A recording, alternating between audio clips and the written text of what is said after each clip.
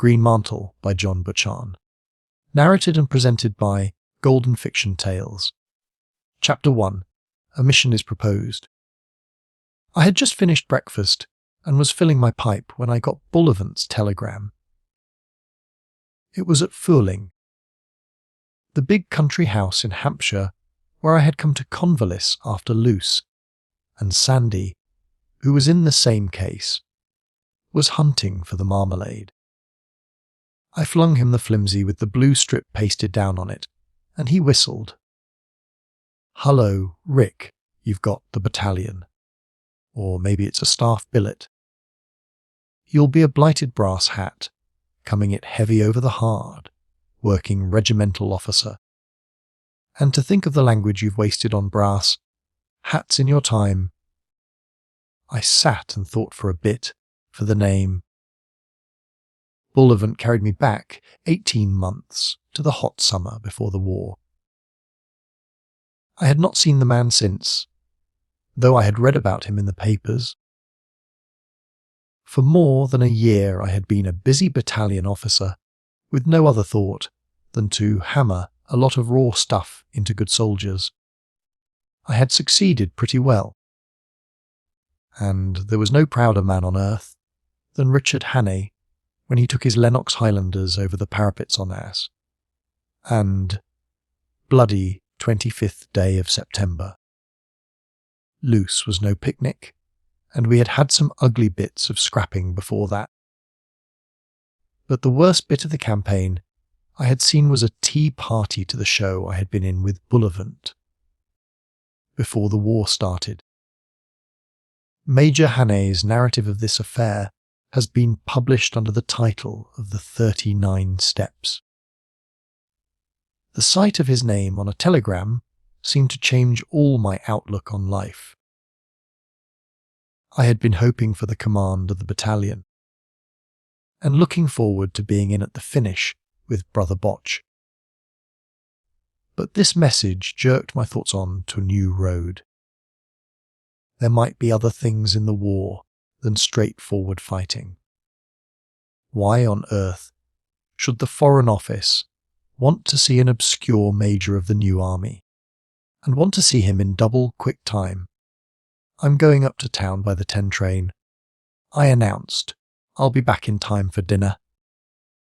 "Try my tailor," said Sandy. "He's got a very nice taste in red tabs. You can use my name. An idea struck me. You're pretty well all right now. If I wire for you, will you pack your own kit and mine and join me?" "Righto. I'll accept a job on your staff if they give you a corpse. If so be as you come down tonight. Be a good chap and bring a barrel of oysters from Sweetings." I travelled up to London in a regular November drizzle, which cleared up about Wimbledon to watery sunshine. I never could stand London during the war. It seemed to have lost its bearings and broken out into all manner of badges and uniforms which did not fit in with my notion of it. One felt the war more in its streets than in the field, or rather one felt the confusion of war without feeling the purpose.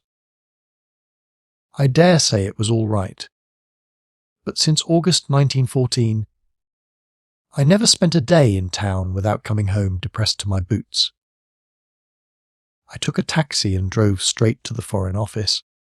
Sir Walter did not keep me waiting long. But when his secretary took me to his room, I would not have recognised the man I had known 18 months before. His big frame seemed to have dropped flesh, and there was a stoop in the square shoulders. His face had lost its roseness, and was red in patches, like that of a man who gets too little fresh air. His hair was much greyer, and very thin about the temples, and there were lines of overwork below the eyes. But the eyes were the same as before, keen and kindly and shrewd, and there was no change in the firm set of the jaw. "We must on no account be disturbed for the next hour," he told his secretary, When the young man had gone, he went across to both doors and turned the keys in them. "Well, Major Hannay," he said, flinging himself into a chair beside the fire, "how do you like soldiering?" "Right enough," I said, "though this isn't just the kind of war I would have picked myself. It's a comfortless, bloody business. But we've got the measure of the old botch now, and it's dogged as does it. I count on getting back to the front in a week or two." "Will you get the battalion?" he asked. He seemed to have followed my doings pretty closely. "I believe I've a good chance. I'm not in this show for honour and glory, though. I want to do the best I can, but I wish to heaven it was over. All I think of is coming out of it with a whole skin." He laughed.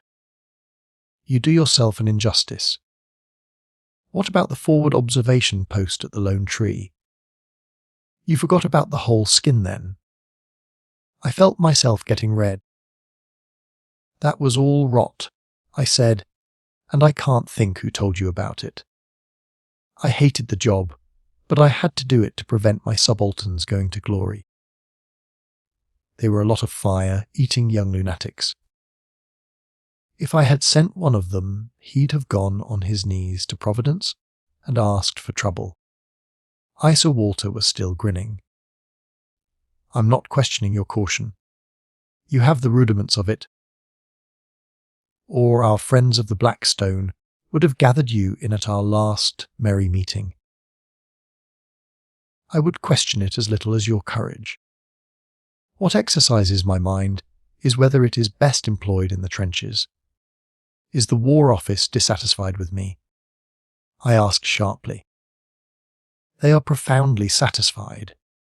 They propose to give you command of your battalion. Presently, if you escape a stray bullet, you will no doubt be a brigadier. It is a wonderful war for youth and brains. But I take it you are in this business to serve your country, Hannay." "I reckon I am," I said. "I am certainly not in it for my health." He looked at my leg, where the doctors had dug out the shrapnel fragments, and smiled quizzically. "Pretty fit again?" he asked. "Tough as a scambok. I thrive on the racket and eat and sleep like a schoolboy." He got up and stood with his back to the fire, his eyes staring abstractedly out of the window at the wintry park. "It is a great game, and you are the man for it, no doubt. But there are others who can play it. For soldiering today asks for the average rather than the exception in human nature. It is like a big machine, where the parts are standardized. You are fighting, not because you are short of a job, but because you want to help England. How if you could help her better than by commanding a battalion, or a brigade, or, if it comes to that, a division? How if there is a thing which you alone can do? Not some embusk business in an office, but a thing compared to which your fight at loose was a Sunday school picnic. You are not afraid of danger. Well, in this job you would not be fighting with an army around you, but alone. You are fond of tackling difficulties. Well, I can give you a task which will try all your powers. Have you anything to say?" My heart was beginning to thump uncomfortably. Sir Walter was not the man to pitch a case too high. "I am a soldier," I said, "and under orders." "True. But what I am about to propose does not come by any conceivable stretch within the scope of a soldier's duties. I shall perfectly understand if you decline. You will be acting as I should act myself, as any sane man would. I would not press you for worlds. If you wish it, I will not even make the proposal, but let you go here and now, and wish you good luck with your battalion. I do not wish to perplex a good soldier with impossible decisions. This piqued me, and put me on my mettle. I am not going to run away before the guns fire. Let me hear what you propose. Sir Walter crossed to a cabinet, unlocked it with a key from his chain, and took a piece of paper from a drawer. It looked like an ordinary half-sheet of notepaper. I take it, he said, that your travels have not extended to the east. I said, barring a shooting trip in East Africa, have you by any chance been following the present campaign there? I've read the newspapers pretty regularly since I went to hospital. I've got some pals in the Mesopotamia show, and of course I'm keen to know what is going to happen at Gallipoli and Salonika.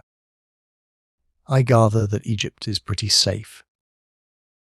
If you will give me your attention for 10 minutes, I will supplement your newspaper reading. Sir Walter lay back in an armchair and spoke to the ceiling. It was the best story, the clearest and the fullest I had ever got of any bit of the war. He told me just how and why and when Turkey had left the rails. I heard about her grievances over our seizure of her ironclads, of the mischief the coming of the Gulben had wrought, of Enver and his precious committee, and the way they had got a cinch on the old Turk. When he had spoken for a bit, he began to question me. You are an intelligent fellow, and you will ask how a Polish adventurer, meaning Enver, and a collection of Jews and gypsies should have got control of a proud race. The ordinary man will tell you that it was German organisation backed up with German money and German arms. You will inquire again how. Since Turkey is primarily a religious power, Islam has played so small a part in it all. The Sheikh ul-Islam is neglected. And though the Kaiser proclaims a holy war and calls himself Haji Mohammed Giuliano and says the Hohenzollerns are descended from the Prophet, that seems to have fallen pretty flat. The ordinary man again will answer that Islam in Turkey is becoming a back number, and that Krupp guns are the new gods. Yet, I don't know. I do not quite believe in Islam becoming a back number. Look it in another way, he went on. If it were Enver and Germany, alone dragging Turkey into a European war, for purposes that no Turk cared a rush about, we might expect to find the regular army obedient and Constantinople. But in the provinces, where Islam is strong, there would be trouble. Many of us counted on that. But we have been disappointed. The Syrian army is as fanatical as the hordes of the Mahdi. The Senussi have taken a hand in the game. The Persian Muslims are threatening trouble. There is a dry wind blowing through the east, and the parched grasses wait the spark. And that wind is blowing towards the Indian border. Whence comes that wind, think you? Sir Walter had lowered his voice and was speaking very slow and distinct. I could hear the rain dripping from the eaves of the window, and far off the hut of Taxis in Whitehall. Have you an explanation, Hannay? He asked again. It looks as if Islam had a bigger hand in the thing than we thought, I said. I fancy religion is the only thing to knit up such a scattered empire. You are right, he said. You must be right. We have laughed at the Holy War, the jihad that old von de Goltz prophesied. But I believe that stupid old man with the big spectacles was right. There is a jihad preparing. The question is how. I'm hanged if I know, I said. But I'll bet it won't be done by a pack of stout German officers in pickelhaubes. I fancy you can't manufacture holy wars out of Krupp guns alone, and a few staff officers, and a battle cruiser with her boilers burst. Agreed. They are not fools, however much we try to persuade ourselves of the contrary. But supposing they had got some tremendous sacred sanction, some holy thing, some book or gospel, or some new prophet from the desert, something which would cast over the whole ugly mechanism of German war the glamour of the old torrential raids, which crumpled the Byzantine Empire and shook the walls of Vienna. Islam is a fighting creed, and the mullah still stands in the pulpit with the Quran in one hand and a drawn sword in the other. Supposing there is some Ark of the Covenant which will madden the remotest Moslem peasant with dreams of paradise. What then, my friend? Then there will be hell let loose in those parts pretty soon, hell which may spread. Beyond Persia, remember, lies India. You keep to suppositions. How much do you know? I asked. Very little, except the fact. But the fact is beyond dispute. I have reports from agents everywhere. Peddlers in South Russia, Afton horse dealers, Turkoman merchants, pilgrims on the road to Mecca, sheiks in North Africa, sailors on the Black Sea coasters, sheep-skinned Mongols, Hindu fakers, Greek traders in the Gulf, as well as respectable consuls who use ciphers. They tell the same story. The East is waiting for a revelation. It has been promised one. Some star, man, prophecy, or trinket is coming out of the West. The Germans know, and that is the card with which they're going to astonish the world. And the mission you spoke of for me is to go and find out. He nodded gravely. That is the crazy and impossible mission. Tell me one thing, Sir Walter, I said. I know it is the fashion in this country, if a man has a special knowledge, to set him to some job exactly the opposite. I know all about de Maryland. But instead of being put on Bother's staff, as I applied to be, I was kept in Hampshire mud, till the campaign in German South-West Africa was over. I know a man who could pass as an Arab, but do you think they would send him to the East? They left him in my battalion, a lucky thing for me, for he saved my life at Loos. I know the fashion, but isn't this just carrying it a bit too far? There must be thousands of men who have spent years in the East and talk any language. They're the fellows for this job.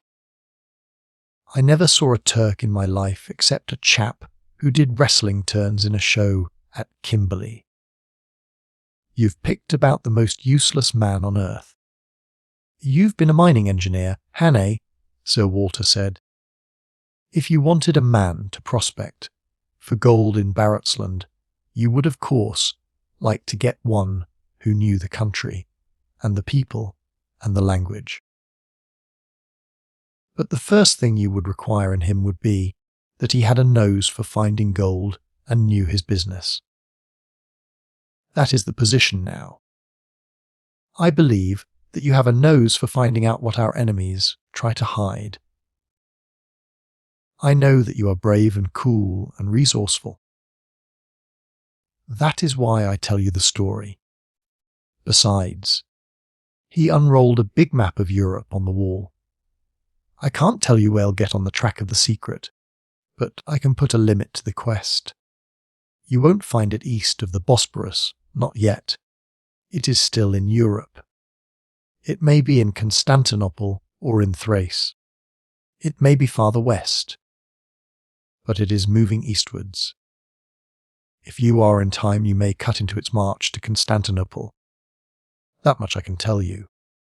The secret is known in Germany, too, to those whom it concerns.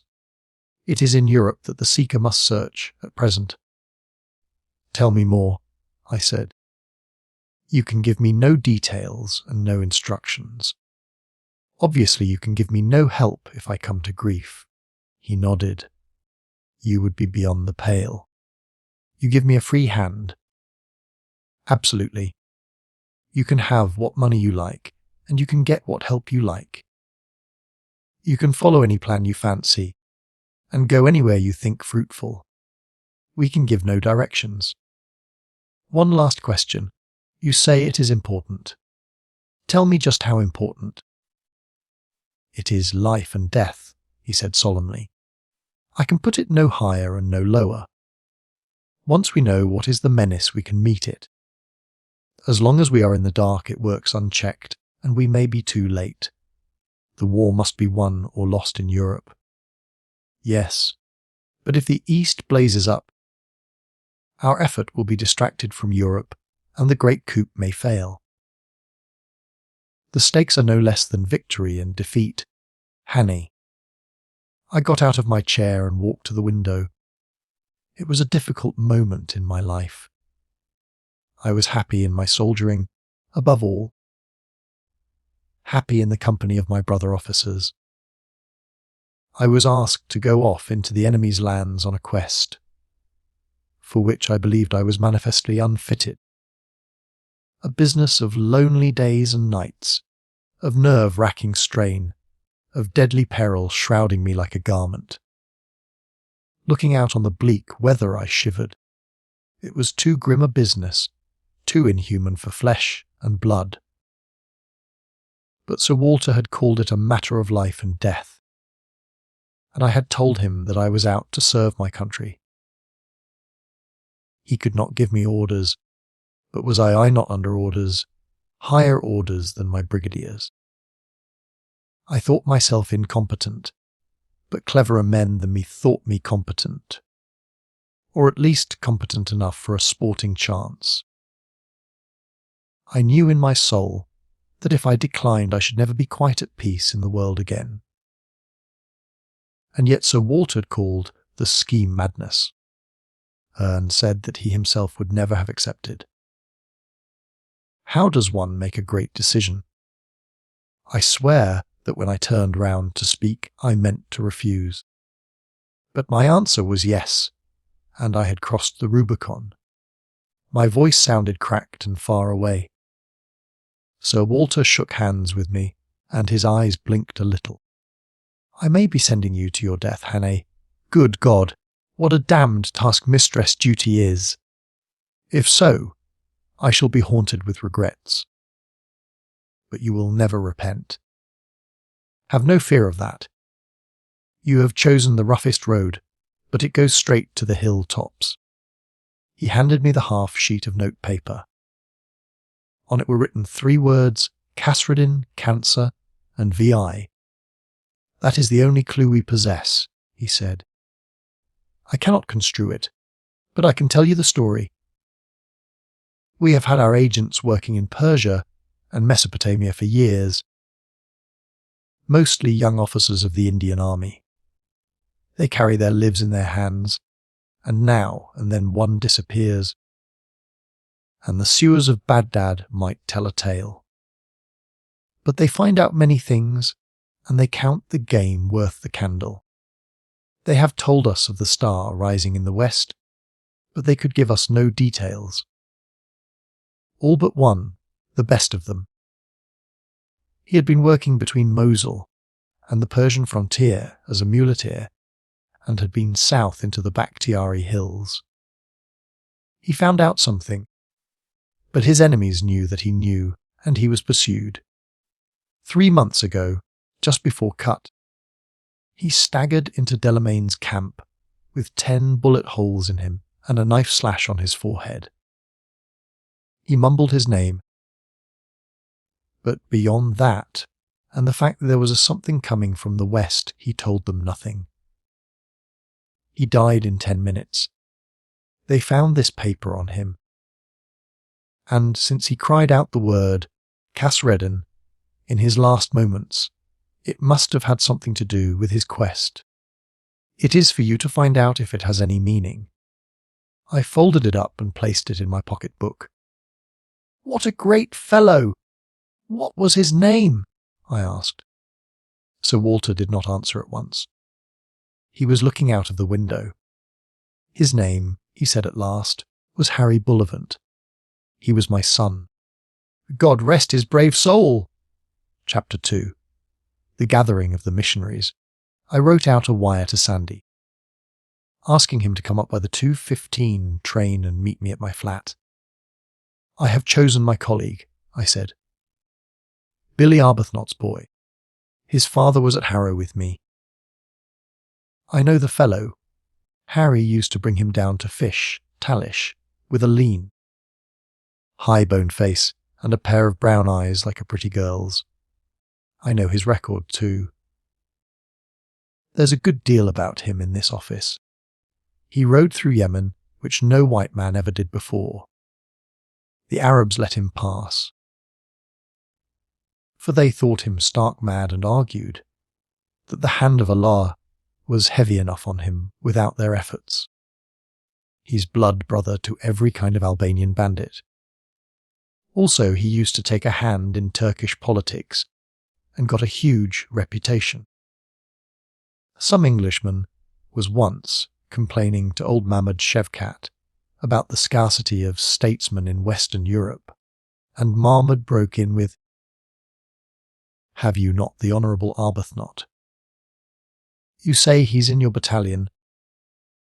I was wondering what had become of him, for we tried to get hold of him here, but he had left no address. Ludovic Arbuthnot. Yes, that's the man. Buried deep in the commissioned ranks of the new army. Well, we'll get him out pretty quick. I knew he had knocked about the East, but I didn't know he was that kind of swell. Sandy's not the chap to buck about himself. He wouldn't, said Sir Walter. He had always a more than oriental reticence. I've got another colleague for you, if you like him. He looked at his watch. You can get to the Savoy grill room in 5 minutes in a taxi cab. Go in from the Strand, turn to your left, and you will see in the alcove on the right hand side a table with one large American gentleman sitting at it. They know him there, so he will have the table to himself.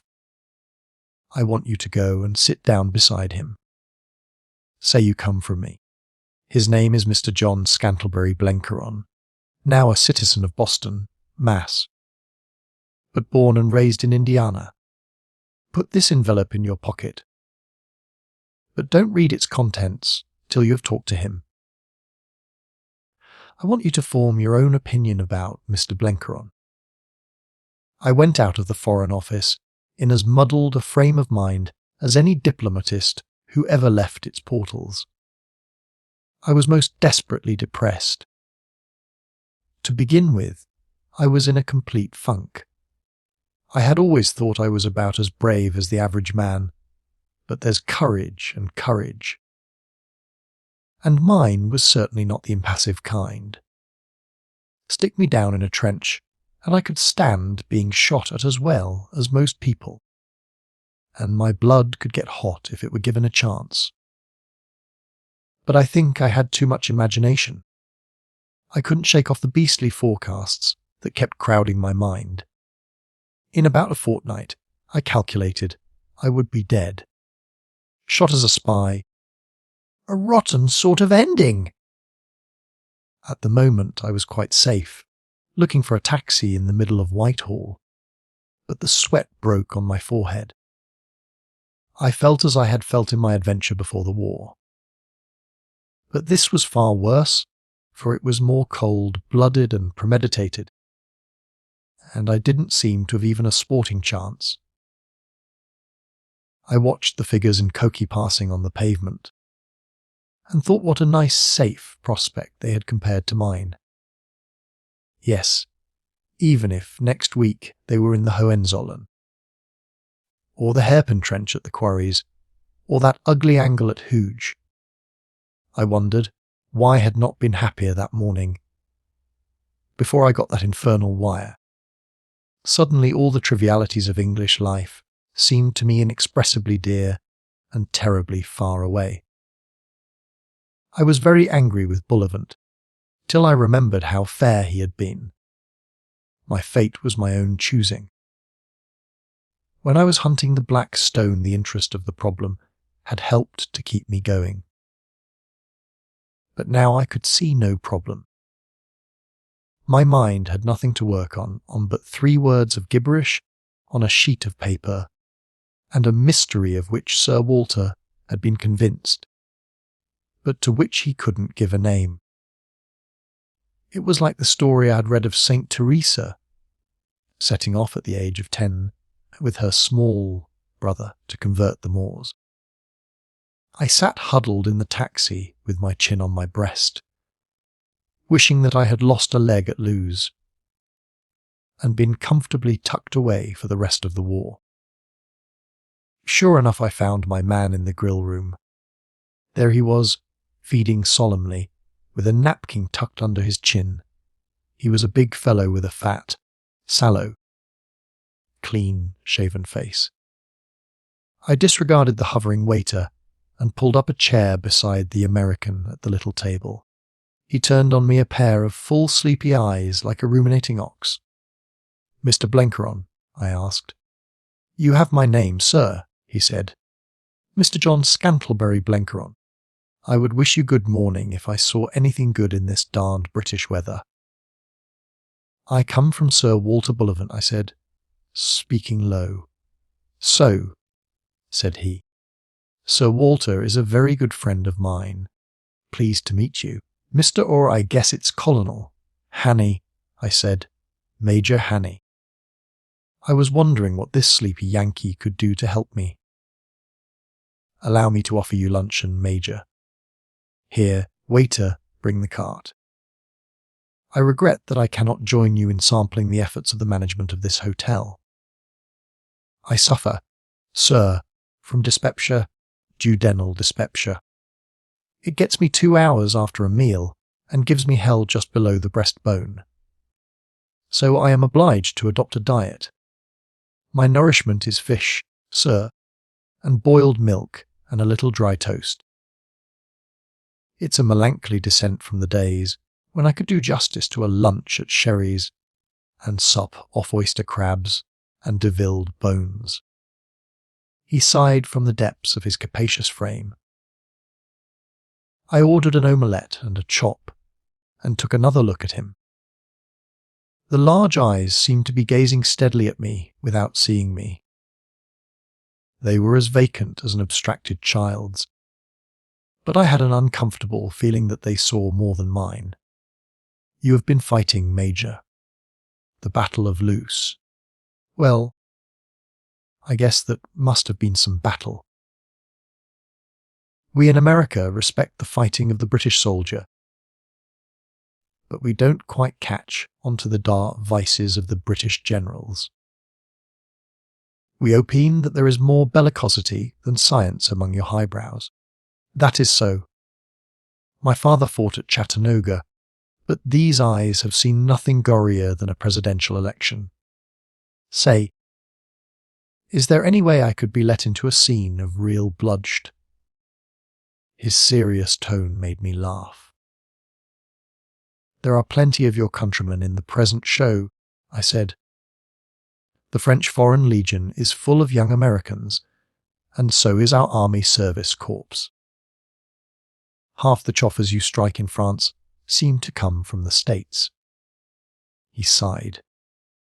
"I did think of some belligerent stunt a year back, but I reflected that the good God had not given Johns Blenkeron the kind of martial figure that would do credit to the tented field. Also, I recollected that we Americans were neutrals, benevolent neutrals, and that it did not become me to be butting into the struggles of the effete monarchies of Europe. So I stopped at home. It was a big renunciation, Major, for I was lying sick during the Philippines business, and I have never seen the lawless passions of men let loose on a battlefield. And, as a student of humanity, I hankered for the experience. "What have you been doing?" I asked. The calm gentleman had begun to interest me. "Wall," he said. "I just waited. The Lord has blessed me with money to burn, so I didn't need to go scrambling like a wildcat for war contracts. But I reckoned I would get let into the game somehow, and I was. Being a neutral, I was in an advantageous position to take a hand. I had a pretty hectic time for a while, and then I reckoned I would leave God's country and see what was doing in Europe. I have counted myself out of the bludgeon business, but, as your poet sings, peace has its victories not less renowned than war. And I reckon that means that a neutral can have a share in a scrap as well as a belligerent. That's the best kind of neutrality I've ever heard of, I said.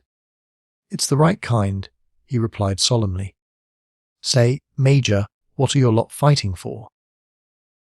For your own skins and your empire and the peace of Europe. Whale, those ideals don't concern us 1 cent. We're not Europeans, and there aren't any German trenches on Long Island yet. You've made the ring in Europe, and if we came butting in, it wouldn't be the rules of the game. You wouldn't welcome us, and I guess you'd be right. We're that delicate, minded we can't interfere, and that was what my friend President Wilson meant when he opened that America was too proud to fight. So we're neutrals, but likewise we're benevolent neutrals. As I follow events, there's a skunk been let loose in the world, and the odour of it is going to make life none too sweet till it is cleared away.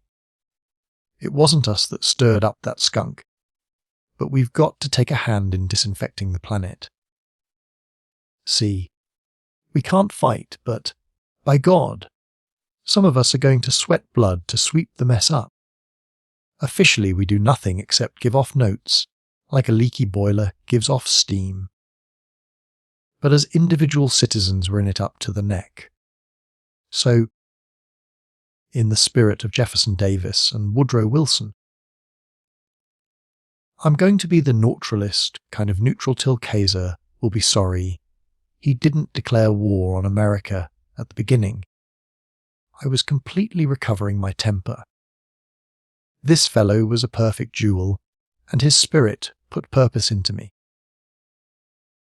I guess you British were the same kind of neutral when your admiral warned off the German fleet from interfering with Dewey in Manila Bay in '98. Mr. Blenkeron drank up the last drop of his boiled milk and lit a thin black cigar. I leaned forward. Have you talked to Sir Walter?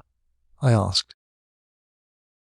I have talked to him, and he has given me to understand that there's a deal ahead which you're going to boss. There are no flies on that big man, and if he says it's good business, then you can count me in.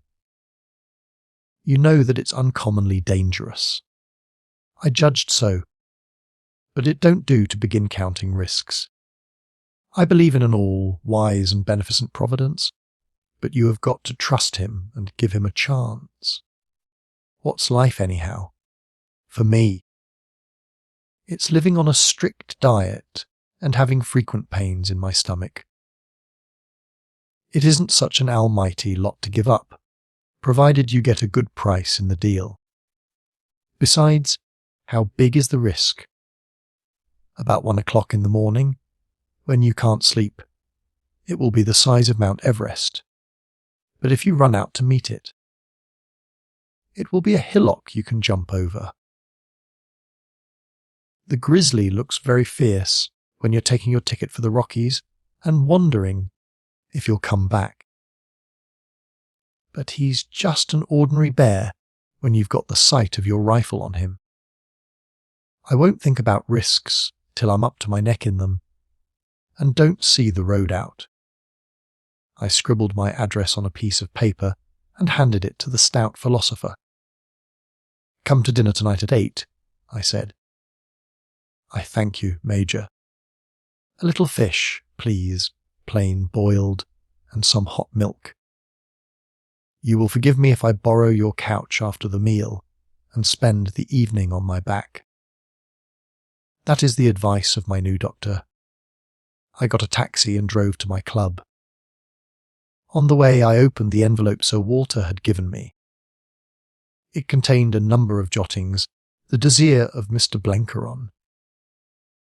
He had done wonders for the Allies in the States. He had nosed out the Dumba plot, and had been instrumental in getting the portfolio of Dor Albert. Von Papen's spies had tried to murder him, after he had defeated an attempt to blow up one of the big gun factories. Sir Walter had written at the end, "The best man we ever had." He better than Scudder. He would go through hell with a box of bismuth tablets and a pack of patience cards. I went into the little back smoking room. I borrowed an atlas from the library, poked up the fire, and sat down to think. Mr. Blenkeron had given me the fillip I needed. My mind was beginning to work now, and was running wide over the whole business. Not that I hoped to find anything by my cogitations. It wasn't thinking in an arm-chair that would solve the mystery. But I was getting a sort of grip on a plan of operations. And to my relief, I had stopped thinking about the risks. Blenkeron had shamed me out of that. If a sedentary dyspeptic could show that kind of nerve, I wasn't going to be behind him. I went back to my flat about 5 o'clock. My man Paddock had gone to the wars long ago, so I had shifted to one of the new blocks in Park Lane where they provide food and service. I kept the place on to have a home to go to when I got leave. It's a miserable business holidaying in an hotel. Sandy was devouring tea cakes with the serious resolution of a convalescent. "Well, Rick, what's the news? Is it a brass hat or the boot?" "Neither," I said. "But you and I are going to disappear from His Majesty's forces, seconded for special service." "On my sainted aunt," said Sandy. "What is it? For heaven's sake, put me out of pain. Have we to tout deputations of suspicious neutrals over munition works, or take the shivering journalist in a motor car, where he can imagine he sees a Boche? The news will keep. But I can tell you this much. It's about as safe and easy as to go through the German lines with a walking stick. Come." "That's not so dusty," said Sandy, and began cheerfully on the muffins. I must spare a moment to introduce Sandy to the reader, for he cannot be allowed to slip into this tale by a side door. If you will consult the parade, you will find that to Edward Cospatrick, 15th Baron Clanroyden, there was born in the year 1882, as his second son, Ludovic Gustavus Arbuthnot, commonly called the Honourable, etc. The said son was educated at Eton and New College, Oxford, was a captain in the Tweedale Yeomanry, and served for some years as honorary attache at various embassies. The peerage will stop short at this point, but that is by no means the end of the story. For the rest you must consult very different authorities. Lean brown men from the ends of the earth may be seen on the London pavements now, and then in creased clothes, walking with the light outland step, slinking into clubs as if they could not remember whether or not they belonged to them. From them you may get news of Sandy. Better still, you will hear of him at little, forgotten fishing ports where the Albanian mountains dip to the Adriatic. If you struck a Mecca pilgrimage, the odds are you would meet a dozen of Sandy's friends in it. In shepherds' huts in the Caucasus, you will find bits of his cast, off clothing, for he has a knack of shedding garments as he goes. In the Caravanserais of Bukhara and Samarkand he is known, and there are shikaris in the Pamirs who still speak of him round their fires. If you were going to visit Petrograd, or Rome or Cairo, it would be no use asking him for introductions. If he gave them, they would lead you into strange haunts. But if fate compelled you to go to Lhasa or Yarkand or Seaston, he could map out your road for you and pass the word to potent friends. We call ourselves insular, but the truth is that we are the only race on Earth that can produce men capable of getting inside the skin of remote peoples. Perhaps the Scots are better than the English, but we're all 1,000% better than anybody else. Sandy was the wandering Scot carried to the pitch of genius. In old days, he would have led a crusade or discovered a new road to the Indies. Today, he merely roamed as the spirit moved him, till the war swept him up and dumped him down in my battalion. I got out Sir Walter's half sheet of notepaper. It was not the original. Naturally, he wanted to keep that, but it was a careful tracing. I took it that Harry Bullivant had not written down the words as a memo for his own use. People who follow his career have good memories. He must have written them in order that, if he perished and his body was found, his friends might get a clue.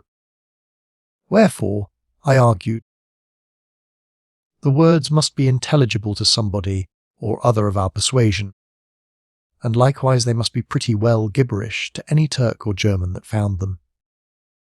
The first, Kasreddin, I could make nothing of. I asked Sandy. You mean Nazareddin, he said, still munching crumpets. What's that? I asked sharply. He's the general believed to be commanding against us in Mesopotamia. I remember him years ago in Aleppo. He talked bad French and drank the sweetest of sweet champagne. I looked closely at the paper. The K was unmistakable. Kasreddin is nothing. It means in Arabic the house of faith, and might cover anything from Hagia Sophia to a suburban villa. What's your next puzzle, Rick? Have you entered for a prize competition in a weekly paper? Cancer, I read out. It is the Latin for a crab. Likewise, it is the name of a painful disease. It is also a sign of the zodiac. VI, I read. There you have me. It sounds like the number of a motor car. The police would find out for you. I call this rather a difficult competition. What's the prize? I passed him the paper. Who wrote it? It looks as if he had been in a hurry. Harry Bullivant, I said. Sandy's face grew solemn. Old Harry, he was at my tutor's, the best fellow God ever made. I saw his name in the casualty list before cut. Harry didn't do things without a purpose. What's the story of this paper? Wait till after dinner, I said. I'm going to change and have a bath. There's an American coming to dine, and he's part of the business. Mr. Blencaron arrived punctual to the minute in a fur coat like a Russian prince's. Now that I saw him on his feet, I could judge him better. He had a fat face, but was not too plump in figure, and very muscular wrists showed below his shirt cuffs. I fancied that, if the occasion called, he might be a good man with his hands. Sandy and I ate a hearty meal, but the American picked at his boiled fish and sipped his milk a drop at a time. When the servant had cleared away, he was as good as his word and laid himself out on my sofa. I offered him a good cigar, but he preferred one of his own lean black abominations. Sandy stretched his length in an easy chair and lit his pipe. Now for your story, Rick, he said. I began, as Sir Walter had begun with me, by telling them about the puzzle in the Near East.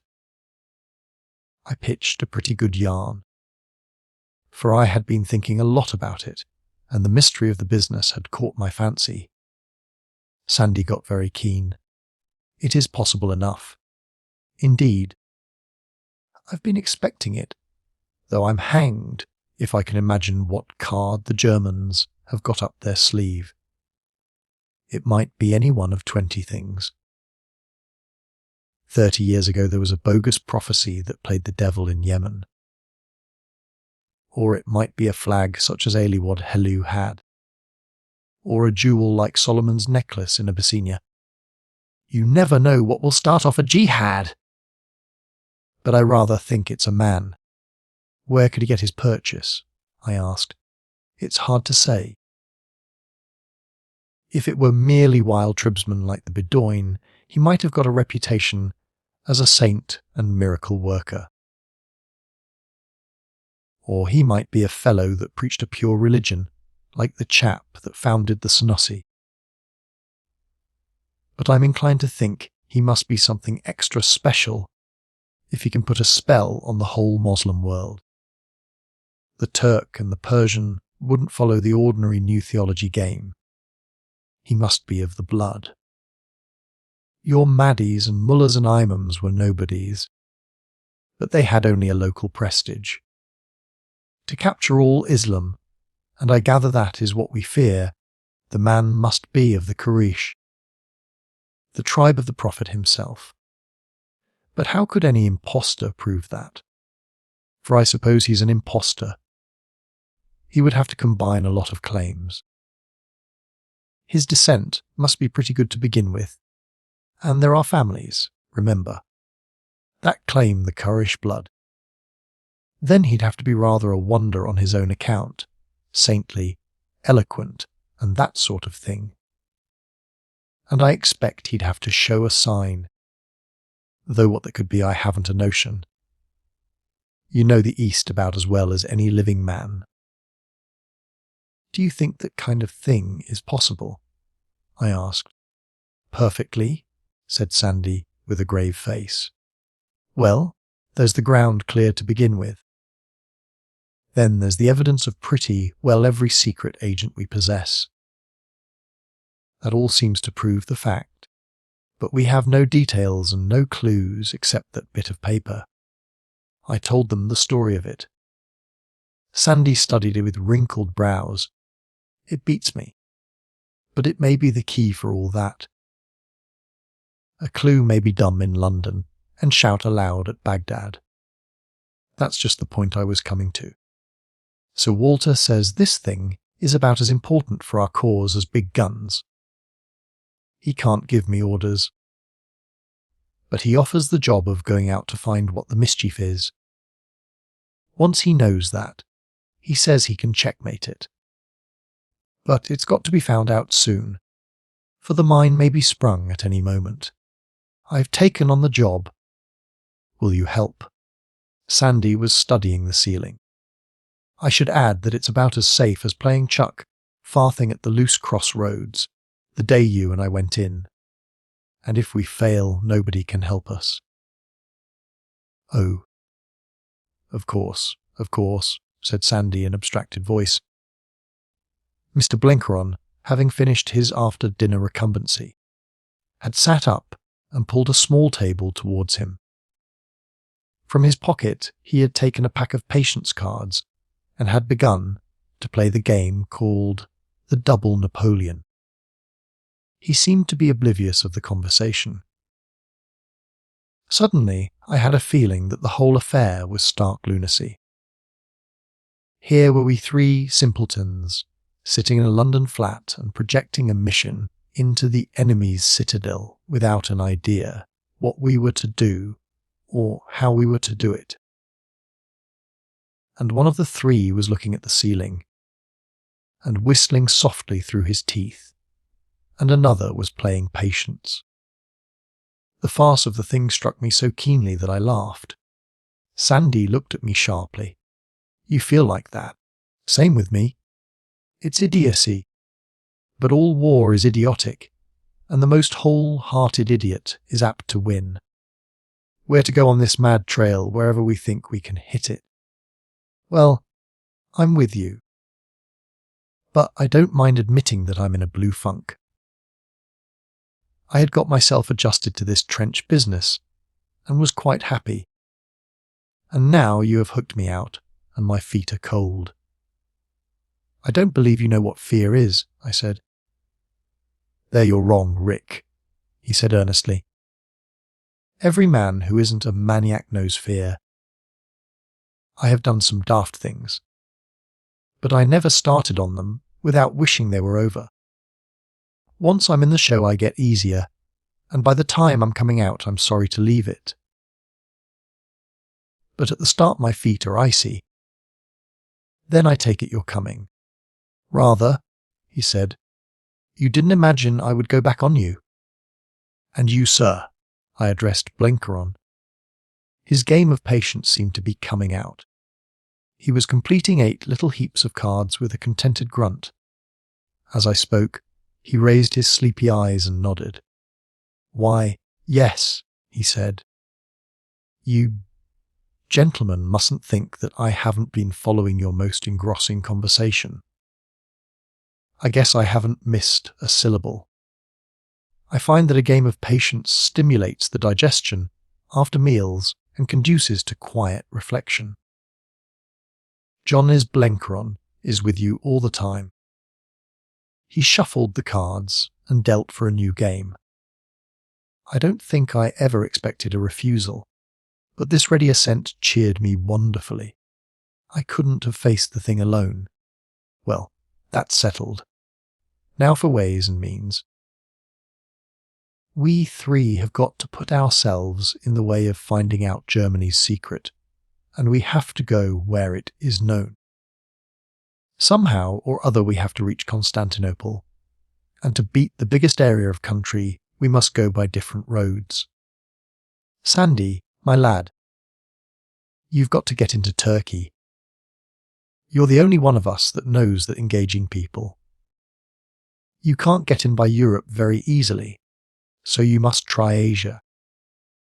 What about the coast of Asia Minor? It could be done, he said. You'd better leave that entirely to me. I'll find out the best way. I suppose the Foreign Office will help me to get to the jumping-off place. Remember, I said, it's no good getting too far east. The secret, so far as concerns us, is still west of Constantinople. I see that. I'll blow in on the Bosporus by a short tack. For you, Mr. Blenkeron, I would suggest a straight journey. You're an American and can travel through Germany direct.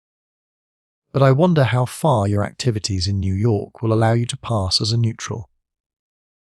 I have considered that, sir, he said.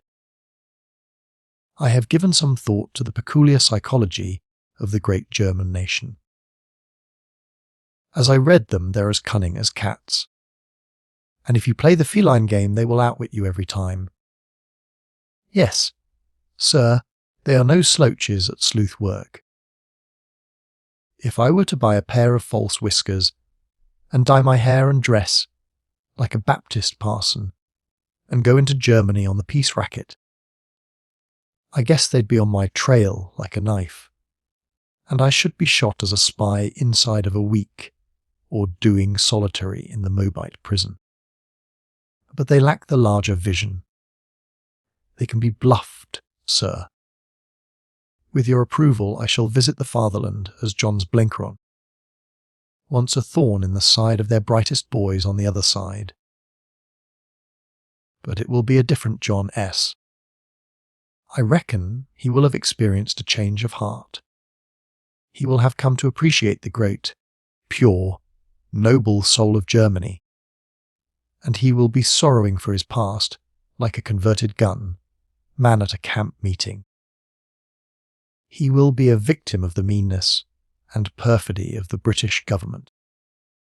I am going to have a first class row with your Foreign Office about my passport, and I am going to speak harsh words about them up and down this metropolis. I am going to be shadowed by your sleuths at my port of embarkation, and I guess I shall run up hard against the British legations in Scandinavia. By that time our Teutonic friends will have begun to wonder what has happened to John's S. and to think that maybe they have been mistaken in that child.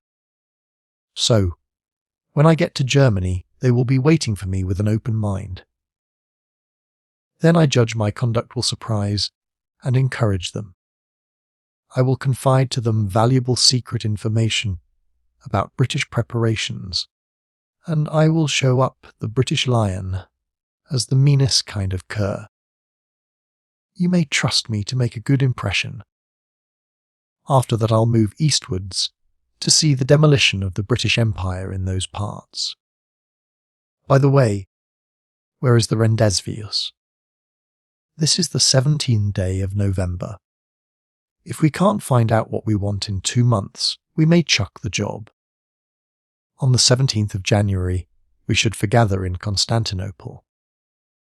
Whoever gets there first waits for the others. If by that date we're not all present, it will be considered that the missing man has got into trouble and must be given up. If ever we get there, we'll be coming from different points and in different characters. So we want a rendezvous where all kinds of odd folk assemble. Sandy, you know Constantinople. You fix the meeting place. I've already thought of that, he said. And going to the writing table, he drew a little plan on a sheet of paper.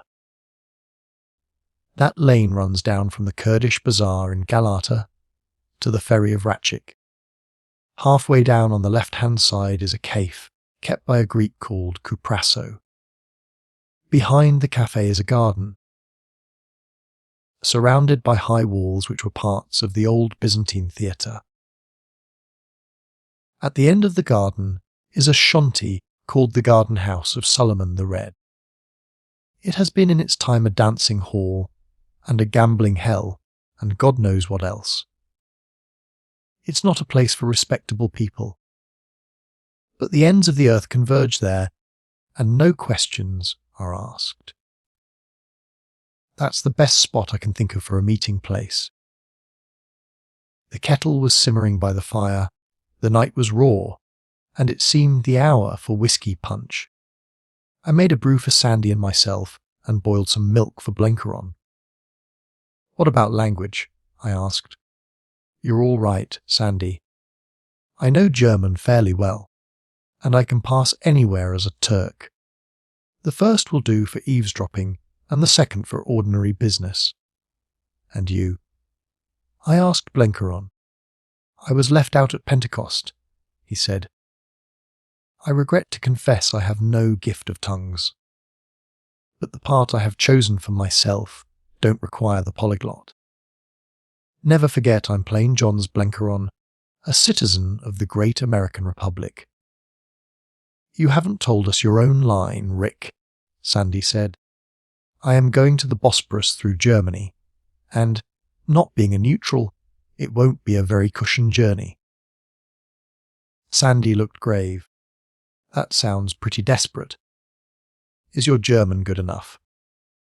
Pretty fair, quite good enough to pass as a native. But officially I shall not understand one word. I shall be a Boer from Western Cape Colony. One of Maritz's old lot who after a bit of trouble has got through Angola and reached Europe. I shall talk Dutch and nothing else. And my hat! I shall be pretty bitter about the British. There's a powerful lot of good swear words in the tale. I shall know all about Africa and be panting to get another whack at the verdant Roneck. With luck they may send me to the Uganda show or to Egypt, and I shall take care to go by Constantinople. If I am to deal with the Mohammedan, natives they're bound to show me what hand they hold. At least, that's the way I look at it. We filled our glasses, 2 of punch and 1 of milk, and drank to our next merry meeting. Then Sandy began to laugh, and I joined in. The sense of hopeless fully again descended on me. The best plans we could make were like a few buckets of water to ease the drought of the Sahara, or the old lady who would have stopped the Atlantic with a broom. I thought with sympathy of little Saint Teresa. Chapter 3. Peter Pienaar. Our various departures were unassuming, all but the Americans. Sandy spent a busy fortnight in his subterranean fashion, now in the British Museum, now running about the country to see old exploring companions, now at the War Office, now at the Foreign Office, but mostly in my flat, sunk in an armchair and meditating. He left finally on December, first as a king's messenger for Cairo. Once there I knew the king's messenger would disappear, and some queer oriental ruffian take his place. It would have been impertinence in me to inquire into his plans. He was the real professional, and I was only the dabbler. Blenkeron was a different matter. Sir Walter told me to look out for schools, and the twinkle in his eye gave me a notion of what was coming. The first thing the sportsman did was to write a letter to the papers, signed with his name. There had been a debate in the House of Commons on foreign policy, and the speech of some idiot there gave him his cue. He declared that he had been heart and soul with the British at the start, but that he was reluctantly compelled to change his views. He said our blockade of Germany had broken all the laws of God and humanity, and he reckoned that Britain was now the worst exponent of Prussianism going. That letter made a fine racket, and the paper that printed it had a row with the censor. But that was only the beginning of Mr. Blenkeron's campaign.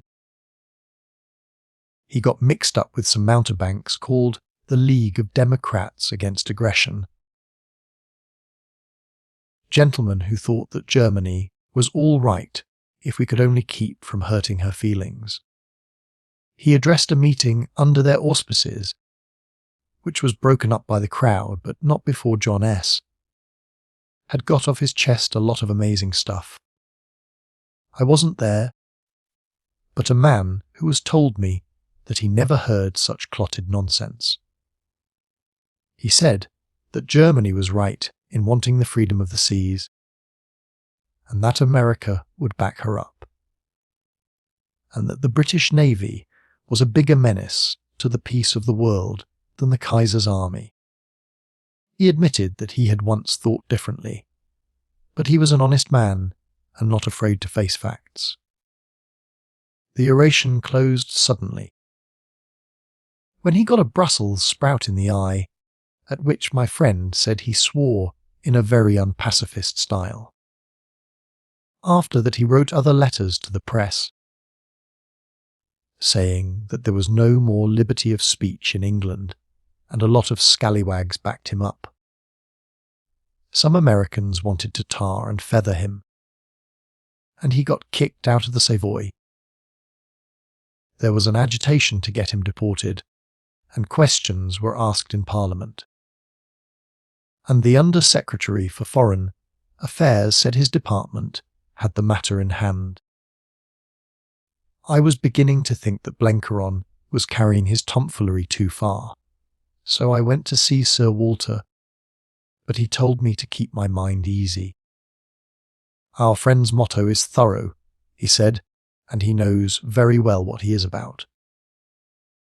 We have officially requested him to leave, and he sails from Newcastle on Monday.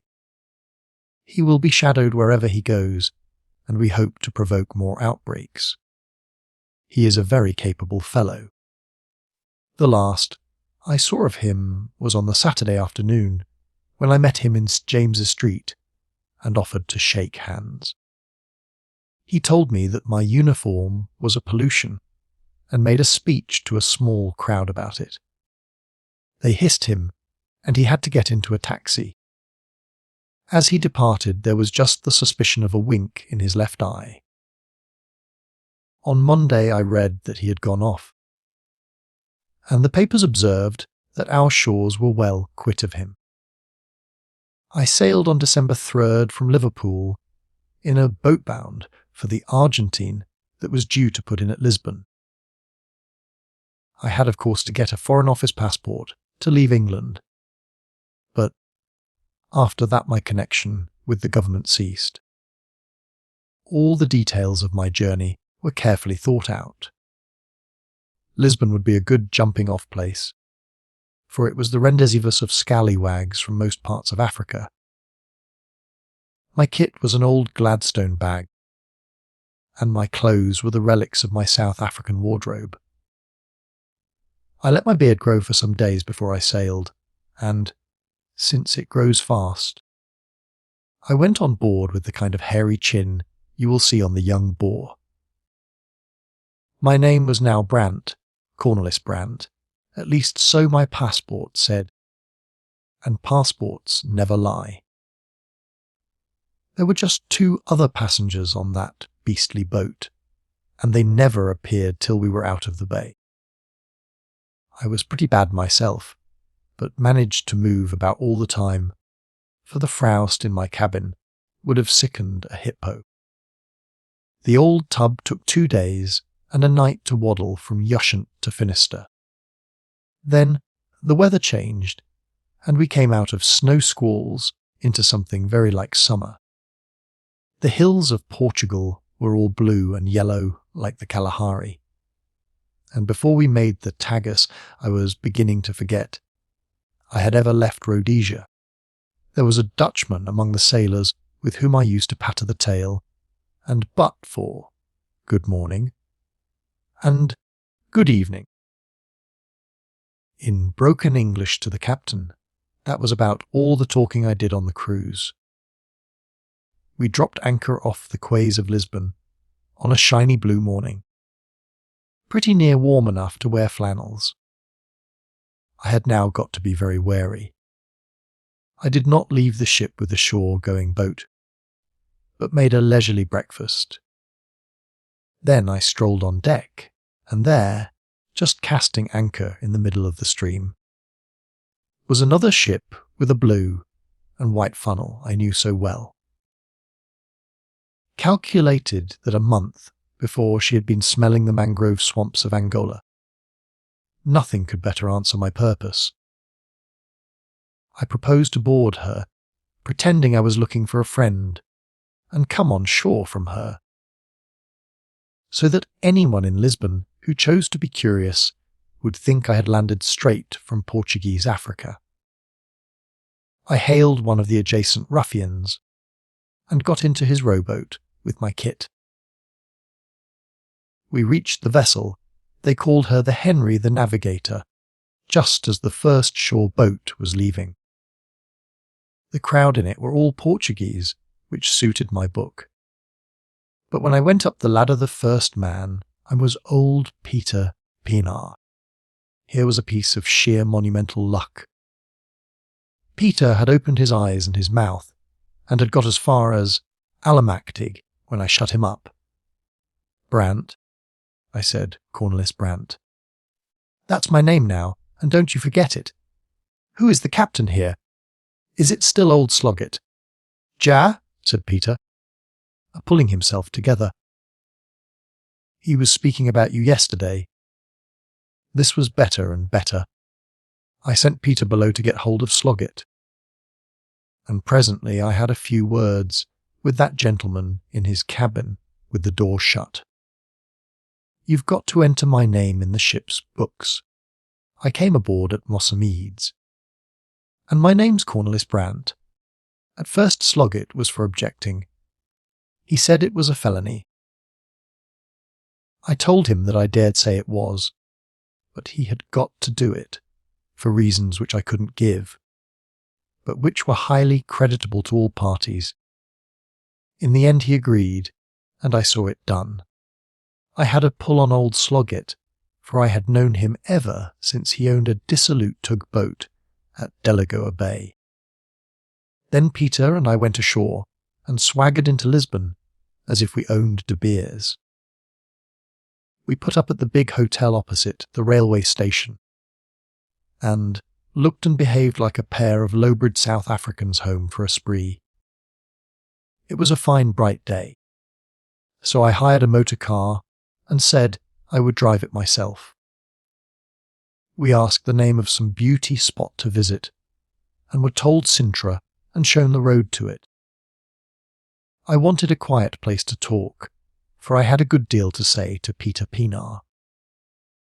I christened that car the Lusitanian Terror, and it was a marvel that we did not smash ourselves up. There was something immortally wrong with its steering gear. Half a dozen times we slewed across the road, inviting destruction. But we got there in the end, and had luncheon in an hotel opposite the Moorish Palace. There we left the car and wandered up the slopes of a hill, where, sitting among scrub very like the veld, I told Peter the situation of affairs. But first a word must be said about Peter. He was the man that taught me all I ever knew of veld craft, and a good deal about human nature besides. He was out of the old colony, Burgersdorp, I think, but he had come to the Transvaal when the Leidenburg goldfields started. He was prospector, transport rider, and hunter in turns, but principally hunter. In those early days he was none too good a citizen. He was in Swaziland with Bob MacNab, and you know what that means. Then he took to working off bogus gold propositions on Kimberley and Johannesburg magnates. And what he didn't know about salting a mine wasn't knowledge. After that he was in the Kalahari, where he and Scotty Smith were familiar names. An era of comparative respectability dawned for him with the Matabil War, when he did uncommon good scouting and transport work. Cecil Rhodes wanted to establish him on a stock farm down Salisbury Way, but Peter was an independent devil and would call no man master. He took to big game hunting, which was what God intended him for he could track a sessib in thick bush, and was far the finest shot I have seen in my life. He took parties to the Pungwe Flats and Barrett's Land, and up to Tanganyika. Then he made a speciality of the Ngami region, where I once hunted with him, and he was with me when I went prospecting in Damaraland. When the Boer War started, Peter, like many of the very great hunters, took the British side and did most of our intelligence work in the North Transvaal. Buyers would have hanged him if he could have caught him, and there was no love lost between Peter and his own people for many a day. When it was all over and things had calmed down a bit, he settled in Bulawayo and used to go with me when I went on trek. At the time, when I left Africa 2 years before, I had lost sight of him for months and heard that he was somewhere on the Congo poaching elephants. He had always a great idea of making things hum so loud in Angola that the Union government would have to step in and annex it. After Rhodes, Peter had the biggest notion south of the line. He was a man of about 5'10", very thin and active, and as strong as a buffalo. He had pale blue eyes, a face as gentle as a girl's, and a soft, sleepy voice. From his present appearance it looked as if he had been living hard lately. His clothes were of the cut you might expect to get at Lobito Bay. He was as lean as a rake, deeply browned with the sun, and there was a lot of grey in his beard. He was 56 years old and used to be taken for 40. Now he looked about his age. I first asked him what he had been up to since the war began. He spat, in the Kaffir way he had, and said he had been having hell's time. I got hung up on the Kafue, he said. When I heard from old Letsittler that the white men were fighting, I had a bright idea that I might get into German southwest from the north. You see, I knew that Botha couldn't long keep out of the war. Well, I got into German territory all right, and then a skellum of an officer came along and commandeered all my mules and wanted to commandeer me with them for his fool army. He was a very ugly man with a yellow face. Peter filled a deep pipe from a kudu skin pouch. "Were you commandeered?" I asked. "No, I shot him not so as to kill, but to wound badly. It was all right, for he fired first on me. Got me too in the left shoulder. But that was the beginning of bad trouble. I trekked east pretty fast, and got over the border among the Avamba. I have made many journeys, but that was the worst. 4 days I went without water, and 6 without food. Then by bad luck I fell in with Mantilla, you remember, the half-caste chief. He said I owed him money for cattle, which I bought when I came there with Carawab. It was a lie, but he held to it, and would give me no transport. So I crossed the Kalahari on my feet. It was as slow as a vrow coming from Natchmore. It took weeks and weeks, and when I came to Lechwe's Krail, I heard that the fighting was over and that Botha had conquered the Germans. That, too, was a lie, but it deceived me, and I went north into Rhodesia, where I learned the truth. But by then I judged the war had gone too far for me to make any profit out of it. So I went into Angola to look for German refugees. By that time I was hating Germans worse than hell. But what did you propose to do with them? I asked. I had a notion they would make trouble with the government in those parts. I don't specially love the Portuguese, but I'm for him against the Germans every day. Well, there was trouble, and I had a merry time for a month or 2. But by and by it petered out, and I thought I had better clear for Europe, for South Africa was settling down just as the big show was getting really interesting. So here I am, Cornelis, my old friend. If I shave my beard will let me join the Flying Corps. I looked at Peter sitting there smoking, as imperturbable as if he had been growing mealies in Natal all his life, and had run home for a month's holiday with his people in Peckham. "You're coming with me, my lad," I said. "We're going into Germany." Peter showed no surprise. "Keep in mind that I don't like the Germans," was all he said. "I'm a quiet Christian man, but I've the devil of a temper." Then I told him the story of our mission. "You and I have got to be Maritz's men. We went into Angola, and now we're trekking for the fatherland to get a bit of our own back from the infernal English. Neither of us knows any German. Publicly. We'd better plan out the fighting we were in. Kakamas will do for one, and shoot drift. You were an Ngamaland hunter before the war.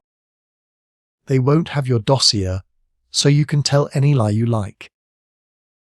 I'd better be an educated Afrikander, one of Beyers's bright lads, and a Paul of old Herzog.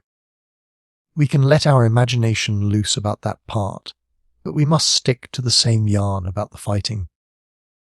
"Ja, Cornelis," said Peter. He had called me Cornelis ever since I had told him my new name. He was a wonderful chap for catching on to any game. But after we get into Germany, what then? There can't be much difficulty about the beginning. But once we're among the bare swillers, I don't quite see our line. We're to find out about something that's going on in Turkey. When I was a boy, the predicant used to preach about Turkey. I wish I was better educated and remembered whereabouts in the map it was. "You leave that to me," I said. "I'll explain it all to you before we get there. We haven't got much of a spoor, but we'll cast about, and with luck we'll pick it up. I've seen you do it often enough when we hunted kudu on the Kafue. Peter nodded. Do we sit still in a German town? He asked anxiously. I shouldn't like that, Cornice. We move gently eastward to Constantinople, I said. Peter grinned. We should cover a lot of new country. You can reckon on me, friend Cornelis. I've always had a hankering to see Europe. He rose to his feet and stretched his long arms. We'd better begin at once. God, I wonder what's happened to old Solly Maritz, with his bottle face. Yon was a fine battle at the drift, when I was sitting up to my neck in the orange praying that Brit's lads would take my head for a stone. Peter was as thorough a mountebank, when he got started, as Blenkeron himself. All the way back to Lisbon, he yarned about Maritz and his adventures in German southwest, till I half believed they were true. He made a very good story of our doings, and by his constant harping on it, I pretty soon got it into my memory. That was always Peter's way. He said, if you were going to play a part, you must think yourself into it. Convince yourself that you were it. Till you really were it, and didn't act, behaved naturally. The two men who had started that morning from the hotel door had been bogus enough. But the two men that returned were genuine desperadoes itching to get a shot at England. We spent the evening piling up evidence in our favour. Some kind of republic had been started in Portugal, and ordinarily the cafes would have been full of politicians. But the war had quieted all these local squabbles, and the talk was of nothing but was doing in France and Russia. The place we went to was a big, well-lighted show on a main street, and there were a lot of sharp-eyed fellows wandering about that I guessed were spies and police agents. I knew that Britain was the one country that doesn't bother about this kind of game, and that it would be safe enough to let ourselves go. I talked Portuguese fairly well, and Peter spoke it like a Lourenço Marx Bar keeper, with a lot of Shangun words to fill up. He started on curacao, which I reckoned was a new drink to him, and presently his tongue ran freely. Several neighbours pricked up their ears, and soon we had a small crowd round our table. We talked to each other of Maritz and our doings. It didn't seem to be a popular subject in that cafe. One big blue, black fellow said that Maritz was a dirty swine who would soon be hanged. Peter quickly caught his knife wrist with one hand and his throat with the other, and demanded an apology. He got it. The Lisbon Boulevardiers have not lost any lions. After that there was a bit of a squash in our corner. Those near to us were very quiet and polite, but the outer fringe made remarks. When Peter said that if Portugal, which he admitted he loved, I was going to stick to England, she was backing the wrong horse, there was a murmur of disapproval. One decent-looking old fellow, who had the air of a ship's captain, flushed all over his honest face, and stood up looking straight at Peter. I saw that we had struck an Englishman, and mentioned it to Peter in Dutch. Peter played his part perfectly. He suddenly shut up, and, with furtive looks around him, began to jabber to me in a low voice. He was the very picture of the old stage conspirator. The old fellow stood staring at us. I don't very well understand this damned lingo, he said, but if so be you dirty Dutchmen are saying anything against England, I'll ask you to repeat it. And if so be as you repeats it, I'll take either of you on and knock the face off him. He was a chap after my own heart, but I had to keep the game up. I said in Dutch to Peter that we mustn't get brawling in a public house. Remember the big thing, I said darkly. Peter nodded, and the old fellow, after staring at us for a bit, spat scornfully and walked out. The time is coming when the Englander will sing small, I observed to the crowd. We stood drinks to 1 or 2, and then swaggered into the street. At the door a hand touched my arm, and, looking down, I saw a little scrap of a man in a fur coat. "Will the gentleman walk a step with me and drink a glass of beer?" he said in very stiff Dutch. "Who the devil are you?" I asked. "Got strafe England," was his answer, and, turning back the lapel of his coat, he showed some kind of ribbon in his buttonhole. "Amen," said Peter. "Lead on, friend. We don't mind if we do." He led us to a back street and then up 2 pairs of stairs to a very snug little flat. The place was filled with fine red lacquer, and I guessed that art dealing was his nominal business. Portugal, since the Republic broke up the convents and sold up the big royalist grandees, was full of bargains in the lacquer and curio line. He filled us 2 long tankards of very good Munich beer. "Prosit," he said, raising his glass. "You are from South Africa. What make you in Europe?" We both looked sullen and secretive. "That's our own business," I answered. "You don't expect to buy our confidence with a glass of beer." "So," he said. "Then I will put it differently. From your speech in the cafe, I judge you do not love the English." Peter said something about stamping on their grandmothers, a Kaffir phrase which sounded gruesome in Dutch. The man laughed. "That is all I want to know. You are on the German side." "That remains to be seen," I said. "If they treat me fair, I'll fight for them, or for anybody else that makes war on England. England has stolen my country and corrupted my people and made me an exile. We Afrikanders do not forget. We may be slow, but we win in the end. We too are men worth a great price. Germany fights England in East Africa. We know the natives as no Englishman can ever know them. They are too soft and easy, and the Kaffirs laugh at them. But we can handle the blacks so that they will fight like devils for fear of us. What is the reward, little man, for our services?" "I will tell you, there will be no reward. We ask none. We fight for hate of England." Peter grunted a deep approval. "That is good talk," said our entertainer, and his close, set eyes flashed.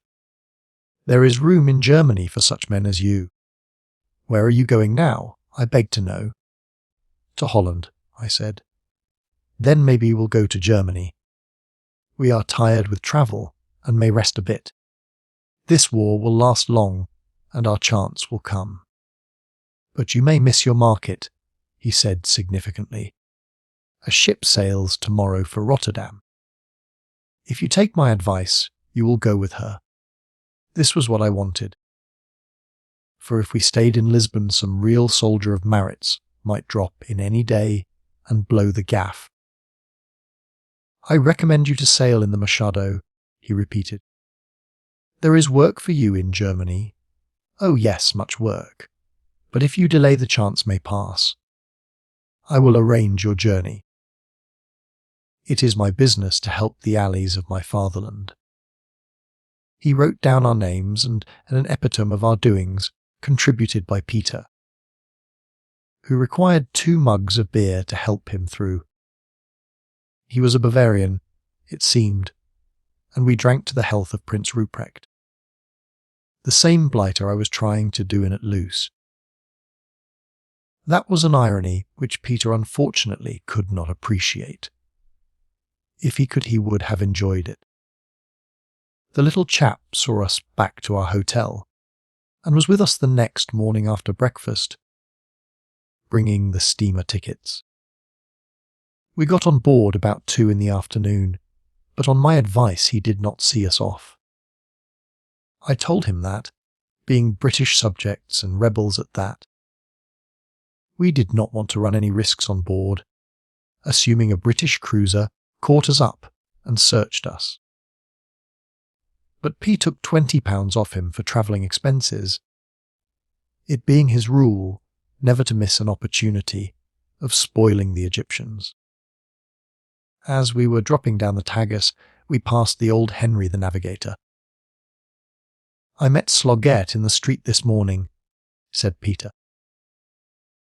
And he told me a little German man had been off in a boat at daybreak looking up the passenger list. "Yon was a right notion of yours, Cornless. I am glad we are going among Germans. They are careful people whom it is a pleasure to meet." Chapter 4. Adventures of 2 Dutchmen on the loose. The Germans, as Peter said, are a careful people. A man met us on the quay at Rotterdam. I was a bit afraid that something might have turned up in Lisbon to discredit us, and that our little friend might have warned his pals by telegram. But apparently all was serene. Peter and I had made our plans pretty carefully on the voyage. We had talked nothing but Dutch, and had kept up between ourselves the role of Maritz's men, which Peter said was the only way to play a part well. Upon my soul, before we got to Holland, I was not very clear in my own mind what my past had been. Indeed, the danger was that the other side of my mind, which should be busy with the great problem, would get atrophied, and that I should soon be mentally on a par with the ordinary Backveld desperado. We had agreed that it would be best to get into Germany at once, and when the agent on the quay told us of a train at midday, we decided to take it. I had another fit of cold feet before we got over the frontier. At the station there was a king's messenger whom I had seen in France, and a war correspondent who had been trotting round our part of the front before Loos. I heard a woman speaking pretty clean, cut English, which amid the hoarse Dutch jabber sounded like a lark among crows. There were copies of the English papers for sale, and English cheap editions. I felt pretty bad about the whole business, and wondered if I should ever see these homely sights again. But the mood passed when the train started. It was a clear blowing day, and, as we crawled through the flat pastures of Holland, my time was taken up answering Peter's questions. He had never been in Europe before, and formed a high opinion of the farming. He said he reckoned that such land would carry 4 sheep a morgen. We were thick in talk when we reached the frontier station and jolted over a canal bridge into Germany. I had expected a big barricade with barbed wire and entrenchments. But there was nothing to see on the German side but 6 sentries in the field grey I had hunted at Loos. An under-officer, with the black and gold button of the Landstorm, hoicked us out of the train, and we were all shepherded into a big bare waiting room where a large stove burned. They took us 2 at a time into an inner room for examination.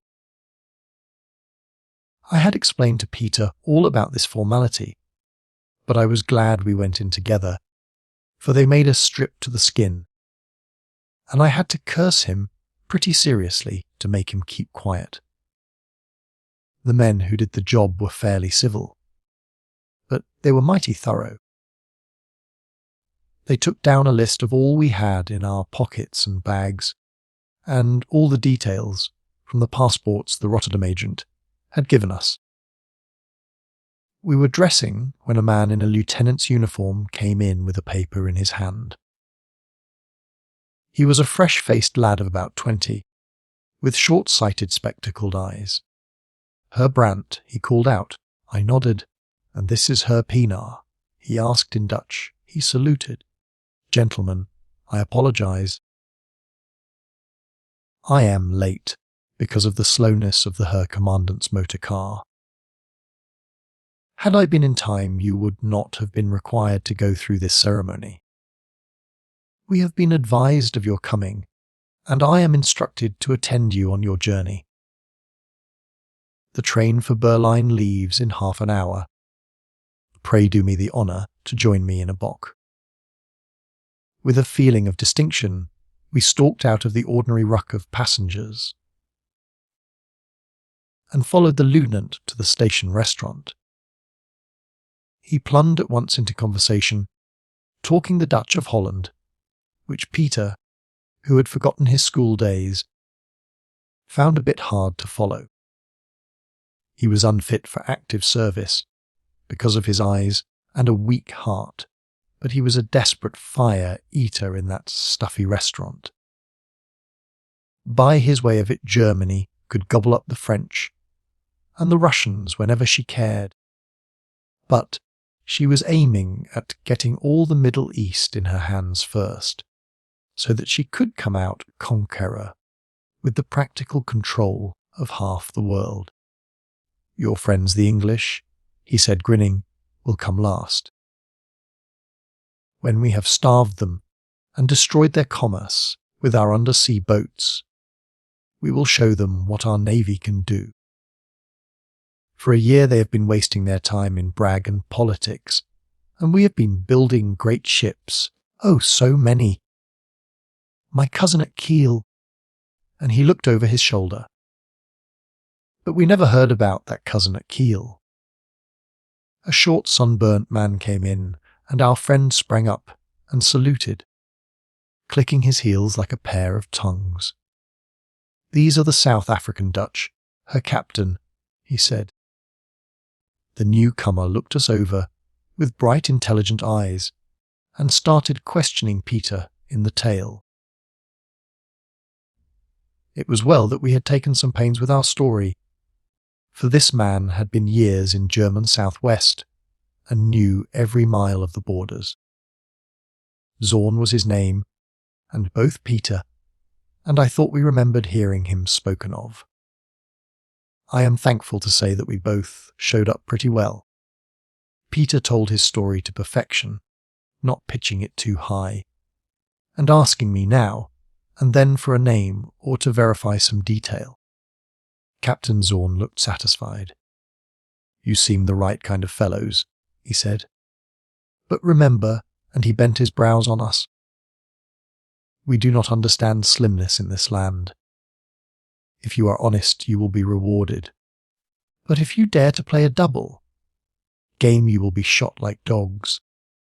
Your race has produced over many traitors for my taste. I ask no reward, I said gruffly. We are not Germans or Germany's slaves. But so long as she fights against England, we will fight for her. Bold words, he said, but you must bow your stiff necks to discipline first. Discipline has been the weak point of you Boers, and you have suffered for it. You are no more a nation. In Germany we put discipline first and last, and therefore we will conquer the world. Off with you now. Your train starts in 3 minutes. We will see what von Stumm will make of you. That fellow gave me the best feel of any German I had yet met. He was a white man, and I could have worked with him. I liked his stiff chin and steady blue eyes. My chief recollection of our journey to Berlin was its commonplaceness. The spectacled lieutenant fell asleep, and for the most part we had the carriage to ourselves. Now and again a soldier on leave would drop in, most of them tired men with heavy eyes. No wonder, poor devils, for they were coming back from the User or the Ypres salient. I would have liked to talk to them. But officially, of course, I knew no German, and the conversation I overheard did not signify much. It was mostly about regimental details, though one chap, who was in better spirits than the rest, observed that this was the last Christmas of misery, and that next year he would be holidaying at home with full pockets. The others assented, but without much conviction. The winter day was short, and most of the journey was made in the dark. I could see from the window the lights of little villages, and now and then the blaze of ironworks and forges. We stopped at a town for dinner, where the platform was crowded with drafts, waiting to go westward. We saw no signs of any scarcity of food, such as the English newspapers wrote about. We had an excellent dinner at the station restaurant, which, with a bottle of white wine, cost just 3 shillings apiece. The bread, to be sure, was poor, but I can put up with the absence of bread if I get a juicy fillet of beef and as good vegetables as you will see in the Savoy. I was a little afraid of our giving ourselves away in our sleep, but I need have had no fear, for our escort slumbered like a hog with his mouth wide open.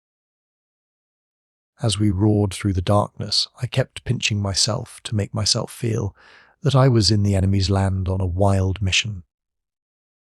The rain came on, and we passed through dripping towns, with the lights shining from the wet streets.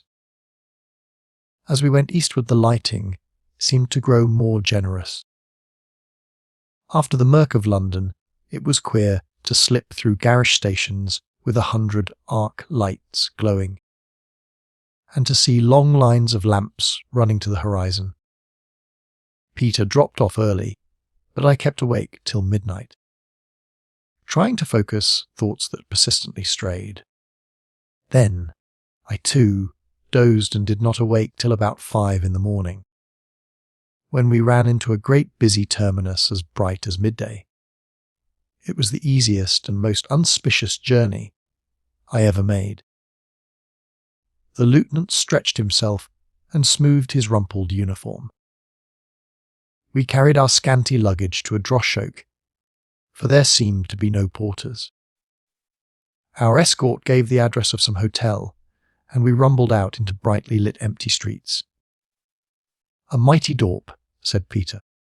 "Of a truth the Germans are a great people." The lieutenant nodded good-humouredly. "The greatest people on earth," he said, "as their enemies will soon bear witness." I would have given a lot for a bath, but I felt that it would be outside my part, and Peter was not of the washing persuasion. But we had a very good breakfast of coffee and eggs, and then the lieutenant started on the telephone. He began by being dictatorial, then he seemed to be switched on to higher authorities, for he grew more polite, and at the end he fairly crawled. He made some arrangements, for he informed us that in the afternoon we would see some fellow whose title he could not translate into Dutch. I judged he was a great swell, for his voice became reverential at the mention of him. He took us for a walk that morning after Peter, and I had attended to our toilets. We were an odd pair of scallywags to look at, but as South African as a wait-a-bit bush. Both of us had ready-made tweed suits, grey flannel shirts with flannel collars, and felt hats with broader brims than they like in Europe. I had strong nailed brown boots. Peter a pair of those mustard-coloured abominations which the Portuguese affect, and which made him hobble like a Chinese lady. He had a scarlet satin tie which you'd hear a mile off. My beard had ground to quite a respectable length, and I trimmed it like General Smuts. Peter's was the kind of loose flapping thing the Takar loves, which has scarcely ever been shaved, and is combed once in a blue moon. I must say we made a pretty solid pair. Any South African would have set us down as a Boer from the Backveld who had bought a suit of clothes in the nearest store, and his cousin from some one, Housetops, who had been to school and thought himself the devil of a fellow. We fairly reeked of the subcontinent, as the papers call it. It was a fine morning after the rain, and we wandered about in the streets for a couple of hours. They were busy enough, and the shops looked rich and bright with their Christmas goods, and one big store, where I went to buy a pocket knife, was packed with customers. One didn't see very many young men, and most of the women wore mourning. Uniforms were everywhere, but their wearers generally looked like douts or office fellows. We had a glimpse of the squat building, which housed the general staff, and took off our hats to it. Then we stared at the Marinant, and I wondered what plots were hatching there behind old Tippett's whiskers. The capital gave one an impression of ugly cleanness and a sort of dreary effectiveness. And yet I found it depressing, more depressing than London. I don't know how to put it, but the whole big concern seemed to have no soul in it, to be like a big factory instead of a city. You won't make a factory look like a house, though you decorate its front and plant rose bushes all round it. The place depressed, and yet cheered me. It somehow made the German people seem smaller. At 3 o'clock the lieutenant took us to a plain, white building in a side street with sentries at the door. A young staff officer met us and made us wait for 5 minutes in an ante-room. Then we were ushered into a big room with a polished floor on which Peter nearly sat down.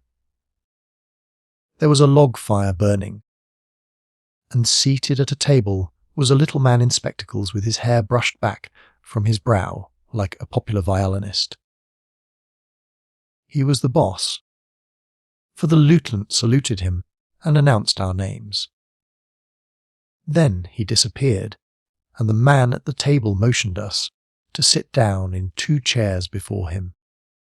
Herr Brandt and Herr Pienaar, he asked, looking over his glasses.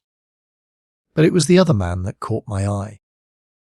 He stood with his back to the fire, leaning his elbows on the mantelpiece. He was a perfect mountain of a fellow, 6.5 feet, if he was an inch, with shoulders on him like a shawthorn bull. He was in uniform, and the black and white ribbon of the Iron Cross showed at a buttonhole. His tunic was all wrinkled and strained, as if it could scarcely contain his huge chest, and mighty hands were clasped over his stomach. That man must have had the length of reach of a gorilla. He had a great, lazy, smiling face, with a square cleft chin which stuck out beyond the rest. His brow retreated, and the stubby back of his head ran forward to meet it, while his neck below bulged out over his collar. His head was exactly the shape of a pear with the sharp end topmost. He stared at me with his small bright eyes, and I stared back. I had struck something I had been looking for a long time, until that moment I wasn't sure that it existed. Here was the German of caricature. The real German, the fellow we were up against. He was as hideous as a hippopotamus, but effective. Every bristle on his otter head was effective. The man at the table was speaking. I took him to be a civilian official of sorts, pretty high up from his surroundings, perhaps an under-secretary. His Dutch was slow and careful, but too good for Peter. He had a paper before him and was asking us questions from it. They did not amount to much, being pretty well a repetition of those Zorn had asked us at the frontier. I answered fluently, for I had all our lies by heart. Then the man on the hearthrug broke in. "I'll talk to them, Excellency," he said in German. "You are too academic for those outland swine." He began in the tale, with the thick guttural accent that you get in German Southwest. "You have heard of me," he said. "I am the Colonel von Stumm who fought the heroes." Peter pricked up his ears. "Jarbars." "You cut off the Chief Bavian's head and sent it in pickle about the country." "I have seen it." The big man laughed. "You see, I am not forgotten," he said to his friend, and then to us. "So I treat my enemies, and so will Germany treat hers. You, too, if you fail me by a fraction of an inch." And he laughed loud again.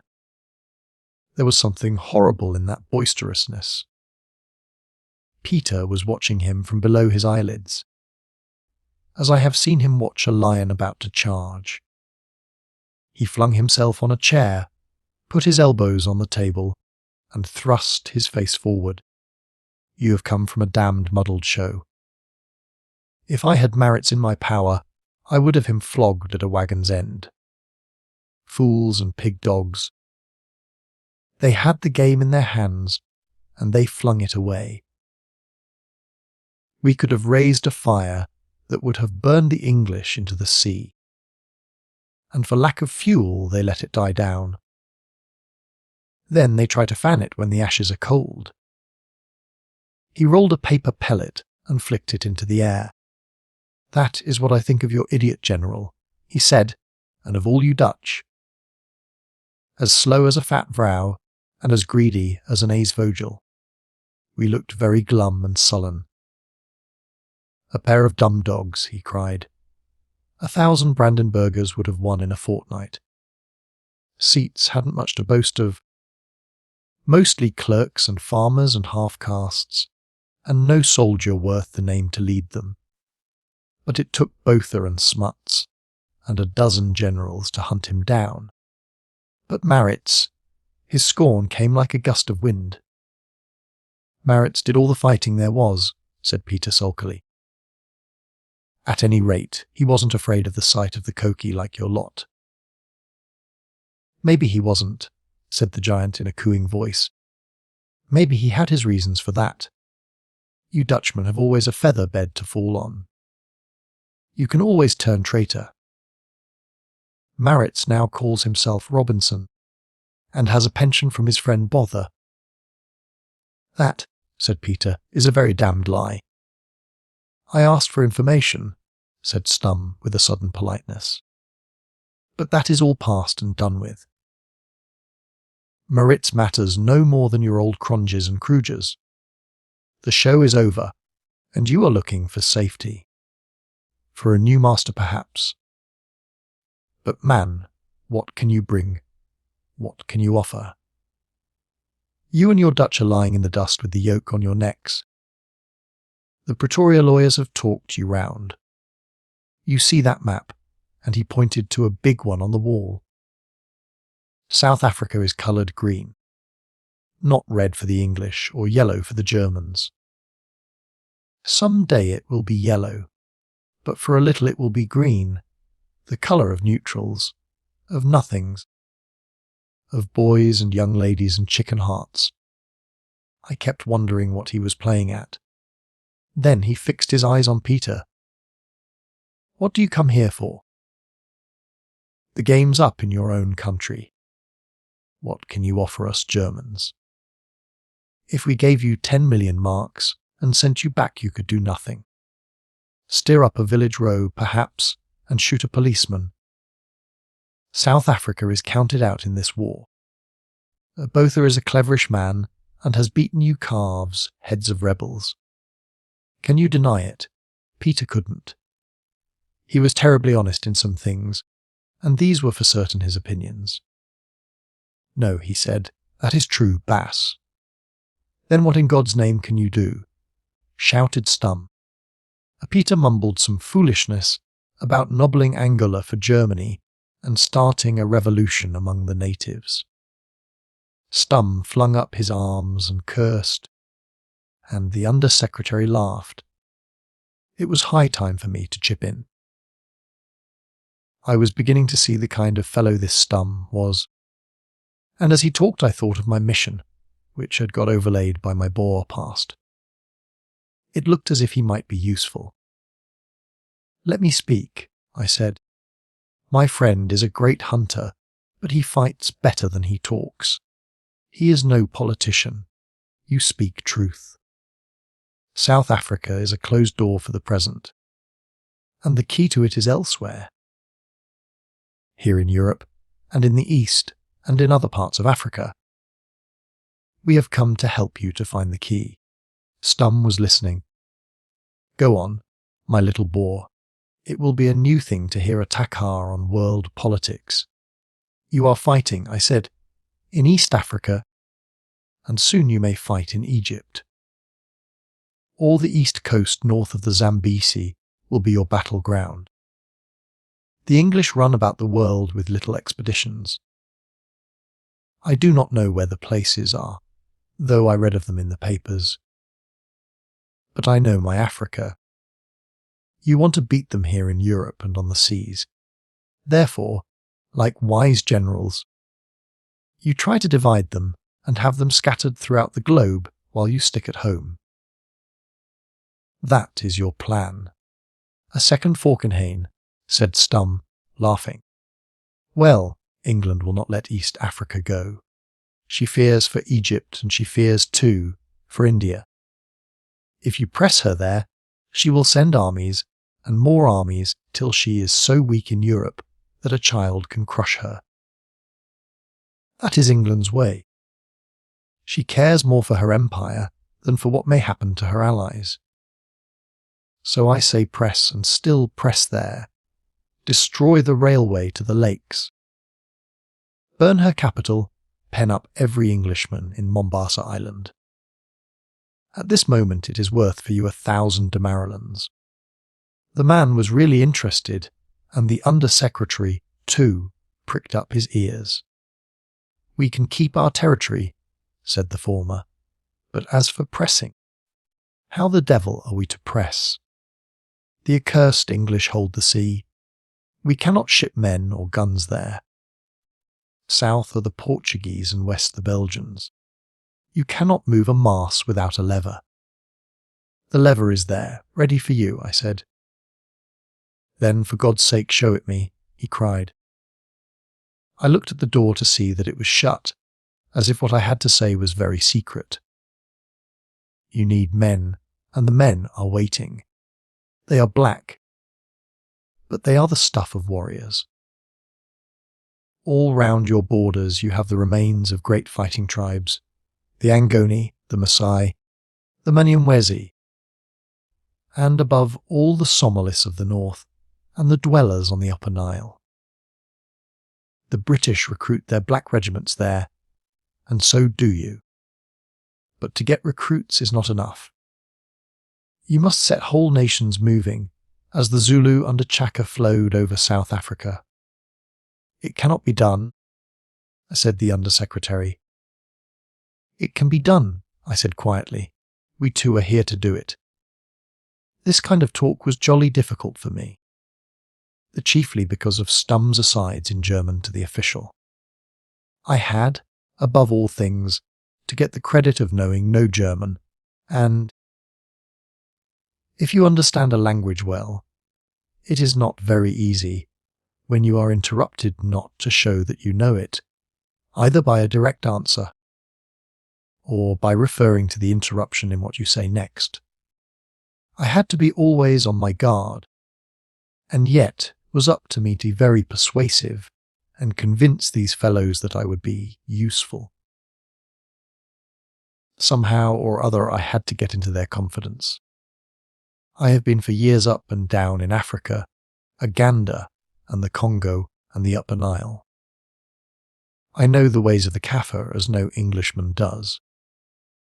We Afrikanders see into the black man's heart, and though he may hate us, he does our will. You Germans are like the English. You are too big folk to understand plain men. Civilize, you cry. Educate, say the English. The black man obeys and puts away his gods, but he worships them all the time in his soul. We must get his gods on our side, and then he will move mountains. We must do as John Laputa did with Sheba's necklace. That's all in the air, said Stum, but he did not laugh. It is sober common sense, I said, but you must begin at the right end. First find the race that fears its priests. It is waiting for you. The Mussulmans of Somaliland and the Abyssinian border and the Blue and White Nile. They would be like dried grasses to catch fire if you used the flint and steel of their religion. Look what the English suffered from a crazy mullah who ruled only a dozen villages. Once get the flames going, and they will lick up the pagans of the west and south. This is the way of Africa. How many thousands, think you? Where in the Mahdi's army who never heard of the Prophet till they saw the black flags of the Umayyads going into battle? Stum was smiling. He turned his face to the official and spoke with his hand over his mouth, but I caught his words. They were, "This is the man for Hilda." The other pursed his lips and looked a little scared. Stum rang a bell, and the lieutenant came in and clicked his heels. He nodded towards Peter. "Take this man away with you. We have done with him. The other fellow will follow presently." Peter went out with a puzzled face, and Stum turned to me. "You are a dreamer, Brant," he said, "but I do not reject you on that account. Dreams sometimes come true when an army follows the visionary. But who is going to kindle the flame?" "You," I said. "What the devil do you mean?" he asked. "That is your part. You are the cleverest people in the world. You have already half the Mussulman lands in your power.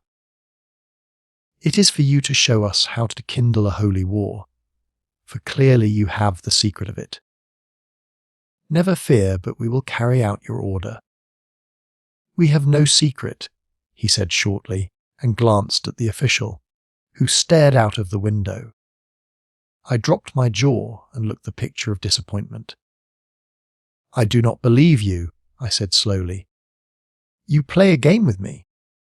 I have not come 6,000 miles to be made a fool of." "Discipline, by God," Stum cried.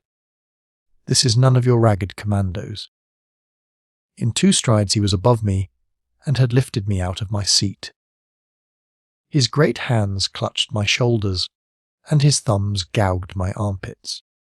I felt as if I were in the grip of a big ape. Then very slowly he shook me, so that my teeth seemed loosened and my head swam. He let me go, and I dropped limply back in the chair. "Now, go, futsack! And remember that I am your master. I, Ulrich von Stum, who owns you as a Kaffir owns his mongrel. Germany may have some use for you, my friend, when you fear me as you never feared your God." As I walked dizzily away, the big man was smiling in his horrible way, and that little official was blinking and smiling too. I had struck a dashed queer country.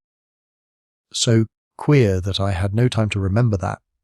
For the first time in my life I had been bullied without hitting back. When I realized it, I nearly choked with anger. But I thanked heaven I had shown no temper, for I remembered my mission. A luck seemed to brought me into useful company. Chapter 5. Further adventures of the same. Next morning, there was a touch of frost and a nip in the air which stirred my blood and put me in buoyant spirits. I forgot my precarious position and the long road I had still to travel. I came down to breakfast in great form, to find Peter's even temper badly ruffled. He had remembered Stum in the night and disliked the memory. This he muttered to me as we rubbed shoulders at the dining-room door. Peter, and I got no opportunity for private talk. The lieutenant was with us all the time, and at night we were locked in our rooms. Peter discovered this through trying to get out to find matches, for he had the bad habit of smoking in bed. Our guide started on the telephone and announced that we were to be taken to see a prisoner's camp. In the afternoon I was to go somewhere with Stum, but the morning was for sightseeing. You will see, he told us, how merciful is a great people. You will also see some of the hated English in our power. That will delight you. They are the forerunners of all their nation. We drove in a taxi through the suburbs, and then over a stretch of flat market, garden-like country to a low rise of wooded hills. After an hour's ride we entered the gate of what looked like a big reformatory or hospital. I believe it had been a home for destitute children. There were sentries at the gate and massive concentric circles of barbed wire, through which we passed under an arch that was let down like a portcullis at nightfall. The lieutenant showed his permit, and we ran the car into a brick, paved yard and marched through a lot more sentries to the office of the commandant. He was away from home, and we were welcomed by his deputy, a pale young man with a head nearly bald. There were introductions in German, which our guide translated into Dutch, and a lot of elegant speeches about how Germany was foremost in humanity as well as martial valour. Then they stood us sandwiches and beer, and we formed a procession for a tour of inspection. There were 2 doctors, both mild-looking men in spectacles, and a couple of warders, under officers of the good old burly, bullying sort I knew well. That was the cement which kept the German army together. Her men were nothing to boast of on the average. No more were the officers. Even in crack corps like the Guards and the Brandenburgers, but they seemed to have an inexhaustible supply of hard, competent NCOS. We marched round the washhouses, the recreation ground, the kitchens, the hospital, with nobody in it save one chap with the flu. It didn't seem to be badly done. This place was entirely for officers, and I expect it was a show place where American visitors were taken. If half the stories one heard were true, there's some pretty ghastly prisons away in South and East Germany. I didn't half like the business. To be a prisoner has always seemed to me about the worst thing that could happen to a man. The sight of German prisoners used to give me a bad feeling inside, whereas I looked at dead botches with nothing but satisfaction. Besides, there was the off chance that I might be recognized. So I kept very much in the shadow whenever we passed anybody in the corridors. The few we met passed us incuriously. They saluted the deputy commandant, but scarcely wasted a glance on us. No doubt, they thought we were inquisitive Germans come to gloat over them. They looked fairly fit, but a little puffy about the eyes, like men who get too little exercise. They seemed thin too. I expect the food, for all the commandant's talk, was nothing to boast of. In one room people were writing letters. It was a big place with only a tiny stove to warm it, and the windows were shut so that the atmosphere was a cold frost. In another room a fellow was lecturing on something to a dozen hearers and drawing figures on a blackboard. Some were in ordinary khaki, others in any old thing they could pick up, and most wore greatcoats. Your blood gets thin when you have nothing to do but hope against hope and think of your pals and the old days. I was moving along. listening with half an ear to the lieutenant's prattle and the loud explanations of the deputy commandant. When I pitchforked into what might have been the end of my business, we were going through a sort of convalescent room where people were sitting who had been in hospital. It was a big place, a little warmer than the rest of the building, but still abominably fuggy. There were about half a dozen men in the room, reading and playing games.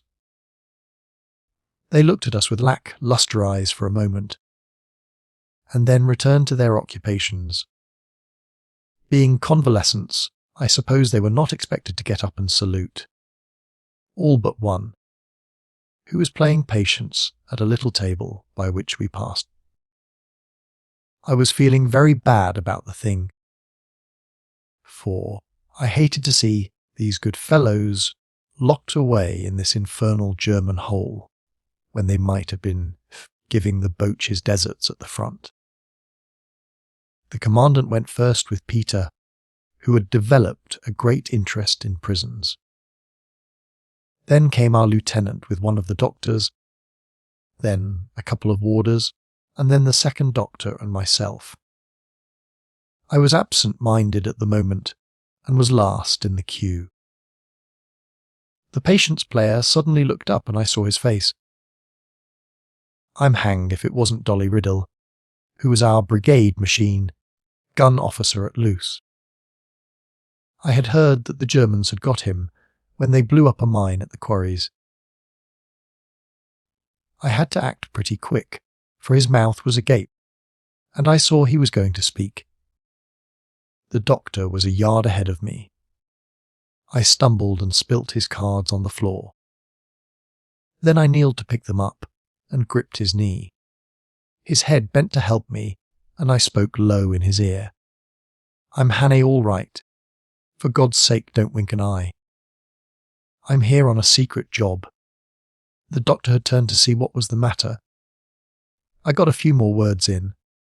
Cheer up, old man. We're winning hands down. Then I began to talk excited Dutch and finished the collection of the cards. Dolly was playing his part well, smiling as if he was amused by the antics of a monkey.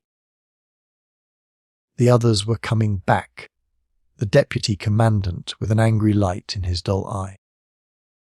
Speaking to the prisoners is forbidden, he shouted. I looked blankly at him till the lieutenant translated. What kind of fellow is he? Said Dolly in English to the doctor. He spoils my game and then jabbers high Dutch at me. Officially I knew English, and that speech of Dolly's gave me my cue. I pretended to be very angry with the very damned Englishman, and went out of the room close by the deputy commandant, grumbling like a sick jackal. After that I had to act a bit. The last place we visited was the close confinement part, where prisoners were kept as a punishment for some breach of the rules. They looked cheerless enough, but I pretended to gloat over the sight, and said so to the lieutenant, who passed it on to the others. I have rarely in my life felt such a cad. On the way home the lieutenant discoursed a lot about prisoners and detention camps, for at one time he had been on duty at Suliman. Peter, who had been in quad more than once in his life, was deeply interested and kept on questioning him. Among other things he told us was that they often put bogus prisoners among the rest, who acted as spies. If any plot to escape was hatched, these fellows got into it and encouraged it. They never interfered till the attempt was actually made, and then they had them on toast. There was nothing the Boche liked so much as an excuse for sending a poor devil to solitary. That afternoon Peter and I separated. He was left behind with the lieutenant, and I was sent off to the station with my bag in the company of a Landsturm sergeant. Peter was very cross, and I didn't care for the look of things, but I brightened up when I heard I was going somewhere with Stum. If he wanted to see me again, he must think me of some use, and if he was going to use me, he was bound to let me into his game. I liked Stum about as much as a dog likes a scorpion, but I hankered for his society. At the station platform, where the ornament of the Landsturm saved me all the trouble about tickets, I could not see my companion. I stood waiting, while a great crowd, mostly of soldiers, swayed past me and filled all the front carriages. An officer spoke to me gruffly and told me to stand aside behind a wooden rail.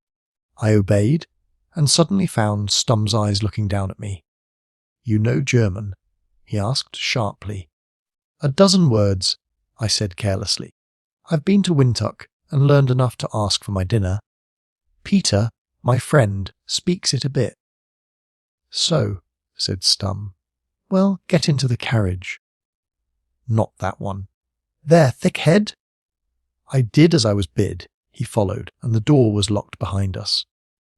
The precaution was needless, for the sight of Stum's profile at the platform and would have kept out the most brazen. I wondered if I had woken up his suspicions. I must be on my guard to show no signs of intelligence if he suddenly tried me in German, and that wouldn't be easy, for I knew it as well as I knew Dutch. We moved into the country, but the windows were blurred with frost, and I saw nothing of the landscape. Stum was busy with papers and let me alone. I read on a notice that one was forbidden to smoke, so to show my ignorance of German, I pulled out my pipe. Stum raised his head, saw what I was doing, and gruffly bade me put it away, as if he were an old lady that disliked the smell of tobacco. In half an hour I got very bored, for I had nothing to read and my pipe was verboten. People passed now and then in the corridors, but no one offered to enter. No doubt they saw the big figure in uniform and thought he was the deuce of a staff swell who wanted solitude. I thought of stretching my legs in the corridor and was just getting up to do it when somebody slid the door back, and a big figure blocked the light. He was wearing a heavy ulster and a green felt hat. He saluted Stum, who looked up angrily and smiled pleasantly on us both. "Say, gentlemen," he said, "have you room in here for a little one? I guess I'm about smoked out of my car by your brave soldiers. I've gotten a delicate stomach." Stum had risen with a brow of wrath, and looked as if he were going to pitch the intruder off the train. Then he seemed to halt and collect himself, and the other's face broke into a friendly grin. "Why, it's Colonel Stum," he cried. He pronounced it like the first syllable in stomach. "Very pleased to meet you again, Colonel. I had the honour of making your acquaintance at our embassy. I reckon Ambassador Gerard didn't cotton to our conversation that night." And the newcomer plumped himself down in the corner opposite me. I had been pretty certain I would run across Blenkeron somewhere in Germany, but I didn't think it would be so soon. There he sat staring at me with his full, unseeing eyes, rolling out platitudes to Stum, who was nearly bursting in his effort to keep civil. I looked moody and suspicious, which I took to be the right line. "Things are getting a bit dead at Salonika," said Mr. Blenkeron, by way of a conversational opening. Stum pointed to a notice which warned officers to refrain from discussing military operations with mixed company in a railway carriage. "Sorry," said Blenkeron, "I can't read that tombstone language of yours. But I reckon that notice to trespassers, whatever it signifies, don't apply to you and me. I take it this gentleman is in your party." I sat and scowled, fixing the American with suspicious eyes. "He is a Dutchman," said Stum, "South African Dutch, and he is not happy, for he doesn't like to hear English spoken." "We'll shake on that," said Blenkeron cordially. "But who said I spoke English? It's good American." "Cheer up, friend, for it isn't the call that makes the big wapiti, as they say out west in my country. I hate John Bull worse than a poison rattle. The Connell can tell you that. I dare say he could, but at that moment we slowed down at a station and Stum got up to leave. "Good day to you, Herr Blenkeron," he cried over his shoulder. "If you consider your comfort." They don't talk English to strange travellers. They don't distinguish between the different brands. I followed him in a hurry, but was recalled by Blenkeron's voice.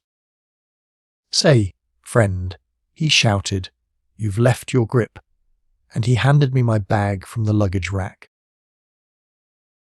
But he showed no sign of recognition, and the last I saw of him was sitting sunk in a corner with his head on his chest, as if he were going to sleep. He was a man who kept up his parts well.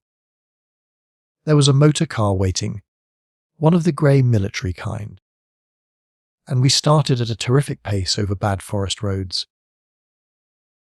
Stum had put away his papers in a portfolio and flung me a few sentences on the journey. "I haven't made up my mind about you, Brant," he announced. "You may be a fool or a knave or a good man. If you are a knave, we will shoot you. And if I am a fool," I asked, "send you to the Iser or the Diviner. You will be respectable cannon fodder." "You cannot do that unless I consent," I said. "Can't we?" he said, smiling wickedly. "Remember you are a citizen of nowhere. Technically you are a rebel, and the British, if you go to them, will hang you, supposing they have any sense. You are in our power, my friend, to do precisely what we like with you." He was silent for a second, and then he said, meditatively, "But I don't think you are a fool. You may be a scoundrel. Some kinds of scoundrel are useful enough. Other kinds are strung up with a rope. Of that we shall know more soon. And if I am a good man, you will be given a chance to serve Germany, the proudest privilege a mortal man can have." The strange man said this with a ringing sincerity in his voice that impressed me. The car swung out from the trees into a park lined with saplings, and in the twilight I saw before me a biggish house, like an overground Swiss chalet. There was a kind of archway with a shame portcullis, and a terrace with battlements, which looked as if they were made of stucco. We drew up at a Gothic front door, where a thin middle-aged man in a shooting jacket was waiting. As we moved into the lighted hall, I got a good look at our host. He was very lean and brown, with the stoop in the shoulder that one gets from being constantly on horseback. He had untidy grizzled hair and a ragged beard and a pair of pleasant, short-sighted brown eyes. "Welcome, my Connell," he said. "Is this the friend you spoke of?" "This is the Dutchman," said Stum. "His name is Brant." "Brant. You see before you her Gordian." I knew the name, of course. There weren't many in my profession that didn't. He was one of the biggest railway engineers in the world, the man who had built the Baghdad and Syrian railways, and the new lines in German East. I suppose about the greatest living authority on tropical construction. He knew the East, and he knew Africa. Clearly I had been brought down for him to put me through my paces. A blonde maidservant took me to my room, which had a bare polished floor, a stove, and windows that, unlike most of the German kind I had sampled, seemed made to open. When I had washed, I descended to the hall, which was hung round with trophies of travel, like dervish jibbahs and Masai shields, and 1 or 2 good buffalo heads. Presently a bell was rung.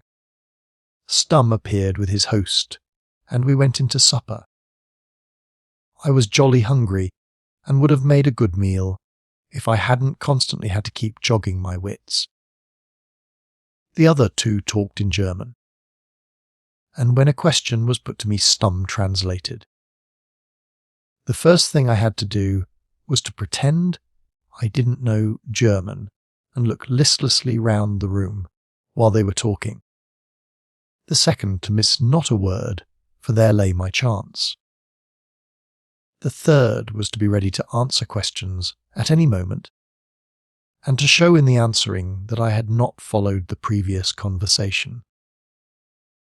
Likewise, I must not prove myself a fool in these answers, for I had to convince them that I was useful.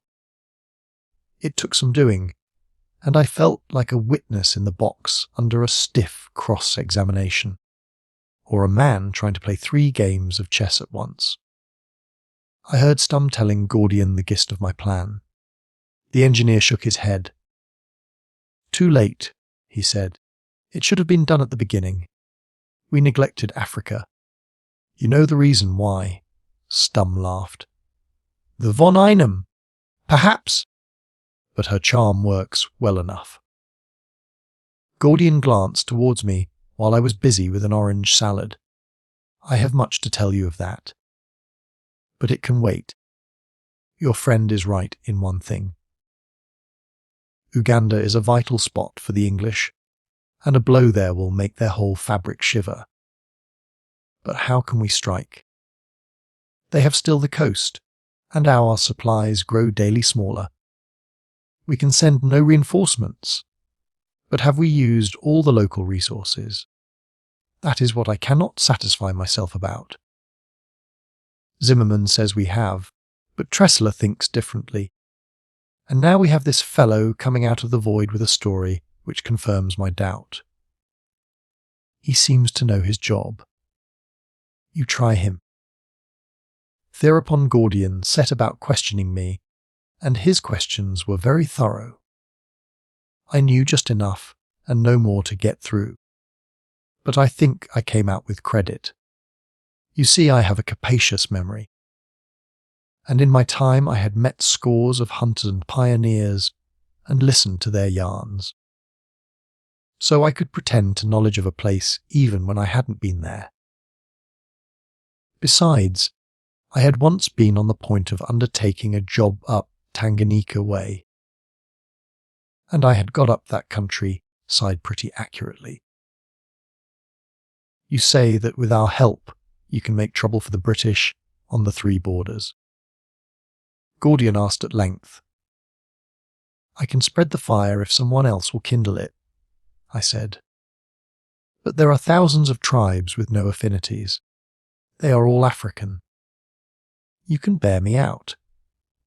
All African peoples are alike in one thing. They can go mad, and the madness of one infects the others. The English know this well enough." "Where would you start the fire?" he asked. "Where the fuel is driest." "Up in the north among the Mussulman peoples. But there you must help me. I know nothing about Islam, and I gather that you do." "Why?" he asked. "Because of what you have done already," I answered. Stum had translated all this time, and had given the sense of my words very fairly. But with my last answer he took liberties. What he gave was, "Because the Dutchman thinks that we have some big card in dealing with the Moslem world." Then, lowering his voice and raising his eyebrows, he said some word like "unmantle." The other looked with a quick glance of apprehension at me. "We had better continue our talk in private, Herr Colonel," he said. "If Herr Brandt will forgive us, We will leave him for a little to entertain himself." He pushed the cigar box towards me, and the two got up and left the room. I pulled my chair up to the stove and would have liked to drop off to sleep. The tension of the talk at supper had made me very tired. I was accepted by these men for exactly what I professed to be. Stum might suspect me of being a rascal, but it was a Dutch rascal. But all the same, I was skating on thin ice. I could not sink myself utterly in the part, for if I did, I would get no good out of being there. I had to keep my wits going all the time, and join the appearance and manners of a backveld Boer with the mentality of a British intelligence officer. Any moment the two parts might clash, and I would be faced with the most alert and deadly suspicion. There would be no mercy from Stum. That large man was beginning to fascinate me, even though I hated him. Gordian was clearly a good fellow, a white man and a gentleman. I could have worked with him, for he belonged to my own totem. But the other was an incarnation of all that makes Germany detested. And yet he wasn't altogether the ordinary German, and I couldn't help admiring him. I noticed he neither smoked nor drank. His grossness was apparently not in the way of fleshly appetites. Cruelty, from all I had heard of him in German Southwest, was his hobby. But there were other things in him, some of them good, and he had that kind of crazy patriotism which becomes a religion. I wondered why he had not some high command in the field, for he had the name of a good soldier. But probably he was a big man in his own line. Whatever it was, for the under-secretary fellow had talked small in his presence, and so great a man as Gordian clearly respected him. There must be no lack of brains inside that funny pyramidal head. As I sat beside the stove, I was casting back if I had got the slightest clue to my real job. There seemed to be nothing so far. Stum had talked of a von Einem woman who was interested in his department. Perhaps the same woman as the Hilda he had mentioned a day before to the under-secretary. There was not much in that. She was probably some minister's or ambassador's wife who had a finger in high politics. If I could have caught the word Stum, had whispered to Gordian, which made him start, "And look askance at me!" But I had only heard a gurgle of something like a mantle, which wasn't any German word that I knew. The heat put me into a half-doze, and I began dreamily to wonder what other people were doing. Where had Blenkeron been posting to in that train? And what was he up to at this moment? He had been hobnobbing with ambassadors and swells. I wondered if he had found out anything.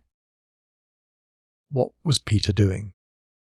I fervently hoped he was behaving himself, for I doubted if Peter had really tumbled to the delicacy of our job. Where was Sandy too?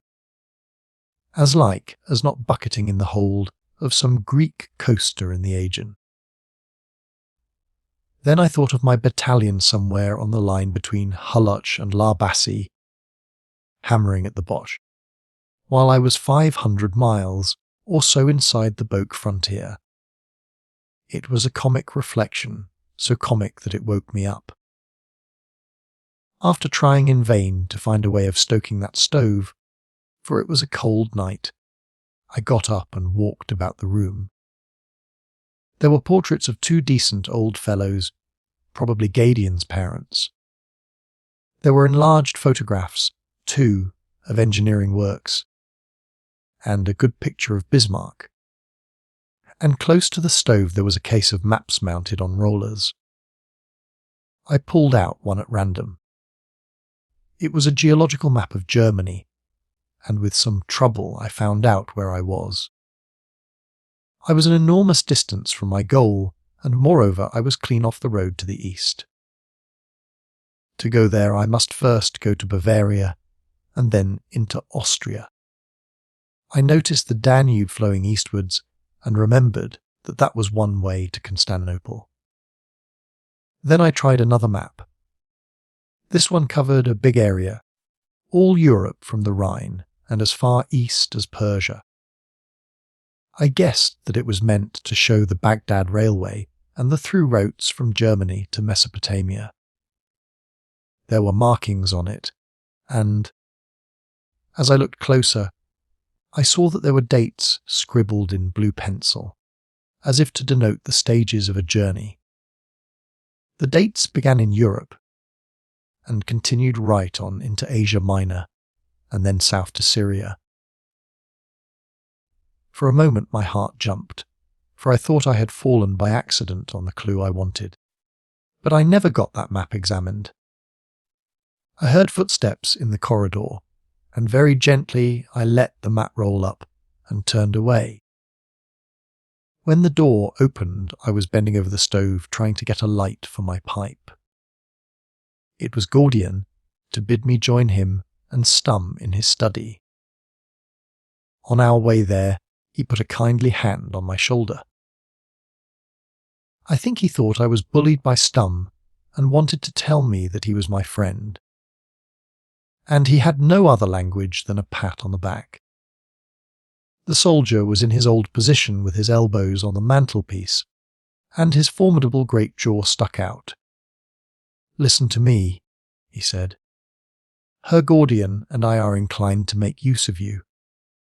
You may be a charlatan, in which case you will be in the devil of a mess, and have yourself to thank for it. If you are a rogue, you will have little scope for roguery. We will see to that. If you are a fool, you will yourself suffer for it. But if you are a good man, you will have a fair chance, and if you succeed, we will not forget it.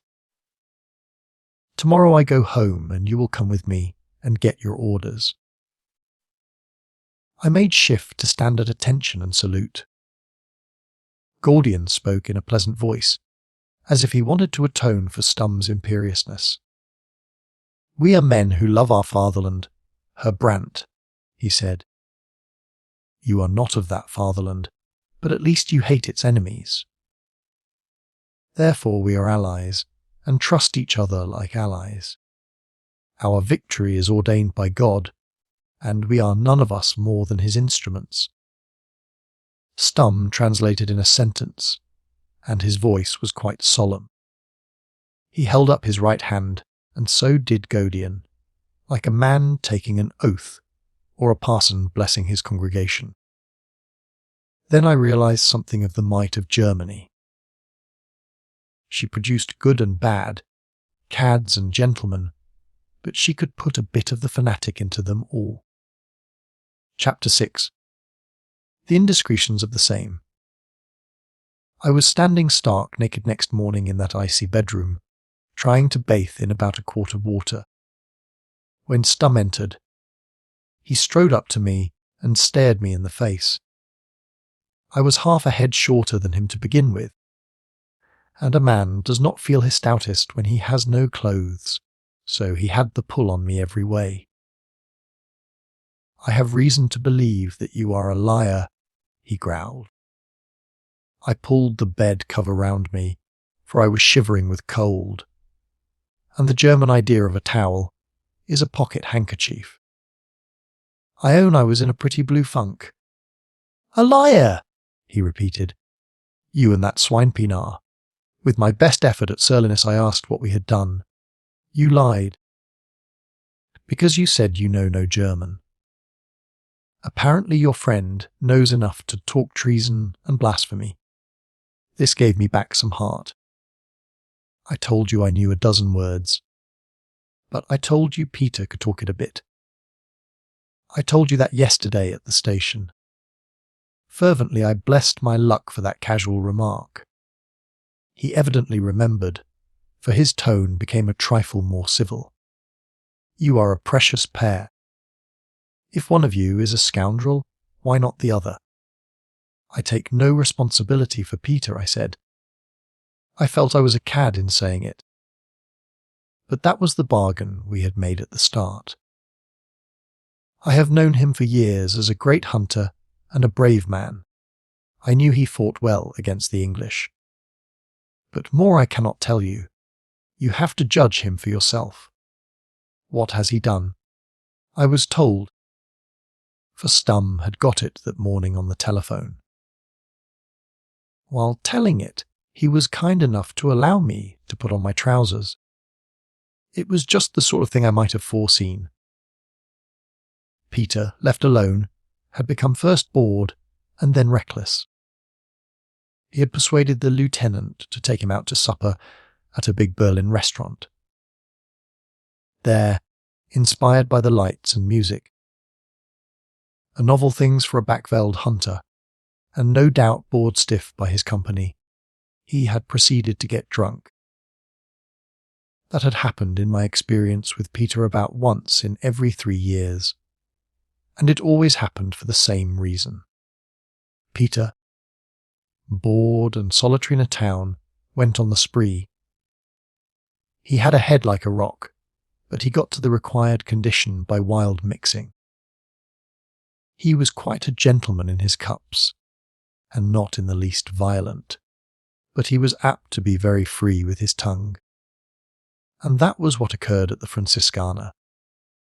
He had begun by insulting the emperor, it seemed. He drank his health, but said he reminded him of a warthog, and thereby scarified the lieutenant's soul. Then an officer. Some tremendous swell at an adjoining table had objected to his talking so loud, and Peter had replied insolently in respectable German. After that things became mixed. There was some kind of a fight, during which Peter calumniated the German army and all its female ancestry. How he wasn't shot or run through I can't imagine, except that the lieutenant loudly proclaimed that he was a crazy boar. Anyhow, the upshot was that Peter was marched off to Gaul, and I was left in a pretty pickle. I don't believe a word of it, I said firmly. I had most of my clothes on now, and felt more courageous. It is all a plot to get him into disgrace, and draft him off to the front. Stum did not storm as I expected, but smiled.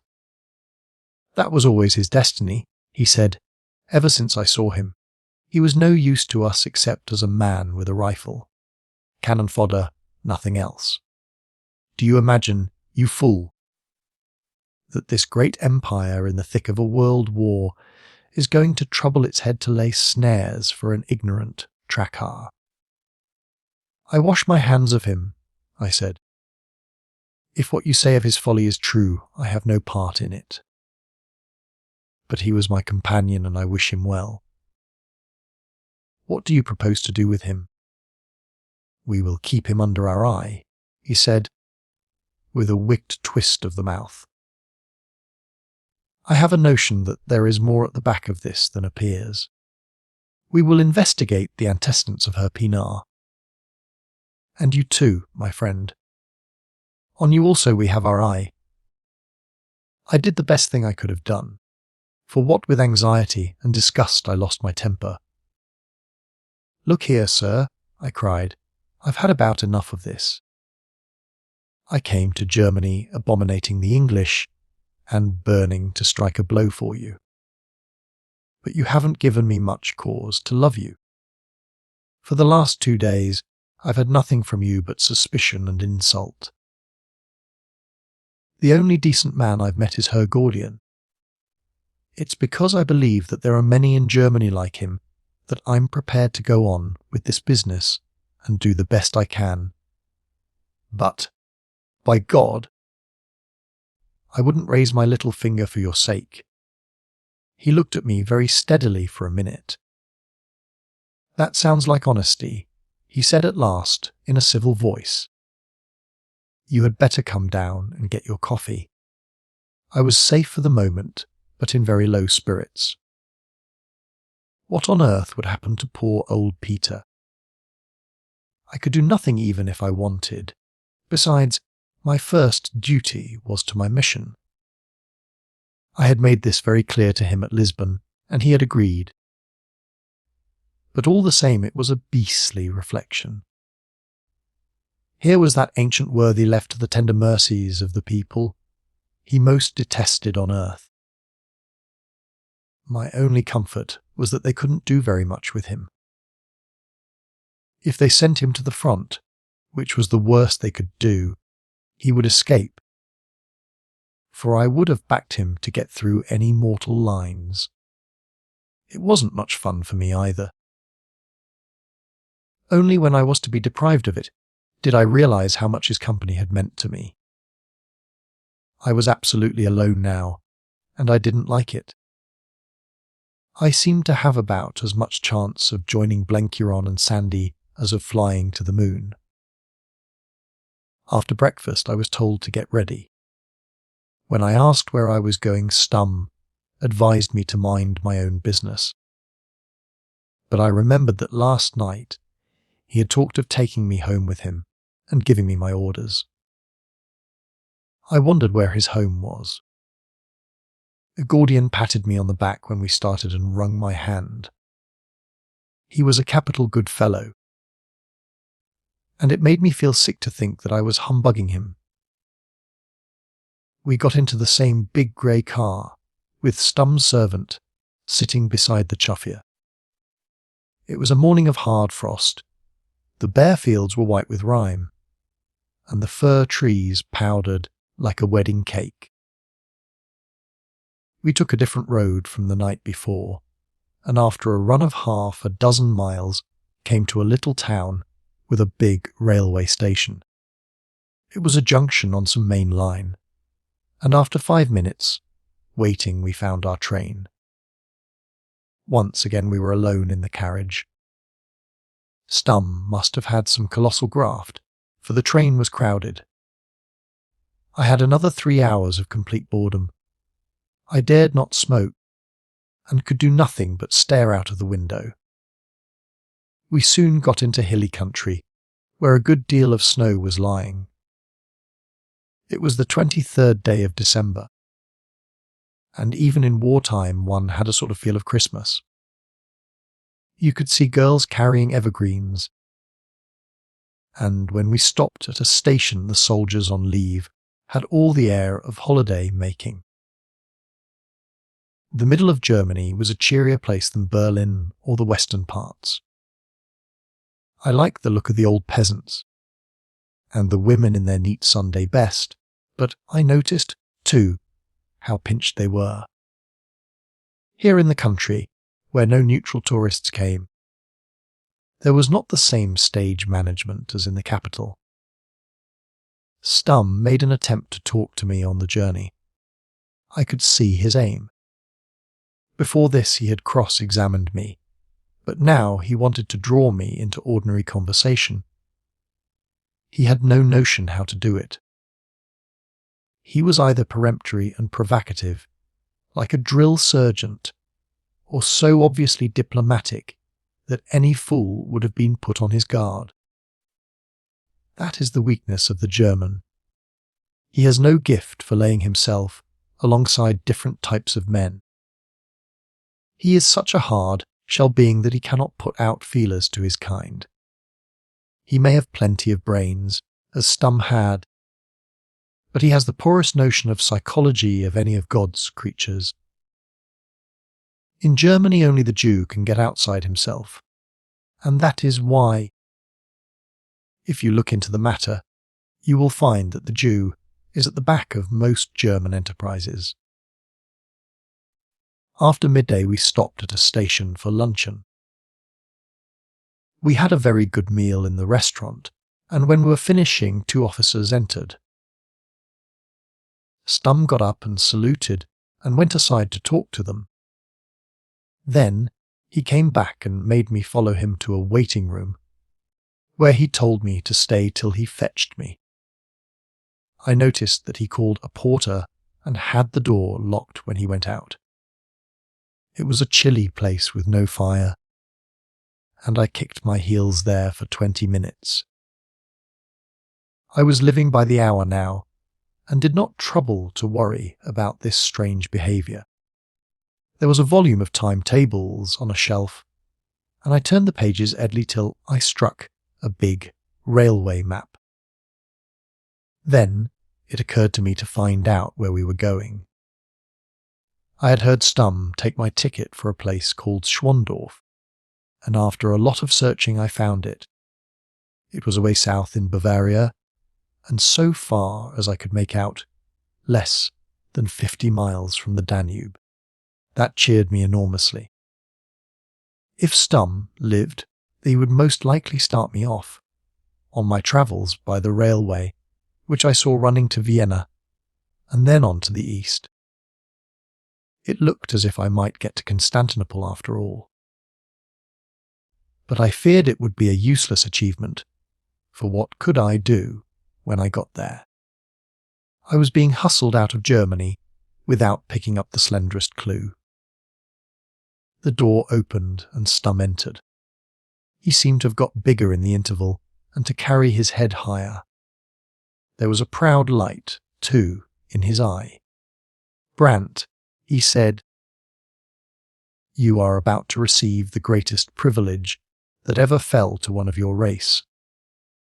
His Imperial Majesty is passing through here, and has halted for a few minutes. He has done me the honour to receive me, and when he heard my story, he expressed a wish to see you. You will follow me to his presence. Do not be afraid.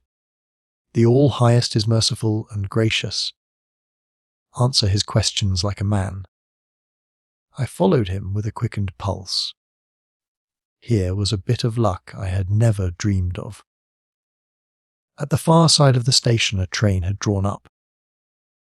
A train consisting of 3 big coaches, chocolate-coloured and picked out with gold. On the platform beside it stood a small group of officers, tall men in long grey-blue cloaks. They seemed to be mostly elderly, and 1 or 2 of the faces I thought I remembered from photographs in the picture papers. As we approached they drew apart, and left us face to face with one man. He was a little below middle height, and all muffled in a thick coat with a fur collar. He wore a silver helmet with an eagle atop of it, and kept his left hand resting on his sword. Below the helmet was a face the colour of grey paper, from which shone curious, sombre, restless eyes with dark pouches beneath them. There was no fear of my mistaking him. These were the features which, since Napoleon, have been best known to the world. I stood as stiff as a ramrod and saluted. I was perfectly cool and most desperately interested. For such a moment I would have gone through fire and water. "Majesty, this is the Dutchman I spoke of," I heard Stumm say. "What language does he speak?" the Emperor asked. "Dutch," was the reply, "but being a South African he also speaks English." A spasm of pain seemed to flit over the face before me. Then he addressed me in English. "You have come from a land which wet be our ole to offer your sword to our service. I accept the gift and hail it as a good omen. I would have given your race its freedom, but there were fools and traitors among you who misjudged me. But that freedom I shall yet give you in spite of yourselves. Are there many like you in your country?" "There are thousands, sire," I said, lying cheerfully. "I am one of many who think that my race's life lies in your victory. And I think that that victory must be won not in Europe alone. In South Africa for the moment there is no chance, so we look to other parts of the continent. You will win in Europe. You have won in the East, and it now remains to strike the English where they cannot fend the blow. If we take Uganda, Egypt will fall. By your permission, I go there to make trouble for your enemies." A flicker of a smile passed over the worn face. It was the face of one who slept little and whose thoughts rode him like a nightmare. "That is well," he said. Some Englishman once said that he would call in the new world to redress the balance of the old. We Germans will summon the whole earth to suppress the infamies of England. Serve us well, and you will not be forgotten. Then he suddenly asked, "Did you fight in the last South African war?" "Yes, sir," I said. "I was in the commando of that Smuts, who has now been bought by England." "What were your countrymen's losses?" he asked eagerly. I did not know, but I hazarded a guess. In the field some 20,000, but many more by sickness and in the accursed prison camps of the English. Again a spasm of pain crossed his face. 20,000, he repeated huskily. A mere handful. Today we lose as many in a skirmish in the Polish marshes. Then he broke out fiercely. I did not seek the war. It was forced on me. I laboured for peace. The blood of millions is on the heads of England and Russia, but England most of all. God will yet avenge it. He that takes the sword will perish by the sword. Mine was forced from the scabbard in self-defence, and I am guiltless. Do they know that among your people? All the world knows it, sire, I said. He gave his hand to Stum and turned away. The last I saw of him was a figure moving like a sleep-walker, with no spring in his step, amid his tall suit. I felt that I was looking on at a far bigger tragedy than any I had seen in action. Here was one that had loosed hell, and the furies of hell had got hold of him. He was no common man, for in his presence I felt an attraction which was not merely the mastery of one used to command. That would not have impressed me, for I had never owned a master. But here was a human being who, unlike Stum and his kind, had the power of laying himself alongside other men. That was the irony of it. Stum would not have cared a tinker's curse for all the massacres in history. But this man, the chief of a nation of Stums, paid the price in war for the gifts that had made him successful in peace. He had imagination and nerves, and the one was white-hot, and the others were quivering. I would not have been in his shoes for the throne of the universe. All afternoon we sped southward, mostly in a country of hills and wooded valleys. Stum, for him, was very pleasant. His imperial master must have been gracious to him, and he passed a bit of it on to me. But he was anxious to see that I had got the right impression. "The All-Highest is merciful, as I told you," he said. I agreed with him. "Mercy is the prerogative of kings," he said sententiously. "But for us lesser folks it is a trimming we can well do without." I nodded my approval. "I am not merciful," he went on, as if I needed telling that. "If any man stands in my way, I trample the life out of him. That is the German fashion. That is what has made us great. We do not make war with lavender gloves and fine phrases, but with hard steel and hard brains. We Germans will cure the green sickness of the world. The nations rise against us. Poof. They are soft flesh, and flesh cannot resist iron. The shining ploughshare will cut its way through acres of mud." I hasten to add that these were also my opinions. What the hell do your opinions matter? You are a thick-headed boar of the veld. "Not but what?" he added. "There is metal in you slow Dutchmen, once we Germans have had the forging of it." The winter evening closed in, and I saw that we had come out of the hills and were in flat country. Sometimes a big sweep of river showed and, looking out at one station, I saw a funny church with a thing like an onion on top of its spire.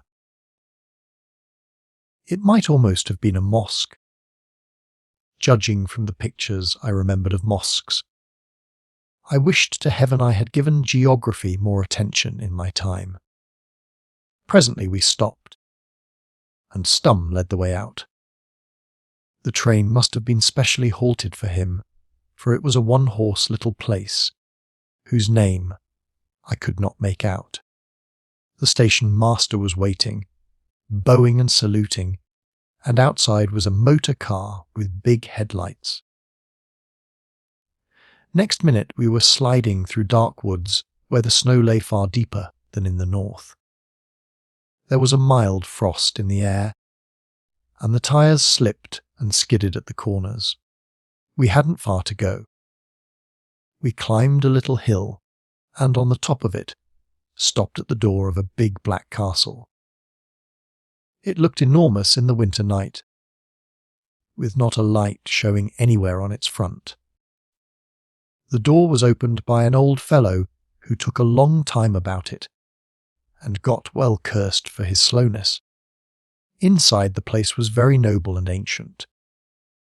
Stum switched on the electric light, and there was a great hall with black tarnished portraits of men and women in old, fashioned clothes, and mighty horns of deer on the walls.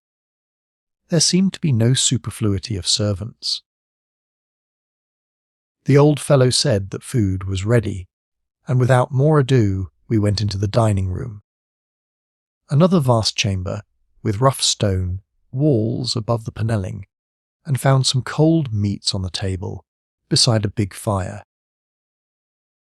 The servant presently brought in a ham omelette, and on that and the cold stuff we dined. I remember there was nothing to drink but water.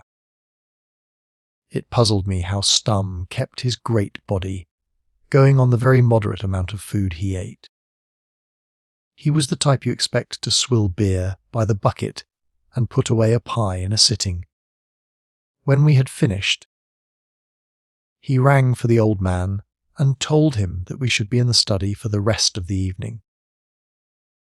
"You can lock up and go to bed when you like," he said. "But see you have coffee ready at 7 sharp in the morning." Ever since I entered that house, I had the uncomfortable feeling of being in a prison. Here was I alone in this great place with a fellow who could, and would, wring my neck if he wanted. Berlin and all the rest of it had seemed comparatively open country.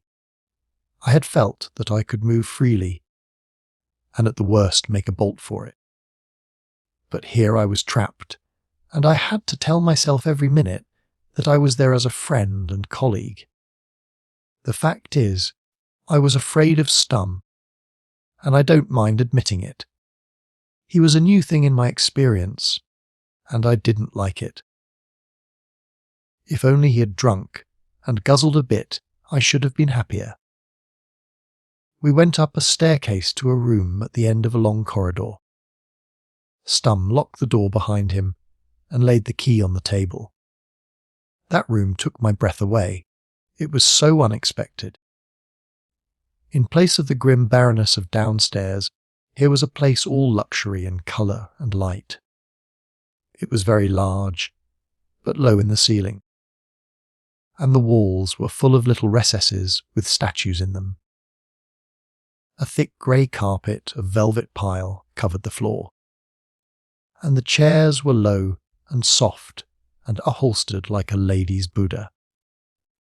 A pleasant fire burned on the hearth, and there was a flavour of scent in the air, something like incense or burnt sandalwood. A French clock on the mantelpiece told me that it was 10 minutes past 8.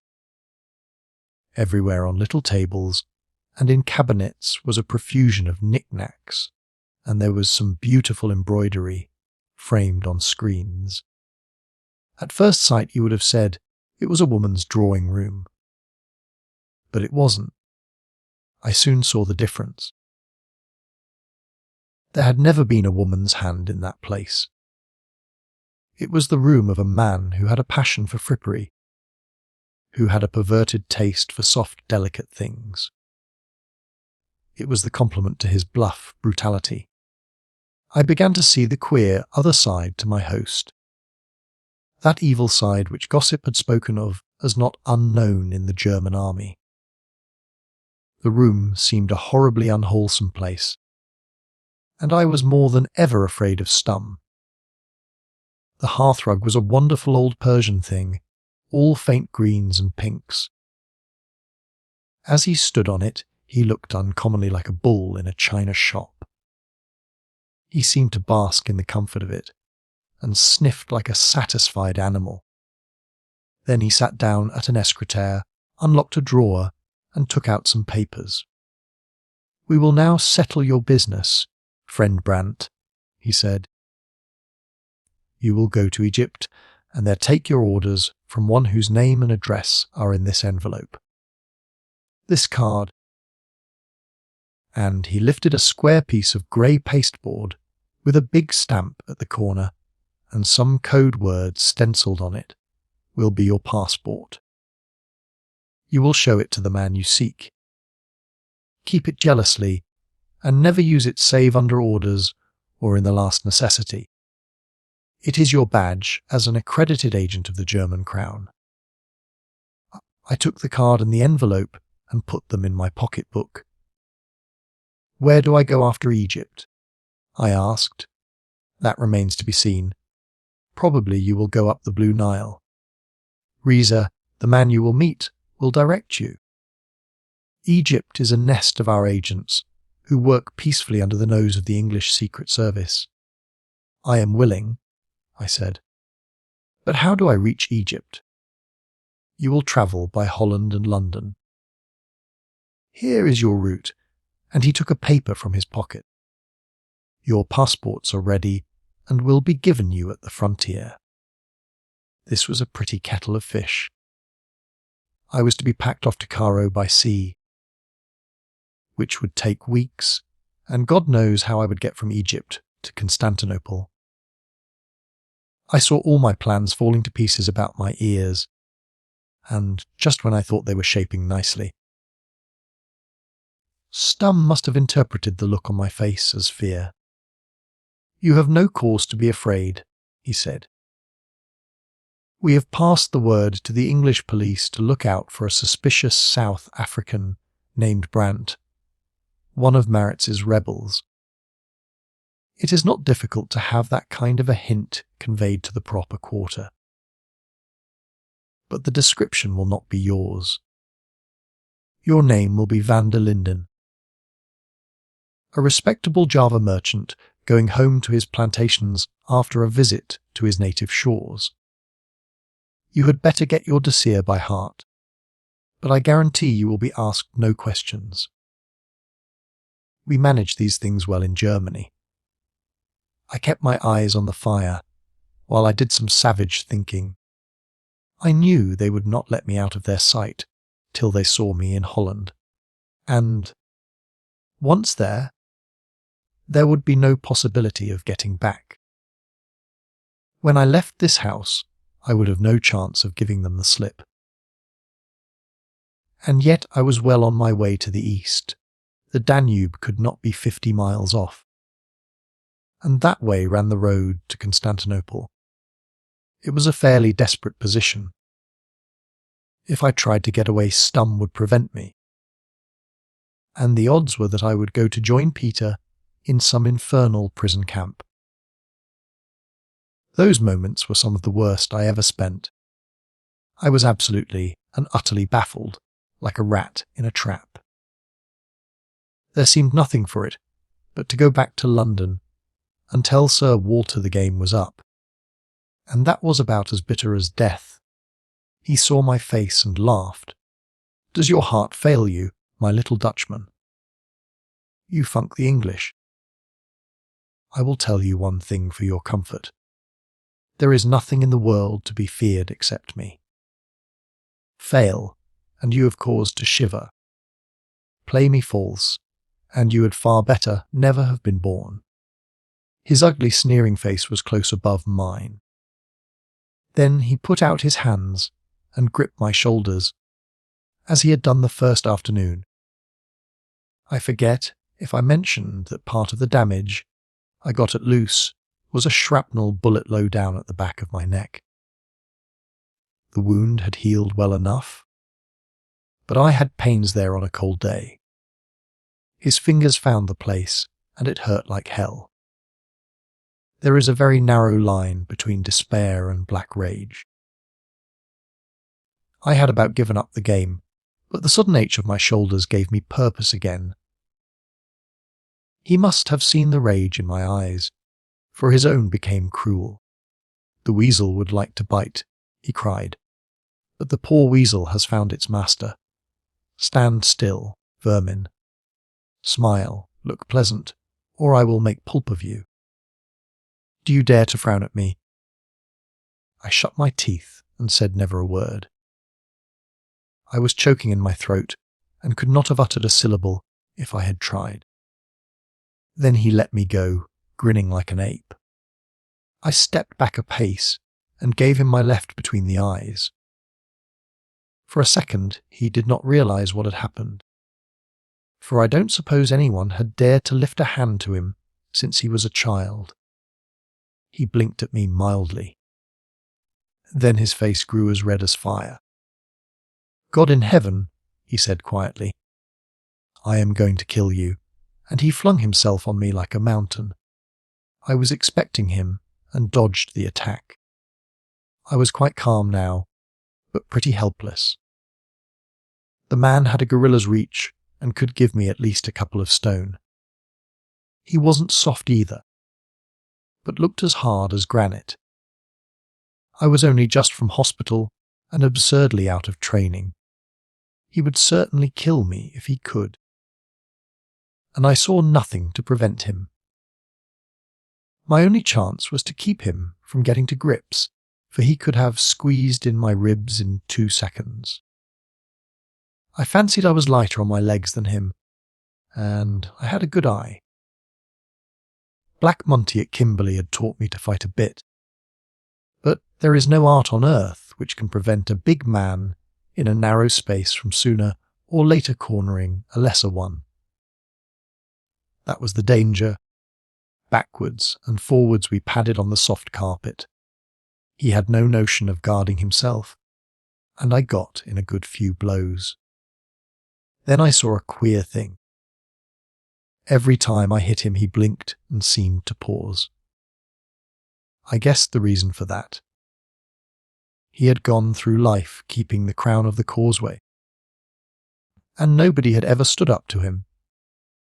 He wasn't a coward by a long chalk, but he was a bully and had never been struck in his life. He was getting struck now in real earnest, and he didn't like it. He had lost his bearings and was growing as mad as a hatter. I kept half an eye on the clock. I was hopeful now and was looking for the right kind of chance. The risk was that I might tire sooner than him and be at his mercy. Then I learned a truth I have never forgotten. If you are fighting a man who means to kill you, he will be apt to down you unless you mean to kill him too. Stum did not know any rules to this game, and I forgot to allow for that. Suddenly, when I was watching his eyes, he launched a mighty kick at my stomach. If he had got me, this yarn would have had an abrupt ending. But by the mercy of God, I was moving sideways when he let out, and his heavy boot just grazed my left thigh. It was the place where most of the shrapnel had lodged, and for a second I was sick with pain and stumbled. Then I was on my feet again, but with a new feeling in my blood. I had to smash Stum or never sleep in my bed again. I got a wonderful power from this new cold rage of mine. I felt I couldn't tire, and I danced round and dotted his face till it was streaming with blood. His bulky padded chest was no good to me, so I couldn't try for the mark. He began to snort now, and his breath came heavily. "You infernal cad," I said in good round English, "I'm going to knock the stuffing out of you." But he didn't know what I was saying. Then at last he gave me my chance. He half tripped over a little table, and his face stuck forward. I got him on the point of the chin, and put every ounce of weight I possessed behind the blow. He crumpled up in a heap and rolled over, upsetting a lamp and knocking a big china jar in two. His head, I remember, lay under the escriture from which he had taken my passport. I picked up the key and unlocked the door. In one of the gilded mirrors, I smoothed my hair and tidied up my clothes. My anger had completely gone, and I had no particular ill will left against Stum. He was a man of remarkable qualities, which would have brought him to the highest distinction in the Stone Age. But for all that he and his kind were back numbers, I stepped out of the room, locked the door behind me, and started out on the second stage of my travels. Chapter 7. Christmastide. Everything depended on whether the servant was in the hall. I had put Stum to sleep for a bit, but I couldn't flatter myself he would long be quiet. And when he came to, he would kick the locked door to matchwood. I must get out of the house without a minute's delay. And if the door was shut and the old man gone to bed, I was done. I met him at the foot of the stairs, carrying a candle. "Your master wants me to send off an important telegram. Where is the nearest office?" "There's one in the village, isn't there?" I spoke in my best German. The first time I had used the tongue since I crossed the frontier. "The village is 5 minutes off, at the foot of the avenue," he said. "Will you be long?" "Sir." "I'll be back in a quarter of an hour," I said. "Don't lock up till I get in." I put on my ulster and walked out into a clear, starry night.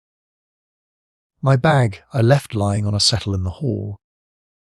There was nothing in it to compromise me, but I wished I could have got a toothbrush and some tobacco out of it. So began one of the craziest escapades you can well imagine. I couldn't stop to think of the future yet, but must take one step at a time. I ran down the avenue, my feet cracking on the hard snow, planning hard my programme for the next hour. I found the village, 6 houses with one biggish place that looked like an inn. The moon was rising, and as I approached I saw that there was some kind of a store. A funny little 2-seated car was purring before the door, and I guessed this was also the telegraph office. I marched in and told my story to a stout woman with spectacles on her nose who was talking to a young man. "It is too late," she shook her head. "The Herr Burgrave knows that well. There is no connection from here after 8 o'clock. If the matter is urgent, you must go to Schwandorf." "How far is that?" I asked, looking for some excuse to get decently out of the shop. 7 miles, she said, but here is Franz and the post-wagon. Franz. You will be glad to give the gentleman a seat beside you. The sheepish-looking youth muttered something which I took to be assent, and finished off a glass of beer. From his eyes and manner, he looked as if he were half drunk. I thanked the woman and went out to the car, for I was in a fever to take advantage of this unexpected bit of luck. I could hear the post-mistress enjoining Franz not to keep the gentleman waiting, and presently he came out and flopped into the driver's seat. We started in a series of voluptuous curves, till his eyes got accustomed to the darkness. At first, we made good going along the straight. broad highway lined with woods on one side, and on the other snowy fields melting into haze. Then he began to talk, and as he talked, he slowed down. This by no means suited my book, and I seriously wondered whether I should pitch him out and take charge of the thing. He was obviously a weakling, left behind in the conscription, and I could have done it with one hand. But by a fortunate chance I left him alone. "That is a fine hat of yours, mean her," he said. He took off his own blue peaked cap, the uniform, I suppose, of the driver of the post wagon, and laid it on his knee. The night air ruffled a shock of tow-coloured hair. Then he calmly took my hat and clapped on his head. "With this thing I should be a gentleman," he said. I said nothing, but put on his cap and waited. "That is a noble overcoat, mean her," he went on. "It goes well with the hat. It is the kind of garment I have always desired to own. In 2 days it will be the Holy Christmas, when gifts are given. Would that the good God sent me such a coat as yours!" "You can try it on to see how it looks," I said good-humouredly. He stopped the car with a jerk and pulled off his blue coat. The exchange was soon effected. He was about my height, and my ulster fitted not so badly. I put on his overcoat, which had a big collar that buttoned round the neck. The idiot preened himself like a girl. Drink and vanity had primed him for any folly. He drove so carelessly for a bit that he nearly put us into a ditch. We passed several cottages, and at the last he slowed down. "A friend of mine lives here," he announced. "Gertrude would like to see me in the fine clothes which the most amiable her has given me. Wait for me. I will not be long." And he scrambled out of the car and lurched into the little garden. I took his place and moved very slowly forward. I heard the door open and the sound of laughing and loud voices. Then it shut, and looking back I saw that my idiot had been absorbed into the dwelling of his Gertrude. I waited no longer, but sent the car forward at its best speed. 5 minutes later the infernal thing began to give trouble, a knot loose in the antiquated steering gear. I unhooked a lamp, examined it, and put the missheaf right, but I was a quarter of an hour doing it. The highway ran now in a thick forest, and I noticed branches going off now, and then to the right. I was just thinking of turning up one of them, for I had no anxiety to visit Schwandorf, when I heard behind me the sound of a great car driven furiously. I drew into the right side. Thank goodness I remembered the rule of the road, and proceeded decorously, wondering what was going to happen. I could hear the brakes being clamped on, and the car slowing down. Suddenly a big grey bonnet slipped past me, and as I turned my head I heard a familiar voice. It was Stum, looking like something that has been run over. He had his jaw in a sling, so that I wondered if I had broken it, and his eyes were beautifully bunged up. It was that saved me, that and his raging temper. The collar of the postman's coat was round my chin, hiding my beard, and I had his cap pulled well down on my brow. I remembered what Blenkeron had said, that the only way to deal with the Germans was naked bluff. Mine was naked enough, for it was all that was left to me. "Where is the man you brought from Andersbach?" He roared, as well as his jaw would allow him. I pretended to be mortally scared, and spoke in the best imitation I could manage of the postman's high-cracked voice. He got out a mile back. "Herr Burgrave," I quivered. He was a rude fellow who wanted to go to Schwandorf, and then changed his mind. "Where, you fool?" Say exactly where he got down, or I will wring your neck. In the wood this side of Gertrud's cottage. On the left hand. I left him running among the trees. I put all the terror I knew into my pipe, and it wasn't all acting. He means the Henriks cottage, her colonel, said the choffier. This man is courting the daughter. Stum gave an order, and the great car backed, and, as I looked round, I saw it turning. Then, as it gathered speed, it shot forward, and presently was lost in the shadows. I had got over the first hurdle, but there was no time to be lost. Stum would meet the postman, and would be tearing after me any minute.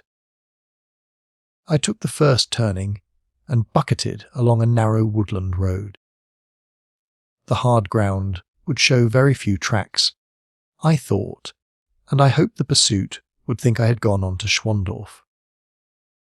But it wouldn't do to risk it. And I was determined very soon to get the car off the road, leave it, and take to the forest. I took out my watch and calculated I could give myself 10 minutes. I was very nearly caught.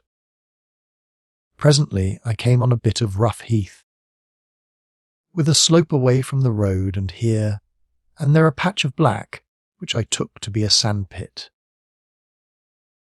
Opposite one of these I slewed the car to the edge, got out, started it again, and saw it pitch head foremost into the darkness. There was a splash of water, and then silence. Craning over, I could see nothing but murk, and the marks at the lip where the wheels had passed. They would find my tracks in daylight, but scarcely at this time of night. Then I ran across the road to the forest. I was only just in time, for the echoes of the splash had hardly died away when I heard the sound of another car. I lay flat in a hollow below a tangle of snow-laden brambles and looked between the pine trees at the moonlit road. It was Stum's car again, and to my consternation, it stopped just a little short of the sandpit. I saw an electric torch flashed, and Stum himself got out and examined the tracks on the highway. Thank God, they would be still there for him to find. But had he tried 6 yards on, he would have seen them turn towards the sandpit. If that had happened, he would have beaten the adjacent woods, and most certainly found me. There was a third man in the car, with my hat and coat on him. That poor devil of a postman had paid dear for his vanity. They took a long time before they started again, and I was jolly well relieved when they went scouring down the road. I ran deeper into the woods till I found a track which, as I judged from the sky, which I saw in a clearing, took me nearly due west. That wasn't the direction I wanted, so I bore off at right angles, and presently struck another road, which I crossed in a hurry. After that I got entangled in some confounded kind of enclosure, and had to climb paling after paling of rough stakes plated with osiers. Then came a rise in the ground, and I was on a low hill of pines which seemed to last for miles. All the time I was going at a good pace, and before I stopped to rest I calculated I had put 6 miles between me and the sandpit. My mind was getting a little more active now. For the first part of the journey, I had simply staggered from impulse to impulse. These impulses had been uncommon lucky, but I couldn't go on like that forever. Eke sal, en plan make, says the old boar when he gets into trouble, and it was up to me now to make a plan. As soon as I began to think I saw the desperate business I was in for. Here was I, with nothing except what I stood up in, including a coat and cap that weren't mine, alone in Minter in the heart of South Germany. There was a man behind me looking for my blood, and soon there would be a hue and cry for me up and down the land. I had heard that the German police were pretty efficient, and I couldn't see that I stood the slimmest chance. If they caught me, they would shoot me beyond doubt. I asked myself on what charge, and answered, for knocking about a German officer. They couldn't have me up for espionage, for as far as I knew they had no evidence. I was simply a Dutchman that had got riled and had run amok.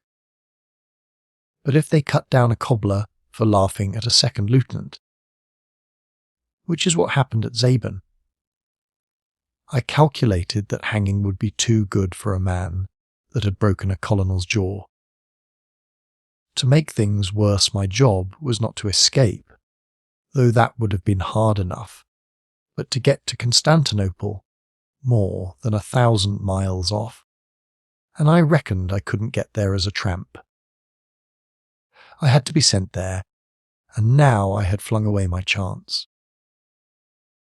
If I had been a Catholic, I would have said a prayer to St. Teresa, for she would have understood my troubles. My mother used to say that when you felt down on your luck, it was a good cure to count your mercies. So I set about counting mine. The first was that I was well started on my journey, for I couldn't be above 20 miles from the Danube. The second was that I had Stum's Pass. I didn't see how I could use it, but there it was. Lastly, I had plenty of money. 3 English sovereigns, and the equivalent of £3 in German paper, which I had changed at the hotel. Also, I had squared accounts with old Stum. That was the biggest mercy of all. I thought I'd better get some sleep. So I found a drish hole below an oak root and squeezed myself into it. The snow lay deep in these woods, and I was sopping wet up to the knees.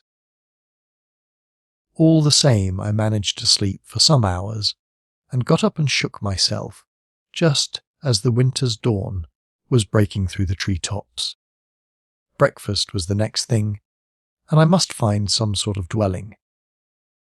Almost at once I struck a road, a big highway running north and south. I trotted along in the bitter morning to get my circulation started, and presently I began to feel a little better. In a little I saw a church spire, which meant a village.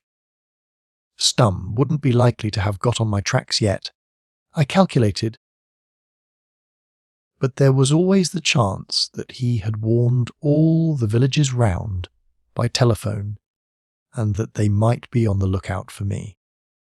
But that risk had to be taken, for I must have food. It was the day before Christmas, I remembered, and people would be holidaying. The village was quite a big place, but at this hour, just after 8 o'clock, there was nobody in the street, except a wandering dog. I chose the most unassuming shop I could find, where a little boy was taking down the shutters, one of those general stores where they sell everything.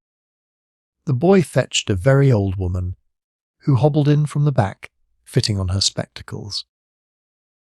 "Gruscott," she said in a friendly voice, and I took off my cap. I saw from my reflection in a saucepan that I looked moderately respectable in spite of my night in the woods. I told her the story of how I was walking from Schwandorf to see my mother at an imaginary place called Judenfeld, banking on the ignorance of villagers about any place 5 miles from their homes. I said my luggage had gone astray, and I hadn't time to wait for it, since my leave was short. The old lady was sympathetic and unsuspecting. She sold me a pound of chocolate, a box of biscuits, the better part of a ham, 2 tines of sardines and a rucksack to carry them. I also bought some soap, a comb and a cheap razor, and a small tourist's guide. published by a Leipzig firm. As I was leaving, I saw what seemed like garments hanging up in the back shop and turned to have a look at them. They were the kind of thing that Germans wear on their summer walking tours, long shooting capes made of a green stuff they call loden. I bought one, and a green felt hat and an alpenstock to keep it company. Then, wishing the old woman and her belongings a Merry Christmas, I departed and took the shortest cut out of the village. There were 1 or 2 people about now, but they did not seem to notice me. I went into the woods again and walked for 2 miles till I halted for breakfast. I was not feeling quite so fit now, and I did not make much of my provisions beyond eating a biscuit and some chocolate. I felt very thirsty and longed for hot tea. In an icy pool I washed, and with infinite agony shaved my beard. That razor was the worst of its species, and my eyes were running all the time with the pain of the operation. Then I took off the postman's coat and cap, and buried them below some bushes. I was now a clean, shaven German pedestrian with a green cape and hat, and an absurd walking stick with an iron should end. The sort of person who roams in thousands over the fatherland in summer, but is a rarish bird in midwinter. The tourist's guide was a fortunate purchase, for it contained a big map of Bavaria which gave me my bearings. I was certainly not 40 miles from the Danube, more like 30. The road through the village I had left would have taken me to it. I had only to walk due south, and I would reach it before night. So far as I could make out, there were long tongues of forest running down to the river, and I resolved to keep to the woodlands. At the worst I would meet a forester or 2, and I had a good enough story for them. On the high road there might be awkward questions. When I started out again I felt very stiff, and the cold seemed to be growing intense. This puzzled me, for I had not minded it much up to now, and, being warm-blooded by nature, it never used to worry me. A sharp winter night on the high, Veld was a long sight, chillier than anything I had struck so far in Europe. But now my teeth were chattering, and the marrow seemed to be freezing in my bones. The day had started bright and clear, but a rack of grey clouds soon covered the sky, and a wind from the east began to whistle. As I stumbled along through the snowy undergrowth, I kept longing for bright warm places. I thought of those long days on the veld when the earth was like a great yellow bowl, with white roads running to the horizon, and a tiny white farm basking in the heart of it, with its blue dam and patches of bright green lucerne. I thought of those baking days on the east coast, when the sea was like mother of pearl, and the sky one burning turquoise. But most of all I thought of warm, scented noons on trek, when one dozed in the shadow of the wagon and sniffed the wood, smoke from the fire where the boys were cooking dinner. From these pleasant pictures I returned to the beastly present, the thick snowy woods, the lowering sky, wet clothes, a hunted present, and a dismal future. I felt miserably depressed, and I couldn't think of any mercies to count. It struck me that I might be falling sick. About midday, I awoke with a start to the belief that I was being pursued. I cannot explain how or why the feeling came, except that it is a kind of instinct that men get who have lived much in wild countries. My senses, which had been numbed, suddenly grew keen, and my brain began to work double quick. I asked myself what I would do if I were stung, with hatred in my heart, a broken jaw to avenge, and pretty well limitless powers. He must have found the car in the sandpit and seen my tracks in the wood opposite. I didn't know how good he and his men might be at following a spoor, but I knew that any ordinary Kaffir could have nosed it out easily. But he didn't need to do that. This was a civilized country full of roads and railways. I must some time and somewhere come out of the woods. He could have all the roads watched, and the telephone would set everyone on my track within a radius of 50 miles. Besides, he would soon pick up my trail in the village I had visited that morning. From the map, I learned that it was called Grief, and it was likely to live up to that name with me. Presently, I came to a rocky knoll which rose out of the forest. Keeping well in shelter, I climbed to the top and cautiously looked around me. Away to the east I saw the vale of a river with broad fields and church spires. West and south the forest rolled unbroken in a wilderness of snowy tree tops.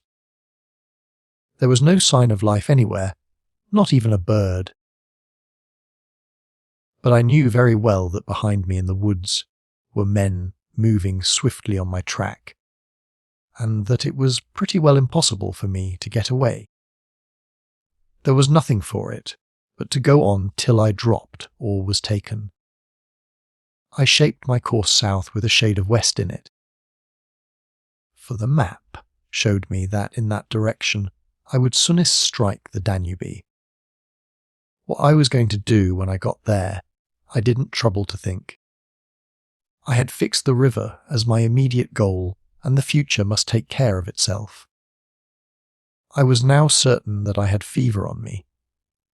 It was still in my bones, as a legacy from Africa, and had come out once or twice when I was with the battalion in Hampshire.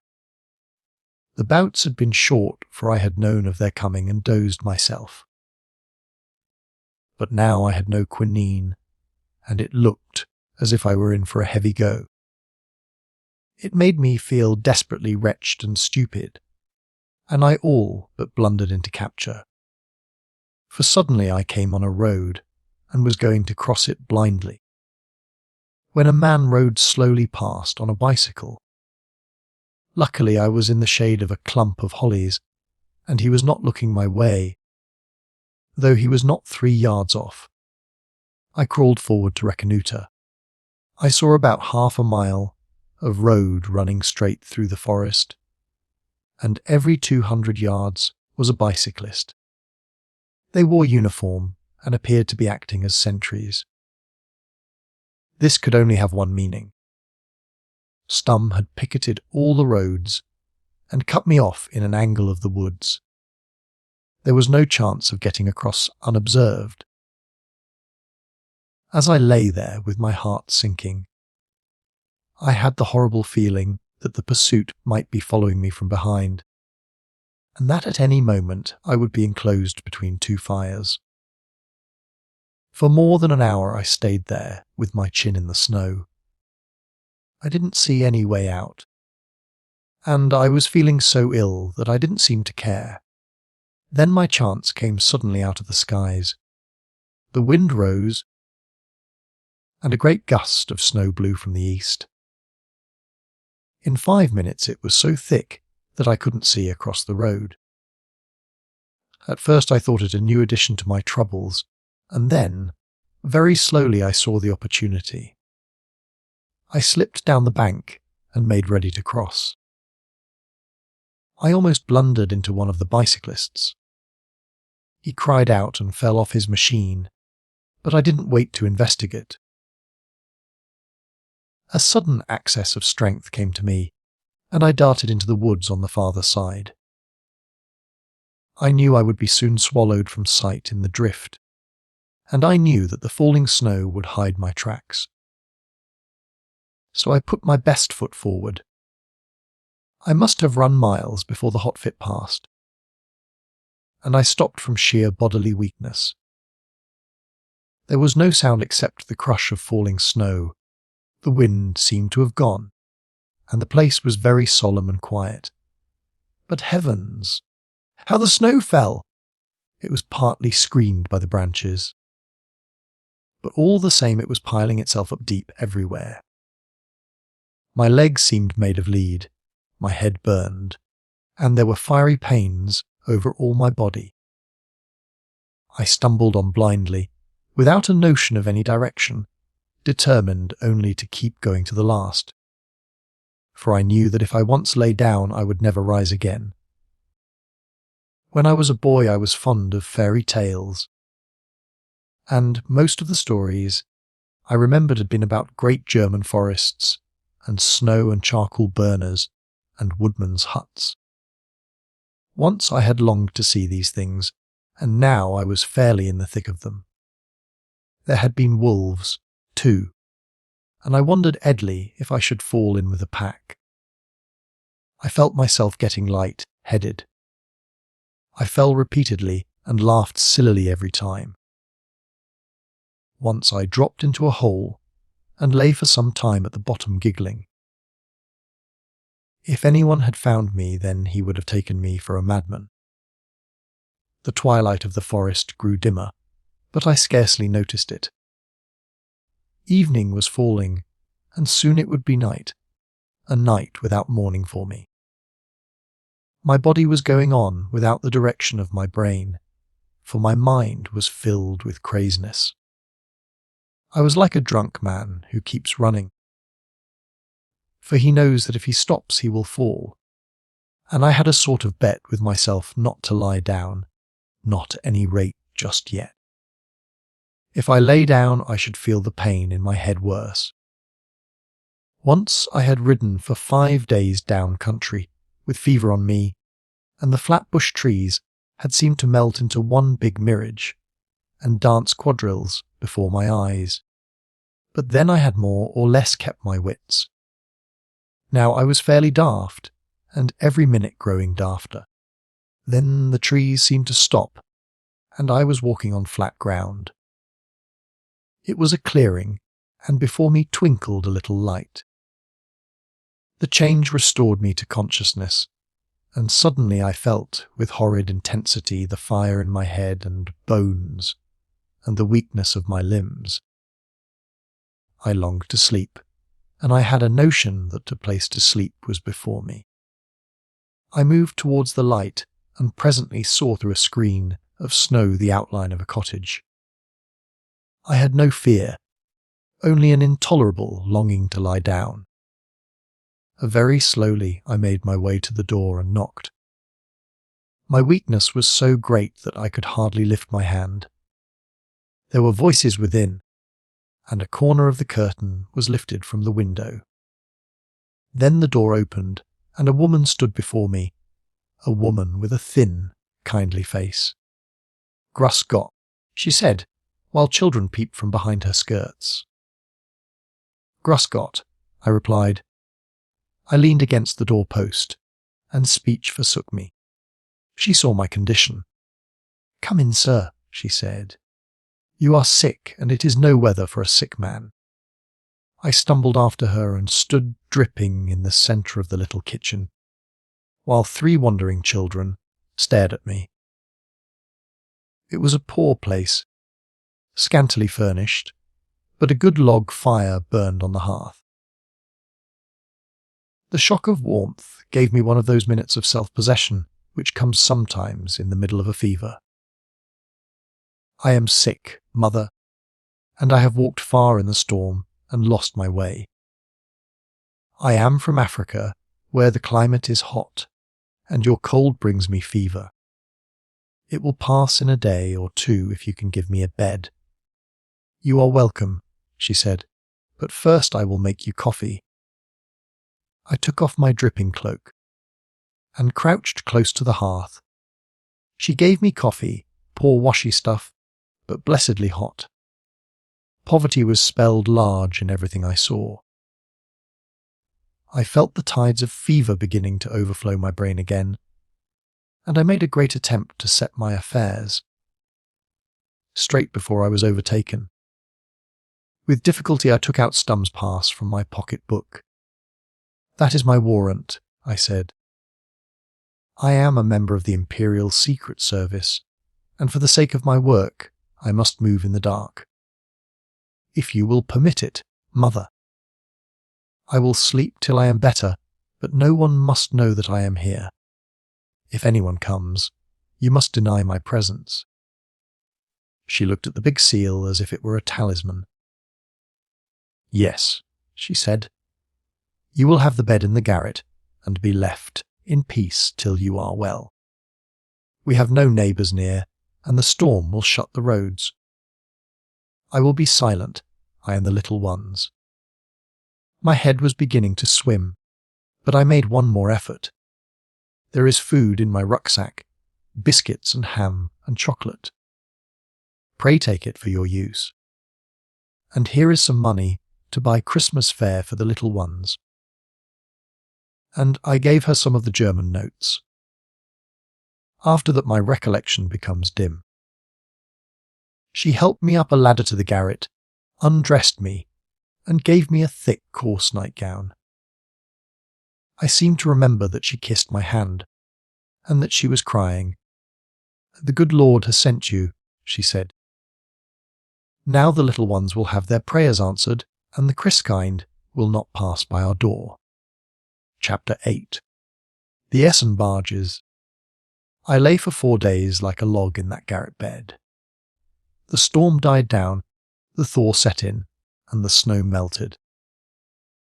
The children played about the doors and told stories at night round the fire. Stumm's myrmidons no doubt beset every road and troubled the lives of innocent wayfarers. But no one came near the cottage, and the fever worked itself out while I lay in peace. It was a bad boat, but on the 5th day it left me, and I lay, as weak as a kitten, staring at the rafters and the little skylight. It was a leaky, draughty old place, but the woman of the cottage had heaped deerskins and blankets on my bed and kept me warm. She came in now and then, and once she brought me a brew of some bitter herbs which greatly refreshed me. A little thin porridge was all the food I could eat, and some chocolate made from the slabs in my rucksack. I lay and dozed through the day, hearing the faint chatter of children below, and getting stronger hourly. Malaria passes as quickly as it comes and leaves a man little the worse, though this was one of the sharpest turns I ever had. As I lay I thought, and my thoughts followed curious lines. One queer thing was that Stumm and his doings seemed to have been shot back into a lumber room of my brain, and the door locked. He didn't seem to be a creature of the living present, but a distant memory on which I could look calmly. I thought a good deal about my battalion and the comedy of my present position. You see, I was getting better, for I called it comedy now, not tragedy. But chiefly I thought of my mission. All that wild day in the snow it had seemed the merest farce. The 3 words Harry Bullivant had scribbled had danced through my head in a crazy fandango. They were present to me now, but coolly and sanely in all their megness. I remember that I took each one separately and chewed on it for hours. Kasrudin, there was nothing to be got out of that. Cancer, there were too many meanings, all blind. VI. That was the worst gibberish of all. Before this I had always taken the I as the letter of the alphabet. I had thought the V must stand for von, and I had considered the German names beginning with I. Ingolstadt, Ingeborg, Ingenol, and all the rest of them. I had made a list of about 70 at the British Museum before I left London.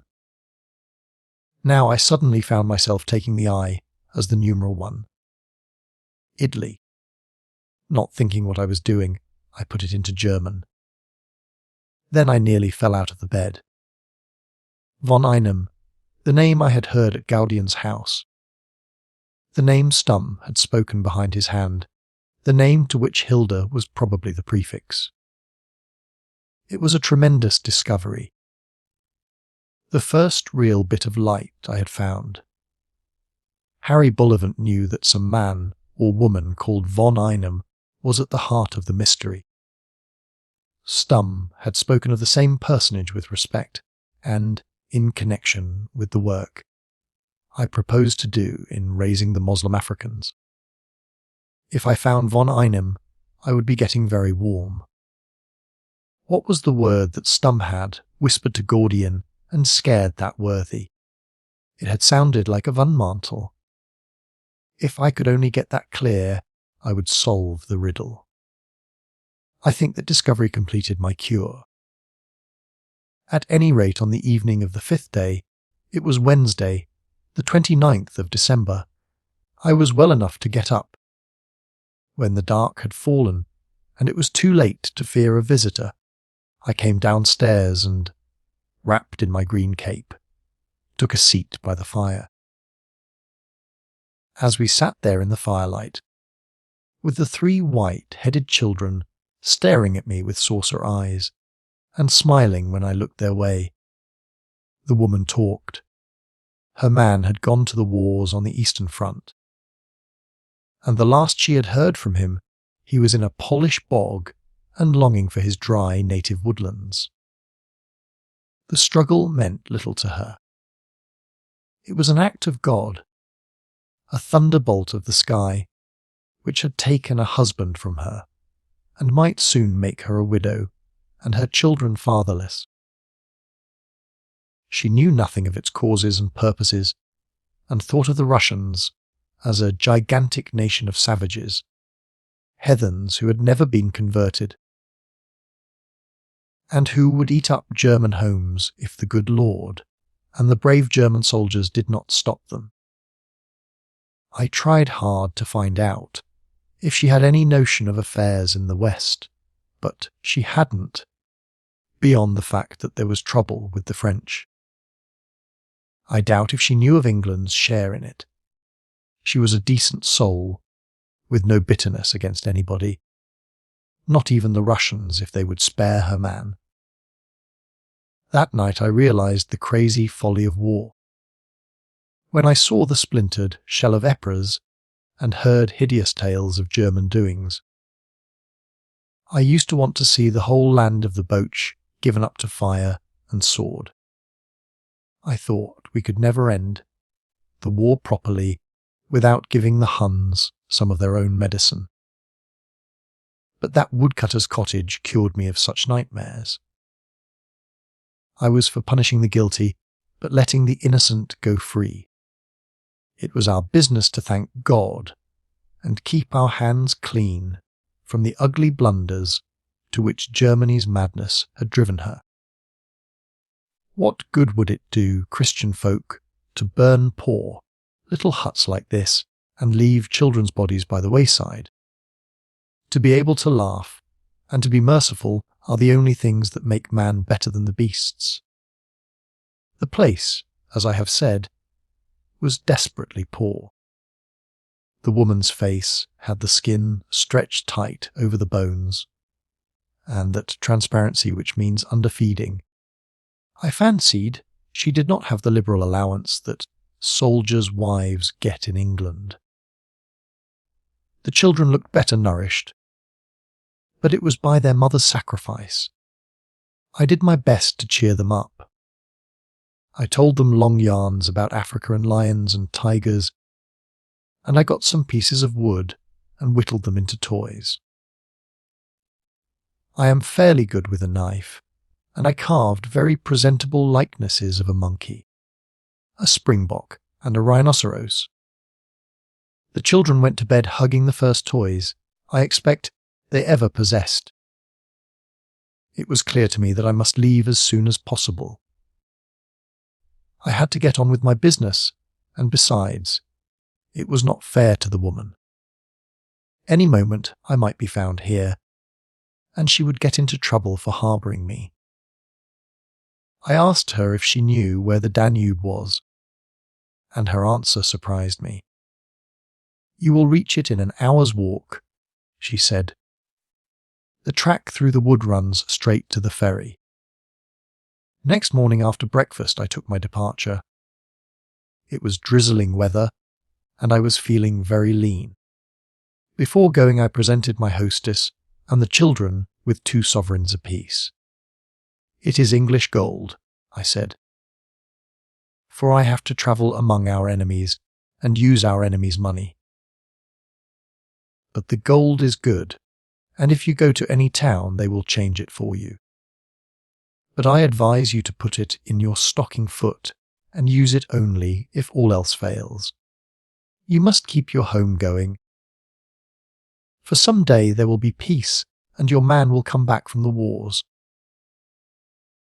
I kissed the children, shook the woman's hand, and went off down the clearing. They had cried auf Wiedersehen, but it wasn't likely I would ever see them again. The snow had all gone, except in patches in the deep hollows. The ground was like a full sponge, and a cold rain drifted in my eyes. After half an hour's steady trudge the trees thinned, and presently I came out on a knuckle of open ground, cloaked in dwarf junipers, and there before me lay the plain, and a mile off a broad brimming river. I sat down and looked dismally at the prospect. The exhilaration of my discovery the day before had gone. I had stumbled on a worthless piece of knowledge, for I could not use it.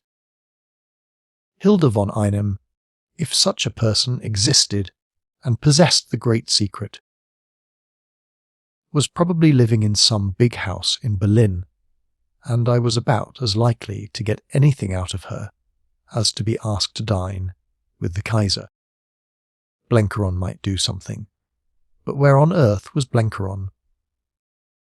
I dared say Sir Walter would value the information, but I could not get to Sir Walter. I was to go on to Constantinople, running away from the people who really pulled the ropes. But if I stayed I could do nothing, and I could not stay. I must go on, and I didn't see how I could go on. Every course seemed shut to me, and I was in as pretty a tangle as any man ever stumbled into. For I was morally certain that Stum would not let the thing drop. I knew too much, and besides I had outraged his pride.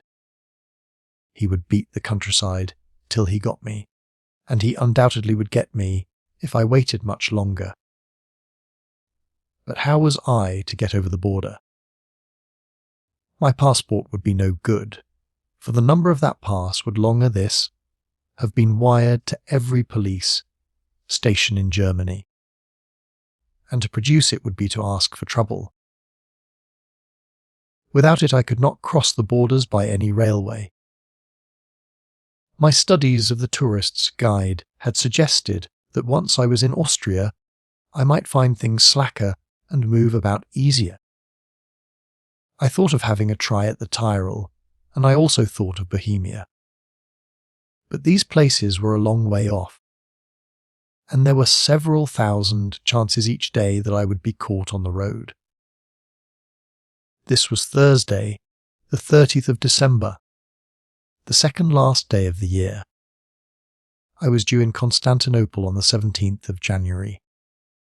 Constantinople! I had thought myself a long way from it in Berlin, but now it seemed as distant as the moon. But that big sullen river in front of me led to it, and as I looked my attention was caught by a curious sight. On the far eastern horizon, where the water slipped round a corner of hill, there was a long trail of smoke. The streamers thinned out, and seemed to come from some boat well round the corner, but I could see at least 2 boats in view. Therefore there must be a long train of barges with a tug in tow. I looked to the west and saw another such procession coming into sight. First went a big river steamer, It can't have been much less than 1,000 tons, and after came a string of barges. I counted no less than 6 besides the tug. They were heavily loaded, and their draught must have been considerable, but there was plenty of depth in the flooded river. A moment's reflection told me what I was looking at.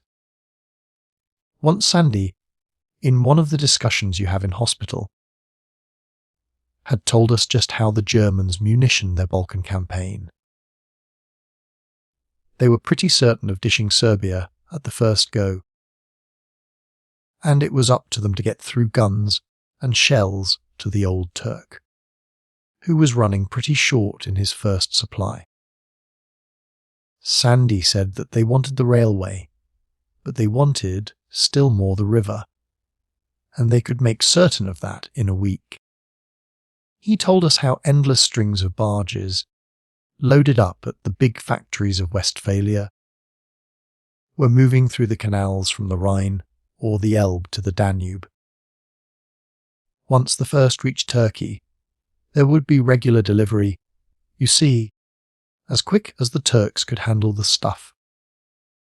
And they didn't return empty, Sandy said, but came back full of Turkish cotton and Bulgarian beef and Romanian corn. I don't know where Sandy got the knowledge, but there was the proof of it before my eyes.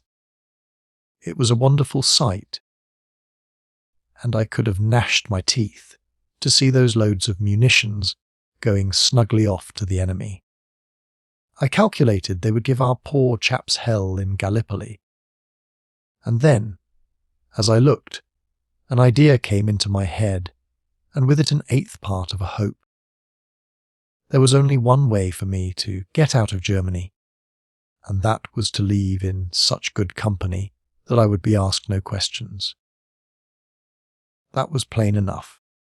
If I travelled to Turkey, for instance, in the Kaiser's suite, I would be as safe as the mail, but if I went on my own I was done. I had, so to speak, to get my passport inside Germany, to join some caravan which had free marching powers. And there was the kind of caravan before me, the Essen Barges. It sounded lunacy, for I guessed that munitions of war would be as jealously guarded as old Hindenburg's health. All the safer, I replied to myself. Once I get there. If you are looking for a deserter, you don't seek him at the favourite regimental public house. If you're after a thief, among the places you'd be apt to leave unsearched would be Scotland Yard. It was sound reasoning, but how was I to get on board? Probably the beastly things did not stop once in 100 miles, and Stum would get me long before I struck a halting place. And even if I did a chance like that, how was I to get permission to travel? One step was clearly indicated, to get down to the river bank at once. So I set off at a sharp walk across squelchy fields, till I struck a road where the ditches had overflowed so as almost to meet in the middle. The place was so bad that I hoped travellers might be few. And as I trudged, my thoughts were busy with my prospects as a stowaway. If I bought food, I might get a chance to lie snug on one of the barges. They would not break book till they got to their journey's end. Suddenly I noticed that the steamer, which was now abreast me, began to move towards the shore, and as I came over a low rise, I saw on my left a straggling village with a church and a small landing stage. The houses stood about 1/4 of a mile from the stream, and between them was a straight, poplar-fringed road. Soon there could be no doubt about it. The procession was coming to a standstill.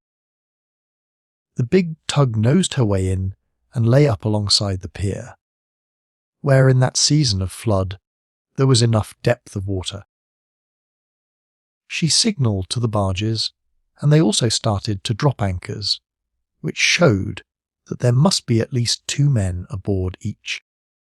Some of them dragged a bit, and it was rather a cock-eyed train that lay in mid-stream. The tug got out a gangway, and from where I lay I saw 6 men leave it, carrying something on their shoulders.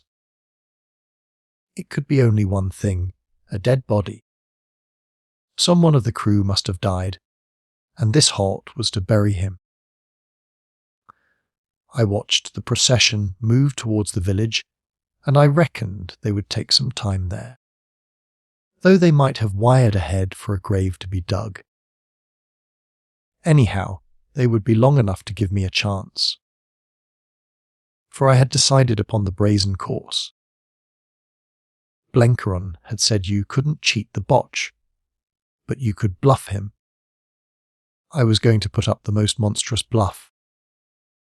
If the whole countryside was hunting for Richard Hannay, Richard Hannay would walk through as a pall of the hunters. For I remembered the pass Stum had given me. If that was worth a tinker's curse, it should be good enough to impress a ship's captain. Of course, there were 1,000 risks. They might have heard of me in the village and told the ship's party the story. For that reason, I resolved not to go there, but to meet the sailors when they were returning to the boat. Or the captain might have been warned and got the number of my pass, in which case Stum would have his hands on me pretty soon. Or the captain might be an ignorant fellow who had never seen a Secret Service pass and did not know what it meant, and would refuse me transport by the letter of his instructions. In that case, I might wait on another convoy. I had shaved and made myself a fairly respectable figure before I left the cottage. It was my cue to wait for the men when they left the church. Wait on that 1/4 mile of straight highway. I judged the captain must be in the party. The village, I was glad to observe, seemed very empty. I have my own notions about the Bavarians as fighting men, but I am bound to say that, judging by my observations, very few of them stayed at home. That funeral took hours. They must have had to dig the grave, for I waited near the road in a clump of cherry trees, with my feet in 2 inches of mud and water, till I felt chilled to the bone. I prayed to God it would not bring back my fever, for I was only 1 day out of bed. I had very little tobacco left in my pouch, but I stood myself 1 pipe, and I ate one of the 3 cakes of chocolate I still carried. At last, well after midday, I could see the ship's party returning. They marched 2 by 2, and I was thankful to see that they had no villagers with them. I walked to the road, turned up it, and met the vanguard, carrying my head as high as I knew how. "Where's your captain?" I asked, and a man jerked his thumb over his shoulder. The others wore thick jerseys and knitted caps, but there was 1 man at the rear in uniform. He was a short, broad man with a weather-beaten face and an anxious eye. "May I have a word with you, Herr Captain?" I said, with what I hoped was a judicious blend of authority and conciliation. He nodded to his companion, who walked on. "Yes," he asked rather impatiently. I proffered him my pass. Thank heaven he had seen the kind of thing before, for his face at once took on that curious look which one person in authority always wears when he is confronted with another. He studied it closely and then raised his eyes. "Well, sir," he said, "I observe your credentials. What can I do for you? I take it you are bound for Constantinople?" I asked. "The boats go as far as Rustchuk," he replied. "There the stuff is transferred to the railway, and you reach Rustchuk when, in 10 days bar accidents, Let us say 12 to be safe. I want to accompany you, I said. In my profession, her captain. It is necessary sometimes to make journeys by other than the common route. That is now my desire. I have the right to call upon some other branch of our country's service to help me. Hence my request. Very plainly he did not like it. I must telegraph about it. My instructions are to let no one aboard, not even a man like you. I am sorry, sir, but I must get authority first before I can fall in with your desire. Besides, my boat is ill-found. You had better wait for the next batch and ask Dreeser to take you. I lost Walter today. He was ill when he came aboard, a disease of the heart, but he would not be persuaded. And last night he died. Was that him you have been burying? I asked. Even so. He was a good man and my wife's cousin, and now I have no engineer. Only a fool of a boy from Hamburg. I have just come from wiring to my owners for a fresh man. But even if he comes by the quickest train, he will scarcely overtake us before Vienna or even Buda.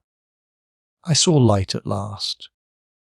We will go together, I said, and cancel that wire. For behold, her captain, I am an engineer and will gladly keep an eye on your boilers till we get to Rustchuk. He looked at me doubtfully. I am speaking truth, I said. Before the war I was an engineer in Damaraland. Mining was my branch, but I had a good general training and I know enough to run a river boat. Have no fear. I promise you I will earn my passage. His face cleared, and he looked what he was, an honest, good-humoured North German seaman. Come then in God's name, he cried, and we will make a bargain. I will let the telegraph sleep. I require authority from the government to take a passenger, but I need none to engage a new engineer. He sent one of the hands back to the village to cancel his wire. In 10 minutes I found myself on board, and 10 minutes later we were out in midstream and our towels were lumbering into line. Coffee was being made ready in the cabin, and while I waited for it I picked up the captain's binoculars and scanned the place I had left. I saw some curious things. On the first road I had struck on leaving the cottage, there were men on bicycles moving rapidly. They seemed to wear uniform. On the next parallel road, the one that ran through the village, I could see others. I noticed, too, that several figures appeared to be beating the intervening fields. Stum's cordon had got busy at last, and I thanked my stars that not one of the villagers had seen me. I had not got away much too soon, for in another half hour he would have had me. Chapter 9. The Return of the Straggler. Before I turned in that evening I had done some good hours' work in the engine room. The boat was oil-fired and in very fair order, so my duties did not look as if they would be heavy. There was nobody who could be properly called an engineer, only, besides the furnace, men. A couple of lads from Hamburg who had been a year ago apprentices in a ship-building yard. They were civil fellows, both of them consumptive, who did what I told them and said little. By bedtime, if you had seen me in my blue jumper, a pair of carpet slippers, and a flat cap,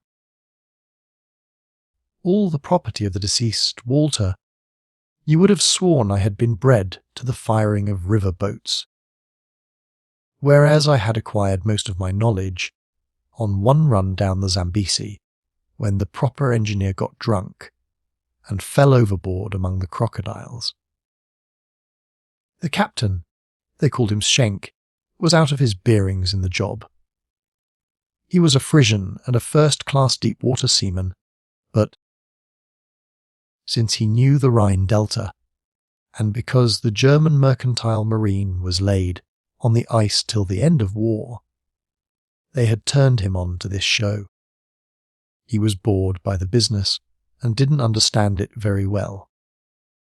The river charts puzzled him, and though it was pretty plain going for hundreds of miles, yet he was in a perpetual fidget about the pilotage. You could see that he would have been far more in his element smelling his way through the shoals of the Ems mouth, or beating against a northeaster in the shallow Baltic. He had 6 barges in tow, but the heavy flood of the Danube made it an easy job except when it came to going slow. There were 2 men on each barge who came aboard every morning to draw rations. That was a funny business, for we never lay to if we could help it. There was a dinghy belonging to each barge, and the men used to row to the next and get a lift in that barge's dinghy, and so forth. 6 men would appear in the dinghy of the barge nearest us and carry off supplies for the rest. The men were mostly Frisians, slow-spoken, sandy-haired lads, very like the breed you strike on the Essex coast. It was the fact that Schenk was really a deep-water sailor, and so a novice to the job, that made me get on with him. He was a good fellow and quite willing to take a hint. So before I had been 24 hours on board, he was telling me all his difficulties, and I was doing my best to cheer him. And difficulties came thick, because the next night was New Year's Eve. I knew that that night was a season of gaiety in Scotland, but Scotland wasn't in it with the fatherland. Even Schenk, though he was in charge of valuable stores, and was voyaging against time, it was quite clear that the men must have permission for some kind of piano.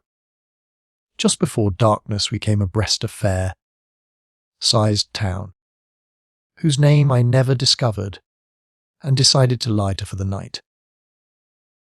The arrangement was that 1 man should be left on guard in each barge, and the other get 4 hours leave ashore. Then he would return and relieve his friend, who should proceed to do the same thing. I foresaw that there would be some fun when the first batch returned, but I did not dare to protest. I was desperately anxious to get past the Austrian frontier, for I had a half notion we might be searched there. But Schenk took his Silvestrabend business so seriously that I would have risked a row if I had tried to argue. The upshot was what I expected. We got the first batch aboard about midnight, blind to the world, and the others straggled in at all hours next morning. I stuck to the boat for obvious reasons, but next day it became too serious, and I had to go ashore with the captain to try and round up the stragglers.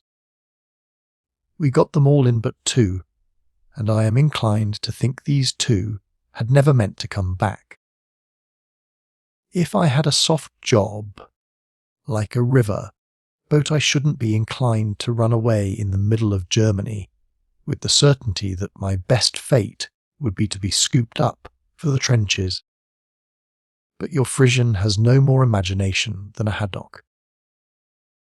The absentees were both watchmen from the barges, and I fancy the monotony of the life had got on their nerves. The captain was in a raging temper, for he was short-handed to begin with. He would have started a press gang, but there was no superfluity of men in that township. Nothing but boys and grandfathers. As I was helping to run the trip, I was pretty annoyed also, and I sluiced down the drunkards with icy Danube water, using all the worst language I knew in Dutch and German. It was a raw morning, and as we raged through the riverside streets, I remember I heard the dry crackle of wild geese going overhead, and wished I could get a shot at them. I told one fellow he was the most troublesome, that he was a disgrace to a great empire, and was only fit to fight with the filthy English. God in heaven, said the captain, we can delay no longer. We must make shift the best we can.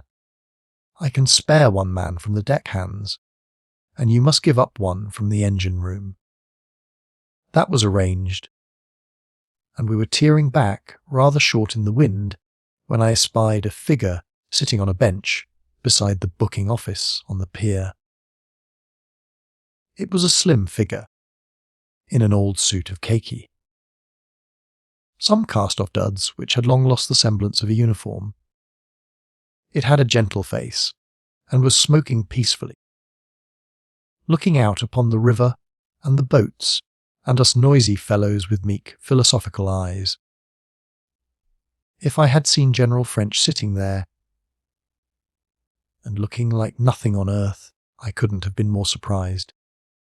The man stared at me without recognition. He was waiting for his cue.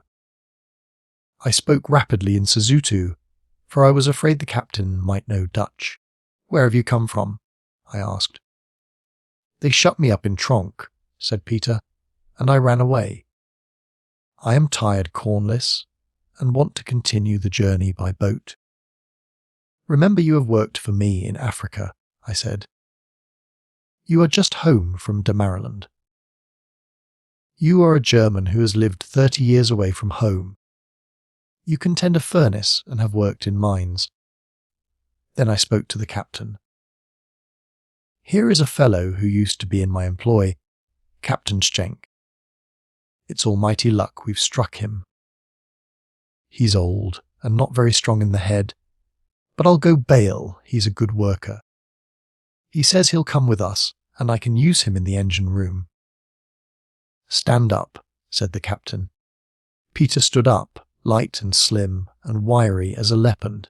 A sailor does not judge men by girth and weight. He'll do, said Schenk. And the next minute he was readjusting his cruise and giving the strayed revellers the rough side of his tongue. As it chanced, I couldn't keep Peter with me, but had to send him to one of the barges, and I had time for no more than 5 words with him. When I told him to hold his tongue and live up to his reputation as a half-wit. That accursed Sylvesterabend had played havoc with the whole outfit, and the captain and I were wary men before we got things straight. In one way it turned out well. That afternoon we passed the frontier, and I never knew it till I saw a man in a strange uniform come aboard, who copied some figures on a schedule and brought us a mail. With my dirty face and general air of absorption in duty, I must have been an unsuspicious figure. He took down the names of the men in the barges, and Peter's name was given as it appeared on the ship's roll, Anton Blum. You must feel it strange. Herr Brandt, said the captain, to be scrutinized by a policeman, you who give orders, I doubt not, to many policemen. I shrugged my shoulders. It is my profession. It is my business to go unrecognized often by own servant. I could see that I was becoming rather a figure in the captain's eyes. He liked the way I kept the men up to their work, for I hadn't been a nigger driver for nothing. Late on that Sunday night, we passed through a great city, which the captain told me was Vienna. It seemed to last for miles and miles, and to be as brightly lit as a circus. After that, we were in big plains, and the air grew perishing cold. Peter had come aboard once for his rations, but usually he left it to his partner, for he was lying very low. But one morning, I think it was the 5th of January, when we had passed Buda and were moving through great sodden flats, just sprinkled with snow, the captain took it into his head to get me to overhaul the barge loads. armed with a mighty typewritten list, I made a tour of the barges, beginning with the hindmost. There was a fine old stock of deadly weapons, mostly machine guns, and some field pieces, and enough shells to blow up the Gallipoli Peninsula. All kinds of shell were there, from the big 14-inch crumps to rifle grenades and trench mortars. It made me fairly sick to see all these good things preparing for our own fellows, and I wondered whether I would not be doing my best service if I engineered a big explosion. Happily, I had the common sense to remember my job and my duty and to stick to it. Peter was in the middle of the convoy, and I found him pretty unhappy, principally through not being allowed to smoke. His companion was an ox-eyed lad, whom I ordered to the lookout while Peter and I went over the lists. "Cornless, my old friend," he said, "there are some pretty toys here. With a spanner and a couple of clear hours, I could make these Maxims about as deadly as bicycles. What do you say to a try?" "I've considered that," I said, "but it won't do. We're on a bigger business than wrecking munition convoys. I want to know how you got here." He smiled with that extraordinary Sunday school docility of his. "It was very simple, Cornless. I was foolish in the cafe, but they have told you of that. You see, I was angry and did not reflect. They had separated us, and I could see would treat me as dirt. Therefore, my bad temper came out, for, as I have told you, I do not like Germans." Peter gazed lovingly at the little bleak farms which dotted the Hungarian plain. All night I lay in trunk with no food. In the morning they fed me, and took me hundreds of miles in a train to a place, which I think is called Newburg. It was a great prison, full of English officers. I asked myself many times on the journey, what was the reason of this treatment? For I could see no sense in it. If they wanted to punish me for insulting them, they had the chance to send me off to the trenches. No one could have objected. If they thought me useless, they could have turned me back to Holland. I could not have stopped them. But they treated me as if I were a dangerous man, whereas all their conduct, hitherto, had shown that they thought me a fool. I could not understand it. But I had not been one night in that Newburg place before I thought of the reason.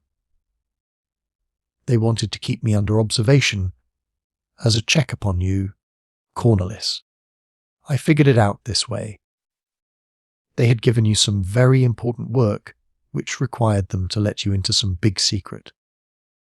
So far, good. They evidently thought much of you, even yon stum man, though he was as rude as a buffalo. But they did not know you fully, and they wanted to check on you. That check they found in Peter Pienaar.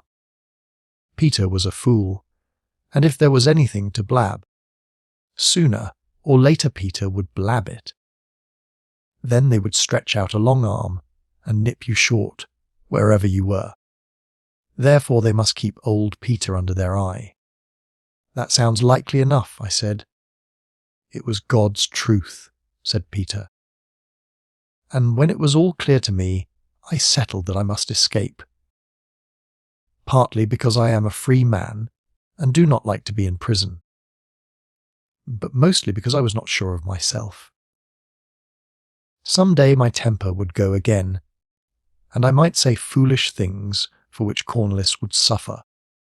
So it was very certain that I must escape.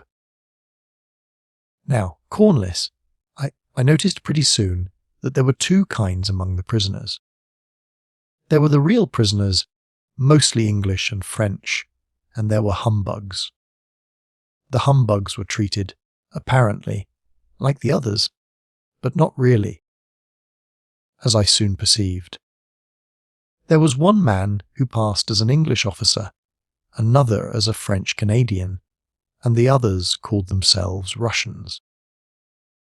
None of the honest men suspected them, but they were there as spies to hatch plots for escape and get the poor devils caught in the act, and to worm out confidences which might be of value. That is the German notion of good business.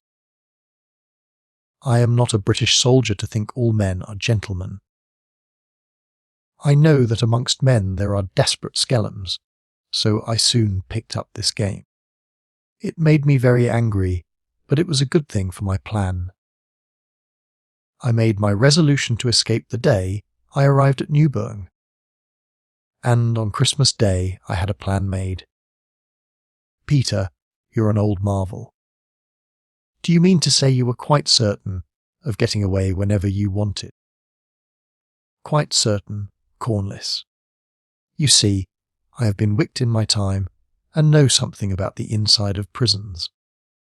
You may build them like great castles, or they may be like a Backveld trunk, only mud and corrugated iron, but there is always a key and a man who keeps it, and that man can be bested. I knew I could get away, but I did not think it would be so easy. That was due to the bogus prisoners, my friends, the spies. I made great pulls with them. On Christmas night we were very jolly together. I think I spotted every one of them the first day. I bragged about my past and all I had done, and I told them I was going to escape. They backed me up and promised to help. Next morning I had a plan. In the afternoon, just after dinner, I had to go to the commandant's room. They treated me a little differently from the others, for I was not a prisoner of war, and I went there to be asked questions and to be cursed as a stupid Dutchman. There was no strict guard kept there, for the place was on the second floor, and distant by many yards from any staircase. In the corridor outside the commandant's room, there was a window which had no bars, 4 feet from the window the limb of a great tree. A man might reach that limb, and, if he were active, as a monkey might descend to the ground. Beyond that I knew nothing, but I am a good climber, Cornless. I told the others of my plan. They said it was good, but no one offered to come with me. They were very noble. They declared that the scheme was mine, and I should have the fruit of it, for if more than one tried, detection was certain. I agreed and thanked them with tears in my eyes. Then one of them very secretly produced a map. We planned out my road, for I was going straight to Holland. It was a long road, and I had no money, for they had taken all my sovereigns when I was arrested, but they promised to get a subscription up among themselves to start me. Again I wept tears of gratitude. This was on Sunday, the day after Christmas, and I settled to make the attempt on the Wednesday afternoon. Now, Cornless, when the lieutenant took us to see the British prisoners, you remember, he told us many things about the ways of prisons. He told us how they loved to catch a man in the act of escape, so that they could use him harshly with a clear conscience.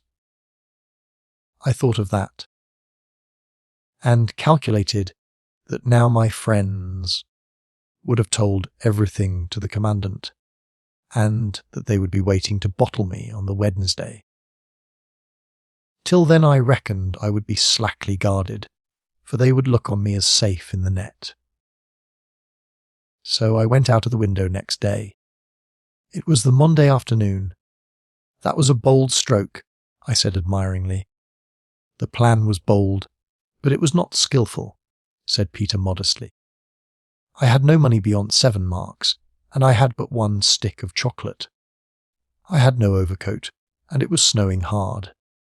Further, I could not get down the tree, which had a trunk as smooth and branchless as a blue gum.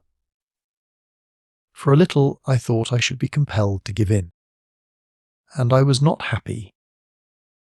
But I had leisure, for I did not think I would be missed before nightfall, and given time a man can do most things. By and by I found a branch which led beyond the outer wall of the yard and hung above the river. This I followed, and then dropped from it into the stream. It was a drop of some yards, and the water was very swift, so that I nearly drowned. I would rather swim the Limpopo, cornerless, among all the crocodiles than that icy river. Yet I managed to reach the shore and get my breath lying in the bushes. After that it was plain going, though I was very cold. I knew that I would be sought on the northern roads, as I had told my friends, for no one could dream of an ignorant Dutchman going south away from his kinsfolk. But I had learned enough from the map to know that our road lay southeast, and I had marked this big river. "Did you hope to pick me up?" I asked. "No." Cornless. "I thought you would be travelling in first-class carriages, while I should be plodding on foot. But I was set on getting to the place you spoke of. How do you call it?" "Constantinople, where our big business lay. I thought I might be in time for that." "You're an old Trojan, Peter," I said, "but go on. How did you get to that landing stage where I found you?" "It was a hard journey," he said meditatively. "It was not easy to get beyond the barbed wire entanglements which surrounded Newburgh. Yes, even across the river. But in time I reached the woods and was safe, for I did not think any German could equal me in wild country. The best of them, even their foresters, are but babes in veldcraft compared with such as me. My troubles came only from hunger and cold.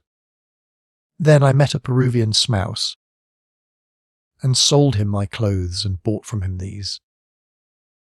I did not want to part with my own, which were better, but he gave me 10 marks on the deal. After that I went into a village and ate heavily." "Were you pursued?" I asked. "I do not think so. They had gone north, as I expected, and were looking for me at the railway stations, which my friends had marked for me. I walked happily and put a bold face on it. If I saw a man or woman look at me suspiciously, I went up to them at once and talked. I told a sad tale, and all believed it.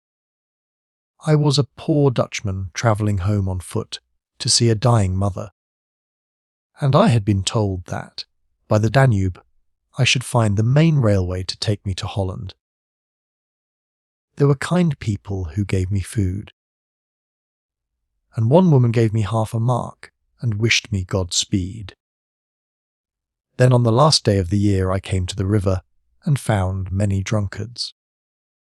Was that when you resolved to get on one of the river boats? Ja, Cornelis. As soon as I heard of the boats I saw where my chance lay. But you might have knocked me over with a straw when I saw you come on shore.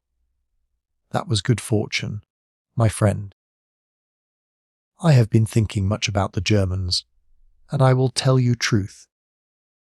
It is only boldness that can baffle them. They are a most diligent people. They will think of all likely difficulties, but not of all possible ones. They have not much imagination. They are like steam engines which must keep to prepared tracks. They will hunt any man down, but let him trek for open country, and they will be at a loss. Therefore boldness, my friend, forever boldness. Remember, as a nation they wear spectacles, which means that they are always peering. Peter broke off to gloat over the wedges of geese and the strings of wild swans that were always winging across those plains. His tale had bucked me up wonderfully. Our luck had held beyond all belief, and I had a kind of hope in the business now which had been wanting before. That afternoon, too, I got another fillip. I came on deck for a breath of air and found it pretty cold after the heat of the engine room. So I called to one of the deckhands to fetch me up, my cloak from the cabin, the same I had bought that first morning in the Grief village, de Greenmantle. The man shouted up, and I cried yes, but the words seemed to echo in my ears, and long after he had given me the garment, I stood staring abstractedly over the bulwarks. His tone had awakened a chord of memory, or, to be accurate, they had given emphasis to what before had been only blurred and vague. For he had spoken the words which Stum had uttered behind his hand to Gordian. I had heard something like unmantle, and could make nothing of it. Now I was as certain of those words as of my own existence. They had been Greenmantle. Greenmantle, whatever it might be, was the name which Stum had not meant me to hear, which was some talisman for the task I had proposed, and which was connected in some way with the mysterious von Einem. This discovery put me in high fettle. I told myself that, considering the difficulties, I had managed to find out a wonderful amount in a very few days. It only shows what a man can do with the slenderest evidence, if he keeps chewing and chewing on it. 2 mornings later we lay alongside the quays at Belgrade, and I took the opportunity of stretching my legs.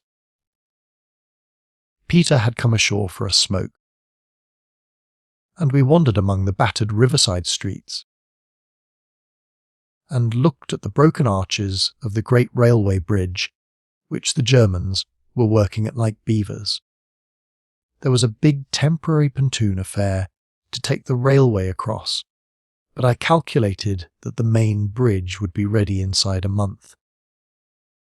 It was a clear, cold, blue day, and as one looked south one saw ridge after ridge of snowy hills. The upper streets of the city were still fairly whole, and there were shops open where food could be got. I remember hearing English spoken, and seeing some Red Cross nurses in the custody of Austrian soldiers coming from the railway station. It would have done me a lot of good to have had a word with them. I thought of the gallant people whose capital this had been. How 3 times they had flung the Austrians back over the Danube, and then had only been beaten by the black treachery of their so-called allies. Somehow that morning in Belgrade gave both Peter and me a new purpose in our task. It was our business to put a spoke in the wheel of this monstrous, bloody juggernaut that was crushing the life out of the little heroic nations. We were just getting ready to cast off when a distinguished party arrived at the quay. There were all kinds of uniforms, German, Austrian, and Bulgarian, and amid them one stout gentleman in a fur coat and a black felt hat. They watched the barges up anchor, and before we began to jerk into line, I could hear their conversation. The fur coat was talking English. I reckon that's pretty good news, General. It said, if the English have run away from galley, Polly, we can use these new consignments for the bigger game. I guess it won't be long before we see the British lion moving out of Egypt with sore paws. They all laughed. The privilege of that spectacle may soon be ours, was the reply. I did not pay much attention to the talk. Indeed, I did not realize till weeks later that was the first tidings of the great evacuation of Cape Hells. What rejoiced me was the sight of Blenkeron, as bland as a barber among those swells. Here were 2 of the missionaries within reasonable distance of their goal, Chapter 10. The Garden House of Suliman the Red. We reached Rusczak on January 10th, but by no means landed on that day. Something had gone wrong with the unloading arrangements, or more likely with the railway behind them, and we were kept swinging all day, well out in the turbid river. On the top of this Captain Schinck got an ague, and by that evening was a blue and shivering wreck. He had done me well, and I reckoned I would stand by him. So I got his ship's papers and the manifests of cargo and undertook to see to the transshipment. It wasn't the first time I had tackled that kind of business, and I hadn't much to learn about steam cranes. I told him I was going on to Constantinople and would take Peter with me, and he was agreeable. He would have to wait at Rusczak to get his return cargo, and could easily inspan a fresh engineer. I worked about the hardest 24 hours of my life getting the stuff ashore. The landing officer was a Bulgarian, quite a competent man if he could have made the railways give him the trucks he needed. There was a collection of hungry German transport officers always putting in their oars and being infernally insolent to everybody. I took the high and mighty line with them, and, as I had the Bulgarian commandant on my side, after about 2 hours' blasphemy, got them quieted. But the big trouble came the next morning when I had got nearly all the stuff aboard the trucks. A young officer in what I took to be a Turkish uniform rode up with an aide-de-camp. I noticed the German guards saluting him, so I judged he was rather a swell. He came up to me and asked me very civilly in German for the way bills. I gave him them, and he looked carefully through them, marking certain items with a blue pencil. Then he coolly handed them to his aide-de-camp and spoke to him in Turkish. "Look here, I want these back," I said. "I can't do without them, and we've no time to waste." "Presently," he said, smiling, and went off.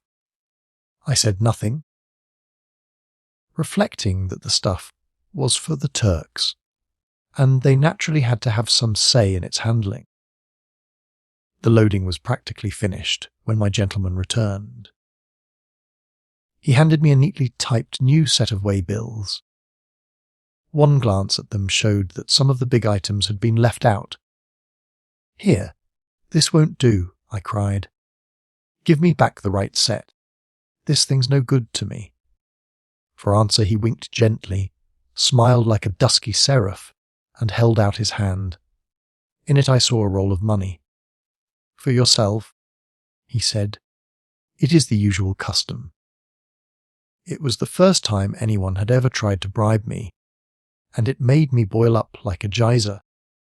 I saw his game clearly enough. Turkey would pay for the lot to Germany. Probably had already paid the bill. But she would pay double for the things not on the way bills, and pay to this fellow and his friends. This struck me as rather steep even for Oriental methods of doing business. "Now look here, sir," I said. "I don't stir from this place till I get the correct way bills. If you won't give me them, I will have every item out of the trucks and make a new list. But a correct list I have, or the stuff stays here till doomsday." He was a slim, foppish fellow, and he looked more puzzled than angry. "I offer you enough," he said, again stretching out his hand. At that I fairly roared. "If you try to bribe me, you infernal little haberdasher, I'll have you off that horse and chuck you in the river." He no longer misunderstood me. He began to curse and threaten, but I cut him short. "Come along to the commandant, my boy," I said, and I marched away, tearing up his typewritten sheets as I went and strewing them behind me like a paper chase. We had a fine old racket in the commandant's office. I said it was my business, as representing the German government, to see the stuff delivered to the consignee at Constantinople ship shape and Bristol fashion. I told him it wasn't my habit to proceed with cooked documents. He couldn't but agree with me, but there was that wrathful Oriental with his face as fixed as a Buddha. "I am sorry, Rasta Bey," he said, "but this man is in the right." "I have authority from the committee to receive the stores," he said sullenly. "Those are not my instructions," was the answer. "They are consigned to the artillery commandant at Chattelger, General von Oesterzee." The man shrugged his shoulders. "Very well. I will have a word to say to General von Oesterzee, and many to this fellow who flouts the committee." And he strode away like an impudent boy. The harassed commandant grinned. "You've offended his lordship, and he is a bad enemy. All those damned Comitagis are. You would be well advised not to go on to Constantinople, and have that blighter in the red hat loot the trucks on the road." "No, thank you. I am going to see them safe at Chattelger, or whatever they call the artillery depot." I said a good deal more, but that is an abbreviated translation of my remarks. My word for blighter was trottel, but I used some other expressions which would have ravished my young Turk friend to hear. Looking back, it seems pretty ridiculous to have made all this fuss about guns which were going to be used against my own people. But I didn't see that at the time. My professional pride was up in arms, and I couldn't bear to have a hand in a crook deal. "Well, I advise you to go armed," said the commandant. "You will have a guard for the trucks, of course, and I will pick you good men. They may hold you up all the same. I can't help you once you are past the frontier, but I'll send a wire to Oesterzee, and he'll make trouble if anything goes wrong. I still think you would have been wiser to humour Rasta Bey. As I was leaving, he gave me a telegram. 'Here's a wire for your Captain Schenk.' I slipped the envelope in my pocket and went out. Schenk was pretty sick, so I left a note for him. At 1 o'clock I got the train started, with a couple of German Landwehr in each truck and Peter and I in a horse box.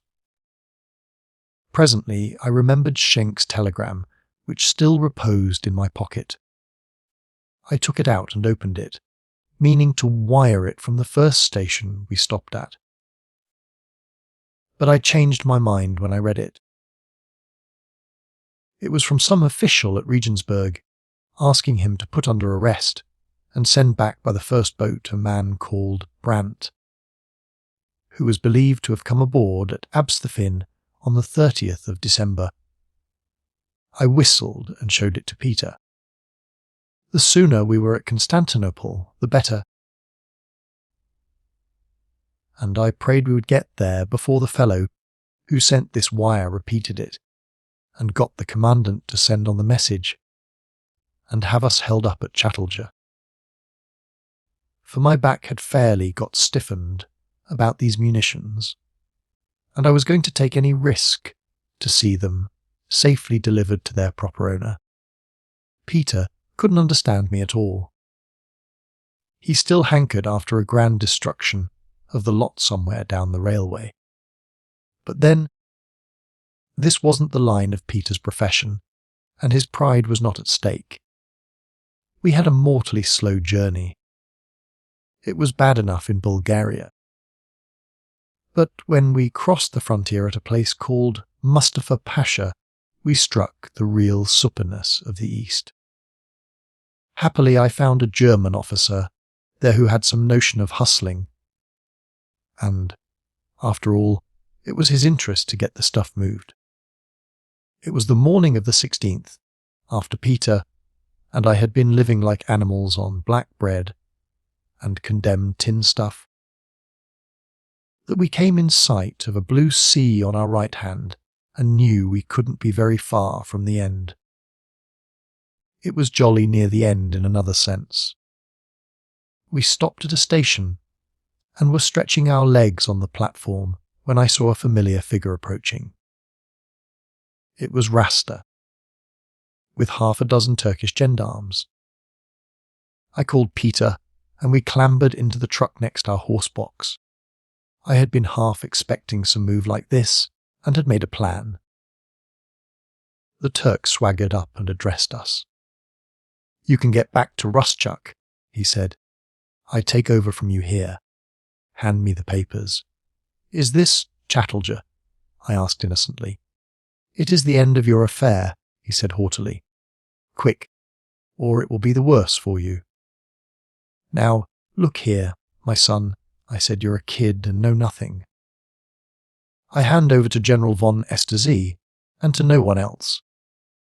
You are in Turkey," he cried, "and will obey the Turkish government." "I'll obey the government right enough," I said. "But if you're the government, I could make a better one with a bib and a rattle." He said something to his men, who unslung their rifles. "Please don't begin shooting," I said. "There are 12 armed guards in this train who will take their orders from me. Besides, I and my friend can shoot a bit." "Fool," he cried, getting very angry. "I can order up a regiment in 5 minutes." "Maybe you can," I said. "But observe the situation. I am sitting on enough toluol to blow up this countryside.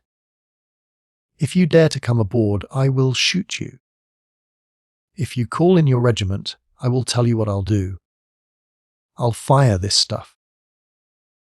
And I reckon they'll be picking up the bits of you and your regiment off the Gallipoli Peninsula." He had put up a bluff, a poor one, and I had called it. He saw I meant what I said, and became silken. "Goodbye, sir," he said. "You have had a fair chance and rejected it. We shall meet again soon. And you will be sorry for your insolence." He strutted away, and it was all I could do to keep from running after him. I wanted to lay him over my knee and spank him. We got safely to Chatteldeja, and were received by von Esterz like long-lost brothers. He was the regular gunner officer, not thinking about anything except his guns and shells. I had to wait about 3 hours while he was checking the stuff with the invoices, and then he gave me a receipt which I still possess. I told him about Rasta, and he agreed that I had done right. It didn't make him as mad as I expected, because, you see, he got his stuff safe in any case. It was only that the wretched Turks had to pay twice for the lot of it. He gave Peter and me luncheon, and was altogether very civil and inclined to talk about the war. I would have liked to hear what he had to say, for it would have been something to get the inside view of Germany's Eastern campaign. But I did not dare to wait. Any moment there might arrive an incriminating wire from Rustchuk. Finally he lent us a car to take us the few miles to the city. So it came about that at 3:05 on the 16th day of January, with only the clothes we stood up in, Peter and I entered Constantinople. I was in considerable spirits, for I had got the final lap successfully over, and I was looking forward madly to meeting my friends. But, all the same, the first sight was a mighty disappointment. I don't quite know what I had expected. A sort of fairyland eastern city, all white marble and blue water, and stately Turks in surplices, and veiled houris, and roses and nightingales, and some sort of string band discoursing sweet music. I had forgotten that winter is pretty much the same everywhere. It was a drizzling day, with a south-east wind blowing, and the streets were long troughs of mud. The first part I struck looked like a dingy colonial suburb, wooden houses and corrugated iron roofs, and endless dirty, sallow children. There was a cemetery, I remember, with Turks' caps stuck at the head of each grave. Then we got into narrow, steep streets which descended to a kind of big canal. I saw what I took to be mosques and minarets, and they were about as impressive as factory chimneys. By and by we crossed a bridge and paid a penny for the privilege. If I had known it was the famous Golden Horn, I would have looked at it with more interest. But I saw nothing save a lot of moth-eaten barges and some queer little boats like gondolas. Then we came into busier streets, where ramshackle cabs drawn by lean horses spluttered through the mud.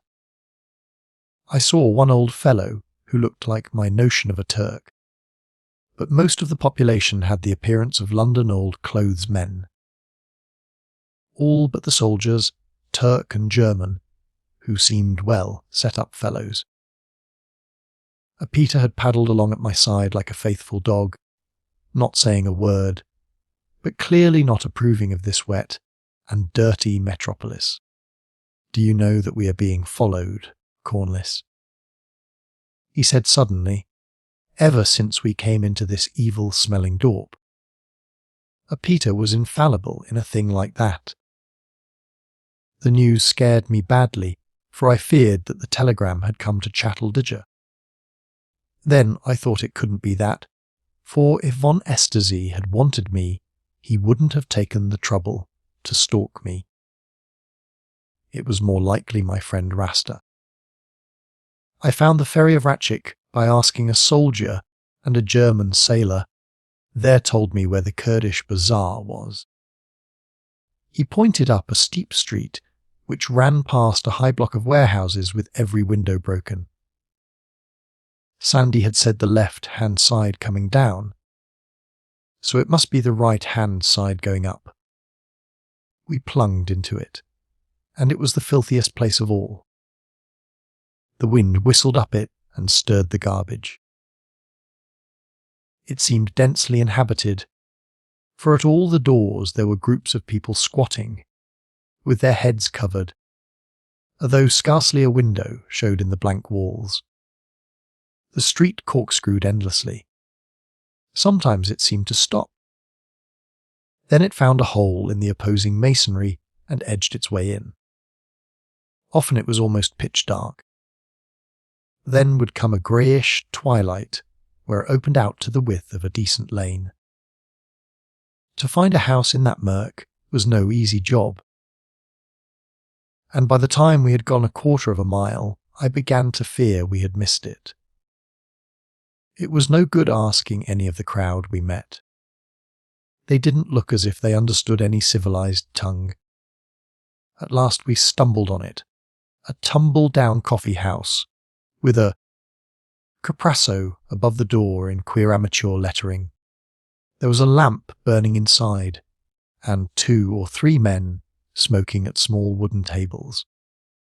We ordered coffee, thick black stuff like treacle, which Peter anathematized. A Negro brought it, and I told him in German I wanted to speak to Miss Caprasso.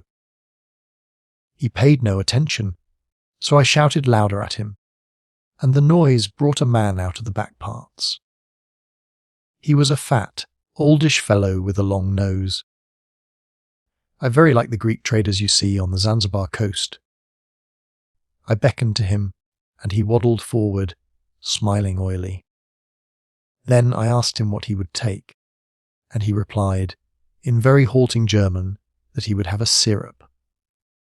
"You are Mr. Caprasso," I said. "I wanted to show this place to my friend. He has heard of your garden house and the fun there. The signer is mistaken. I have no garden house." "Rot," I said. "I've been here before, my boy. I recall your shanty at the back and many merry nights there. What was it you called it?" Oh, I remember the garden house of Suliman the Red.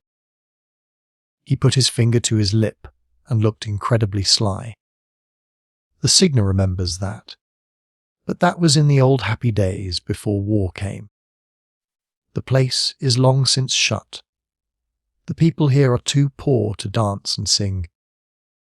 All the same, I would like to have another look at, I said, and I slipped an English sovereign into his hand. He glanced at it in surprise and his manner changed. The Signer is a prince, and I will do his will. He clapped his hands, and the negro appeared, and at his nod took his place behind a little side counter.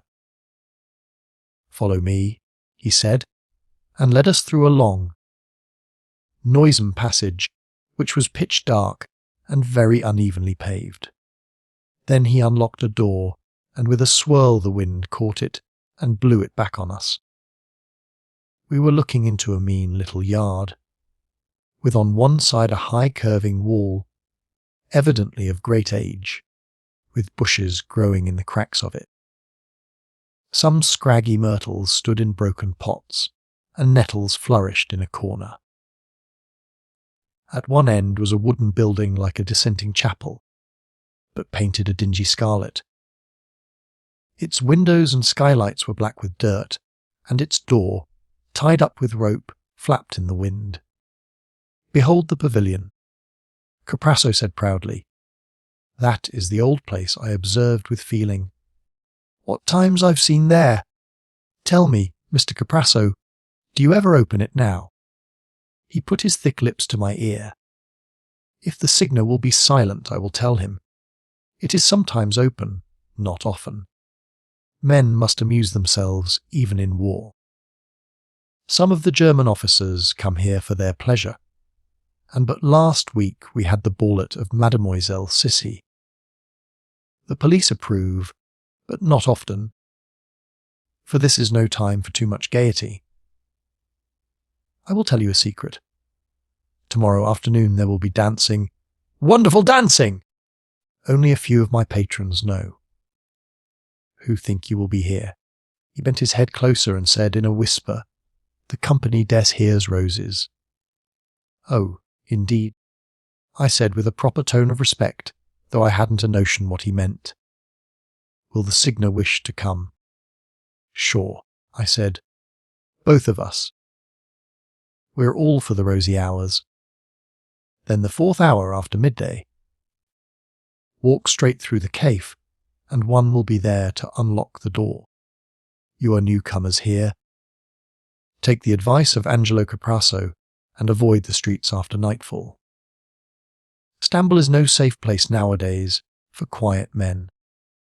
I asked him to name a hotel, and he rattled off a list, from which I chose one that sounded modest and in keeping with our get-up. It was not far off. Only 100 yards to the right at the top of the hill. When we left his door the night had begun to drop. We hadn't gone 20 yards before Peter drew very near to me and kept turning his head like a hunted stag. "We are being followed close. Cornless," he said calmly. Another 10 yards and we were at a crossroads where a little place faced a biggish mosque. I could see in the waning light a crowd of people who seemed to be moving towards us. I heard a high-pitched voice cry out a jabber of excited words, and it seemed to me that I had heard the voice before. Chapter 11. The Companions of the Rosy Hours. We battled to a corner, where a jot of buildings stood out into the street. It was our only chance to protect our backs, to stand up with the rib of stone between us. It was only the work of seconds. One instant we were groping our solitary way in the darkness. The next we were pinned against a wall with a throaty mob surging round us. It took me a moment or two to realize that we were attacked. Every man has one special funk in the back of his head, and mine was to be the quarry of an angry crowd. I hated the thought of it, The mess, the blind struggle, the sense of unleashed passions different from those of any single blackguard. It was a dark world to me, and I don't like darkness. But in my nightmares I had never imagined anything just like this. The narrow, fetid street, with the icy winds fanning the filth, the unknown tongue, the hoarse savage murmur, and my utter ignorance as to what it might all be about, made me cold in the pit of my stomach. "We've got it in the neck this time, old man," I said to Peter, who had out the pistol the commandant at Rustchuk had given him. These pistols were our only weapons. The crowd saw them and hung back, but if they chose to rush us, it wasn't much of a barrier 2 pistols would make. Rasta's voice had stopped. He had done his work and had retired to the background. There were shouts from the crowd, Alaman, and a word, Kifire. I constantly repeated. I didn't know what it meant at the time, but now I know that they were after us because we were Bokis and spies. There was no love lost between the Constantinople scum and their new masters. It seemed an ironical end for Peter and me to be done in because we were Boches. And done in we should be. I had heard of the East as a good place for people to disappear in. There were no inquisitive newspapers or incorruptible police. I wished to heaven I had a word of Turkish. But I made my voice heard for a second in a pause of the din, and shouted that we were German sailors who had brought down big guns for Turkey, and were going home next day. I asked them what the devil they thought we had done. I don't know if any fellow there understood German. Anyhow, it only brought a pandemonium of cries, in which that ominous word Kaffir was predominant. Then Peter fired over their heads. He had to, for a chap was pawing at his throat. The answer was a clatter of bullets on the wall above us. It looked as if they meant to take us alive, and that I was very clear should not happen. Better a bloody end in a street scrap than the tender mercies of that bandbox Bravo. I don't quite know what happened next. A press drove down at me and I fired. Someone squealed, and I looked the next moment to be strangled. And then, suddenly, the scrimmage ceased, and there was a wavering splash of light in that pit of darkness. I never went through many worse minutes than these. When I had been hunted in the past weeks, there had been mystery enough, but no immediate peril to face. When I had been up against a real, urgent, physical risk, like Luce, the danger at any rate had been clear. One knew what one was in for, but here was a threat I couldn't put a name to. And it wasn't in the future, but pressing hard at our throats.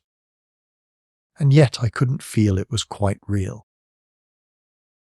The patter of the pistol bullets against the wall, like so many crackers. The faces felt rather than seen in the dark. The clamour, which to me was pure gibberish, had all the madness of a nightmare. Only Peter, cursing steadily in Dutch by my side, was real, and then the light came, and made the scene more eerie. It came from 1 or 2 torches carried by wild fellows, with long staves, who drove their way into the heart of the mob. The flickering glare ran up the steep walls and made monstrous shadows. The wind swung the flame into long streamers, dying away in a fan of sparks. And now a new word was heard in the crowd. It was Chingani, shouted not in anger but in fear. At first I could not see the newcomers. They were hidden in the deep darkness under their canopy of light, for they were holding their torches high at the full stretch of their arms. They were shouting, too, wild shrill cries ending sometimes in a gush of rapid speech. Their words did not seem to be directed against us, but against the crowd. A sudden hope came to me that for some unknown reason they were on our side. The press was no longer heavy against us. It was thinning rapidly, and I could hear the scuffle as men made off down the side streets. My first notion was that these were the Turkish police, but I changed my mind when the leader came out into a patch of light. He carried no torch, but a long stave with which he belaboured the heads of those who were too tightly packed to flee. It was the most eldritch apparition you can conceive. A tall man dressed in skins, with bare legs and sandal-shod feet. A wisp of scarlet cloth clung to his shoulders, and, drawn over his head down close to his eyes, was a skull cap of some kind of pelt with the tail waving behind it. He capered like a wild animal, keeping up a strange, high monotone that fairly gave me the creeps. I was suddenly aware that the crowd had gone. Before us was only this figure, and his half-dozen companions, some carrying torches, and all wearing clothes of skin. But only the one who seemed to be their leader wore the skull cap. The rest had bare heads and long tangled hair. The fellow was shouting gibberish at me. His eyes were glassy, like a man who smokes hemp, and his legs were never still for a second. You would think such a figure no better than a mountebank, and yet there was nothing comic in it. Fearful and sinister and uncanny it was, and I wanted to do anything but laugh. As he shouted, he kept pointing with his stave up the street, which climbed the hillside. "He means us to move," said Peter. "For God's sake, let us get away from this witch doctor." I couldn't make sense of it, but one thing was clear. These maniacs had delivered us for the moment from Rasta and his friends. Then I did a dashed silly thing. I pulled out a sovereign and offered it to the leader. I had some kind of notion of showing gratitude, and as I had no words, I had to show it by deed. He brought his stick down on my wrist and sent the coin spinning in the gutter. His eyes blazed, and he made his weapon sing round my head. He cursed me. Oh, I could tell cursing well enough, though I didn't follow a word, and he cried to his followers, and they cursed me too. I had offered him a mortal insult, and stirred up a worse hornet's nest than Rasta's push. Peter and I, with a common impulse, took to our heels. We were not looking for any trouble with demoniacs. Up the steep, narrow lane we ran with that bedlamic crowd at our heels. The torches seemed to have gone out, for the place was black as pitch, and we tumbled over heaps of offal and splashed through running drains. The men were close behind us, and more than once I felt a stick on my shoulder. But fear lent us wings, and suddenly before us was a blaze of light, and we saw the debouchement of our street in a main thoroughfare. The others saw it, too, for they slackened off. Just before we reached the light we stopped and looked round. There was no sound or sight behind us in the dark lane which dipped to the harbour. "This is a queer country, cornerless," said Peter, feeling his limbs for bruises. "Too many things happen in too short a time. I am breathless." The big street we had struck seemed to run along the crest of the hill.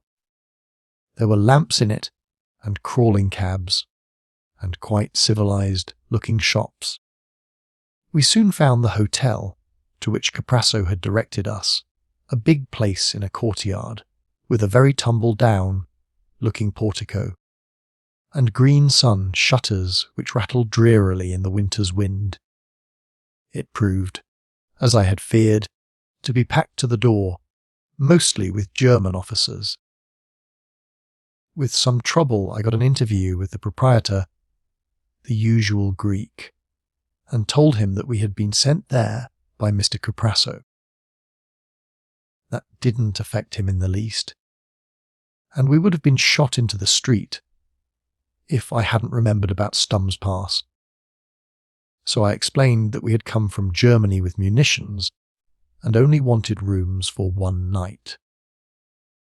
I showed him the pass and blustered a good deal, till he became civil and said he would do the best he could for us. That best was pretty poor. Peter and I were doubled up in a small room which contained 2 camp beds and little else, and had broken windows through which the wind whistled. We had a wretched dinner of stringy mutton, boiled with vegetables, and a white cheese strong enough to raise the dead. But I got a bottle of whisky, for which I paid a sovereign, and we managed to light the stove in our room, fasten the shutters, and warm our hearts with a brew of toddy. After that we went to bed and slept like logs for 12 hours. On the road from Rustchak we had uneasy slumbers. I woke next morning and, looking out from the broken window, saw that it was snowing. With a lot of trouble I got hold of a servant and made him bring us some of the treacly Turkish coffee. We were both in pretty low spirits. "Europe is a poor cold place," said Peter, "not worth fighting for. There is only one white man's land, and that is South Africa." At the time I heartily agreed with him. I remember that, sitting on the edge of my bed, I took stock of our position. It was not very cheering. We seemed to have been amassing enemies at a furious pace. First of all, there was Rasta, whom I had insulted, and who wouldn't forget it in a hurry. He had his crowd of Turkish riffraff, and was bound to get us sooner or later. Then there was the maniac in the skin hat. He didn't like Rasta, and I made a guess that he and his weird friends were of some party hostile to the Young Turks. But, on the other hand, he didn't like us, and there would be bad trouble the next time we met him. Finally, there was Stum and the German government. It could only be a matter of hours at the best before he got the Rustchek authorities on our trail. It would be easy to trace us from Chattelja, and once they had us we were absolutely done. There was a big black dossier against us, which by no conceivable piece of luck could be upset. It was very clear to me that, unless we could find sanctuary and shed all our various pursuers during this day, we should be done in for good and all. But where on earth were we to find sanctuary? We had neither of us a word of the language, and there was no way I could see of taking on new characters. For that we wanted friends and help, and I could think of none anywhere. Somewhere, to be sure, there was Blenkeron. But how could we get in touch with him? As for Sandy, I had pretty well given him up. I always thought his enterprise the craziest of the lot and bound to fail. He was probably somewhere in Asia Minor, and a month or 2 later would get to Constantinople and hear in some pot house the yarn of the 2 wretched Dutchmen, who had disappeared so soon from men's sight.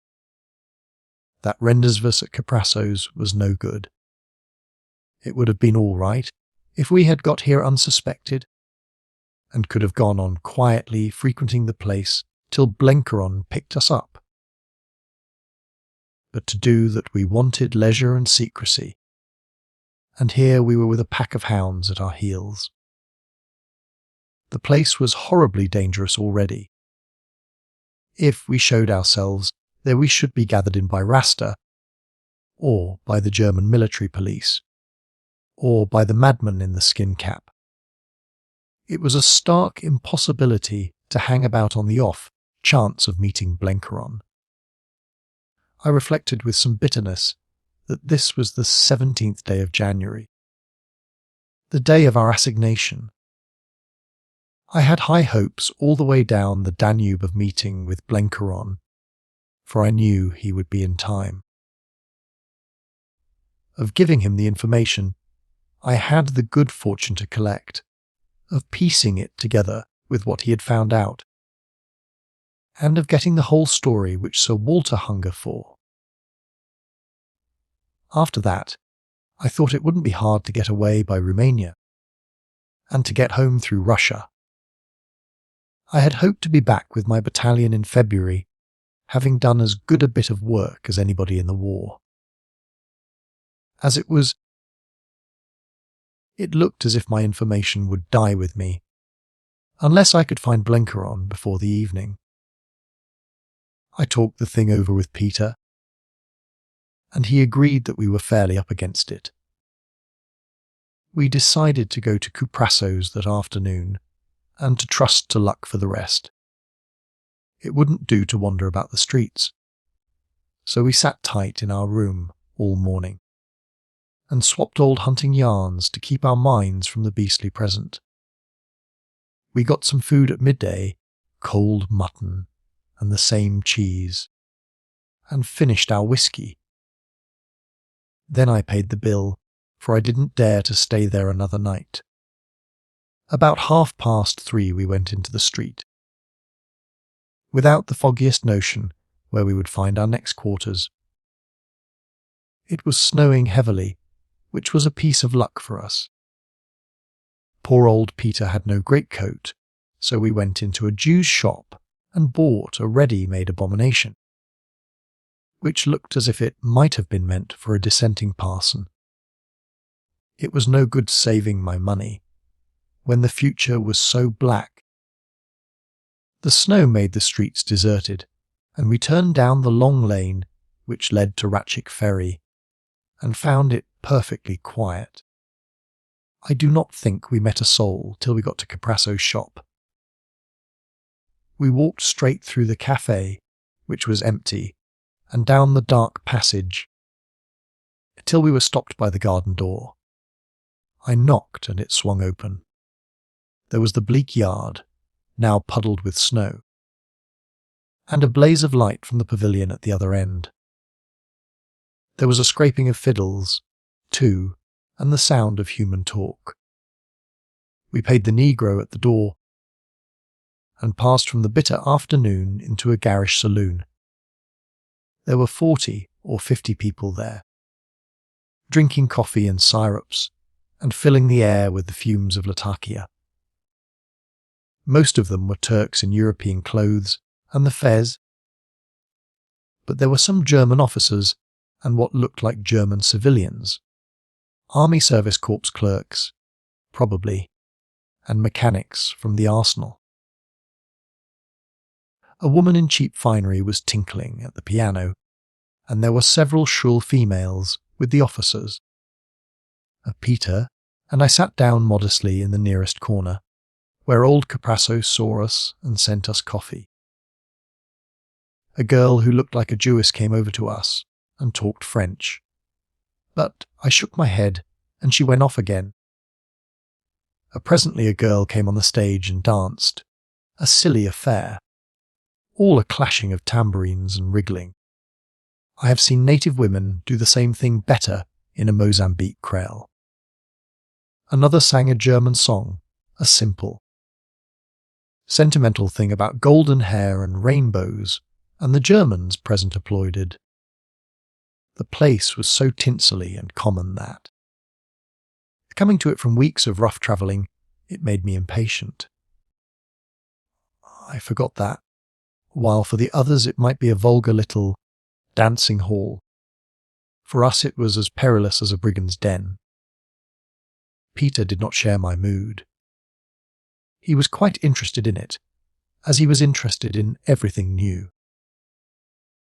He had a genius for living in the moment. I remember There was a drop seen on which was dubed a blue lake, with very green hills in the distance. As the tobacco smoke grew thicker, and the fiddles went on squealing, this tawdry picture began to mesmerize me. I seemed to be looking out of a window at a lovely summer landscape, where there were no wars or danger.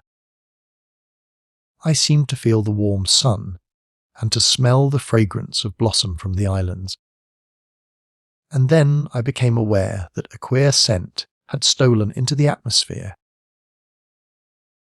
There were braziers burning at both ends to warm the room, and the thin smoke from these smelt like incense. Somebody had been putting a powder in the flames, for suddenly the place became very quiet. The fiddles still sounded, but far away like an echo. The lights went down, all but a circle on the stage, and into that circle stepped my enemy of the skin cap.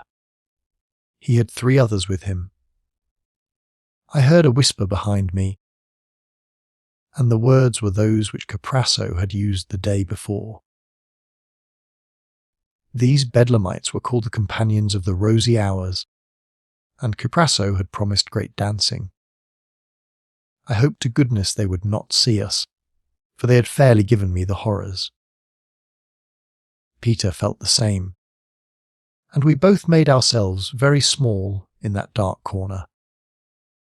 But the newcomers had no eyes for us. In a twinkling the pavilion changed from a common saloon, which might have been in Chicago or Paris, to a place of mystery, yes, and of beauty. It became the garden house of Suliman the Red, whoever that sportsman may have been. Sandy had said that the ends of the earth converged there, and he had been right. I lost all consciousness of my neighbours, stout German, frock-coated Turk, frowsy Jewess, and saw only strange figures leaping in a circle of light. Figures that came out of the deepest darkness to make a big magic. The leader flung some stuff into the brazier, and a great fan of blue light flared up. He was weaving circles, and he was singing something shrill and high, whilst his companions made a chorus with their deep monotone. I can't tell you what the dance was. I had seen the Russian ballet just before the war, and one of the men in it reminded me of this man. But the dancing was the least part of it. It was neither sound nor movement nor scent that wrought the spell, but something far more potent. In an instant I found myself reft away from the present with its dull dangers, and looking at a world all young and fresh and beautiful. The gaudy drop scene had vanished. It was a window I was looking from, and I was gazing at the finest landscape on earth, lit by the pure clean light of morning. It seemed to be part of the veld, but like no veld I had ever seen. It was wider and wilder and more gracious. Indeed, I was looking at my first youth. I was feeling the kind of immortal light, heartedness, which only a boy knows in the dawning of his days. I had no longer any fear of these magic makers. They were kindly wizards who had brought me into fairyland. Then, slowly from the silence there, distilled drops of music. They came like water falling a long way into a cup, each the essential quality of pure sound. We, with our elaborate harmonies, have forgotten the charm of single notes. The African natives know it, and I remember a learned man once telling me that the Greeks had the same art. Those silver bells broke out of infinite space, so exquisite and perfect that no mortal words could have been fitted to them. That was the music, I expect, that the morning stars made when they sang together. Slowly, very slowly, it changed. The glow passed from blue to purple, and then to an angry red. Bit the notes spun together, till they had made a harmony, a fierce, restless harmony. And I was conscious again of the skin-clad dancers beckoning out of their circle. There was no mistake about the meaning now. All the daintiness and youth had fled, and passion was beating the air, terrible, savage passion which belonged neither to day nor night, life nor death, but to the half-world between them. I suddenly felt the dancers as monstrous, inhuman, devilish. The thick scents that floated from the brazier seemed to have a tang of new, shed blood. Cries broke from the hearers, cries of anger and lust and terror. I heard a woman sob, and Peter, who is as tough as any mortal, took tight hold of my arm. I now realized that these companions of the rosy hours were the only thing in the world to fear. Rasta and Stum seemed feeble simpletons by contrast. The window. The window I had been looking out of was changed to a prison wall. I could see the mortar between the massive blocks. In a second these devils would be smelling out their enemies like some fool witch doctors. I felt the burning eyes of their leader looking for me in the gloom. Peter was praying audibly beside me, and I could have choked him. His infernal chatter would reveal us, for it seemed to me that there was no one in the place except us, and the magic workers. Then suddenly the spell was broken.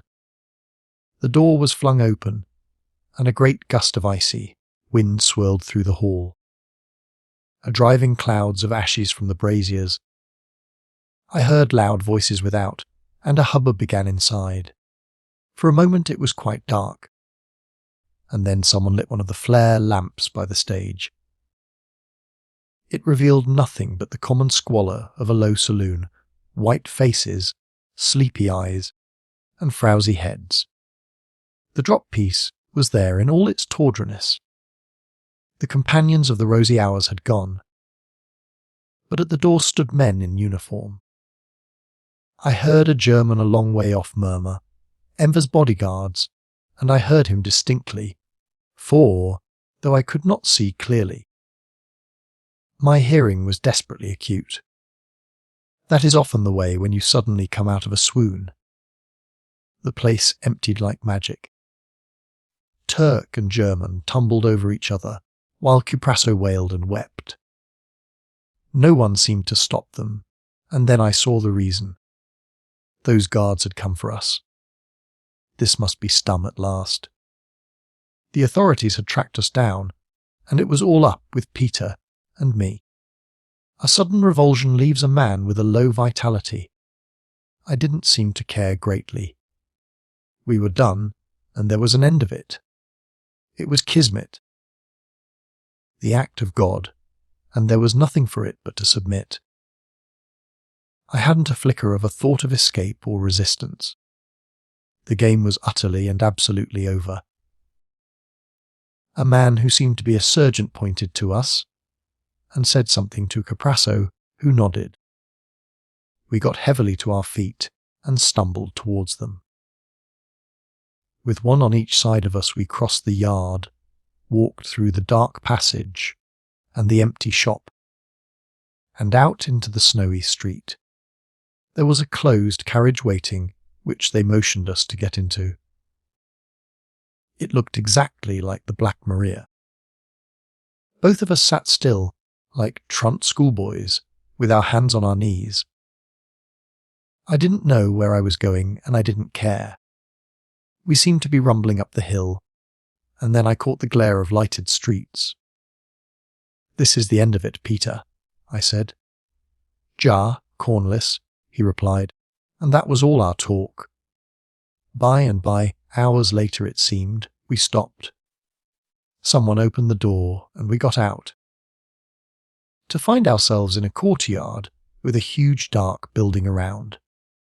Prison, I guessed, and I wondered if they would give us blankets, for it was perishing cold. We entered a door and found ourselves in a big stone hall. It was quite warm, which made me more hopeful about our cells. A man in some kind of uniform pointed to the staircase, up which we plodded warily. My mind was too blank to take clear impressions, or in any way to forecast the future. Another warder met us and took us down a passage till we halted at a door. He stood aside and motioned us to enter. I guessed that this was the governor's room, and we should be put through our first examination. My head was too stupid to think, and I made up my mind to keep perfectly mum. Yes, even if they tried thumbscrews. I had no kind of story, but I resolved not to give anything away. As I turned the handle, I wondered idly what kind of sallow Turk or bulging, necked German we should find inside. It was a pleasant room, with a polished wood floor and a big fire burning on the hearth. Beside the fire a man lay on a couch, with a little table drawn up beside him. On that table was a small glass of milk and a number of patients' cards spread in rows. I stared blankly at the spectacle, till I saw a second figure. It was the man in the skin cap, the leader of the dancing maniacs. Both Peter and I backed sharply at the sight, and then stood stock still, for the dancer crossed the room in 2 strides and gripped both of my hands. "Rick, old man," he cried, "I'm most awfully glad to see you again." Chapter 12. 4 missionaries see light in their mission. A spasm of incredulity, a vast relief, and that sharp joy which comes of reaction chased each other across my mind. I had come suddenly out of very black waters into an unbelievable calm. I dropped into the nearest chair and tried to grapple with something far beyond words. "Sandy," I said, as soon as I got my breath, "you're an incarnate devil. You've given Peter and me the fright of our lives. It was the only way, Rick. If I hadn't come mewing like a tomcat at your heels yesterday, Rasta would have had you long before you got to your hotel. You two have given me a pretty anxious time, and it took some doing to get you safe here. However, that is all over now. Make yourselves at home." "My children." "Over," I cried incredulously, for my wits were still wool-gathering. "What place is this? You may call it my humble home." It was Blenkeron's sleek voice that spoke. "We've been preparing for you, Major, but it was only yesterday I heard of your friend." I introduced Peter. "Mr. Pienaar," said Blenkeron, "pleased to meet you." "Well, as I was observing, you're safe enough here, but you've cut it mighty fine. Officially, a Dutchman called Brandt was to be arrested this afternoon and handed over to the German authorities. When Germany begins to trouble about that Dutchman, she will find difficulty in getting the body, but such are the languid ways of an Oriental despotism. Meantime the Dutchman will be no more. He will have ceased upon the midnight without pain, as your poet sings. But I don't understand," I stammered. "Who arrested us?" "My men," said Sandy. "We have a bit of a graft here, and it wasn't difficult to manage it. Old Mullendorf will be nosing after the business tomorrow, but he will find the mystery too deep for him. That is the advantage of a government run by a pack of adventurers. But, by Jove, Rick, we hadn't any time to spare. If Rasta had got you, or the Germans had had the job of lifting you, your goose would have been jolly well cooked. I had some unquiet hours this morning. The thing was too deep for me. I looked at Blenkeron, shuffling his patient's cards with his old sleepy smile, and Sandy, addressed like some bandit in melodrama, his lean face as brown as a nut, his bare arms all tattooed with crimson rings. and the fox pelt drawn tight over brow and ears. It was still a nightmare world, but the dream was getting pleasanter. Peter said not a word, but I could see his eyes heavy with his own thoughts. Blenkryn hove himself from the sofa and waddled to a cupboard. "You boys must be hungry," he said. "My Dunham has been giving me hell as usual, and I don't eat no more than a squirrel. But I laid in some stores, for I guessed you would want to stoke up some after your travels." He brought out a couple of Strasbourg pies, a cheese, a cold chicken, a loaf, and 3 bottles of champagne. "Fizz," said Sandy rapturously, "and a dry headsick too. We're in luck, Rick, old man." I never ate a more welcome meal, for we had starved in that dirty hotel. But I had still the old feeling of the hunted, and before I began I asked about the door. "That's all right," said Sandy. "My fellows are on the stair and at the gate. If the Mitreb are in possession, you may bet that other people will keep off. Your past is blotted out, clean vanished away, and you begin tomorrow morning with a new sheet. Blenkryn's the man you've got to thank for that. He was pretty certain you'd get here, but he was also certain that you'd arrive in a hurry with a good many inquirers behind you. So he arranged that you should leak away and start fresh. Your name is Richard Hannay," Blenkryn said, "born in Cleveland, Ohio, of German parentage on both sides. One of our brightest mining engineers, and the apple of Guggenheim's eye. You arrived this afternoon from Constanza, and I met you at the packet. The clothes for the part are in your bedroom next door. But I guess all that can wait, for I'm anxious to get to business. We're not here on a joyride, Major, so I reckon we'll leave out the dime novel adventures. I'm just dying to hear them, but they'll keep. I want to know how our mutual inquiries have prospered." He gave Peter and me cigars, and we sat ourselves in armchairs in front of the blaze. Sandy squatted cross-legged on the hearthrug and lit a foul old briar pipe, which he extricated from some pouch among his skins. And so began that conversation which had never been out of my thoughts for 4 hectic weeks.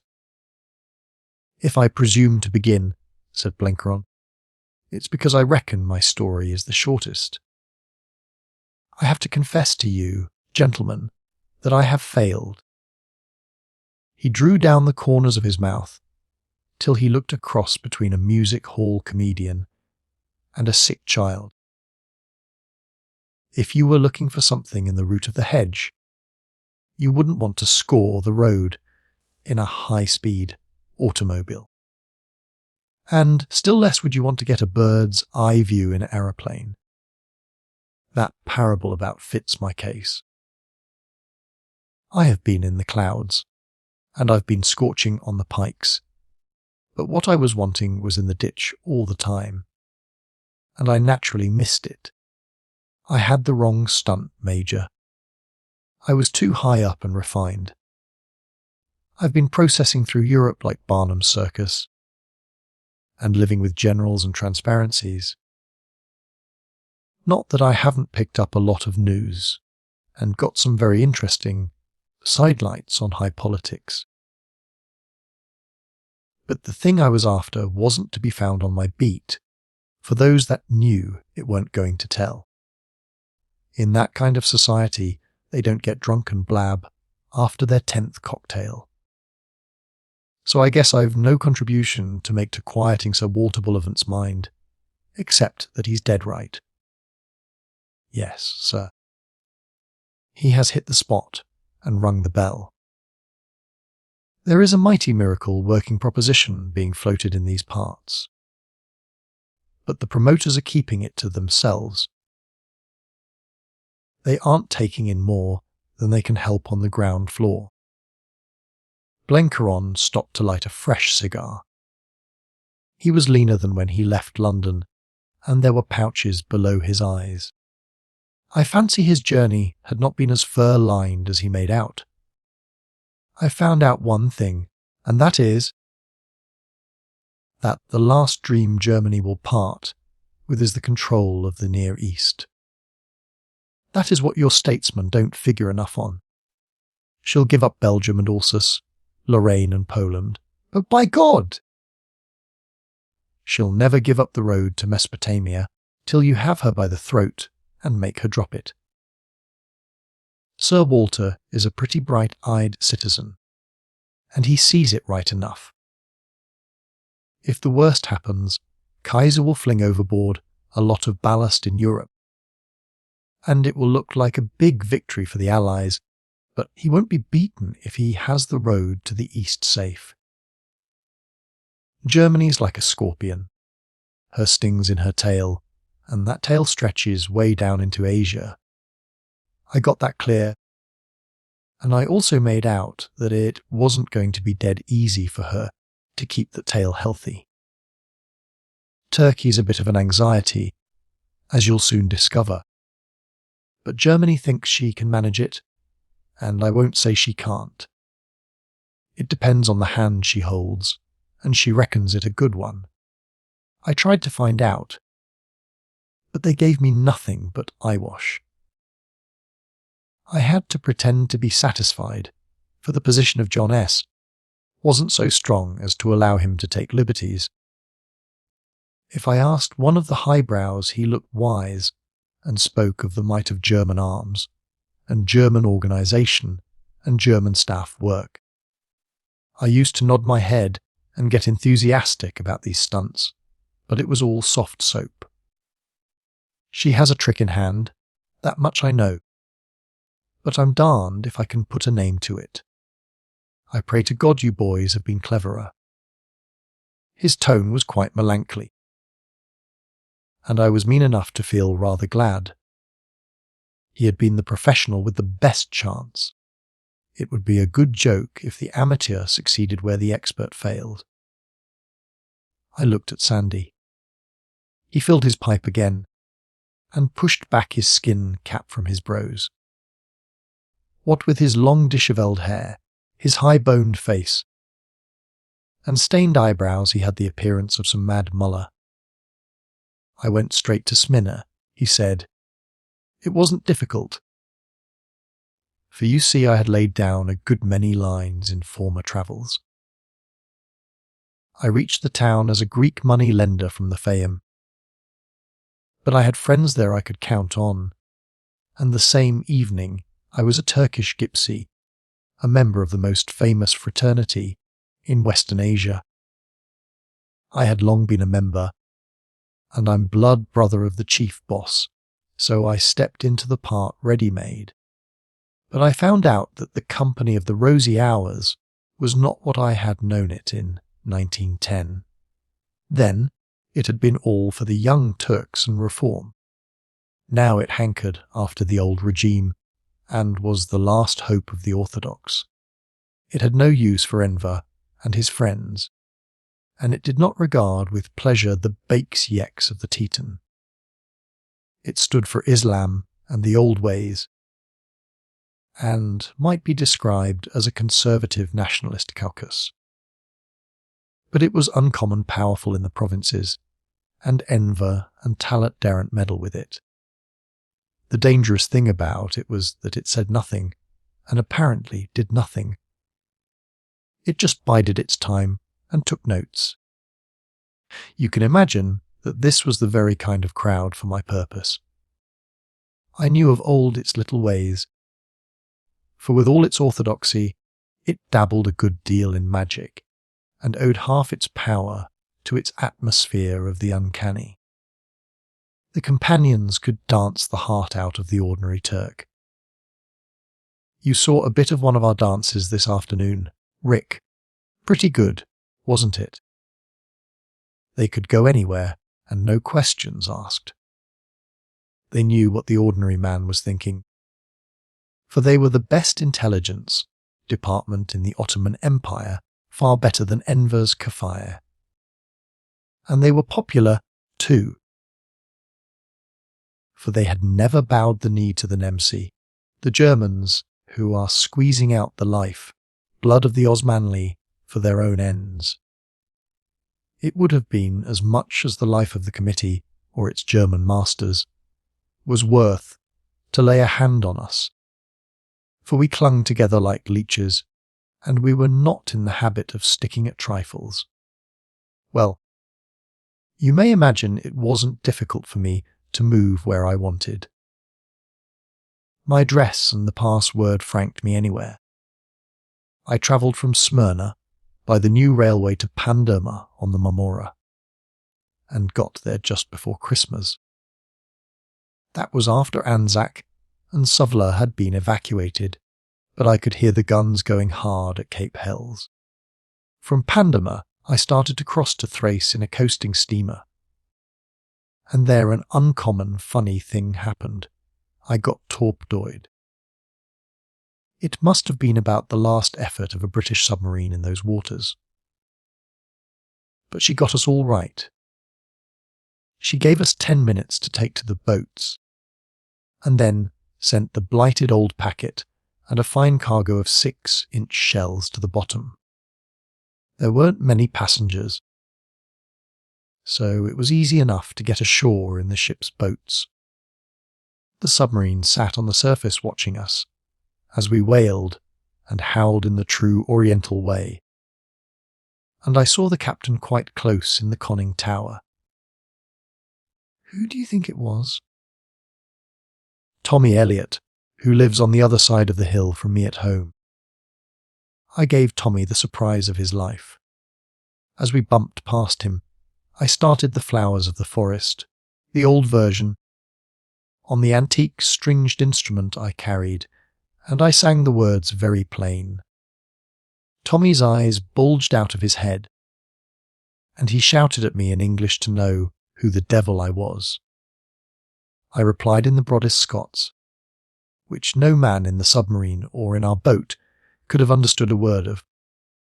"Maister Tammy," I cried, "what for wad ye scale a dacent tinkler lad, until I could see? I'll gie ye your kale through the reek for this ploy the next time. I forgether we ye on the tap of Carden." Tommy spotted me in a second.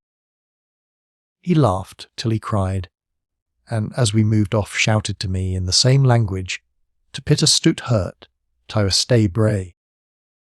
I hope to heaven he had the sense not to tell my father, or the old man will have had a fit. He never much approved of my wanderings, and thought I was safely anchored in the battalion. Well, to make a long story short, I got to Constantinople, and pretty soon found touch with Blenkeron. The rest you know. And now for business. I have been fairly lucky, but no more, for I haven't got to the bottom of the thing, nor anything like it. But I've solved the first of Harry Bullivant's riddles. I know the meaning of Cassreedon. Sir Walter was right, as Blenkeron has told us. There's a great stirring in Islam, something moving on the face of the waters. They make no secret of it. Those religious revivals come in cycles, and one was due about now. And they are quite clear about the details. A seer has arisen of the blood of the prophet, who will restore the caliphate to its old glories and Islam to its old purity. His sayings are everywhere in the Moslem world. All the Orthodox believers have them by heart. That is why they are enduring grinding poverty and preposterous taxation. And that is why their young men are rolling up to the armies and dying without complaint in Gallipoli and Transcaucasia. They believe they are on the eve of a great deliverance. Now, the first thing I found out was that the Young Turks had nothing to do with this. They are unpopular and unorthodox, and no true Turks, but Germany has. How? I don't know. But I could see quite plainly that in some subtle way Germany was regarded as a collaborator in the movement. It is that belief that is keeping the present regime going. The ordinary Turk loathes the committee, but he has some queer, perverted expectation from Germany. It is not a case of Enver, and the rest carrying on their shoulders the unpopular Teuton. It is a case of the Teuton carrying the unpopular committee. And Germany's graft is just this and nothing more, that she has some hand in the coming of the new deliverer. They talk about the thing quite openly. It is called the Kaaba I hurry, the Palladium of Liberty. The prophet himself is known as Zimrud, the Emerald, and his 4 ministers are called also after jewels, sapphire, ruby, pearl, and topaz. You will hear their names as often in the talk of the towns and villages as you will hear the names of generals in England. But no one knew where Zimrud was or when he would reveal himself, though every week came his messages to the faithful. All that I could learn was that he and his followers were coming from the west. You will say, what about Kasreden? That puzzled me dreadfully, for no one used the phrase. The home of the spirit? It is an obvious glitch, just as in England some new sect might call itself the Church of Christ. Only no one seemed to use it. But by and by I discovered that there was an inner and an outer circle in this mystery. Every creed has an esoteric side which is kept from the common herd. I struck this side in Constantinople. Now there is a very famous Turkish shaka called Kasreden, one of those old half-comic miracle plays with an allegorical meaning which they call Orta Oyon, and which take a week to read. That tale tells of the coming of a prophet, and I found that the select of the faith spoke of the new revelation in terms of it. The curious thing is that in that tale the prophet is aided by one of the few women who play much part in the hagiology of Islam. That is the point of the tale, and it is partly a jest, but mainly a religious mystery. The prophet, too, is not called Emerald. I know, I said. He is called Greenmantle. Sandy scrambled to his feet, letting his pipe drop in the fireplace. Now how on earth did you find out that? He cried. Then I told them of Stum and Gordian, and the whispered words I had not been meant to hear. Blenkeron was giving me the benefit of a steady stare, unusual from one who seemed always to have his eyes abstracted, and Sandy had taken to ranging up and down the room. Germany's in the heart of the plan. That is what I always thought. If we're to find the Kababai Hurrier, it is no good for sicking among the committee or in the Turkish provinces. The secret's in Germany. Rick, you should not have crossed the Danube. That's what I half feared, I said. But on the other hand, it is obvious that the thing must come east, and sooner rather than later. I take it they can't afford to delay too long before they deliver the goods. If we can stick it out here, we must hit the trail. I've got another bit of evidence. I have solved Harry Bullivant's third puzzle. Sandy's eyes were very bright, and I had an audience on wires. Did you say that in the tale of Kasreden a woman is the ally of the prophet? Yes, said Sandy. What of that? Only that the same thing is true of Greenmantle. I can give you her name. I fetched a piece of paper and a pencil from Blenkeron's desk and handed it to Sandy. Write down Harry Bullivant's third word. He promptly wrote down V.I. Then I told them of the other name Stum and Gordian had spoken. I told of my discovery as I lay in the woodman's cottage. The I is not the letter of the alphabet, but the numeral. The name is von Einem, Hilda von Einem. Good old Harry, said Sandy softly. He was a dashed clever chap. Hilda von Einem. Who and where is she? For if we find her, we have done the trick. Then Blenkeron spoke. I reckon I can put you wise on that, gentlemen, he said. I saw her no later than yesterday. She is a lovely lady. She happens also to be the owner of this house. Both Sandy and I began to laugh. It was too comic to have stumbled across Europe and lighted on the very headquarters of the puzzle. We had set out to unriddle. But Blenkeron did not laugh. At the mention of Hilda von Einem, he had suddenly become very solemn, and the sight of his face pulled me up short. I don't like it. Gentlemen, he said, I would rather you had mentioned any other name on God's earth. I haven't been long in this city, but I have been long enough to size up the various political bosses. They haven't much to them.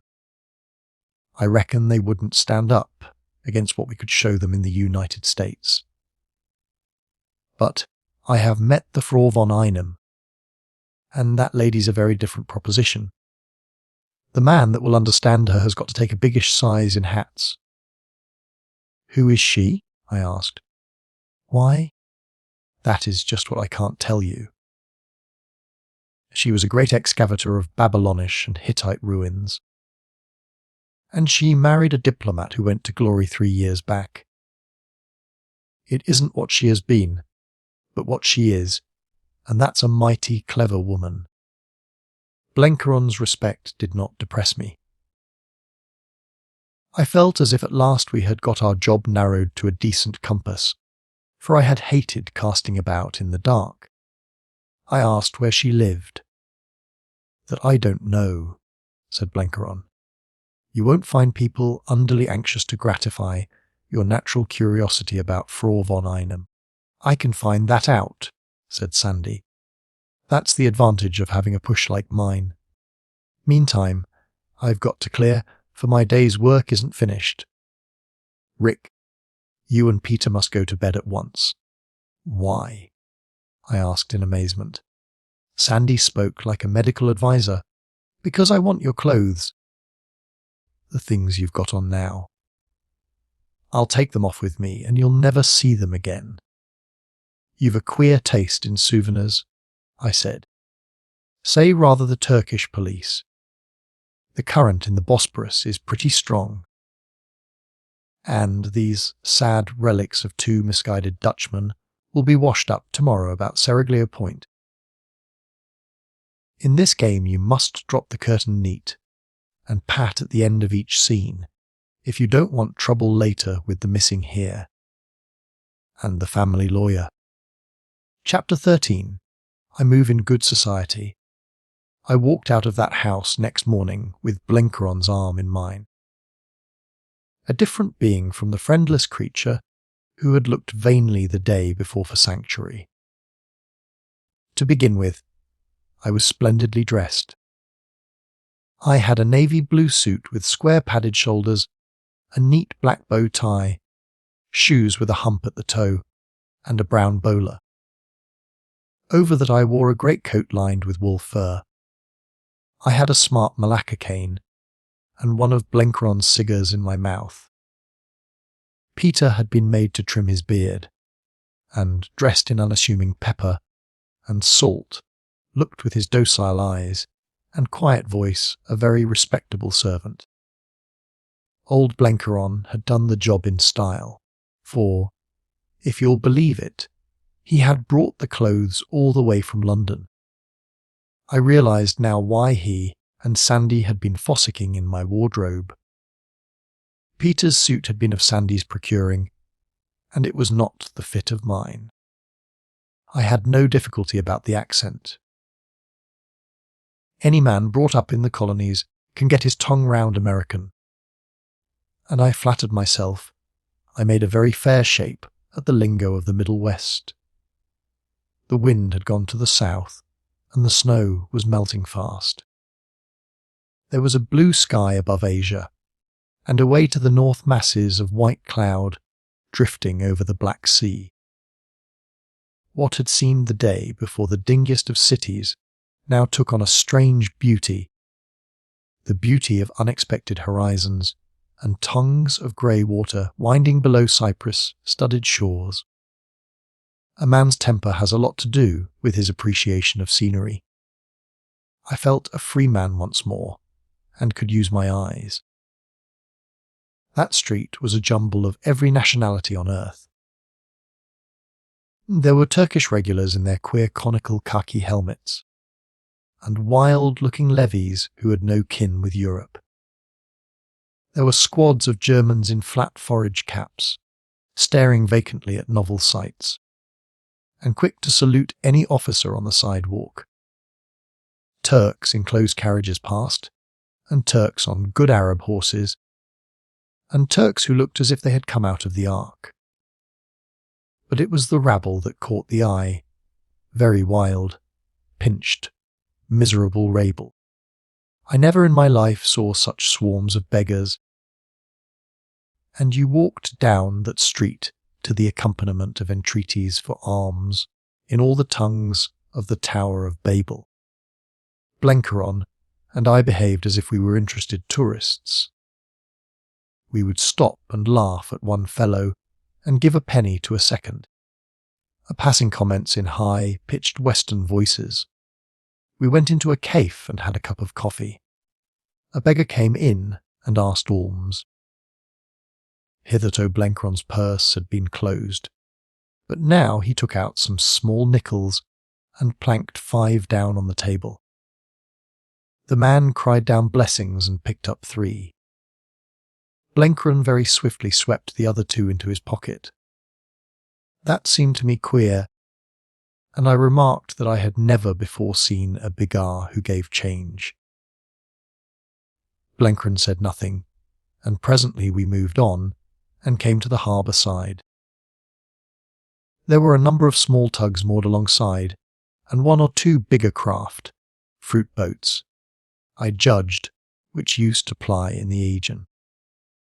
They looked pretty well eaten from disuse. We stopped at one of them and watched a fellow in a blue nightcap splicing ropes. He raised his eyes once and looked at us, and then kept on with his business. Blenkeron asked him where he came from, but he shook his head, not understanding the tongue. A Turkish policeman came up and stared at us suspiciously, till Blenkeron opened his coat, as if by accident, and displayed a tiny square of ribbon, at which he saluted. Failing to make conversation with the sailor, Blenkeron flung him 3 of his black cigars. "I guess you can smoke, friend, if you can't talk," he said. The man grinned and caught the 3 neatly in the air. Then, to my amazement, he tossed one of them back. The donor regarded it quizzically as it lay on the pavement. "That boy's a connoisseur of tobacco," he said. As we moved away, I saw the Turkish policeman pick it up and put it inside his cap. We returned by the long street on the crest of the hill. There was a man selling oranges on a tray, and Blenkeron stopped to look at them. I noticed that the man shuffled 15 into a cluster. Blenkeron felt the oranges, as if to see that they were sound, and pushed 2 aside. The man instantly restored them to the group, never raising his eyes. "This ain't the time of year to buy fruit," said Blenkeron as we passed on. "Those oranges are rotten as medlars." We were almost on our own doorstep before I guessed the meaning of the business. "Is your morning's work finished?" I said. "Our morning's walk." He asked innocently. I said work. He smiled blandly. "I reckoned you'd tumble to it." "Why, yes, except that I've some figuring still to do." "Give me half an hour, and I'll be at your service, Major." That afternoon, after Peter had cooked a wonderfully good luncheon, I had a heart-to-heart talk with Blenkeron. My business is to get news, he said, and before I start on a stunt, I make considerable preparations. All the time in London, when I was yelping at the British government, I was busy with Sir Walter arranging things ahead. We used to meet in queer places and at all hours of the night. I fixed up a lot of connections in this city before I arrived, and especially a news service with your Foreign Office by way of Romania and Russia.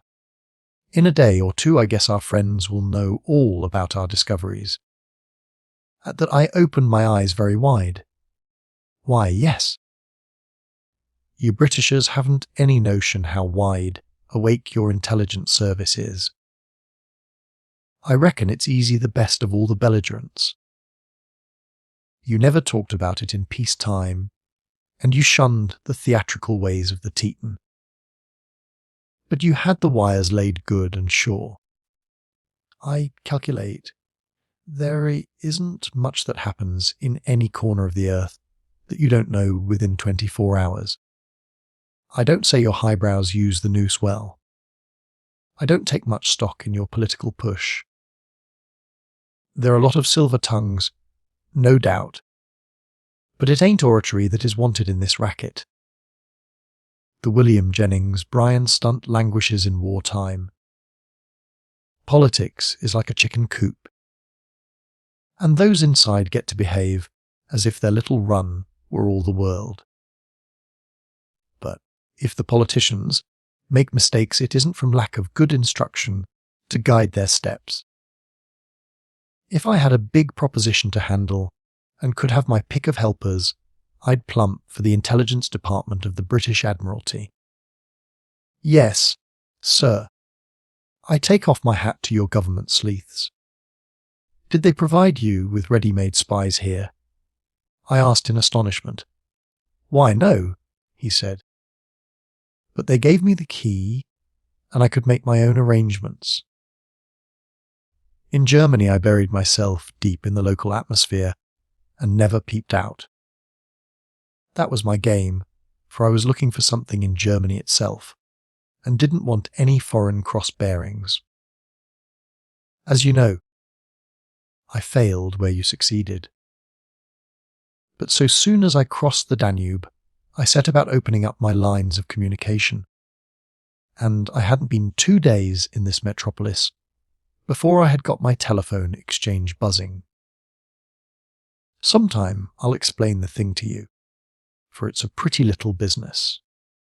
I've got the Q-test cipher. No, it ain't my invention.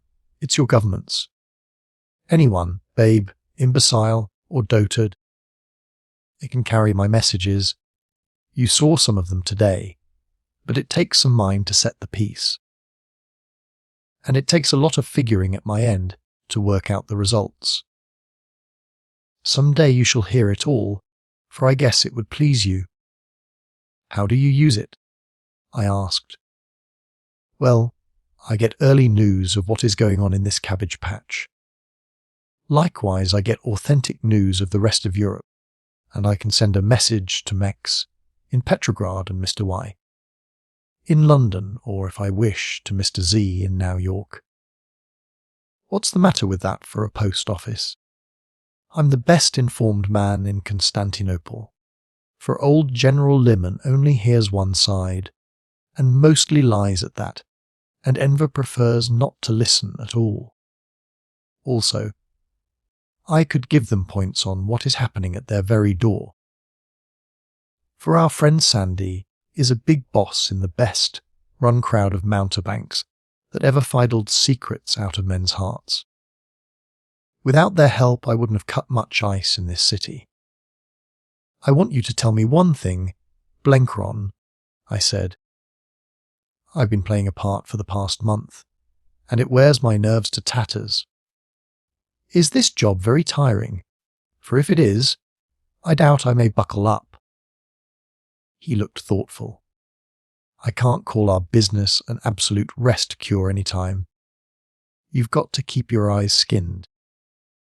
and there's always the risk of the little packet of dynamite going off unexpected. But as these things go, I rate this stunt as easy. We've only got to be natural. We wear our natural clothes and talk English and sport a Teddy Roosevelt smile. And there isn't any call for theatrical talent. Where I've found the job tight was when I had got to be natural. And my naturalness was the same brand as that of everybody round about. And all the time I had to do unnatural things. It isn't easy to be going downtown to business and taking cocktails, Mr. Carl Rosenheim, and next hour being engaged, trying to blow Mr. Rosenheim's friends sky high. And it isn't easy to keep up a part which is clean outside your ordinary life. I've never tried that. My line has always been to keep my normal personality. But you have Major, and I guess you found it wearing. Wearing's a mild word, I said. But I want to know another thing. It seems to me that the line you've picked is as good as could be. But it's a cast iron line. It commits us pretty deep, and it won't be a simple job to drop it. Why, that's just the point I was coming to, he said. I was going to put you wise about that very thing. When I started out, I figured on some situation like this. I argued that unless I had a very clear part with a big bluff in it, I wouldn't get the confidences which I needed. We've got to be at the heart of the show, taking a real hand and not just looking on. So I settled I would be a big engineer. There was a time there weren't many bigger in the United States than John S. Blenkeron. I talked large about what might be done in Mesopotamia in the way of washing the British down the river. Well, that talk caught on. They knew of my reputation as an hydraulic expert, and they were tickled to death to rope me in. I told them I wanted a helper, and I told them about my friend Richard Hannay, as good a German as ever supped sauerkraut, who was coming through Russia and Romania as a benevolent neutral, but when he got to Constantinople would drop his neutrality and double his benevolence. They got reports on you by wire from the States. I arranged that before I left London. So you're going to be welcomed and taken to their bosoms just like John's was. We've both got jobs we can hold down. And now you're in these pretty clothes. You're the dead ringer of the brightest kind of American engineer. But we can't go back on our tracks. If we wanted to leave for Constanza next week, they'd be very polite, but they'd never let us. We've got to go on with this adventure and nose our way down into Mesopotamia, hoping that our luck will hold. God knows how we will get out of it. But it's no good going out to meet trouble. As I observed before, I believe in an all-wise and beneficent providence, but you've got to give him a chance. I am bound to confess the prospect staggered me. We might be let in for fighting, and worse than fighting, against our own side. I wondered if it wouldn't be better to make a bolt for it, and said so. He shook his head. I reckon not. In the first place, we haven't finished our inquiries. We've got Greenmantle located right enough, thanks to you. But we still know mighty little about that holy man. In the second place, it won't be as bad as you think. This show lacks cohesion, sir. It is not going to last forever. I calculate that before you, and I strike the site of the garden that Adam and Eve frequented, there will be a queer turn of affairs. Anyhow, it's good enough to gamble on. Then he got some sheets of paper and drew me a plan of the dispositions of the Turkish forces. I had no notion he was such a close student of war, for his exposition was as good as a staff lecture. He made out that the situation was none too bright anywhere. The troops released from Gallipoli wanted a lot of refitment and would be slow in reaching the Transcaucasian frontier, where the Russians were threatening. The army of Syria was pretty nearly a rabble under the lunatic Djimal. There wasn't the foggiest chance of a serious invasion of Egypt being undertaken. Only in Mesopotamia did things look fairly cheerful, owing to the blunders of British strategy. And you may take it from me, he said, that if the old Turk mobilized a total of 1 million men, he has lost 40% of them already. And if I'm anything of a prophet, he's going pretty soon to lose more. He tore up the papers and enlarged on politics. I reckon I've got the measure of the Young Turks and their precious committee. Those boys aren't any good. Enver's bright enough, and for sure he's got sand. He'll stick out a fight like a Vermont game chicken, but he lacks the larger vision, sir. He doesn't understand the intricacies of the job, no more than a sucking child. So the Germans play with him, till his temper goes and he bucks like a mule. Talat is a sulky dog who wants to batter mankind with a club. Both these boys would have made good cow punchers in the old days, and they might have got a living out west as the gunmen of a labour union. They're about the class of Jess James or Billy the Kid, excepting that they're college-reared and can patter languages. But they haven't the organising power to manage the Irish vote in a ward election. Their one notion is to get busy with their firearms, and people are getting tired of the Black Hand stunt. Their hold on the country is just the hold that a man with a Browning has over a crowd with walking sticks. The cooler heads in the committee are growing shy of them, and an old fox like David is lying low till his time comes. Now it doesn't want arguing that a gang of that kind has got to hang close together, or they may hang separately. They've got no grip on the ordinary Turk, barring the fact that they are active and he is sleepy, and that they've got their guns loaded. What about the Germans here? I asked. Blenkeron laughed. It is no sort of a happy family. But the Young Turks know that without the German boost, they'll be strung up like Hammond.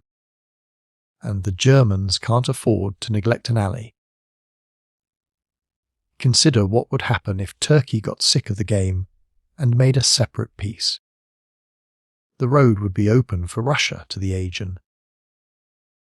Ferdy of Bulgaria would take his depreciated goods to the other market, and not waste a day thinking about it. You'd have Romania coming in on the Allies' side. Things would look pretty black for that control of the Near East, on which Germany has banked her winnings. Kaiser says got to be prevented at all costs, but how is it going to be done? Blenkeron's face had become very solemn again. It won't be done unless Germany's got a trump card to play. Her game's mighty near bust, but it's still got a chance. And that chance is a woman and an old man. I reckon our landlady has a bigger brain than Enver and Limon. She's the real boss of the show. When I came here, I reported to her, and presently you've got to do the same. I am curious as to how she'll strike you, for I'm free to admit that she impressed me considerable.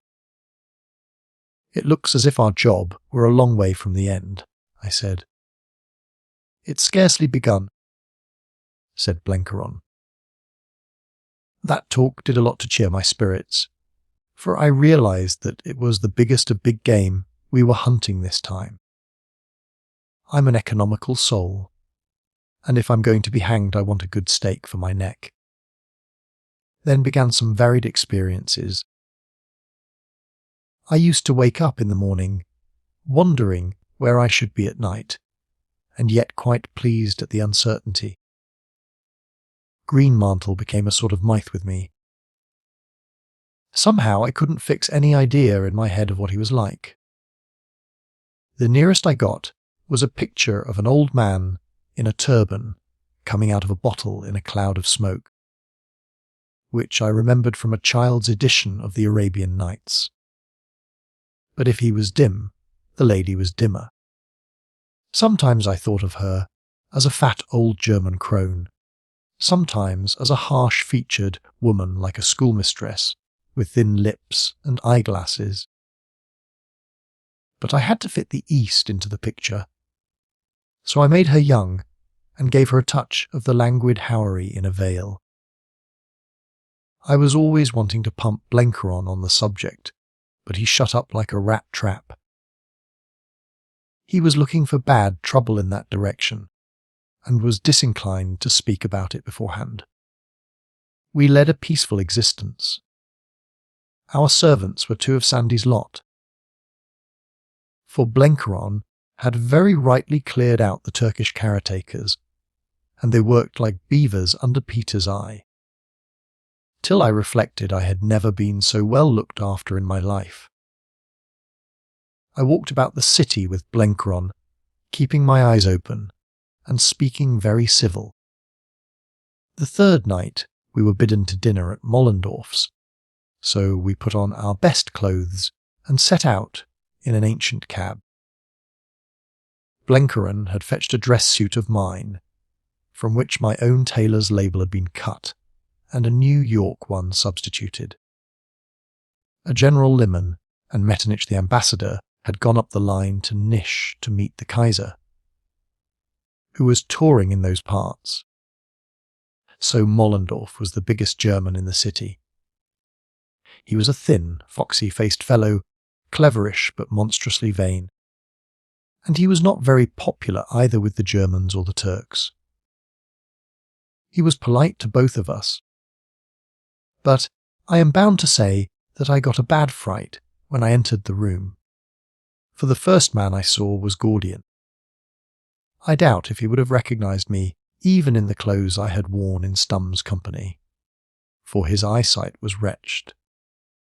As it was, I ran no risk in dress clothes, with my hair brushed back and a fine American accent.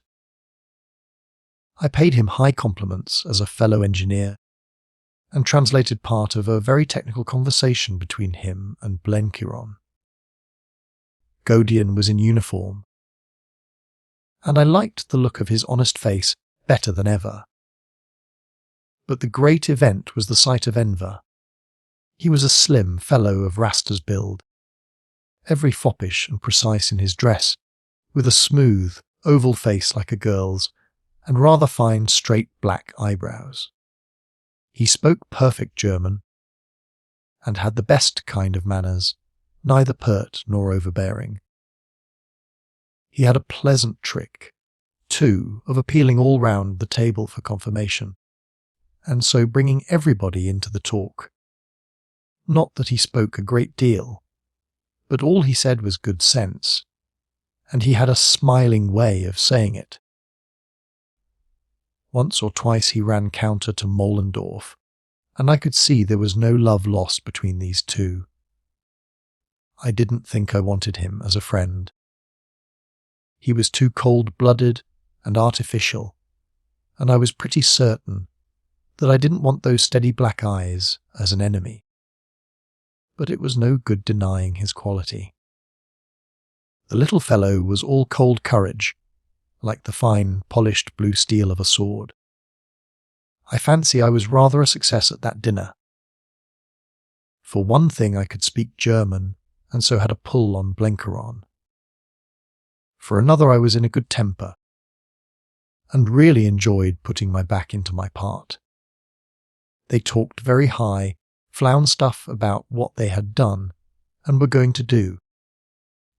And Enver was great on Gallipoli. I remember he said that he could have destroyed the whole British army if it hadn't been for somebody's cold feet. At which Mollendorf looked daggers. They were so bitter about Britain and all her works that I gathered they were getting pretty panicky. And that made me as jolly as a sandboy. I'm afraid I was not free from bitterness myself on that subject. I said things about my own country that I sometimes wake in the night and sweat to think of. Gordian got on to the use of water power in war, and that gave me a chance.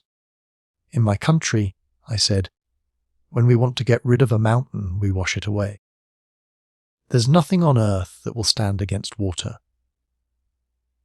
Now, speaking with all respect, gentlemen, and as an absolute novice in the military art, I sometimes ask why this God-given weapon isn't more used in the present war.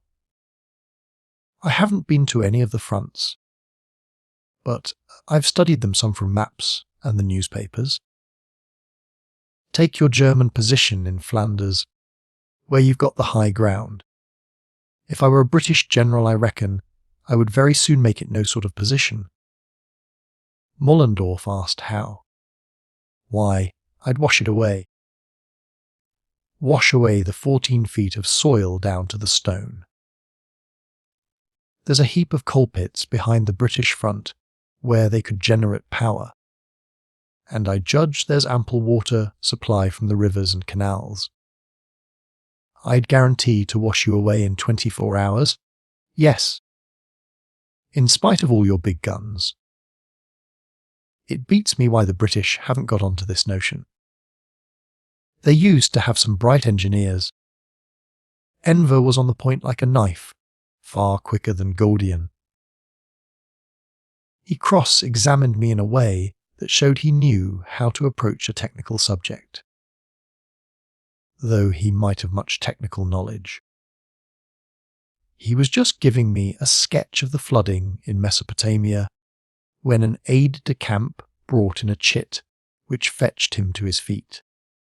I have gossiped long enough, he said. My kind host, I must leave you. Gentlemen all, my apologies and farewells. Before he left, he asked my name and wrote it down. This is an unhealthy city for strangers. Mr. Hannay, he said in very good English. I have some small power of protecting a friend, and what I have is at your disposal. This with the condescension of a king, promising his favour to a subject. The little fellow amused me tremendously, and rather impressed me too. I said so to Gordian after he had left, but that decent soul didn't agree. I do not love him, he said. We are allies, yes, but friends, no. He is no true son of Islam, which is a noble faith and spises liars and boasters and betrayers of their salt. That was the verdict of one honest man on this ruler in Israel. The next night, I got another from Blenkeron on a greater than Enver. He had been out alone, and had come back pretty late, with his face grey and drawn with pain. The food we ate, not at all bad of its kind, and the cold east wind played havoc with his dyspepsia. I can see him yet, boiling milk on a spirit lamp, while Peter worked at a primer stove to get him a hot water bottle. He was using horrid language about his inside. My God, Major, if I were you with a sound stomach, I'd fairly conquer the world. As it is, I've got to do my work with half my mind, while the other half is dwelling in my intestines. I'm like the child in the Bible that had a fox gnawing at its vitals. He got his milk boiling and began to sip it. I've been to see our pretty landlady, he said. She sent for me, and I hobbled off with a grip full of plans, for she's mighty set on Mesopotamie. Anything about Greenmantle? I asked eagerly. Why, no, but I have reached one conclusion. I opine that the hapless prophet has no sort of time with that lady. I hoping that he will soon wish himself in paradise. For if Almighty God ever created a female, devil it's Madame von Einem. He sipped a little more milk with a grave face. That isn't my duodenal dyspepsia. Major. It's the verdict of a ripe experience, for I have a cool and penetrating judgment, even if I've a deranged stomach, and I give it as my considered conclusion that woman's mad and bad, but principally bad. Chapter 14. The Lady of the Mantilla. Since that first night I had never clapped eyes on Sandy. He had gone clean out of the world, and Blenkiron, and I waited anxiously for a word of news. Our own business was in good trim, for we were presently going east towards Mesopotamia. But unless we learned more about Greenmantle, our journey would be a grotesque failure. And learn about Greenmantle we could not, for nobody by word or deed suggested his existence, and it was impossible, of course, for us to ask questions. Our only hope was Sandy, for what we wanted to know was the prophet's whereabouts and his plans. I suggested to Blenkiron that we might do more to cultivate Frau von Einem, but he shut his jaw like a raked trap. There's nothing doing for us in that quarter, he said. That's the most dangerous woman on earth, and if she got any kind of notion that we were wise about her pet schemes, I reckon you. And I would very soon be in the Bosporus. This was all very well. But what was going to happen if the two of us were bundled off to Baghdad with instructions to wash away the British? Our time was getting pretty short, and I doubted if we could spin out more than 3 days more in Constantinople. I felt just as I had felt with Stum that last night when I was about to be packed off to Cairo, and saw no way of avoiding it. Even Blenkiron was getting anxious. He played patience incessantly, and was disinclined to talk. I tried to find out something from the servants, but they either knew nothing or wouldn't speak, the former, I think. I kept my eyes lifting too, as I walked about the streets. But there was no sign anywhere of the skin coats, or the weird stringed instruments. The whole company of the Rosy Hours seemed to have melted into the air, and I began to wonder if they had ever existed. Anxiety made me restless, and restlessness made me want exercise. It was no good walking about the city. The weather had become fall again, and I was sick of the smells and the squalor and the flea-bitten crowds. So Blenkiron and I got horses, Turkish cavalry mounts with heads like trees, and went out through the suburbs into the open country. It was a grey, drizzling afternoon, with the beginnings of a sea fog which hid the Asiatic shores of the straits. It wasn't easy to find open ground for a gallop, for there were endless small patches of cultivation and the gardens of country houses. We kept on the highland above the sea, and when we reached a bit of downland, came on squads of Turkish soldiers digging trenches. Whenever we let the horses go, we had to pull up sharp for a digging party or a stretch of barbed wire. Coils of the beastly thing were lying loose everywhere, and Blenkiron nearly took a nasty toss over one. Then we were always being stopped by sentries and having to show our passes. Still, the ride did us good and shook up our livers, and by the time we turned for home, I was feeling more like a white man. We jogged back in the short winter twilight, past the wooded grounds of white villas, held up every few minutes by transport wagons and companies of soldiers. The rain had come on in real earnest, and it was 2 very bedraggled horsemen that crawled along the muddy lanes. As we passed one villa, shut in by a high white wall. A pleasant smell of wood smoke was wafted towards us, which made me sick for the burning veld. My ear, too, caught the twanging of a zither, which somehow reminded me of the afternoon in Caprasso's garden house. I pulled up and proposed to investigate, but Blenkeron very testily declined. "Zithers are as common here as fleas," he said. "You don't want to be fossicking around somebody's stables and find a horse boy entertaining his friends.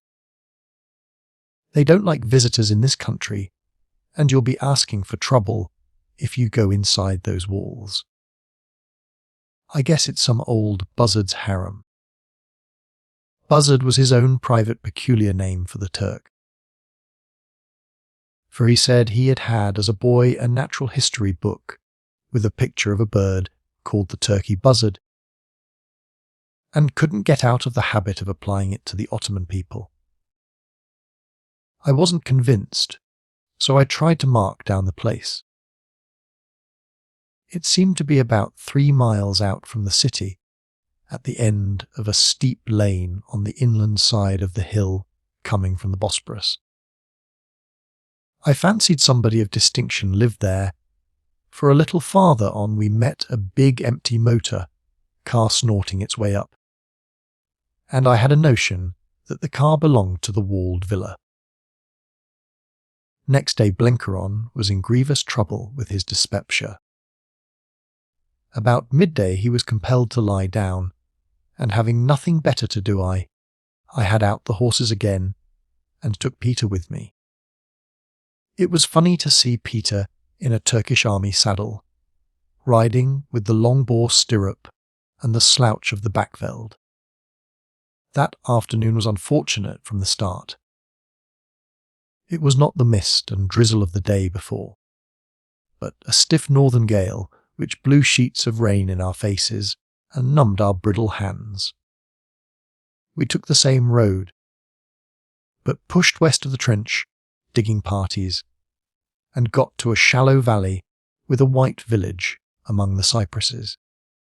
Beyond, that there was a very respectable road which brought us to the top of a crest that in clear weather must have given a fine prospect. Then we turned our horses, and I shaped our course so as to strike the top of the long lane that abutted on the down. I wanted to investigate the white villa, but we hadn't gone far on our road back before we got into trouble. It arose out of a sheep-dog, a yellow mongrel brute that came at us like a thunderbolt. It took a special fancy to Peter, and bit savagely at his horse's heels and sent it capering off the road.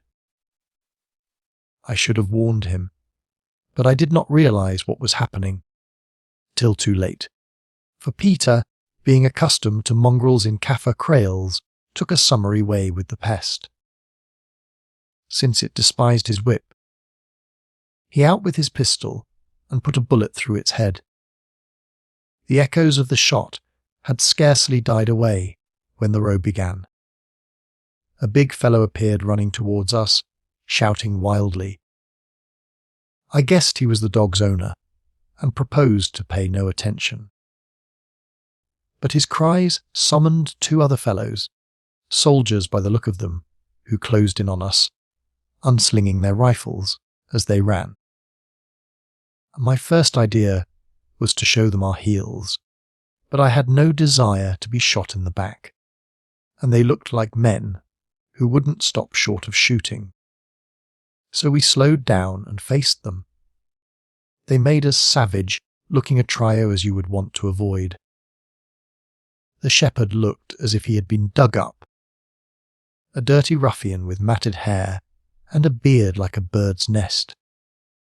The 2 soldiers stood staring with sullen faces, fingering their guns, while the other chap raved and stormed and kept pointing at Peter, whose mild eyes stared unwinkingly at his assailant. The mischief was that neither of us had a word of Turkish. I tried German, but it had no effect. We sat looking at them, and they stood storming at us. And it was fast getting dark. Once I turned my horse round, as if to proceed, and the two soldiers jumped in front of me. They jabbered among themselves, and then one said very slowly, "He, want, pounds," and he held up 5 fingers. They evidently saw by the cut of our jib that we weren't Germans. "I'll be hanged if he gets a penny," I said angrily, and the conversation languished. The situation was getting serious, so I spoke a word to Peter.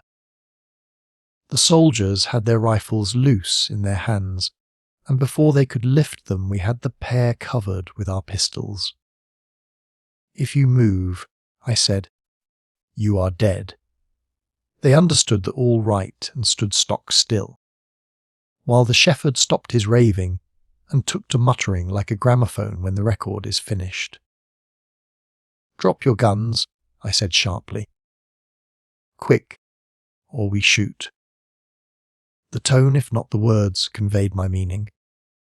Still staring at us, they let the rifles slide to the ground. The next second, we had forced our horses on the top of them, and the 3 were off like rabbits. I sent a shot over their heads to encourage them. Peter dismounted and tossed the guns into a bit of scrub where they would take some finding. This hold-up had wasted time. By now it was getting very dark, and we hadn't ridden a mile before it was black night.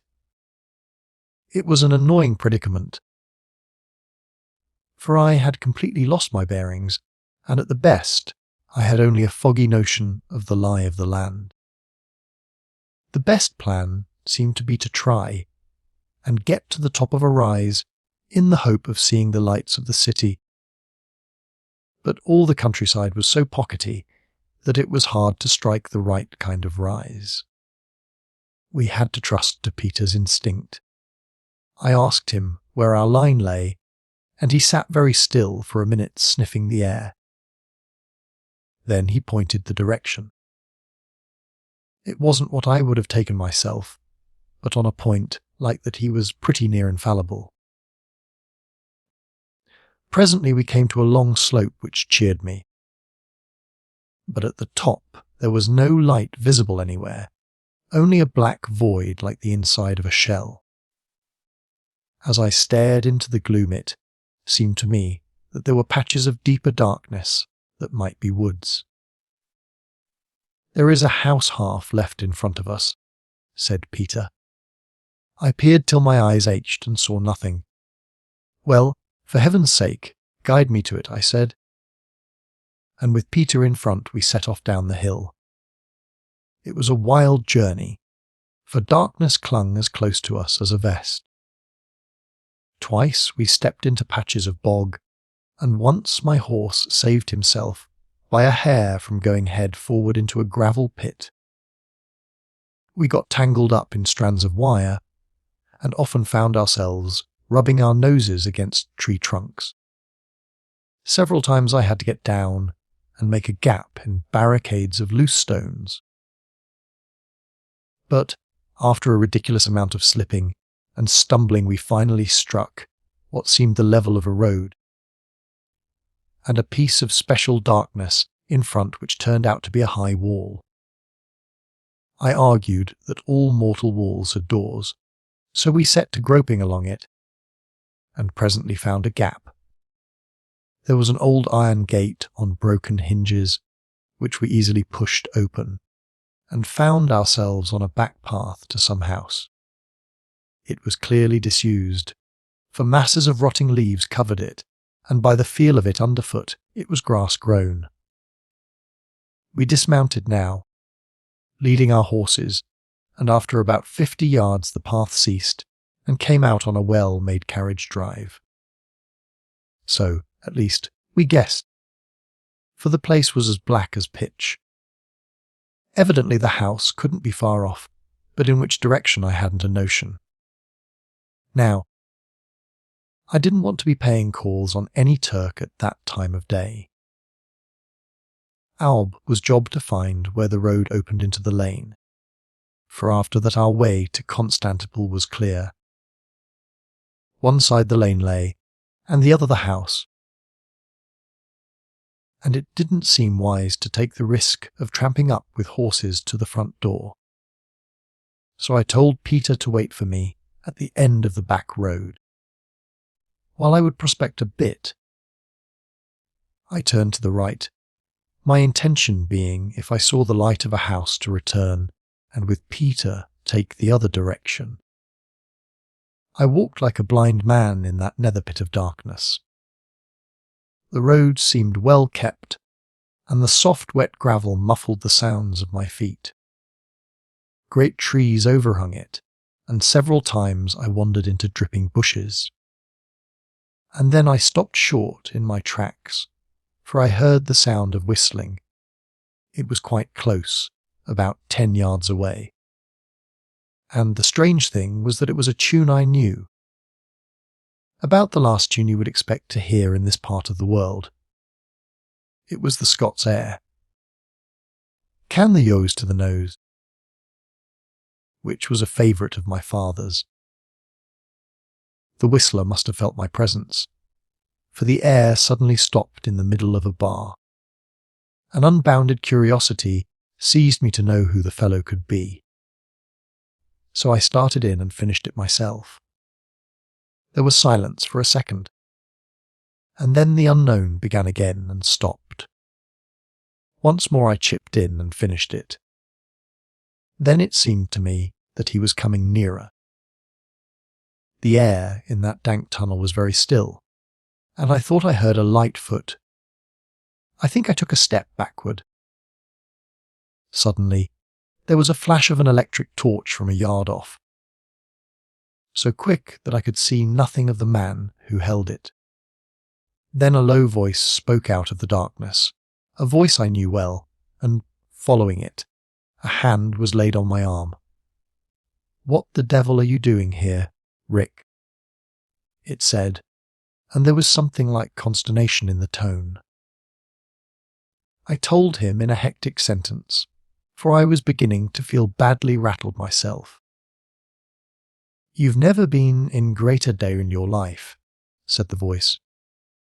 "Great God, man, what brought you wandering here today of all days?" You can imagine that I was pretty scared, for Sandy was the last man to put a case too high.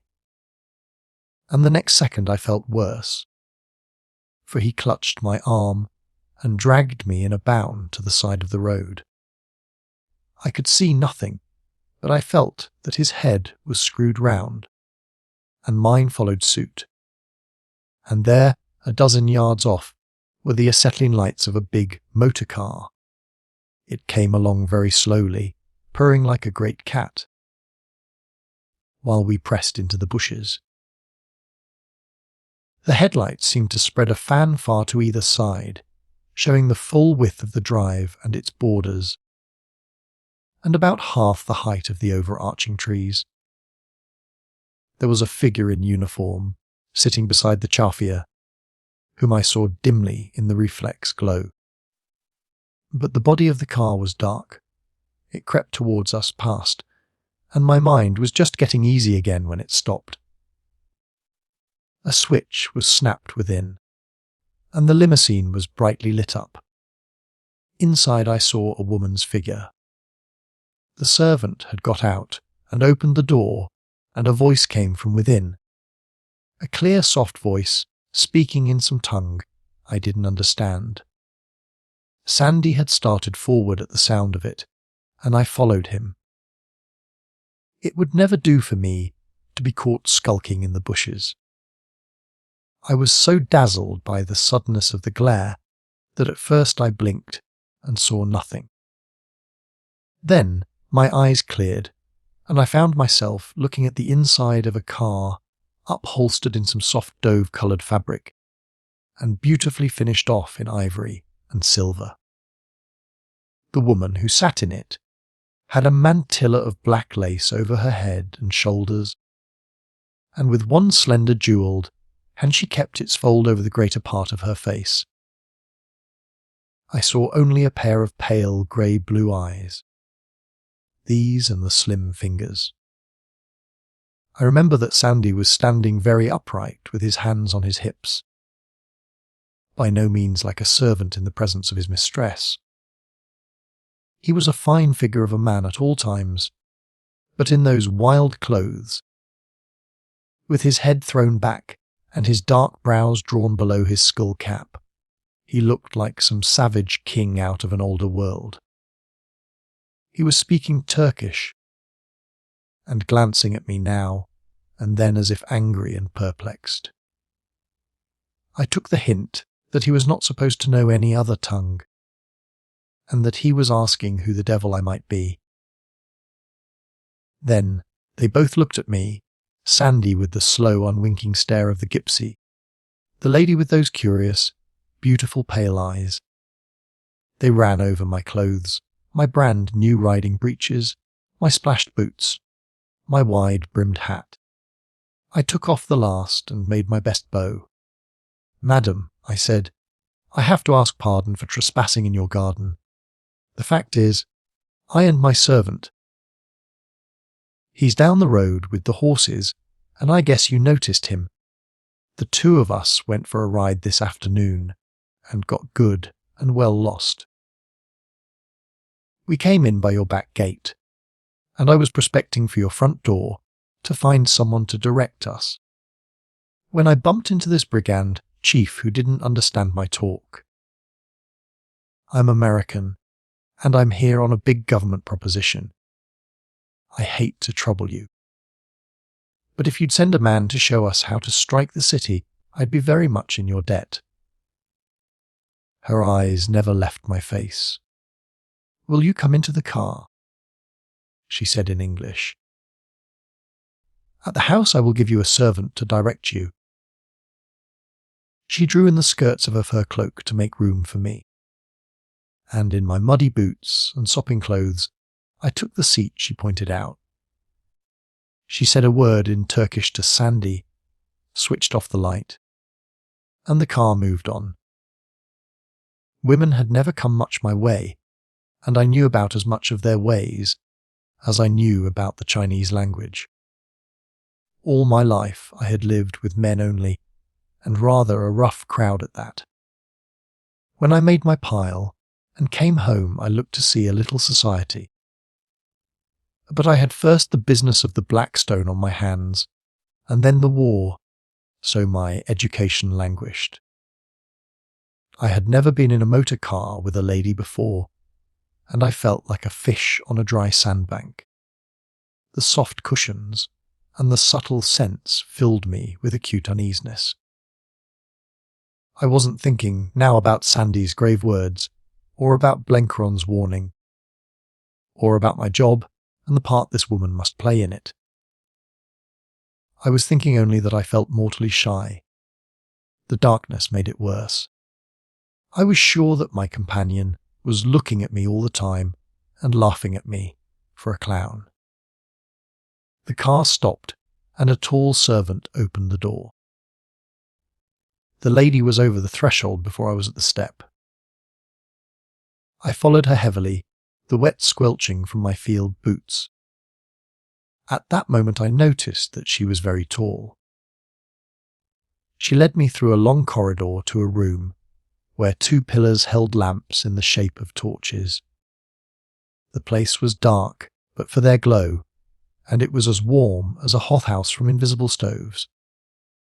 I felt soft carpets underfoot, and on the walls hung some tapestry or rug of an amazingly intricate geometrical pattern, but with every strand as rich as jewels. There, between the pillars, she turned and faced me. Her furs were thrown back, and the black mantilla had slipped down to her shoulders. "I have heard of you," she said. "You are called Richard Hannay, the American. Why have you come to this land?" "To have a share in the campaign," I said. "I'm an engineer, and I thought I could help out with some business like Mesopotamia." "You are on Germany's side?" she asked. "Why, yes," I replied. We Americans are supposed to be neutrals, and that means we're free to choose any side we fancy. I'm for the Kaiser. Her cool eyes searched me, but not in suspicion. I could see she wasn't troubling with the question whether I was speaking the truth. She was sizing me up as a man. I cannot describe that calm, appraising look. There was no bad intention in it. Nothing even of that implicit sympathy with which one human being explores the existence of another. I was a chattel, a thing infinitely removed from intimacy. Even so, I have myself looked at a horse which I thought of buying, scanning his shoulders and hocks and paces. Even so must the old lords of Constantinople have looked at the slaves which the chances of war brought to their markets, assessing their usefulness for some task or other with no thought of a humanity common to purchased and purchaser. And yet, not quite. This woman's eyes were weighing me, not for any special duty, but for my essential qualities. I felt that I was under the scrutiny of one who was a connoisseur in human nature. I see I have written that I knew nothing about women, but every man has in his bones a consciousness of his intentions. I was shy and perturbed, but horribly fascinated. This slim woman, poised exquisitely like some statue between the pillared lights, with her fair cloud of hair, her long delicate face, and her pale bright eyes, had the glamour of a wild dream. I hated her instinctively, hated her intensely, but I longed to arouse her interest. To be valued coldly by those eyes was an offence to my manhood, and I felt antagonism rising within me. I am a strong fellow, well set up, and rather above the average height, and my irritation stiffened me from heel to crown. I flung my head back and gave her cool glance for cool glance, pride against pride, once I remember. A doctor on board ship who dabbled in hypnotism told me that I was the most unsympathetic person he had ever struck. He said I was about as good a mesmeric subject as Table Mountain. Suddenly, I began to realize that this woman was trying to cast some spell over me. The eyes grew large and luminous, and I was conscious for just an instant of some were battling to subject mine. I was aware, too, in the same moment of a strange scent which recalled that wild hour in Caprasso's garden house. It passed quickly, and for a second her eyes drooped. I seemed to read in them failure, and yet a kind of satisfaction, too, as if they had found more in me than they expected. "What life have you led?" the soft voice was saying. I was able to answer quite naturally, rather to my surprise. "I have been a mining engineer up and down the world. You have faced danger many times. I have faced danger. You have fought with men in battles. I have fought in battles." Her bosom rose and fell in a kind of sigh. A smile, a very beautiful thing, flitted over her face. She gave me her hand. "The horses are at the door now," she said, "and your servant is with them. One of my people will guide you to the city." She turned away and passed out of the circle of light into the darkness beyond. Peter and I jogged home in the rain with one of Sandy's skin-clad companions loping at our side. We did not speak a word, for my thoughts were running like hounds on the track of the past hours. I had seen the mysterious Hilda von Einem. I had spoken to her. I had held her hand. She had insulted me with the subtlest of insults, and yet I was not angry. Suddenly the game I was playing became invested with a tremendous solemnity. My old antagonists, Stumm and Raster, and the whole German Empire, seemed to shrink into the background, leaving only the slim woman with her inscrutable smile and devouring eyes. Mad and bad, Blenkeron had called her, but principally bad. I did not think they were the proper terms, for they belonged to the narrow world of our common experience. This was something beyond and above it, as a cyclone or an earthquake is outside the decent routine of nature. Mad and bad she might be, but she was also great. Before we arrived, our guide had plucked my knee and spoken some words which he had obviously got by heart. The master says, "Ran the message, expect him at midnight."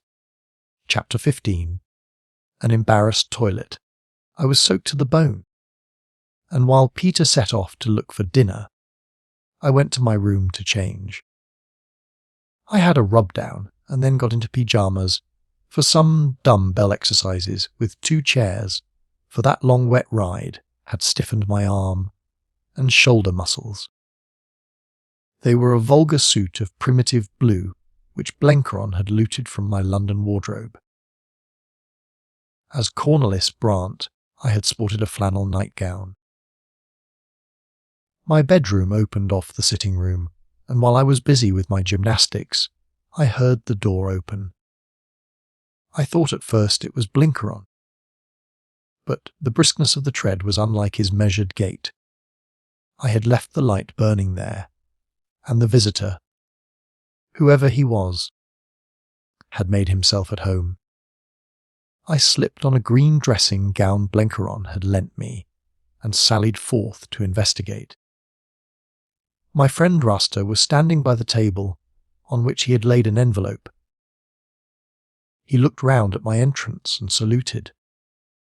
"I come from the Minister of War, sir," he said, "and bring you your passports for tomorrow. You will travel by." And then his voice tailed away, and his black eyes narrowed to slits.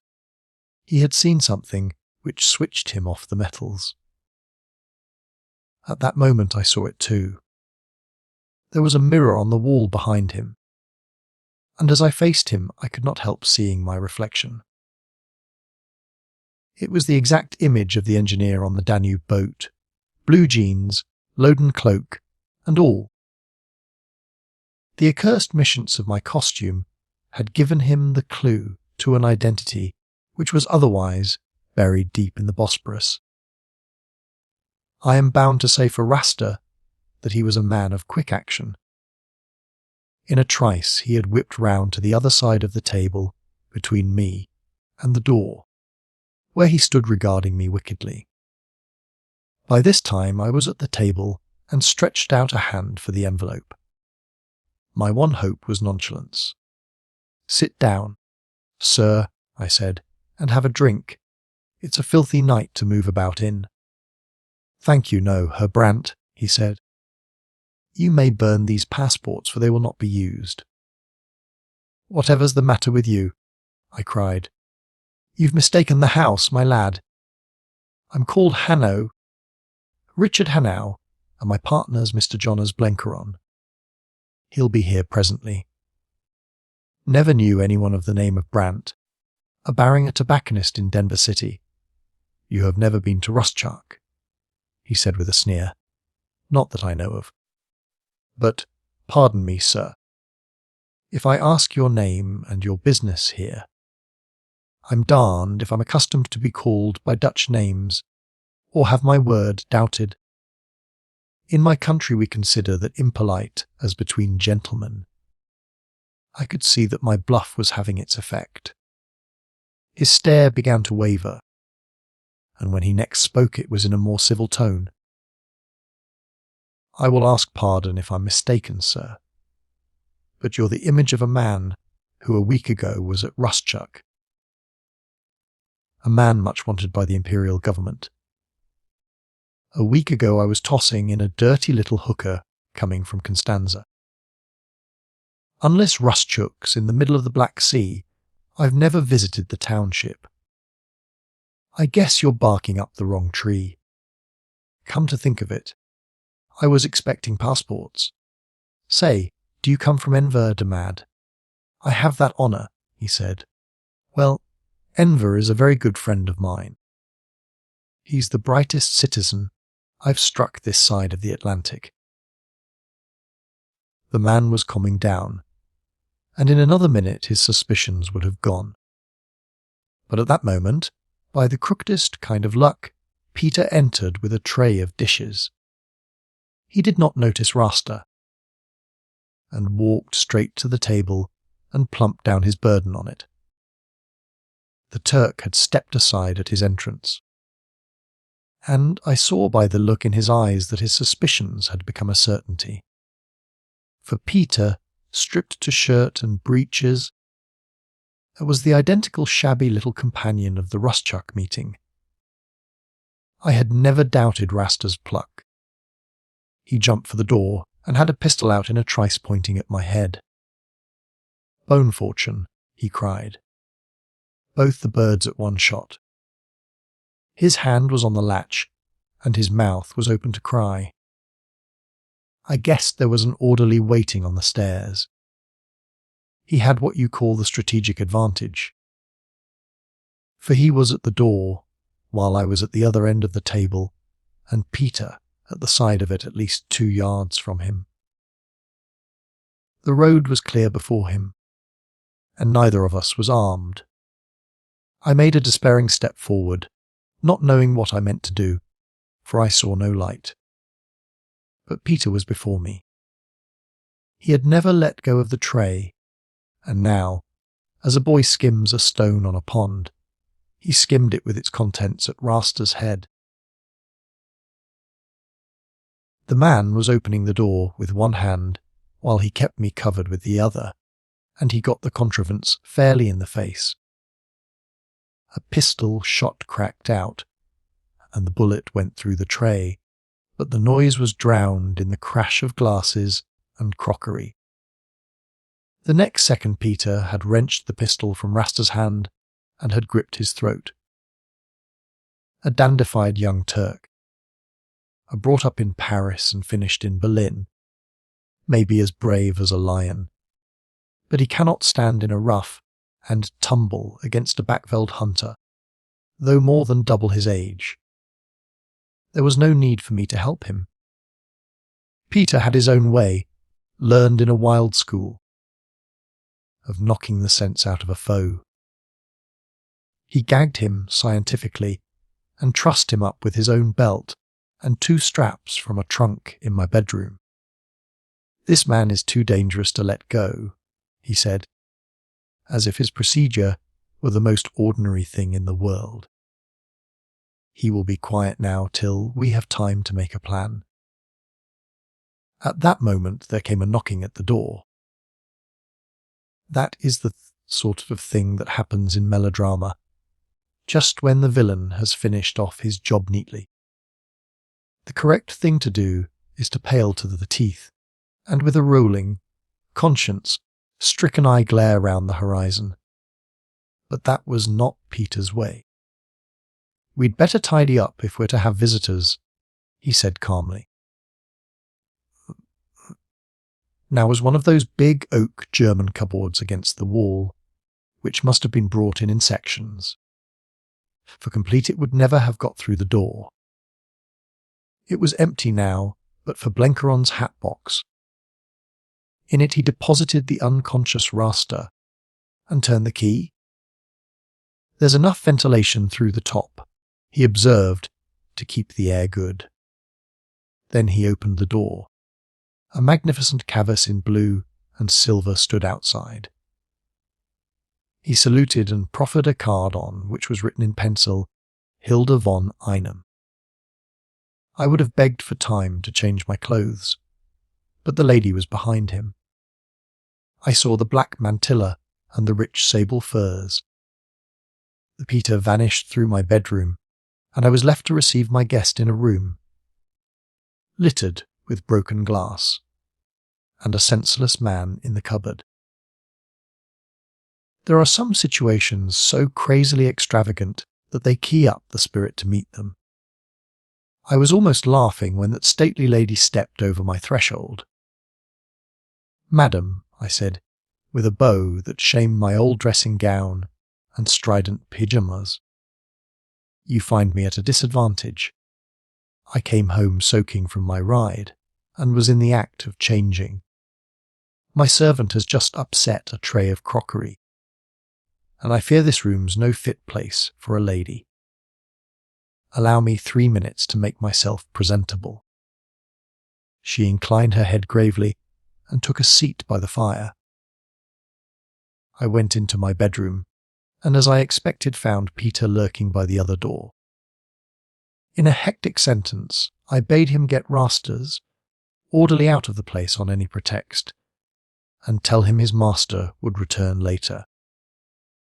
Then I hurried into decent garments, and came out to find my visitor in a brown study. At the sound of my entrance she started from her dream, and stood up on the hearthrug, slipping the long robe of fur from her slim body. "We are alone," she said. "We will not be disturbed." Then an inspiration came to me. I remembered that Frau von Einem, according to Blenkeron, did not see eye to eye with the young Turks, and I had a queer instinct that Rasta could not be to her liking. So I spoke the truth. "I must tell you that there's another guest here tonight.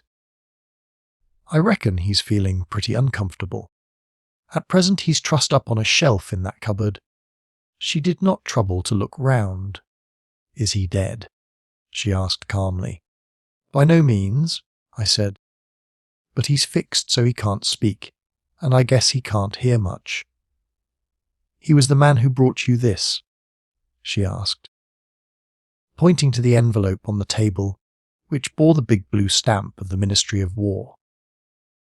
"The same," I said. "I'm not perfectly sure of his name, but I think they call him Rasta." Not a flicker of a smile crossed her face, but I had a feeling that the news pleased her. "Did he thwart you?" she asked. "Why, yes," he thwarted me some. "His head is a bit swelled, and an hour or two on the shelf will do him good." "He is a powerful man," she said. "A jackal of envers. You have made a dangerous enemy." "I don't value him at 2 cents, said I, though I thought grimly that as far could see the value of him was likely to be about the price of my neck. "Perhaps you are right," she said with serious eyes. "In these days no enemy is dangerous to a bold man. I have come tonight, Mr. Hannay, to talk business with you. As they say in your country, I have heard well of you, and today I have seen you. I may have need of you, and you assuredly will have need of me." She broke off, and again her strange potent eyes fell on my face.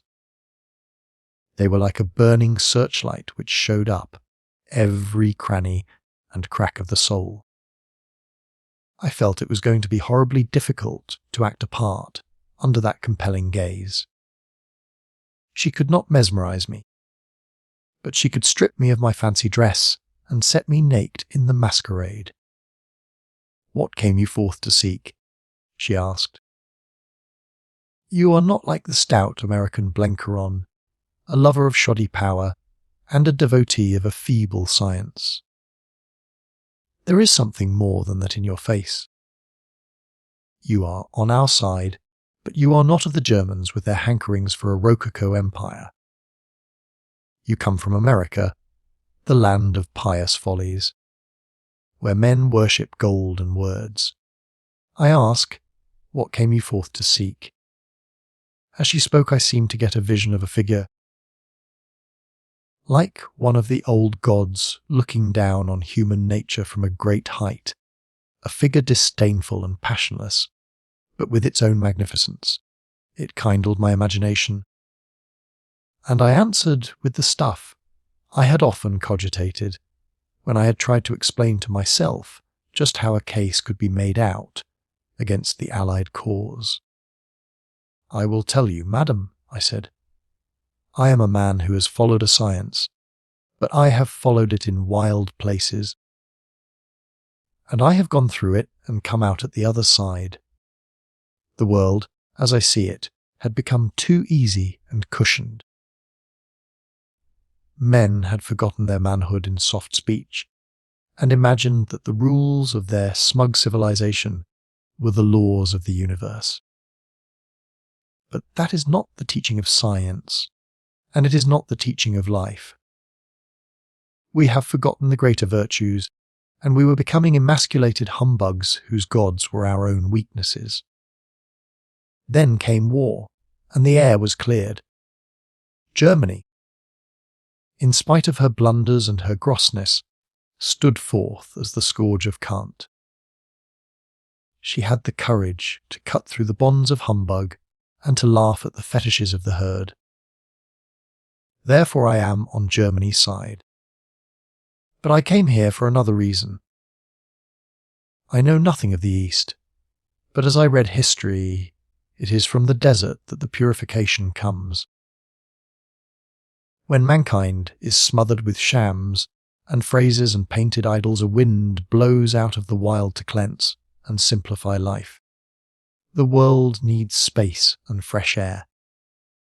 The civilization we have boasted of is a toy shop and a blind alley, and I hanker for the open country.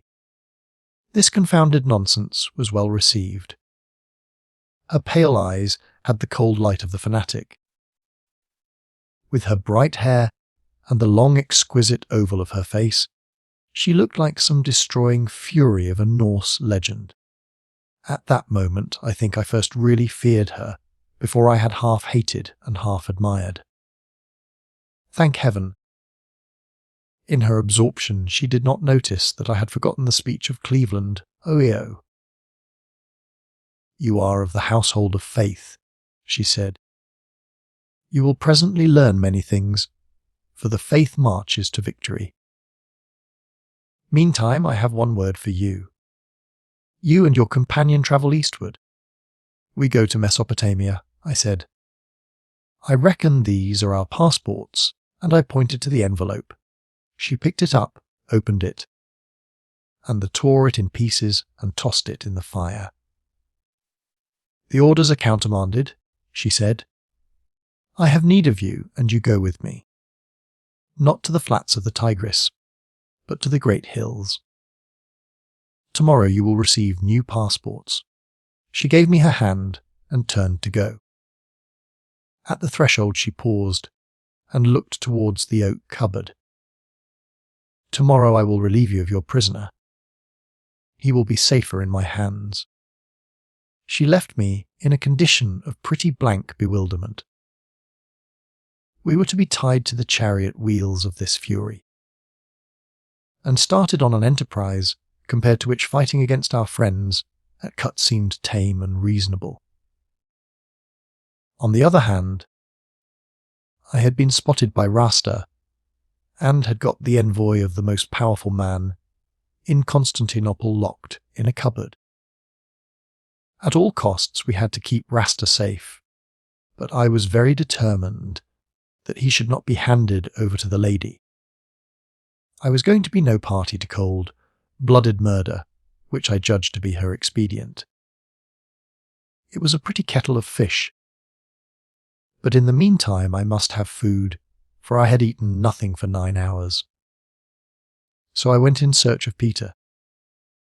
I had scarcely begun my long-deferred meal when Sandy entered. He was before his time, and he looked as solemn as a sick owl. I seized on him as a drowning man clutches a spar. He heard my story of Rasta with a lengthening face. "That's bad," he said. "You say he spotted you. And your subsequent doings, of course, would not disillusion him. It's an infernal nuisance, but there's only one way out of it. I must put him in charge of my own people. They will keep him safe and sound till he's wanted. Only he mustn't see me." And he went out in a hurry. I fetched Rasta from his prison. He had come to his senses by this time, and lay regarding me with stony, malevolent eyes. "I'm very sorry, sir," I said. "For what has happened?" but you left me no alternative. I've got a big job on hand, and I can't have it interfered with by you or anyone. You're paying the price of a suspicious nature. When you know a little more, you'll want to apologize to me. I'm going to see that you are kept quiet and comfortable for a day or two. You've no cause to worry, for you'll suffer no harm. I give you my word of honor as an American citizen. 2 of Sandy's miscreants came in and bore him off, and presently Sandy himself returned. When I asked him where he was being taken, Sandy said he didn't know. They've got their orders, and they'll carry them out to the letter. There's a big unknown area in Constantinople to hide a man, into which the Kofaya never enter. Then he flung himself in a chair and lit his old pipe.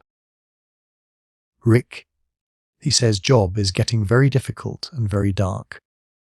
But my knowledge has grown in the last few days. I found out the meaning of the second word that Harry Bullivant scribbled. Cancer, I asked. Yes. It means just what it reads and no more. Greenmantle is dying, has been dying for months. This afternoon they brought a German doctor to see him, and the man gave him a few hours of life. By now he may be dead. The news was a staggerer. For a moment I thought it cleared up things. Then that busts the show, I said. You can't have a crusade without a prophet. I wish I thought it did. It's the end of one stage, but the start of a new and blacker one. Do you think that woman will be beaten by such a small thing as the death of her prophet? She'll find a substitute, one of the 4 ministers, or someone else. She's a devil incarnate, but she has the soul of a Napoleon. The big danger is only beginning. Then he told me the story of his recent doings. He had found out the house of Frau von Einem without much trouble, and had performed with his ragamuffins in the servants' quarters. The prophet had a large retinue, and the fame of his minstrels, for the companions were known far and wide in the land of Islam, came speedily to the ears of the holy ones. Sandy, a leader in this most orthodox coterie, was taken into favour and brought to the notice of the 4 ministers. He and his half-dozen retainers became inmates of the villa, and Sandy, from his knowledge of Islamic law and his ostentatious piety, was admitted to the confidence of the household. Frau von Einem welcomed him as an ally, for the companions had been the most devoted propagandists of the new revelation. As he described it, it was a strange business. Greenmantle was dying and often in great pain, but he struggled to meet demands of his protectress. The 4 ministers, as Sandy saw them, were unworldly ascetics. The prophet himself was a saint, though a practical saint with some notions of policy. But the controlling brain and will were those of the lady. Sandy seemed to have won his favour, even his affection. He spoke of him with a kind of desperate pity. I never saw such a man. He is the greatest gentleman you can picture, with a dignity like a high mountain. He is a dreamer and a poet, to a genius if I can judge these things. I think I can assess him rightly, for I know something of the soul of the East. But it would be too long a story to tell now. The West knows nothing of the true Oriental. It pictures him as lapped in colour and idleness and luxury in gorgeous dreams. But it is all wrong. The calf he yearns for is an austere thing. It is the austerity of the East that is its beauty and its terror. It always wants the same things at the back of its head. The Turk and the Arab came out of big spaces, and they have the desire of them in their bones. they settle down and stagnate. And by they degenerate into that appalling subtlety which is their ruling passion gone crooked. And then comes a new revelation and a great simplifying. They want to live face to face with God without a screen of ritual and images and priestcraft. They want to prune life of its foolish fringes and get back to the noble bareness of the desert. Remember, it is always the empty desert and the empty sky that cast their spell over them, these and the hot, strong, antiseptic sunlight which burns up all rot and decay. It isn't inhuman. It's the humanity of one part of the human race. It isn't ours. It isn't as good as ours, but it's jolly good all the same. There are times when it grips me so hard that I'm inclined to forswear the gods of my fathers. Well, Greenmantle is the prophet of this great simplicity. He speaks straight to the heart of Islam, and it's an honourable message. But for our sins it's been twisted into part of that damned German propaganda. His unworldness has been used for a cunning political move, and his creed of space and simplicity for the furtherance of the last word in human degeneracy. My God, Rick. It's like seeing Francis run by Messalina. The woman has been here tonight, I said. She asked me what I stood for, and I invented some infernal nonsense which she approved of. But I can see one thing. She and her prophet may run for different stakes. But it's the same course, Sandy started. She has been here, he cried. Tell me, Rick, what do you think of her? I thought she was about 2 parts mad. But the third part was uncommon like inspiration. That's about right, he said. I was wrong in comparing her to Messalina. She's something a dashed sight more complicated. She runs the prophet just because she shares his belief. Only what in him is sane and fine. In her is mad and horrible. You see, Germany also wants to simplify life. I know, I said. I told her that an hour ago, when I talked more rot to the second than any normal man ever achieved. It will come between me and my sleep for the rest of my days. Germany's simplicity is that of the neurotic, not the primitive. It is megalomania and egotism and the pride of the man in the Bible that waxed fat and kicked. But the results are the same. She wants to destroy and simplify, but it isn't the simplicity of the ascetic, which is of the spirit, but the simplicity of the madman that grins down all the contrivances of civilization to a featureless monotony. The prophet wants to save the souls of his people. Germany wants to rule the inanimate corpse of the world. But you can get the same language to cover both. And so you have the partnership of St. Francis and Messalina. Rick, did you ever hear of a thing called the Superman? There was a time when the papers were full of nothing else, I answered. I gather it was invented by a sportsman called Nietzsche. Maybe, said Sandy. Old Nietzsche has been blamed for a great deal of rubbish he would have died rather than acknowledge. But it's a craze of the new, fatted Germany. It's a fancy type which could never really exist, any more than the economic man of the politicians. Mankind has a sense of humour which stops short of the final absurdity. There never has been, and there never could be a real Superman. But there might be a Superwoman.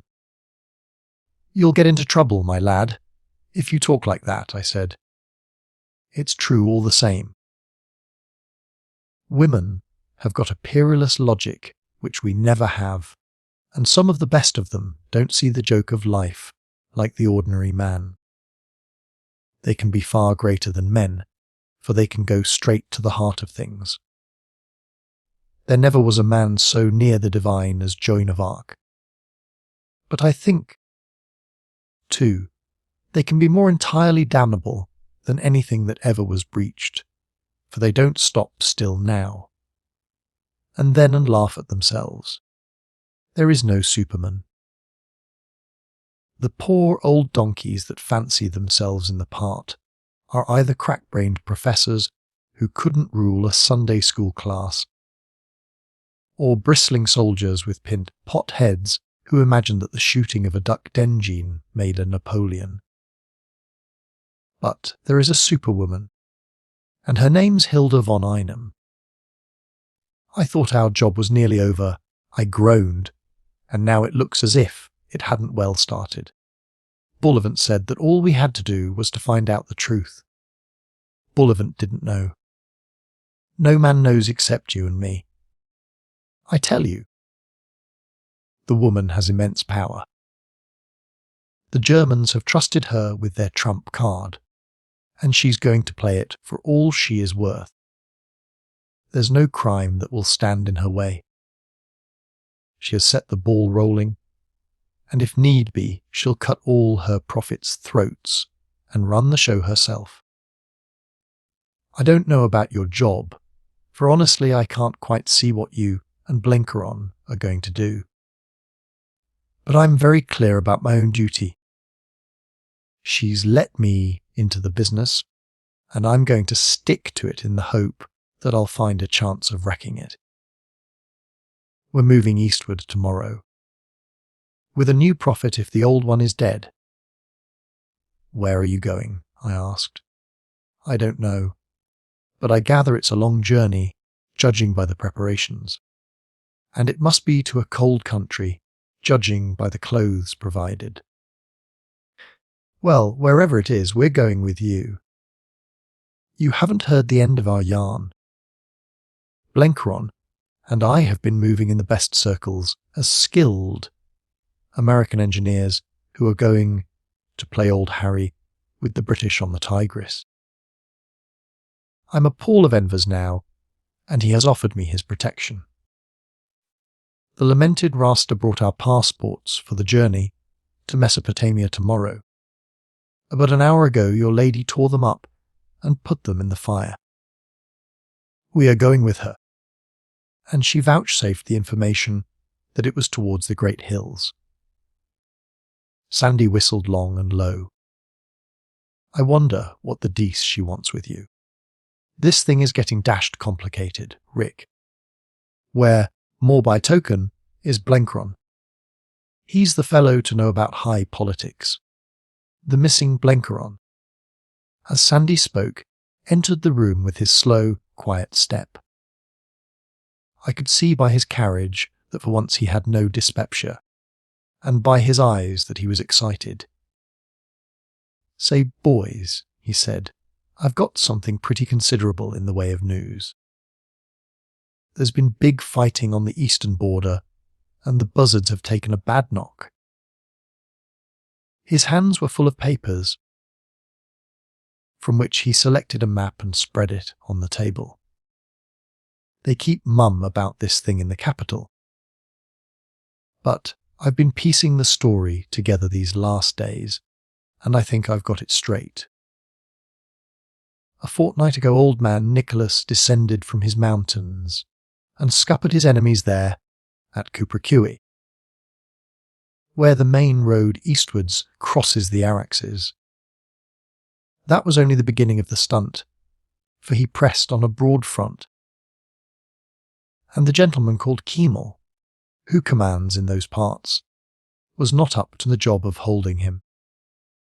The buzzards were shepherded in from north and east and south, and now the Muscovite is sitting down outside the forts of Erzurum.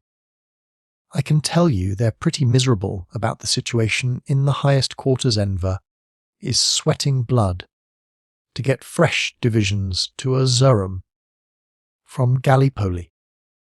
But it's a long road, and it looks as if they would be too late for the fair. You and I, Major, start for Mesopotamia tomorrow. And that's about the meanest bit of bad luck that ever happened to John S. We're missing the chance of seeing the goriest fight of this campaign. I picked up the map and pocketed it. Maps were my business, and I had been looking for one. "We're not going to Mesopotamia," I said. "Our orders have been cancelled. But I've just seen Enver, and he said he had sent round our passports." "They're in the fire," I said. "The right ones will come along tomorrow morning." Sandy broke in, his eyes bright with excitement. "The Great Hills. We're going to Erzurum." Don't you see that the Germans are playing their big card? They're sending Greenmantle to the point of danger in the hope that his coming will rally the Turkish defence. Things are beginning to move. Rick, old man, no more kicking the heels for us. We're going to be in it up to the neck, and heaven help the best man. I must be off now, for I've a lot to do. Au revoir. We meet sometime in the hills. Blenkeron still looked puzzled, till I told him the story of that night's doings. As he listened, all the satisfaction went out of his face, and that funny, childish air of bewilderment crept in. It's not for me to complain, for it's in the straight line of our duty, but I reckon there's going to be big trouble ahead of this caravan. It's kismet, and we've got to bow. But I won't pretend that I'm not considerable scared at the prospect. "Oh, so am I," I said. "The woman frightens me into fits. We're up against it this time, all right. All the same, I'm glad we're to be let into the real star metropolitan performance. I didn't relish the idea of touring the provinces. I guess that's correct. But I could wish that the good God would see fit to take that lovely lady to himself. She's too much for a quiet man at my time of life. When she invites us to go in on the ground floor, I feel like taking the elevator to the roof garden." Chapter 16. The Battered Caravanserai. 2 days later, in the evening, we came to Angora, the first stage in our journey. The passports had arrived next morning, as Frau von Einem had promised, and with them a plan of our journey. Moore, one of the companions, who spoke a little English, was detailed to accompany us, a wise precaution, for no one of us had a word of Turkish. These were the sum of our instructions. I heard nothing more of Sandy or Greenmantle or the lady. We were meant to travel in our own party. We had the railway to Angora, a very comfortable German Schlafwagen, tacked to the end of a troop train. There wasn't much to be seen of the country, for after we left the Bosporus we ran into scuds of snow, and except that we seemed to be climbing on to a big plateau, I had no notion of the landscape. It was a marvel that we made such good time, for that line was congested beyond anything I have ever seen. The place was crawling with the Gallipoli troops, and every siding was packed with supply trucks. When we stopped, which we did on an average about once an hour, you could see vast camps on both sides of the line, and often we struck regiments on the march along the railway track. They looked a fine, hardy lot of ruffians, but many were deplorably ragged, and I didn't think much of their boots. I wondered how they would do the 500 miles of road to Erzurum. Blenkeron played patience, and Peter and I took a hand at picket, but mostly we smoked and yarned. Getting away from that infernal city had cheered us up wonderfully. Now we were out on the open road, moving to the sound of the guns. At the worst, we should not perish like rats in a sewer. We would be all together, too, and that was a comfort. I think we felt the relief which a man who has been on a lonely outpost feels when he is brought back to his battalion. Besides, the thing had gone clean beyond our power to direct. It was no good planning and scheming, for none of us had a notion what the next step might be. We were fatalists now, believing in kismet, and that is a comfortable faith. All but Blenkeron. The coming of Hilda von Einem into the business had put a very ugly complexion on it for him. It was curious to see how she affected the different members of our gang. Peter did not care a rush. Man, woman, and hippogriff were the same to him. He met it all as calmly as if he were making plans to round up an old lion in a patch of bush, taking the facts as they came and working at them as if they were a sum in arithmetic. Sandy and I were impressed. It's no good denying it. Horribly impressed, but we were too interested to be scared, and we weren't a bit fascinated. We hated her too much for that. But she fairly struck Blenkeron dumb. He said himself it was just like a rattlesnake and a bird. I made him talk about her, for if he sat and browed he would get worse.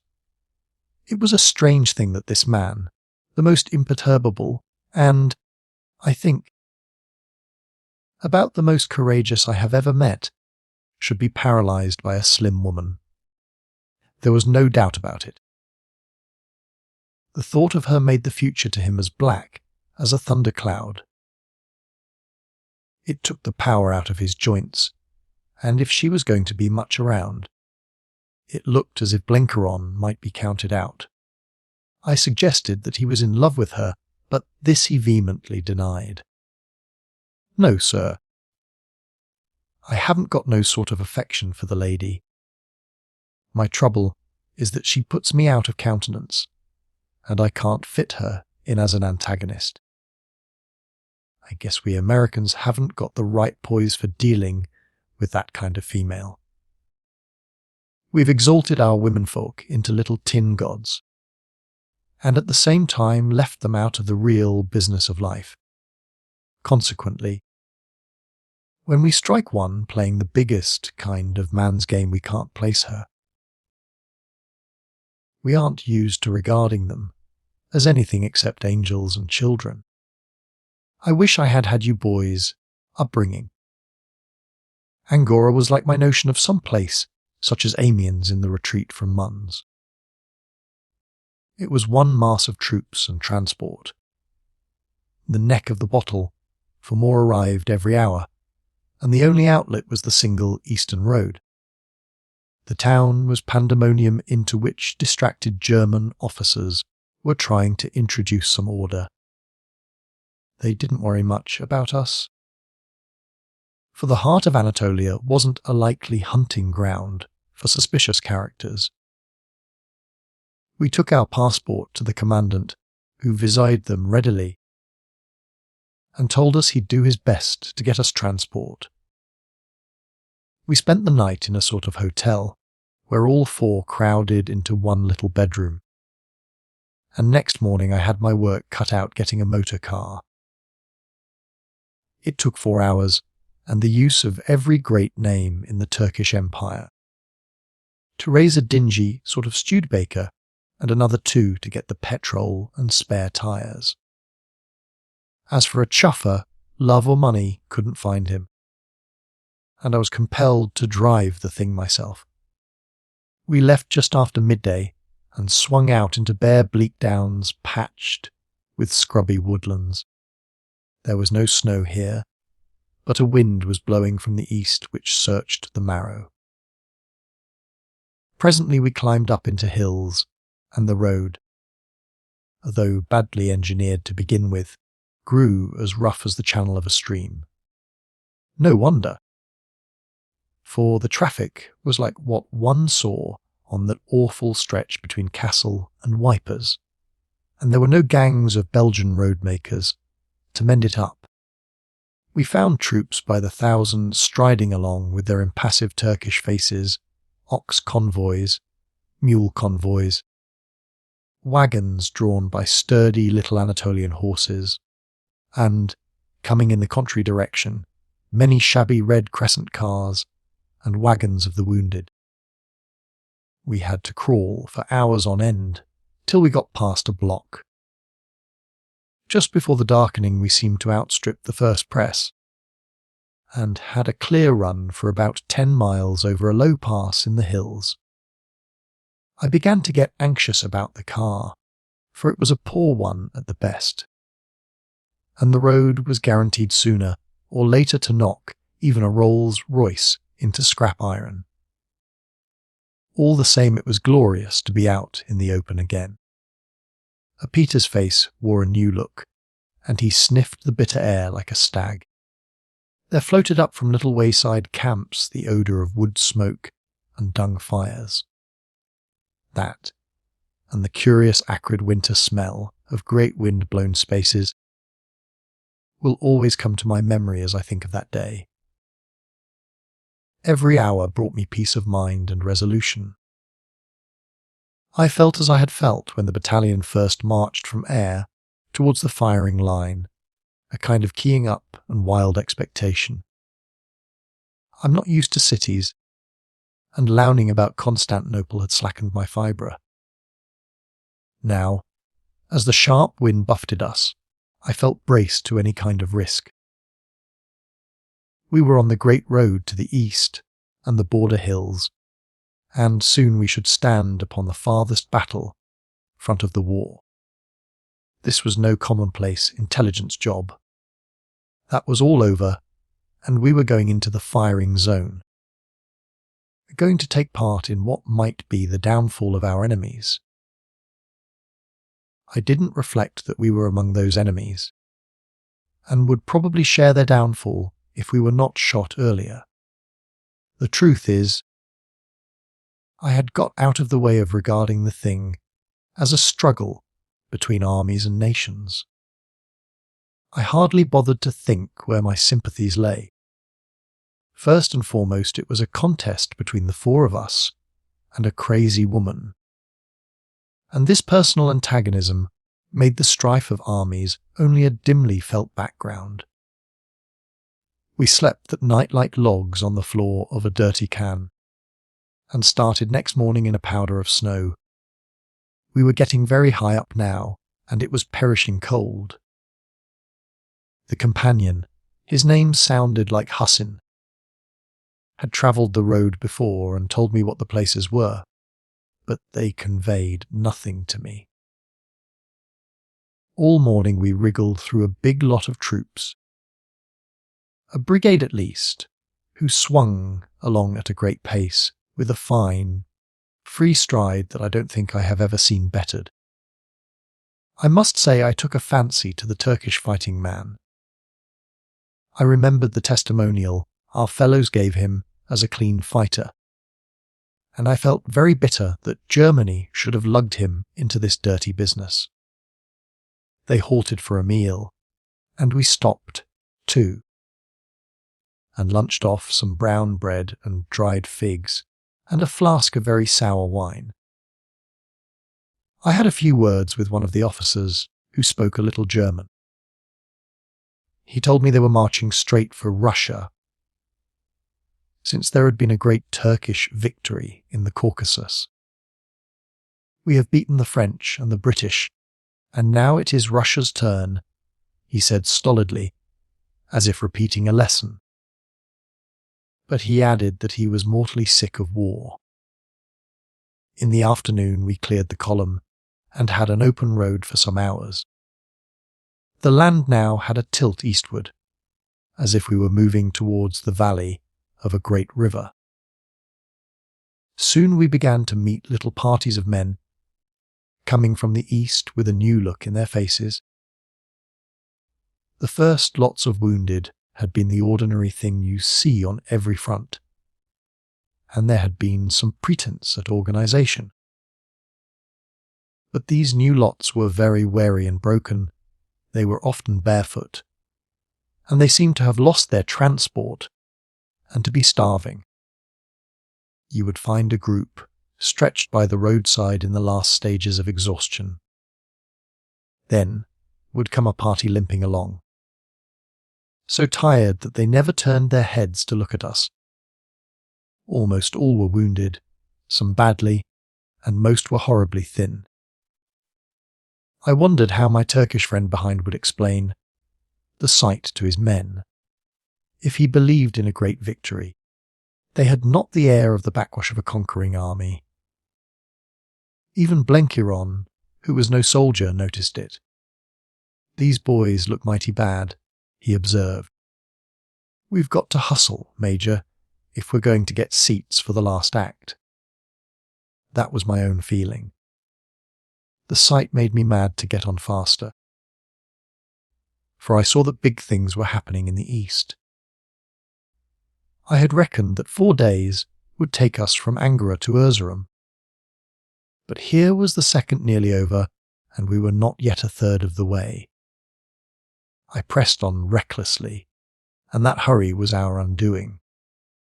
I have said that the Studebaker was a rotten old car. Its steering gear was pretty dicky, and the bad surface and continual hairpin bends of the road didn't improve it. Soon we came into snow lying fairly deep, frozen hard and rutted by the big transport wagons. We bumped and bounced horribly, and were shaken about like peas in a bladder. I began to be acutely anxious about the old boneshaker, the more as we seemed a long way short of the village I had proposed to spend the night in. Twilight was falling, and we were still in an unfeatured waste, crossing the shallow glen of a stream. There was a bridge at the bottom of a slope, a bridge of logs and earth which had apparently been freshly strengthened for heavy traffic. As we approached it at a good pace, the car ceased to answer to the wheel. I struggled desperately to keep it straight, but it swerved to the left, and we plunged over a bank into a marshy hollow. There was a sickening bump as we struck the lower ground, and the whole party were shot out into the frozen slush. I don't yet know how I escaped, for the car turned over, and by rights I should have had my back broken, but no one was hurt. Peter was laughing, and Blenkiron, after shaking the snow out of his hair, joined him. For myself, I was feverishly examining the machine. It was about as ugly as it could be, for the front axle was broken. Here was a piece of hopeless bad luck. We were stuck in the middle of Asia Minor, with no means of conveyance. For to get a new axle there was as likely as to find snowballs on the Congo. It was all but dark, and there was no time to lose. I got out the petrol tins and spare tyres, and cached them among some rocks on the hillside. Then we collected our scanty baggage from the derelict Studebaker. Our only hope was Hussin. He had got to find us some lodging for the night, and next day we would have a try for horses or a lift in some passing wagon. I had no hope of another car. Every automobile in Anatolia would now be at a premium. It was so disgusting a mishap that we all took it quietly. It was too bad to be helped by hard swearing. Hussin and Peter set off on different sides of the road to prospect for a house, and Blenkiron and I sheltered under the nearest rock and smoked savagely. Hussin was the first to strike oil. He came back in 20 minutes with news of some kind of dwelling a couple of miles up the stream. He went off to collect Peter, and, humping our baggage, Blenkiron and I plodded up the waterside. Darkness had fallen thick by this time, and we took some bad tosses among the bogs. When Hussin and Peter overtook us, they found a better road, and presently we saw a light twinkle in the hollow ahead. It proved to be a wretched tumble down farm in a grove of poplars, a full-smelling, muddy yard, a 2-roomed hovel of a house, and a barn which was tolerably dry and which we selected for our sleeping place. The owner was a broken old fellow whose sons were all at the war, and he received us with the profound calm of one who expects nothing but unpleasantness from life. By this time we had recovered our tempers, and I was trying hard to put my new Kismet philosophy into practice. I reckoned that if risks were foreordained, so were difficulties, and both must be taken as part of the day's work. With the remains of our provisions and some curdled milk, we satisfied our hunger and curled ourselves up among the peace straw of the barn. Blenkeron announced with a happy sigh that he had now been for 2 days quit his dyspepsia. That night, I remember, I had a queer dream. I seemed to be in a wild place among mountains, and I was being hunted, though who was after me I couldn't tell. I remember sweating with fright, for I seemed to be quite alone, and the terror that was pursuing me was more than human. The place was horribly quiet and still, and there was deep snow lying everywhere, so that each step I took was heavy as lead. A very ordinary sort of nightmare, you will say. Yes. But there was one strange feature in this one.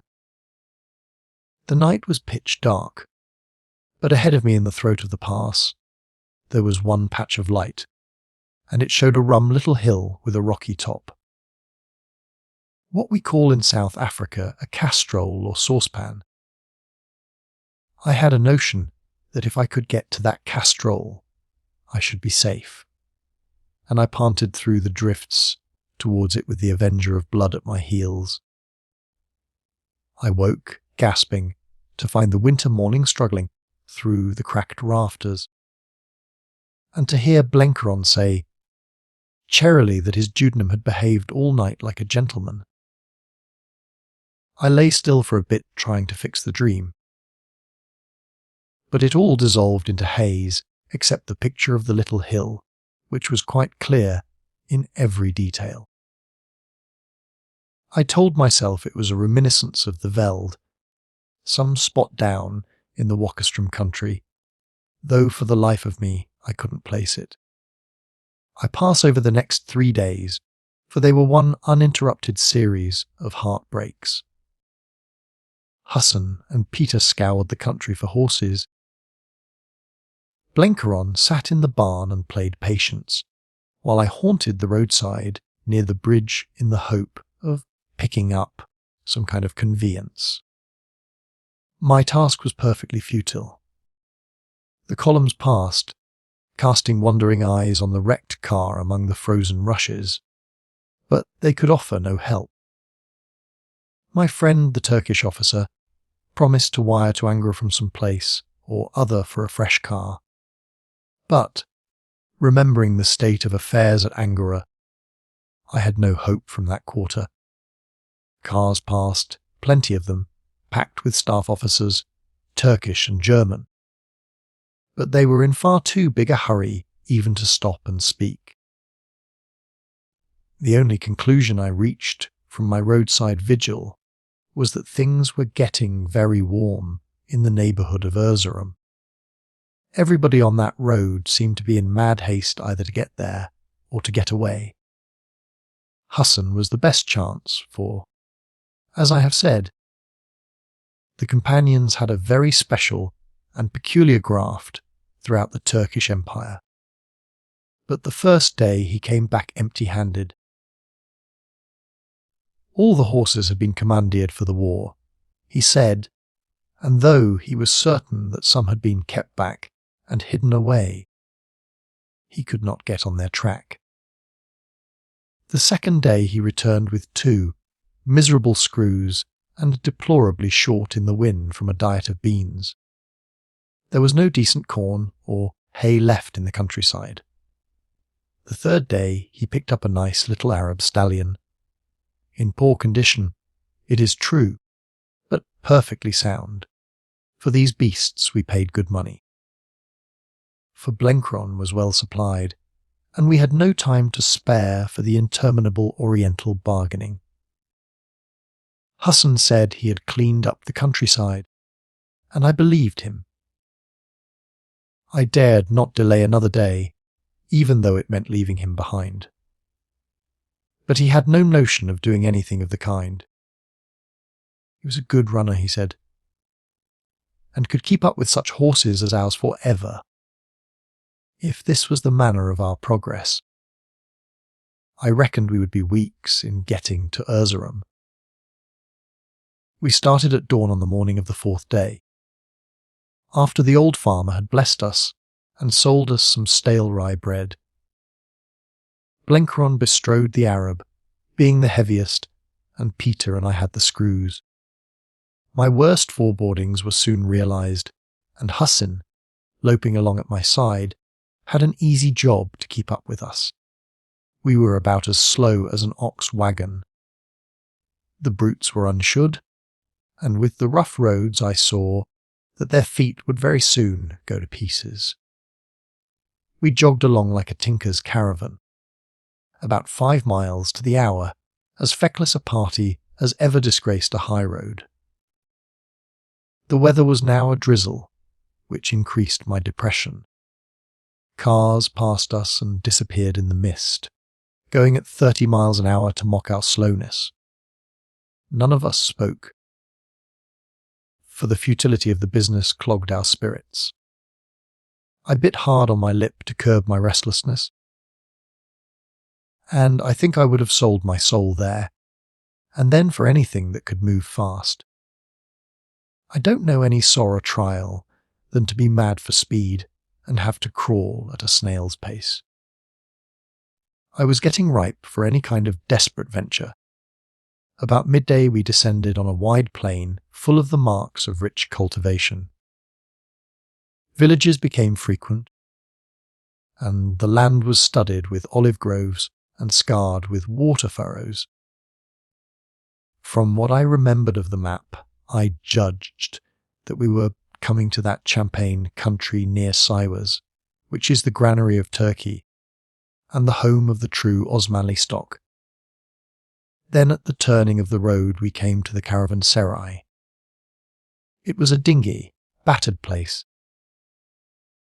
with the pink plaster falling in patches from its walls. There was a courtyard abutting on the road, and a flat, topped house with a big hole in its side. It was a long way from any battleground, and I guessed that some explosion had wrought the damage. Behind it, a few 100 yards off, a detachment of cavalry were encamped beside a stream, with their horses tied up in long lines of pickets. And by the roadside, quite alone and deserted, stood a large new motor car. In all the road before and behind there was no man to be seen except the troops by the stream. The owners, whoever they were, must be inside the Caravanserai. I have said I was in the mood for some desperate deed, and lo, and behold Providence had given me the chance! I coveted that car as I have never coveted anything on earth. At the moment all my plans had narrowed down to a feverish passion to get to the battlefield. We had to find Greenmantle at Erzurum, and once there we should have Hilda von Einem's protection. It was a time of war, and a front of brass was the surest safety. But, indeed, I could not figure out any plan worth speaking of.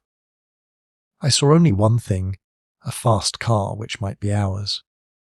I said a word to the others, and we dismounted and tethered our horses at the near end of the courtyard.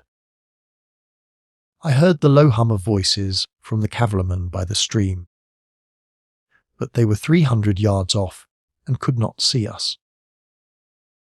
Peter was sent forward to scout in the courtyard.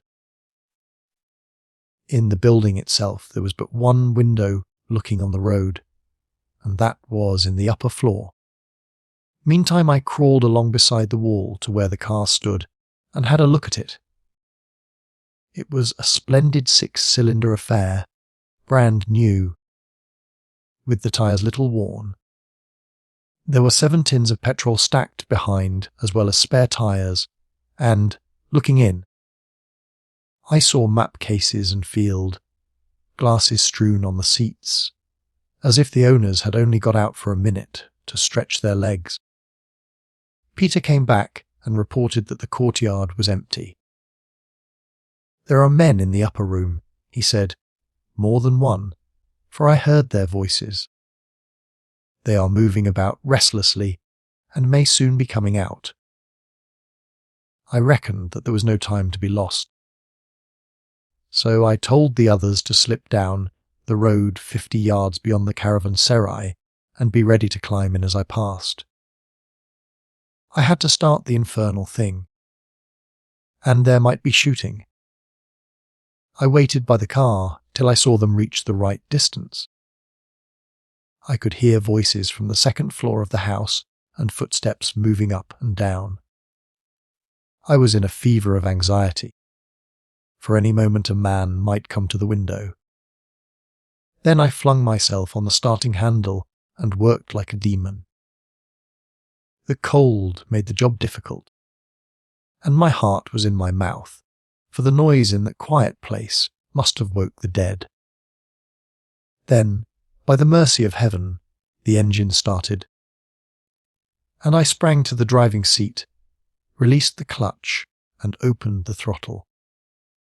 The great car shot forward, and I seemed to hear behind me shrill voices. A pistol bullet bored through my hat, and another buried itself in a cushion beside me. In a second I was clear of the place, and the rest of the party were embarking. Blenkeron got on the step and rolled himself like a sack of coals into the tonneau. Peter nipped up beside me, and Hassan scrambled in from the back over the folds of the hood. We had our baggage in our pockets, and had nothing to carry. Bullets dropped round us, but did no harm. Then I heard a report at my ear, and out of a corner of my eye saw Peter lower his pistol. Presently we were out of range, and, looking back, I saw 3 men gesticulating in the middle of the road. "May the devil fly away with this pistol," said Peter ruefully. "I never could make good shooting with a little gun. Had I had my rifle? What did you shoot for?" I asked in amazement. "We've got the fellow's car, and we don't want to do them any harm." "It would have saved trouble had I had my rifle," said Peter quietly. "The little man you call Rasta was there, and he knew you. I heard him cry your name. He is an angry little man, and I observe that on this road there is a telegraph." Chapter 17. Trouble by the Waters of Babylon. From that moment I date the beginning of my madness. Suddenly I forgot all cares and difficulties of the present and future, and became foolishly light-hearted. We were rushing towards the great battle where men were busy at my proper trade. I realized how much I had loathed the lonely days in Germany, and still more the dawdling week in Constantinople. Now I was clear of it all, and bound for the clash of armies. It didn't trouble me that we were on the wrong side of the battle line. I had a sort of instinct that the darker and wilder things grew the better chance for us. "Seems to me," said Blenkeron, bending over me, "that this joyride is going to come to an untimely end pretty soon. Peter's right. That young man will set the telegraph going, and will be held up at the next township. He's got to get to a telegraph office first," I answered. "That's where we have the pull on him. He's welcome to the screws we left behind, and if he finds an operator before the evening, I'm the worst kind of a Dutchman. I'm going to break all the rules and bucket this car for what she's worth." Don't you see that the nearer we get to Erzurum, the safer we are?" "I don't follow," he said slowly. "At Erzurum, I reckon they'll be waiting for us with the handcuffs. Why in thunder couldn't those hairy ragamuffins keep the little cuss safe?"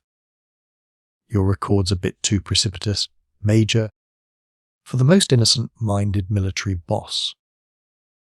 Do you remember what you said about the Germans being open to bluff? Well, I'm going to put up the steepest sort of bluff. Of course they'll stop us. Rasta will do his damnedest. But remember that he and his friends are not very popular with the Germans, and Madame von Einem is. We're her protégés. And the bigger the German swell I get before the safer I'll feel. We've got our passports and our orders, and he'll be a bold man that will stop us once we get into the German zone. Therefore I'm going to hurry as fast as God will let me." It was a ride that deserved to have an epic written about it. The car was good, and I handled her well, though I say it who shouldn't. The road in that big central plain was fair, and often I knocked 50 miles an hour out of her. We passed troops by a circuit over the veld, where we took some awful risks, and once we skidded by some transport, with our off-wheels, almost over the lip of a ravine. We went through the narrow streets of Siwas like a fire engine, while I shouted out in German that we carried dispatches for headquarters. We shot out of drizzling rain into brief spells of winter sunshine, and then into a snow blizzard, which all but whipped the skin from our faces. And always before us the long road unrolled, with somewhere at the end of it 2 armies clinched in a death grapple. That night we looked for no lodging. We ate a sort of meal in the car, with the hood up, and felt our way on in the darkness, for the headlights were in perfect order. Then we turned off the road for 4 hours' sleep, and I had a go at the map. Before dawn we started again, and came over a pass into the vale of a big river.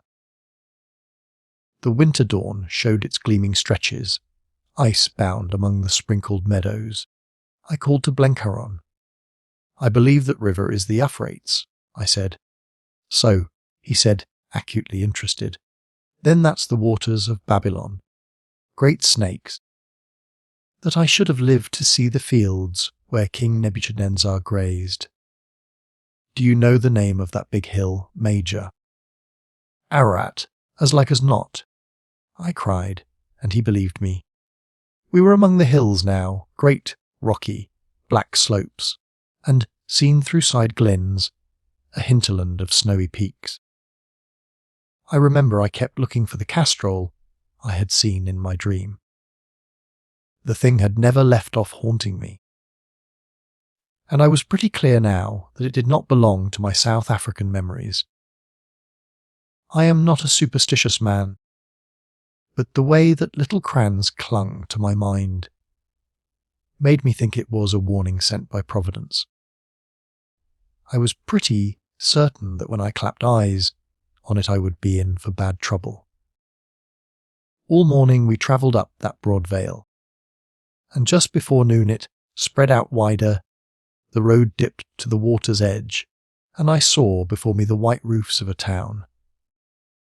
The snow was deep now, and lay down to the riverside, but the sky had cleared, and against a space of blue, heavensome peaks to the south rose glittering like jewels. The arches of a bridge spanning 2 forks of the stream showed in front, and as I slowed down at the bend a sentry's challenge rang out from a blockhouse. We had reached the fortress of Erzincan, the headquarters of a Turkish corps and the gate of Armenia. I showed the man our passports, but he did not salute and let us move on. He called another fellow from the guardhouse, who motioned us to keep pace with him as he stumped down a side lane. At the other end was a big barracks with sentries outside. The man spoke to us in Turkish, which Hussein interpreted. There was somebody in that barracks who wanted badly to see us. By the waters of Babylon we sat down and wept, quoted Blenkeron softly. I fear, Major, we'll soon be remembering Zion. I tried to persuade myself that this was merely the red tape of a frontier fortress. But I had an instinct that difficulties were in store for us. If Rasta had started wiring, I was prepared to put up the brazenest bluff, for we were still 80 miles from Erzurum, and at all costs we were going to be landed there before night. A fussy staff officer met us at the door. At the sight of us, he cried to a friend to come and look. Here are the birds safe. A fat man and 2 lean ones, and a savage who looks like a Kurd. Call the guard and march them off. There's no doubt about their identity. Pardon me, sir, I said, but we have no time to spare, and we'd like to be in Erzurum before the dark. I would beg you to get through any formalities as soon as possible. This man, and I pointed to the sentry, has our passports. Compose yourself, he said impudently. You're not going on just yet. And when you do, it won't be in a stolen car. He took the passports and fingered them casually. Then something he saw there made him cock his eyebrows. Where did you steal these? He asked, but with less assurance in his tone. I spoke very gently. You seem to be the victim of a mistake, sir. These are our papers. We are under orders to report ourselves at Erzurum without an hour's delay. Whoever hinders us will have to answer to General von Liman. We will be obliged if you will conduct us at once to the governor. You can't see General Posselt, he said. This is my business. I have a wire from Suez that 4 men stole a car belonging to one of Enver Damad's staff.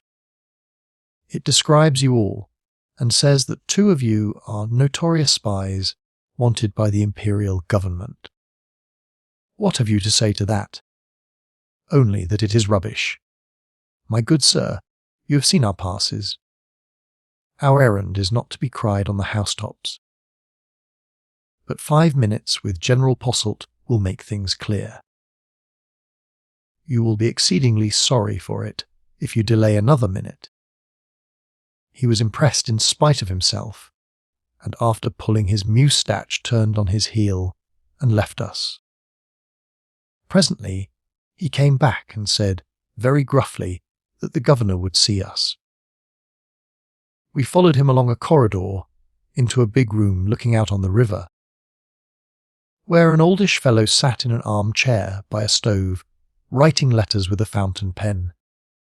This was Posselt, who had been governor of Erzurum till he fell sick, and harmed Febzi took his place.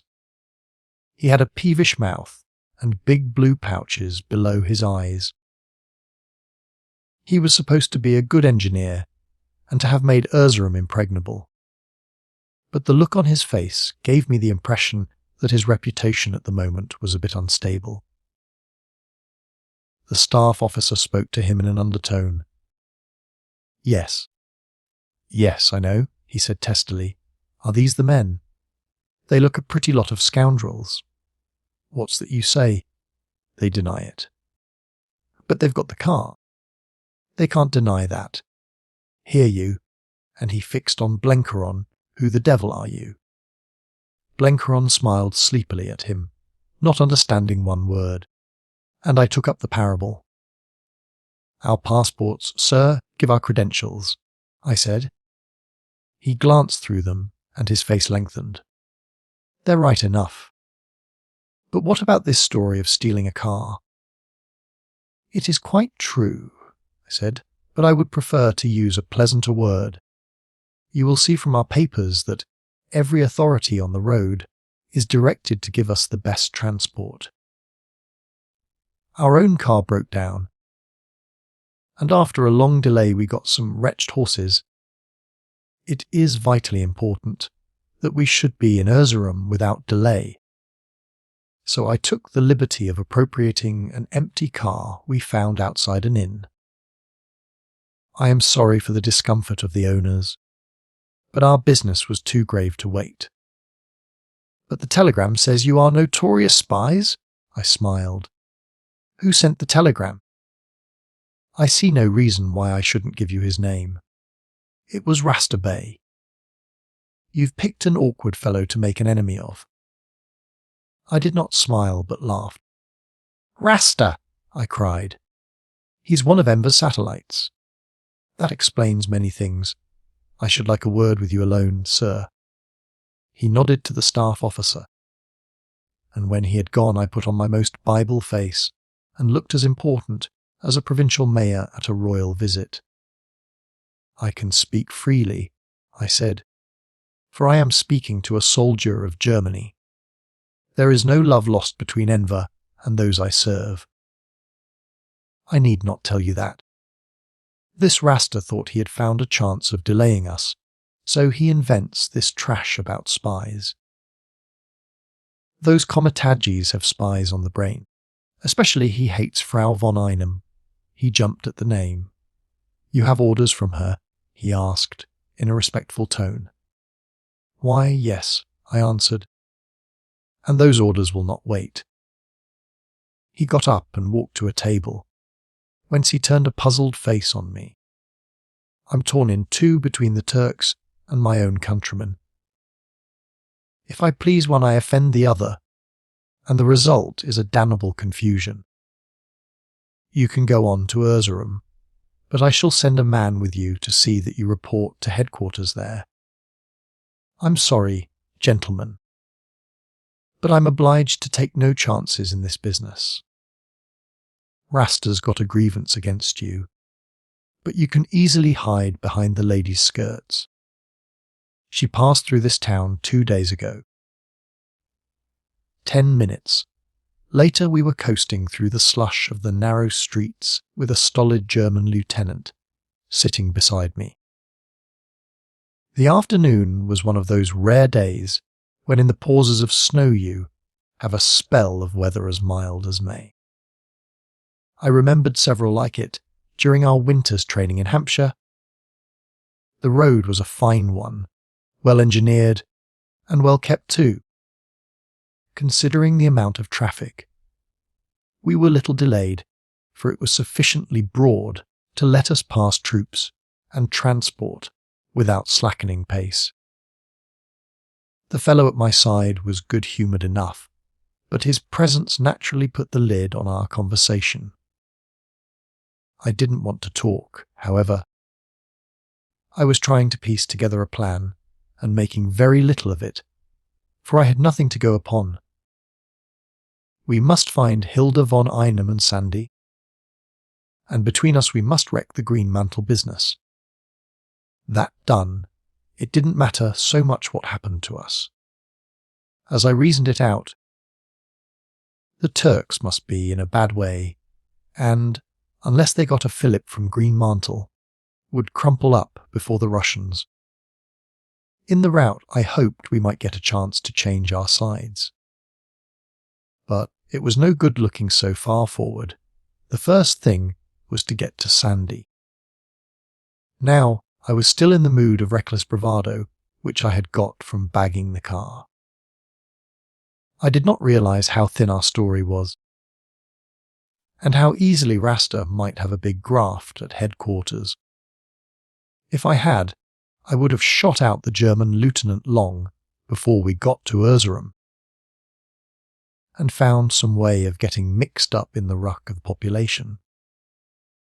Hassan could have helped me to that.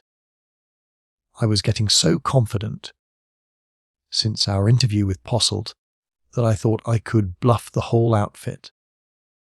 But my main business that afternoon was pure nonsense. I was trying to find my little hill. At every turn of the road, I expected to see the Castrol before us.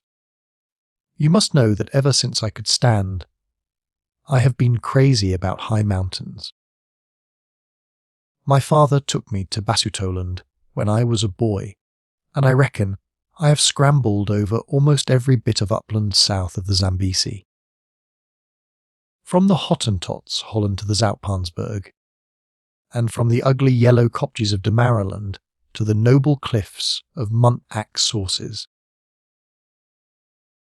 One of the things I had looked forward to in coming home was the chance of climbing the Alps. But now I was among peaks that I fancied were bigger than the Alps, and I could hardly keep my eyes on the road. I was pretty certain that my Castrol was among them, for that dream had taken an almighty hold on my mind. Funnily enough, I was ceasing to think it a place of evil omen, for one soon forgets the atmosphere of nightmare. But I was convinced that it was a thing I was destined to see, and to see pretty soon. Darkness fell when we were some miles short of the city, and the last part was difficult driving. On both sides of the road transport and engineers' stores were parked, and some of it strayed into the highway. I noticed lots of small details: machine gun detachments, signalling parties, squads of stretcher bearers, which mean the fringe of an army.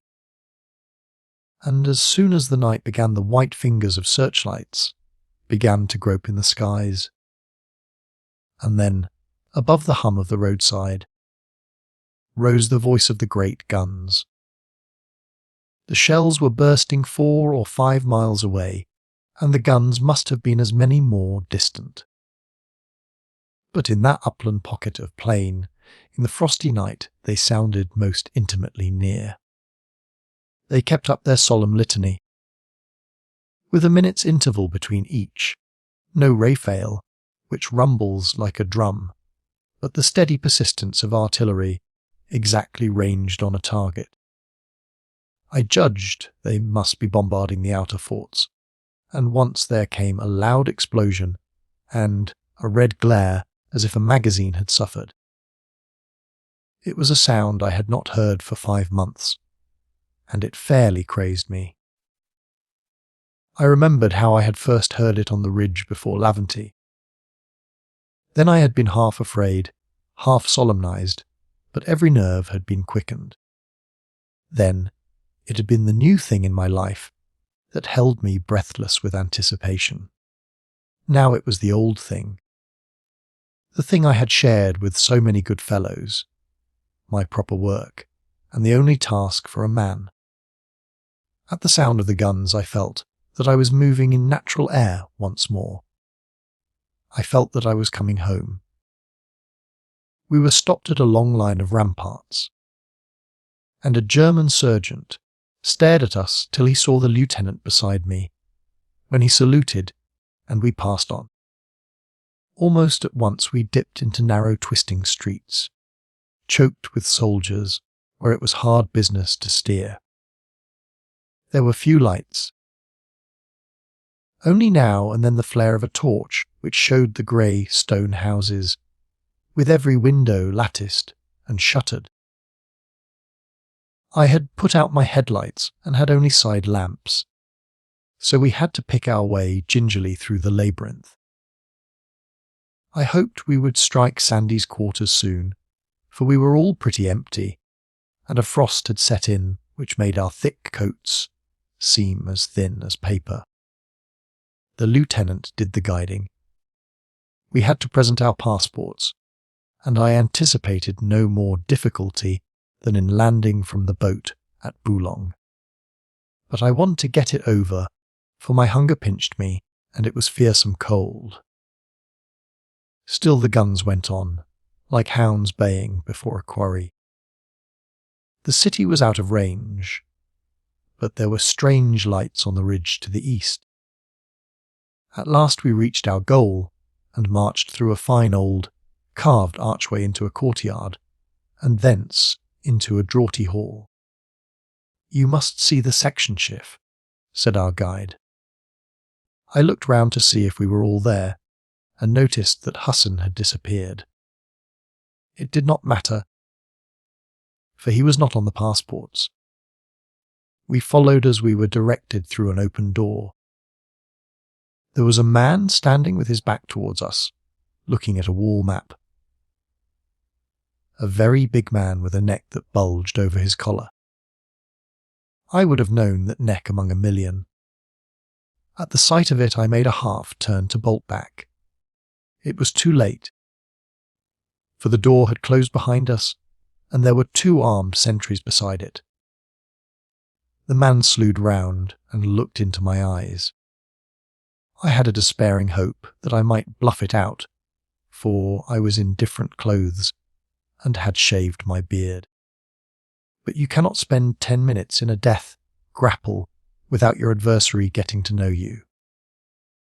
He went very pale, then recollected himself and twisted his features into the old grin. So he said, "The little Dutchman, we meet after many days." It was no good lying or saying anything. I shut my teeth and waited. "And you, Herr Blenkiron, I never liked the look of you. You babbled too much, like all your damned Americans. I guess your personal dislikes haven't got anything to do with the matter," said Blenkiron calmly. "If you're the boss here, I'll thank you to cast your eye over these passports, for we can't stand waiting forever." This fairly angered him. "I'll teach you manners," he cried, and took a step forward to reach for Blenkiron's shoulder, the game he had twice played with me. Blenkiron never took his hands from his coat pockets. "Keep your distance," he drawled in a new voice. "I've got you covered, and I'll make a hole in your bullet head if you lay a hand on me." With an effort, Stum recovered himself. He rang a bell and fell to smiling. An orderly appeared to whom he spoke in Turkish, and presently a file of soldiers entered the room. "I'm going to have you disarmed, gentlemen," he said. "We can conduct our conversation more pleasantly without pistols. It was idle to resist. We surrendered our arms, Peter almost in tears with vexation." Stum swung his legs over a chair, rested his chin on the back and looked at me. "Your game is up, you know," he said. "These fools of Turkish police," said the Dutchman, "were dead, but I had the happier inspiration. I believed the good God had spared them for me. When I got Rasta's telegram, I was certain. For your doings reminded me of a little trick you once played me on the Schwandorf road. But I didn't think to find this plump old partridge," and he smiled at Blenkiron. "2 eminent American engineers and their servant bound for Mesopotamia on business of high government importance. It was a good lie, but if I had been in Constantinople, it would have had a short life. Rasta and his friends are no concern of mine. You can trick them as you please. But you have attempted to win the confidence of a certain lady, and her interests are mine. Likewise you have offended me, and I do not forgive. By God." He cried, his voice growing shrill with passion, "By the time I have done with your mothers in their graves, will weep that they ever bore you." It was Blenkiron who spoke.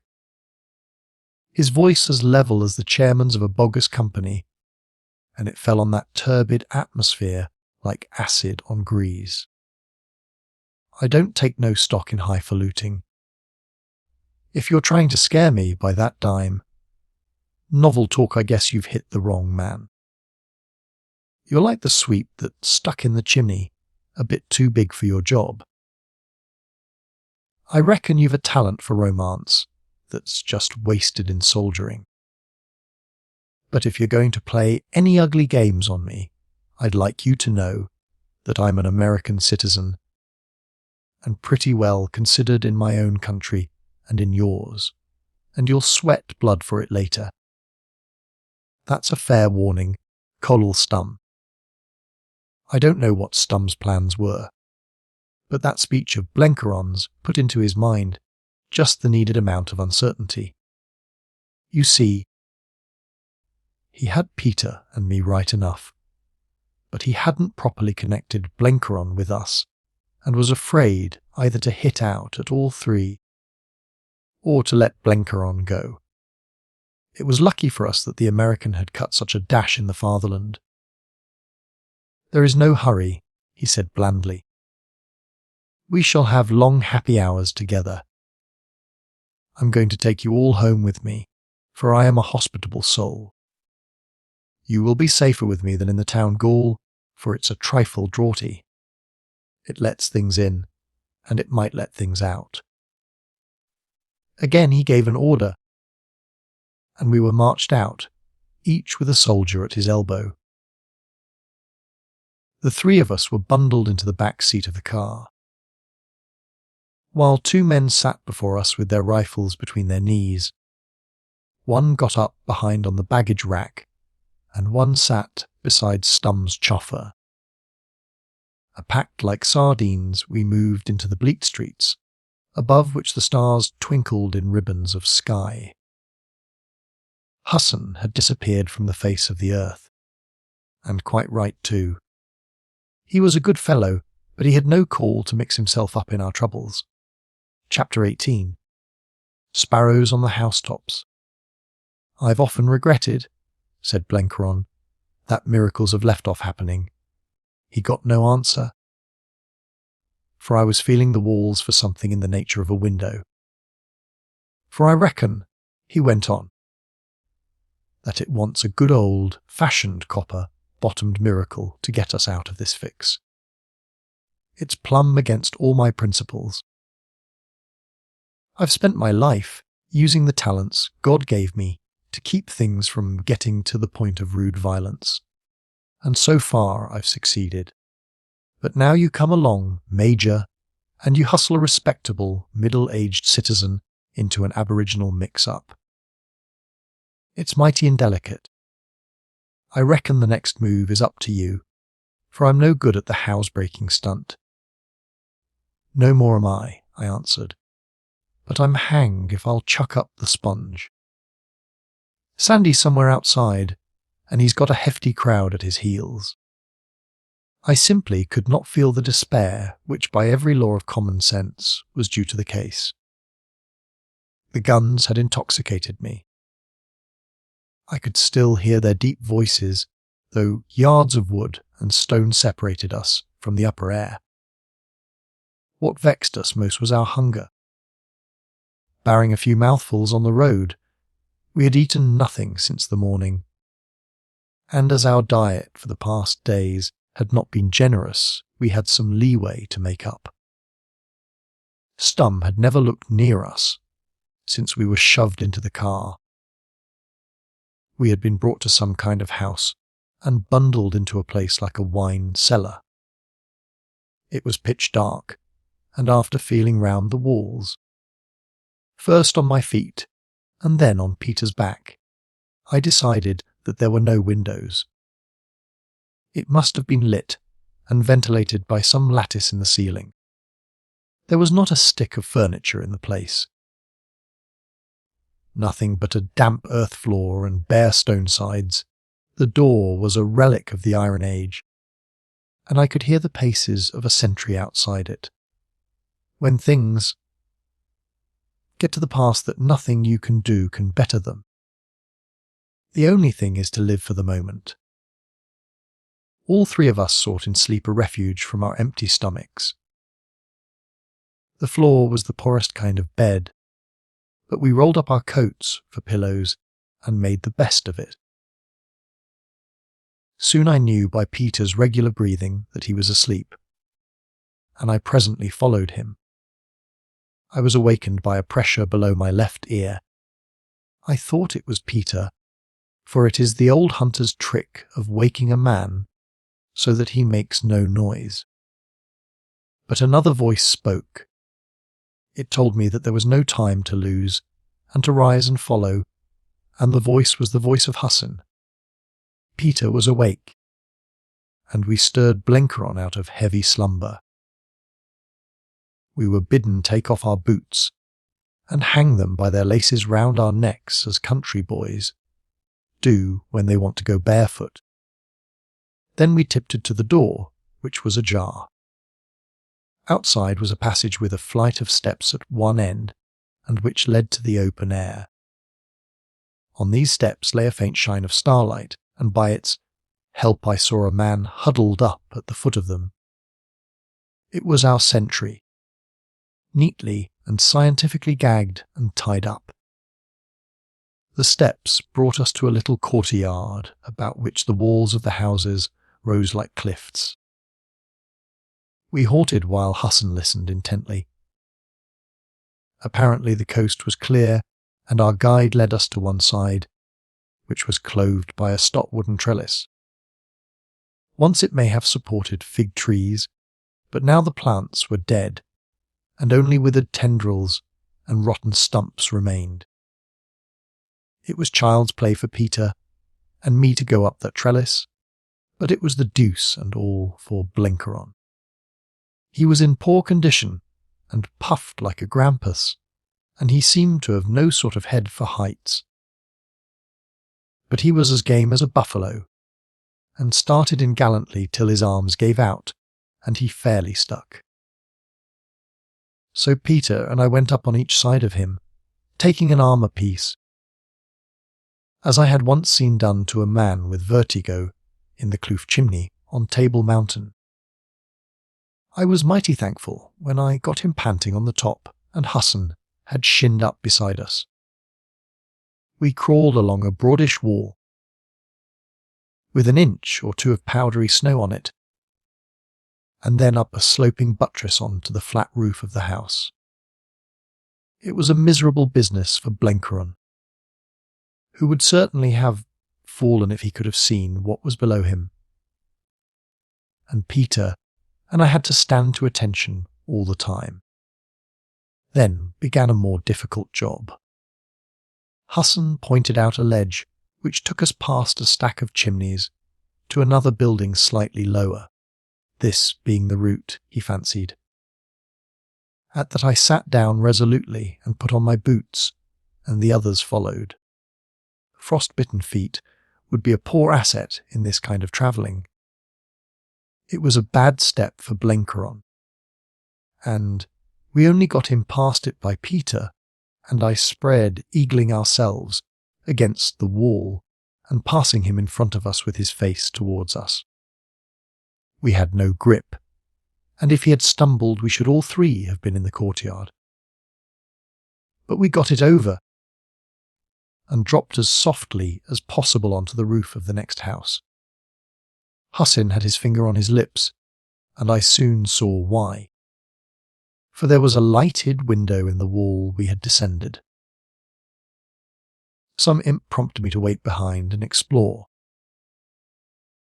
The others followed Hassan, and were soon at the far end of the roof, where a kind of wooden pavilion broke the line, while I tried to get a look inside.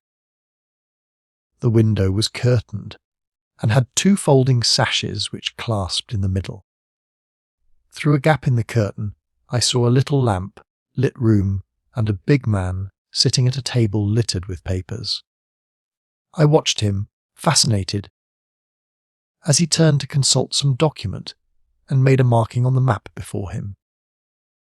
Then he suddenly rose, stretched himself, cast a glance at the window, and went out of the room, making a great clatter in descending the wooden staircase.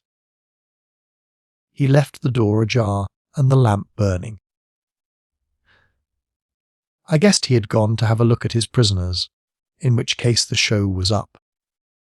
But what filled my mind was an insane desire to get a sight of his map.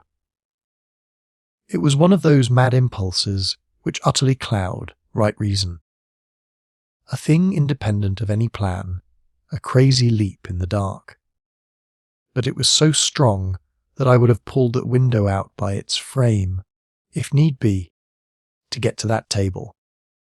There was no need, for the flimsy clasp gave at the first pull, and the sashes swung open, I scrambled in. After listening for steps on the stairs, I crumpled up the map and stuck it in my pocket, as well as the paper from which I had seen him copying. Very carefully I removed all marks of my entry, brushed away the snow from the boards, pulled back the curtain, got out and refastened the window. Still, there was no sound of his return. Then I started off to catch up the others. I found them shivering in the roof pavilion. "We've got to move pretty fast," I said, "for I've just been burgling old Stum's private cabinet. Husson, my lad, do you hear that?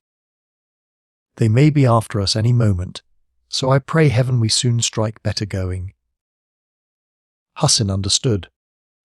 He led us at a smart pace from one roof to another, for here they were all of the same height, and only low parapets and screens divided them. We never saw a soul. For a winter's night is not the time you choose to saunter on your housetop. I kept my ears open for trouble behind us, and in about 5 minutes I heard it. A riot of voices broke out, with one louder than the rest, and, looking back, I saw lanterns waving. Stum had realised his loss and found the tracks of the thief. Husson gave one glance behind, and then hurried us on at break-neck pace, with old Blenkeron gasping and stumbling.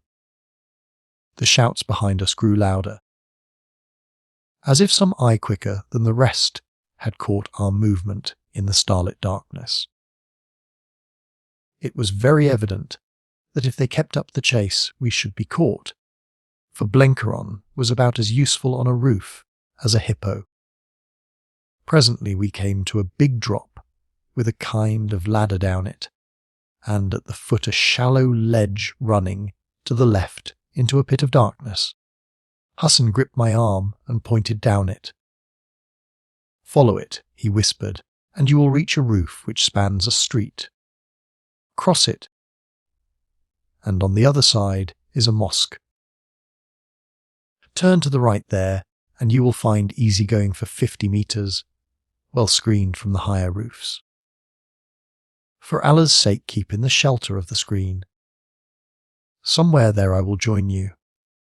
He hurried us along the ledge for a bit, and then went back, and with snow from the corners covered up our tracks. After that he went straight on himself, taking strange short steps like a bird. I saw his game. He wanted to lead our pursuers after him, and he had to multiply the tracks and trust to Stum's fellows not spotting that they all were made by one man. But I had quite enough to think of in getting Blenkeron along that ledge. He was pretty nearly foundered. He was in a sweat of terror. And as a matter of fact, he was taking one of the biggest risks of his life. For we had no rope and his neck depended on himself. I could hear him invoking some unknown deity called Holy Mike. But he ventured gallantly, and we got to the roof which ran across the street. That was easier, though ticklish enough, but it was no joke skirting the cupola of that infernal mosque. At last we found the parapet and breathed more freely, for we were now under shelter from the direction of danger. I spared a moment to look round, and 30 yards off, across the street, I saw a weird spectacle. The hunt was proceeding along the roofs parallel to the one we were lodged on. I saw the flicker of the lanterns, waved up and down, as the bearers slipped in the snow, and I heard their cries like hounds on a trail. Stum was not among them. He had not the shape for that sort of business. They passed us and continued to our left, now hid by a jutting chimney, now clear to view against the skyline. The roofs they were on were perhaps 6 feet higher than ours, so even from our shelter we could mark the course. If Hussin were going to be hunted across Erzurum, it was a bad lookout for us, for I hadn't the foggiest notion where we were or where we were going to. But as we watched, we saw something more. The wavering lanterns were now 300 or 400 yards away, but on the roofs, just opposite us, across the street, there appeared a man's figure. I thought it was one of the hunters, and we all crouched lower, and then I recognized the lean agility of Hussin. He must have doubled back, keeping in the dusk to the left of the pursuit and taking big risks in the open places. But there he was now, exactly in front of us, and separated only by the width of the narrow street. He took a step backward, gathered himself for a spring, and leaped clean over the gap. Like a cat, he lighted on the parapet above us, and stumbled forward with the impetus right on our heads. "We are safe for the moment," he whispered. "But when they miss me, they will return. We must make good haste." The next half hour was a maze of twists and turns, slipping down icy roofs and climbing icier chimney stacks. The stir of the city had gone, and from the black streets below came scarcely a sound. But always the great tattoo of guns beat in the east.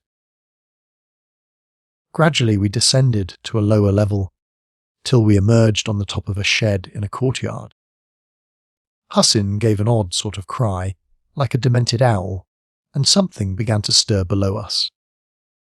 It was a big covered wagon, full of bundles of forage, and drawn by 4 mules. As we descended from the shed into the frozen litter of the yard, a man came out of the shade and spoke low to Hussin. Peter and I lifted Blenkeron into the cart and scrambled in beside him, and I never felt anything more blessed than the warmth and softness of that place after the frosty roofs. I had forgotten all about my hunger, and only yearned for sleep. Presently the wagon moved out of the courtyard into the dark streets. Then Blenkeron began to laugh, a deep internal rumble which shook him violently and brought down a heap of forage on his head. I thought it was hysterics, the relief from the tension of the past hour. But it wasn't. His body might be out of training, but there was never anything the matter with his nerves. He was consumed with honest merriment. "Say, Major," he gasped, "I don't usually cherish dislikes for my fellow men, but somehow I didn't cotton to Colonel Stum. But now I almost love him. You hit his jaw very bad in Germany, and now you've annexed his private file. And I guess it's important, or he wouldn't have been so mighty set on Steeple, chasing over those roofs. I haven't done such a thing since I broke into Neighbour Brown's woods to steal his tame possum, and that's 40 years back. It's the first piece of genuine amusement I've struck in this game, and I haven't laughed so much since old Jim. Hooker told the tale of cousin Sally Dillard when we were hunting ducks in Michigan, and his wife's brother had an apoplexy in the night and died of it. To the accompaniment of Blenkeron's chuckles, I did what Peter had done in the first minute and fell asleep. When I woke it was still dark. The wagon had stopped in a courtyard which seemed to be shaded by great trees. The snow lay deeper here, and by the feel of the air we had left the city and climbed to higher ground. There were big buildings on one side, and on the other what looked like the lift of a hill. No lights were shown, the place was in profound gloom. But I felt the presence near me of others besides Hussin and the driver. We were hurried, Blenkeron only half awake, into an outbuilding, and then down some steps to a roomy cellar.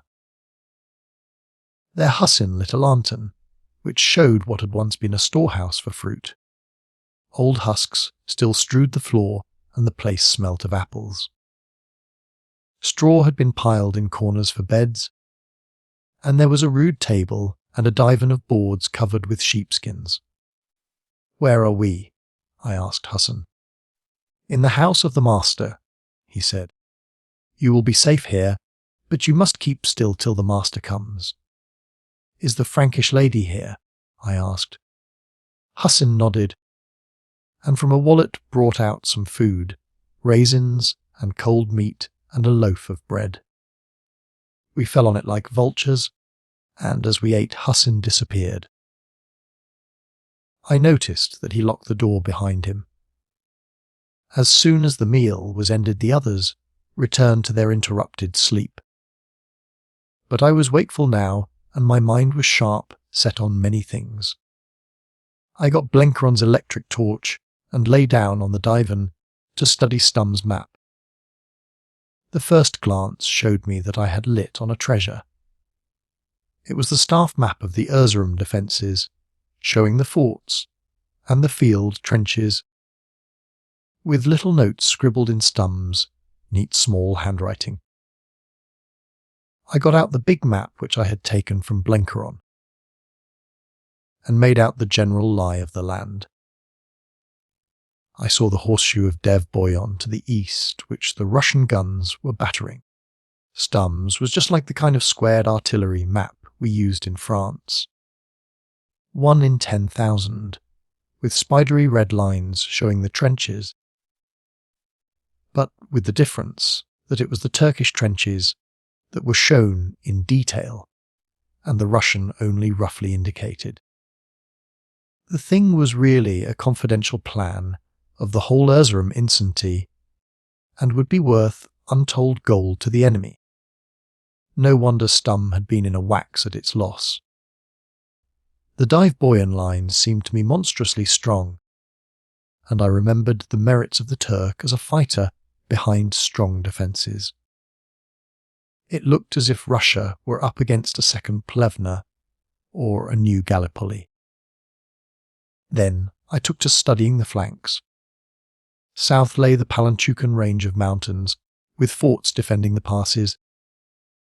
Where ran the roads to Mush and Lake Van, that side, too, looked pretty strong.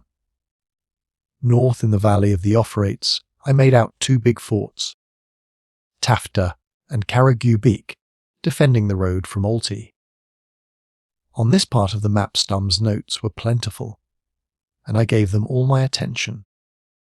I remembered Blenkeron's news about the Russians advancing on a broad front, for it was clear that Stumm was taking pains about the flank of the fortress. Karagubek was the point of interest. It stood on a rib of land between 2 peaks, which from the contour lines rose very steep. So long as it was held, it was clear that no invader could move down the Euphrates glen. Stumm had appended a note to the peaks, not fortified, and about 2 miles to the north-east there was a red cross and the name Przevalski. I assumed that to be the farthest point, yet reached by the right wing of the Russian attack. Then I turned to the paper from which Stumm had copied the jottings onto his map. It was type-written and consisted of notes on different points. One was headed Karagubik and read, "No time to fortify adjacent peaks. Difficult for enemy to get batteries there, but not impossible. This the real point of danger, for if Przevalski wins the peaks Karagubik and Tafta must fall. And enemy will be on left rear of Dive-Boyan main position." I was soldier enough to see the tremendous importance of this note. On Karagubek depended the defence of Erzurum, and it was a broken reed if one knew where the weakness lay. Yet, searching the map again, I could not believe that any mortal commander would see any chance in the adjacent peaks, even if he thought them unfortified. That was information confined to the Turkish and German staff. But if it could be conveyed to the Grand Duke, he would have Erzurum in his power in a day. Otherwise he would go on battering at the Dievoyen Ridge for weeks, and long ere he won it the Gallipoli divisions would arrive. He would be outnumbered by 2-1, and his chance would have vanished. My discovery set me pacing up and down that cellar in a perfect fever of excitement. I longed for wireless, a carrier pigeon, an aeroplane, anything to bridge over that space of 6 miles between me and the Russian lines. It was maddening to have stumbled on vital news and to be wholly unable to use it. How could 3 fugitives in a cellar, with the whole hornet's nest of Turkey, and Germany stirred up against them, hope to send this message of life and death? I went back to the map and examined the nearest Russian positions. They were carefully marked.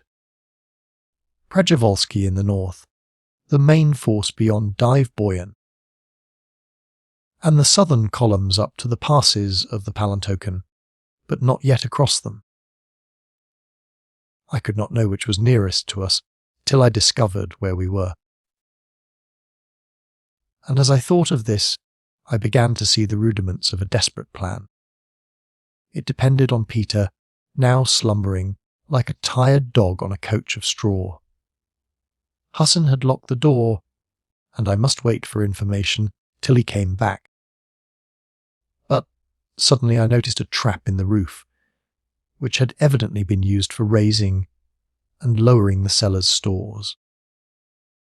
It looked ill-fitting and might be unbarred, so I pulled the table below it and found that, with a little effort, I could raise the flap. I knew I was taking immense risks, but I was so keen on my plan that I disregarded them. After some trouble, I got the thing prized open, and catching the edges of the hole with my fingers raised my body and got my knees on the edge. It was the outbuilding of which our refuge was the cellar, and it was half filled with light. Not a soul was there, and I hunted about till I found what I wanted. This was a ladder leading to a sort of loft, which in turn gave access to the roof. Here I had to be very careful, for I might be overlooked from the high buildings. But by good luck there was a trellis for grapevines across the place, which gave a kind of shelter. Lying flat on my face, I stared over a great expanse of country. Looking north, I saw the city in a haze of morning smoke, and, beyond, the plain of the Eufrates and the opening of the glen where the river left the hills. Up there, among the snowy heights, were Tafta and Kara Gubik. To the east was the ridge of Dievoyen, where the mist was breaking before the winter's sun. On the roads up to it, I saw transport moving. I saw the circle of the inner forts, but for a moment the guns were silent. South rose a great wall of white mountain, which I took to be the Palantuken. I could see the roads running to the passes, and the smoke of camps and horse lines right under the cliffs. I had learned what I needed. We were in the outbuildings of a big country house 2 or 3 miles south of the city. The nearest point of the Russian front was somewhere in the foothills of the Palantuken. As I descended I heard, thin and faint and beautiful, like the cry of a wild bird, the muezzin from the minarets of Erzurum. When I dropped through the trap, the others were awake. Hassan was setting food on the table and viewing my descent with anxious disapproval. "It's all right," I said. "I won't do it again, for I've found out all I wanted." "Peter, old man, the biggest job of your life is before you." Chapter 19. Greenmantle. Peter scarcely looked up from his breakfast. "I'm willing, Rick," he said. "But you mustn't ask me to be friends with Stum. He makes my stomach cold." That one. For the first time he had stopped calling me Cornless. The day of make-believe was over for all of us. "Not to be friends with him," I said, "but to bust him and all his kind." "Then I'm ready," said Peter cheerfully. "What is it?" I spread out the maps on the divan. There was no light in the place but Blenkeron's electric torch, for Hassan had put out the lantern. Peter got his nose into the things at once, for his intelligence work in the Boer War had made him handy with maps. It didn't want much telling from me to explain to him the importance of the one I had looted. "That news is worth many £1,000,000, said he, wrinkling his brows and scratching delicately the tip of his left. It was a way he had when he was startled. "How can we get it to our friends?" Peter cogitated. "There is but one way. A man must take it. Once, I remember, when we fought the Mantilla, it was necessary to find out whether the chief Makapan was living. Some said he had died, others that he'd gone over the Portuguese border, but I believed he lived. No native could tell us, and since his kraal was well defended, no runner could get through. So it was necessary to send a man." Peter lifted up his head and laughed. The man found the chief Makapan. He was very much alive, and made good shooting with a shotgun. But the man brought the chief Makapan out of his kraal, and handed him over to the mounted police. "You remember Captain Arcole, Rick, Jim Arcole?" Well, Jim laughed so much that he broke open a wound in his head, and had to have a doctor. "You were that man, Peter," I said. "Ja, I was the man. There are more ways of getting into kraals than there are ways of keeping people out. Will you take this chance?" "For certain, Rick. I am getting stiff with doing nothing, and if I sit in houses much longer I shall grow old. A man bet me £5 on the ship that I could not get through a trench line, and if there had been a trench line handy, I would have taken him on. I will be very happy, Rick, but I do not say I will succeed. It is new country to me, and I will be hurried, and hurry makes bad stalking." I showed him what I thought the likeliest place, in the spurs of the Palantuken Mountains. Peter's way of doing things was all his own. He scraped earth and plaster out of a corner, and sat down to make a little model of the landscape on the table, following the contours of the map. He did it extraordinarily neatly, for, like all great hunters, he was as deft as a weaver bird. He puzzled over it for a long time, and conned the map till he must have got it by heart. Then he took his field glasses, a very good single Zeiss, which was part of the spoils from Rasta's motor car, and announced that he was going to follow my example and get on to the housetop. Presently his legs disappeared through the trap, and Blenkeron and I were left to our reflections.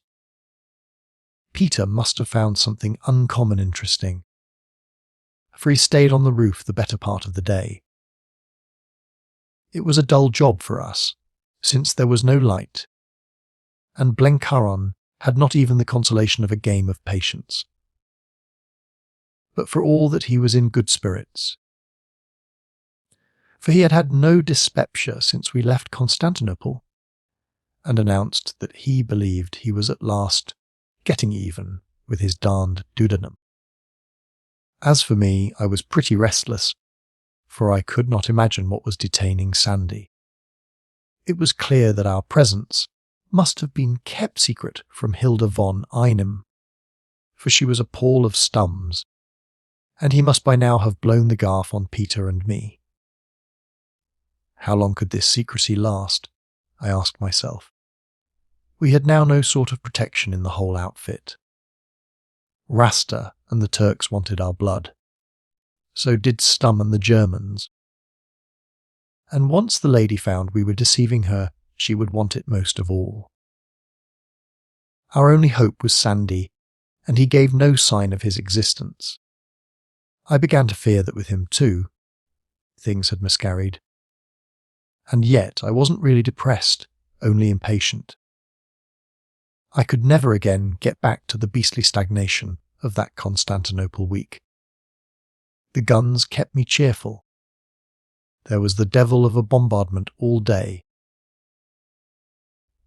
And the thought that our allies were thundering there, 6 miles off, gave me a perfectly groundless hope. If they burst through the defence, Hilda von Einem and her prophet and all our enemies would be overwhelmed in the deluge. And that blessed chance depended very much on old Peter, now brooding like a pigeon on the house tops. It was not till the late afternoon that Husson appeared again.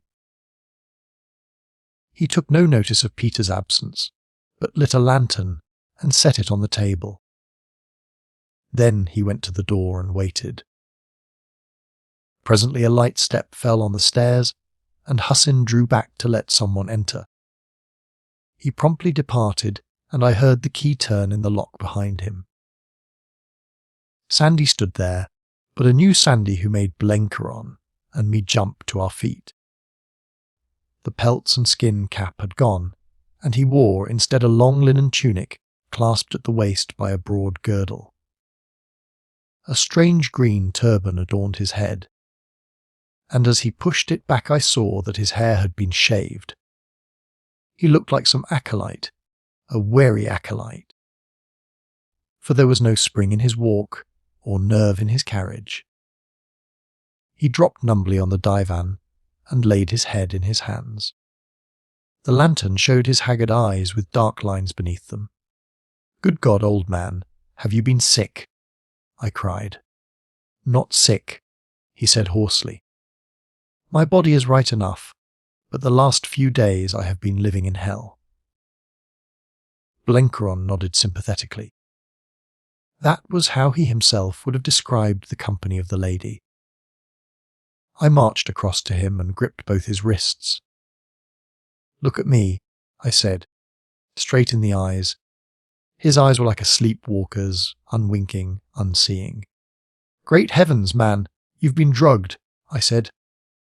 "Drugged," he cried, with a wary laugh. "Yes, I have been drugged, but not by any physic. No one has been doctoring my food. But you can't go through hell without getting your eyes red hot." I kept my grip on his wrists.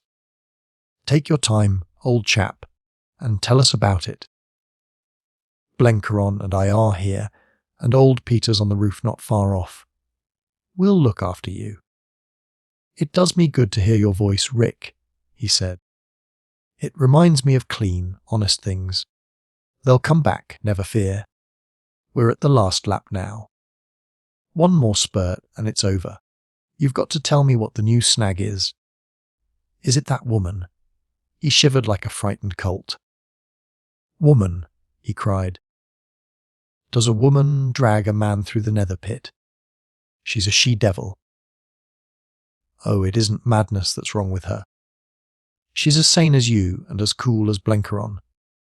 Her life is an infernal game of chess, and she plays with souls for pawns. She is evil, evil, evil." And once more he buried his head in his hands. It was Blenkeron who brought sense into this hectic atmosphere. His slow, beloved drawl was an antiseptic against nerves. "Say, boy," he said, "I feel just like you about the lady.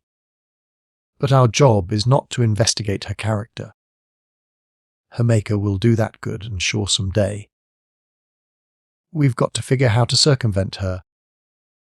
And for that you've got to tell us what exactly's been occurring since we parted company." Sandy pulled himself together with a great effort. "Greenmantle died that night I saw you, We buried him secretly by her order in the garden of the villa. Then came the trouble about his successor. The 4 ministers would be no party to a swindle. They were honest men, and vowed that their task now was to make a tomb for their master and pray for the rest of their days at his shrine. They were as immovable as a granite hill, and she knew it. Then they, too, died. Murdered, I gasped. Murdered. All 4 in one morning. I do not know how, but I helped to bury them. Oh, she had Germans and Kurds to do her full work, but their hands were clean compared to hers. Pity me, Rick, for I have seen honesty and virtue put to the shambles, and have abetted the deed when it was done. It will haunt me to my dying day. I did not stop to console him, for my mind was on fire with his news. Then the prophet is gone, and the humbug is over, I cried. The prophet still lives. She has found a successor. He stood up in his lined tunic. Why do I wear these clothes? Because I am Greenmantle. I am the Carbai Hurrier for all Ilam. In 3 days' time I will reveal myself to my people, and wear on my breast the green ephod of the prophet. He broke off with an hysterical laugh. Only you see, I won't. I will cut my throat first. Cheer up, said Blenkeron soothingly. We'll find some prettier way than that. There is no way, he said. No way but death. We're done for, all of us. Hassan got you out of Stum's clutches, but you're in danger every moment. At the best you have 3 days, and then you, too, will be dead. I had no words to reply. This change in the bold and unshakable Sandy took my breath away. She made me her accomplice. He went on. I should have killed her on the graves of those innocent men. But instead I did all she asked and joined in her game. She was very candid, you know. She cares no more than Enver for the faith of Islam. She can laugh at it. But she has her own dreams, and they consume her as a saint is consumed by his devotion. She has told me them, and if the day in the garden was hell, the days since have been the innermost fires of Tophet. I think it is horrible to say it, that she has got some kind of crazy liking for me. When we have reclaimed the East, I am to be by her side when she rides on her white horse into Jerusalem. And there have been moments, only moments, I swear to God, when I have been fired myself by her madness. Sandy's figure seemed to shrink, and his voice grew shrill and wild. It was too much for Blenkeron. He indulged in a torrent of blasphemy, such as I believe had never before passed his lips. I'm blessed if I'll listen to this god-darned stuff. It isn't delicate. You get busy, major, and pump some sense into your afflicted friend. I was beginning to see what had happened. Sandy was a man of genius, as much as anybody I ever struck, but he had the defects of such high-strung, fanciful souls. He would take more than mortal risks, and you couldn't scare him by any ordinary terror. But let his old conscience get cross-eyed. Let him find himself in some situation which in his eyes involved his honour, and he might go stark crazy. The woman, who roused in me and Blenkeron only hatred, could catch his imagination and stir in him, for the moment only, an unwilling response. And then came bitter and morbid repentance, and the last desperation. It was no time to mince matters. Sandy, you old fool, I cried. Be thankful you have friends to keep you from playing the fool. You saved my life at Luce, and I'm jolly well going to get you through this show. I'm bossing the outfit now, and for all your confounded prophetic manners, you've got to take your orders from me. You aren't going to reveal yourself to your people, and still less are you going to cut your throat. Greenmantle will avenge the murder of his ministers and make that Bedlamite woman sorry she was born. We're going to get clear away, and inside of a week we'll be having tea with the Grand Duke Nicholas. I wasn't bluffing, puzzled as I was about ways, and means I had still the blind belief that we should win out. And as I spoke, 2 legs dangled through the trap, and a dusty and blinking Peter descended in our midst. I took the maps from him and spread them on the table. First, you must know that we've had an almighty piece of luck.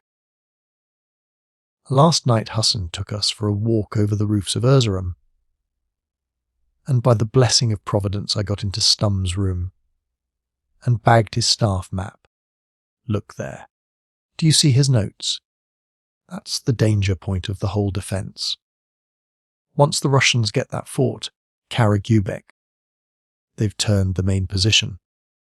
And it can be got. Stum knows it can, for these 2 adjacent hills are not held. It looks a mad enterprise on paper, but Stum knows that it is possible enough. The question is, will the Russians guess that? I say no, not unless someone tells them. Therefore, by hook or by crook, we've got to get that information through to them. Sandy's interest in ordinary things was beginning to flicker up again. He studied the map and began to measure distances. Peter's going to have a try for it. He thinks there's a sporting chance of his getting through the lines. If he does, if he gets this map to the Grand Duke's staff, then Stum's goose is cooked. In 3 days the Cossacks will be in the streets of Erzurum. What are the chances? Sandy asked. I glanced at Peter. We're hard-bitten fellows and can face the truth. I think the chances against success are about 5 to 1. 2 to 1, said Peter modestly. Not worse than that. I don't think you're fair to me, Rick, my old friend. I looked at that lean, tight figure and the gentle, resolute face, and I changed my mind. I'm hanged if I think there are any odds, I said. With anybody else it would want a miracle, but with Peter I believe the chances are level. 2 to 1, Peter persisted. If it was evens I wouldn't be interested. Let me go, Sandy cried. I talk the lingo and can pass as a Turk, and I'm 1,000,000 times likelier to get through. For God's sake, Rick, let me go. Not you. You're wanted here. If you disappear the whole show's busted too soon, and the 3 of us left behind will be strung up before morning. No, my son. You're going to escape. But it will be in company with Blenkeron and me. We've got to blow the whole Greenmantle business so high that the bits of it will never come to earth again. First, tell me how many of your fellows will stick by you. I mean the companions. The whole 6. They are very worried already about what has happened. She made me sound them in her presence, and they were quite ready to accept me as Greenmantle's successor. But they have their suspicions about what happened at the villa, and they've no love for the woman. They'd follow me through hell if I bade them, but they would rather it was my own show. That's all right, I cried. It is the one thing I've been doubtful about. Now observe this map. Erzurum isn't invested by long chalk. The Russians are round it in a broad half-moon. That means that all the west, southwest, and northwest is open and undefended by trench lines. There are flanks far away to the north and south in the hills, which can be turned. And once we get round a flank, there's nothing between us and our friends. I've figured out our road, and I traced it on the map. If we can make that big circuit to the west and get over that pass unobserved, we're bound to strike a Russian column the next day. It'll be a rough road, but I fancy we've all ridden as bad in our time. But one thing we must have, and that's horses. Can we and your 6 ruffians slip off in the darkness on the best beasts in this township? If you can manage that, we'll do the trick. Sandy sat down and pondered. Thank heaven, he was thinking now action and not of his own conscience. It must be done, he said at last. But it won't be easy. Hassan's a great fellow, but as you know well, Rick, horses right up at the battle front are not easy to come by. Tomorrow I've got some kind of infernal fast to observe, and the next day that woman will be coaching me for my part. We'll have to give Hassan time. I wish to heaven it could be tonight. He was silent again for a bit, and then he said, I believe the best time would be the 3rd night, the eve of the revelation. She's bound to leave me alone that night. Righto, I said. It won't be much fun sitting waiting in this cold sepulchre. But we must keep our heads and risk nothing by being in a hurry. Besides, if Peter wins through, the Turk will be a busy man by the day after tomorrow. The key turned in the door and Hassan stole in like a shade. It was the signal for Sandy to leave. You fellows have given me a new lease of life, he said.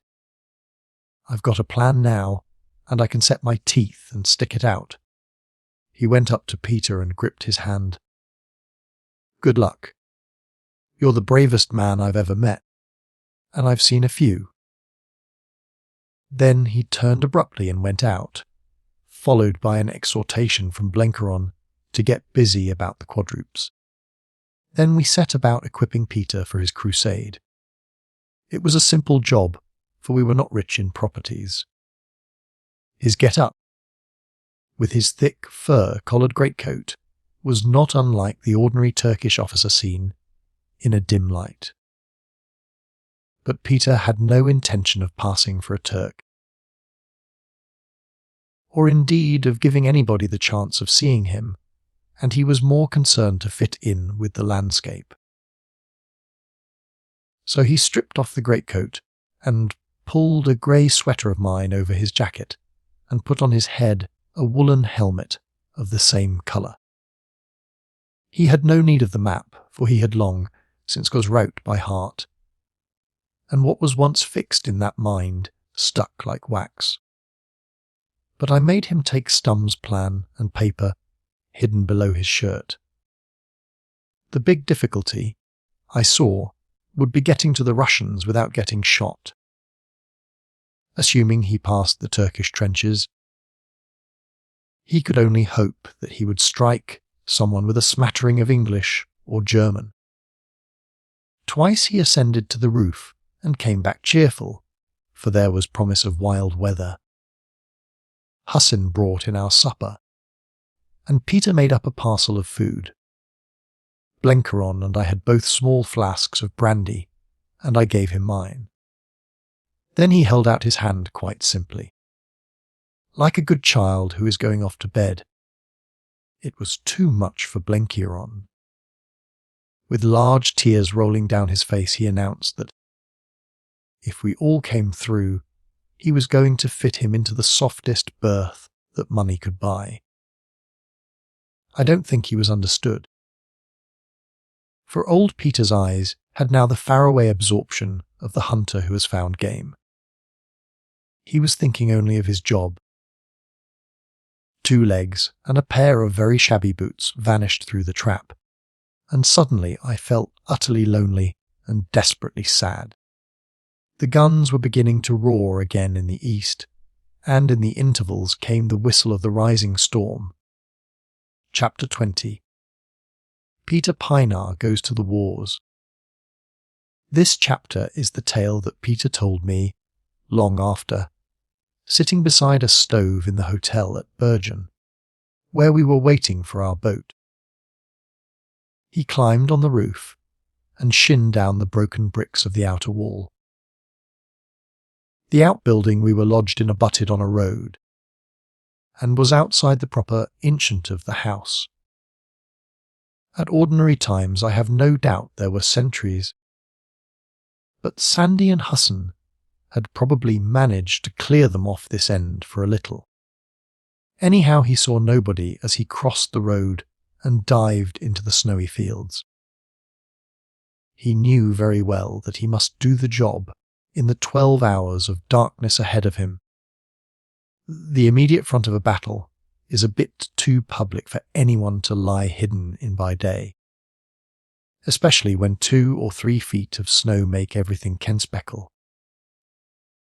Now, hurry in a job of this kind was abhorrent to Peter's soul, for, like all Boers, his tastes were for slowness and sureness, though he could hustle fast enough when haste was needed. As he pushed through the winter fields, he reckoned up the things in his favour, and found the only one the dirty weather. There was a high, gusty wind, blowing scuds of snow, but never coming to any great fall.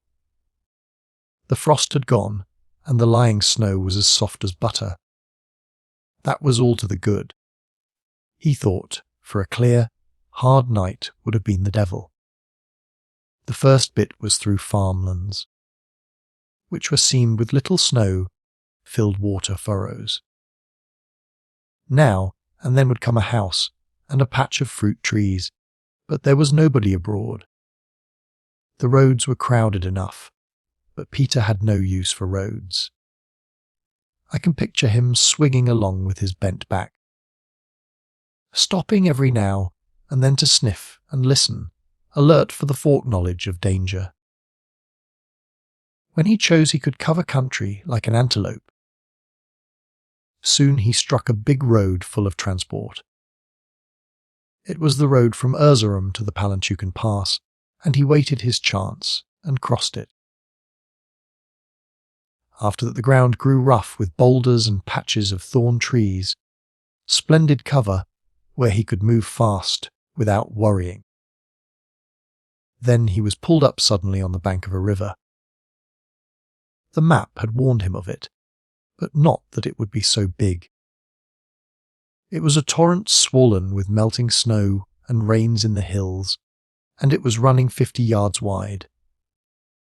Peter thought he could have swum it, but he was very averse to a drenching. A wet man makes too much noise, he said, and besides, there was the off chance that the current would be too much for him. So he moved upstream to look for a bridge. In 10 minutes he found one. A new-made thing of trestles, broad enough to take transport wagons. It was guarded, for he heard the tramp of a sentry, and as he pulled himself up the bank, he observed a couple of long wooden huts, obviously some kind of billets. These were on the near side of the stream, about a dozen yards from the bridge. A door stood open, and a light showed in it, and from within came the sound of voices. Peter had a sense of hearing like a wild animal, and he could detect, even from the confused gabble, that the voices were German. As he lay and listened, someone came over the bridge. It was an officer, for the sentry saluted. The man disappeared in one of the huts. Peter had struck the billets and repairing shop of a squad of German sappers. He was just going ruefully to retrace his steps and try to find a good place to swim the stream when it struck him that the officer, who had passed him, wore clothes very like his own. He, too, had had a grey sweater and a balaclava helmet, for even a German officer ceases to be dressy on a mid-winter's night in Anatolia. The idea came to Peter to walk boldly across the bridge and trust to the sentry not seeing the difference. He slipped round a corner of the hut and marched down the road. The sentry was now at the far end, which was lucky, for if the worst came to the worst he could throttle him. Peter, mimicking the stiff German walk, swung past him, his head down as if to protect him from the wind. The man saluted. He did more, for he offered conversation. The officer must have been a genial soul.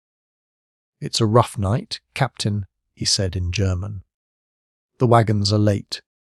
Pray God, Michael hasn't got a shell in his lot. They've begun putting over some big ones." Peter grunted good night in German and strode on. He was just leaving the road when he heard a great halloo behind him. The real officer must have appeared on his heels, and the sentry's doubts had been stirred. A whistle was blown, and, looking back, Peter saw lanterns waving in the gale. They were coming out to look for the duplicate.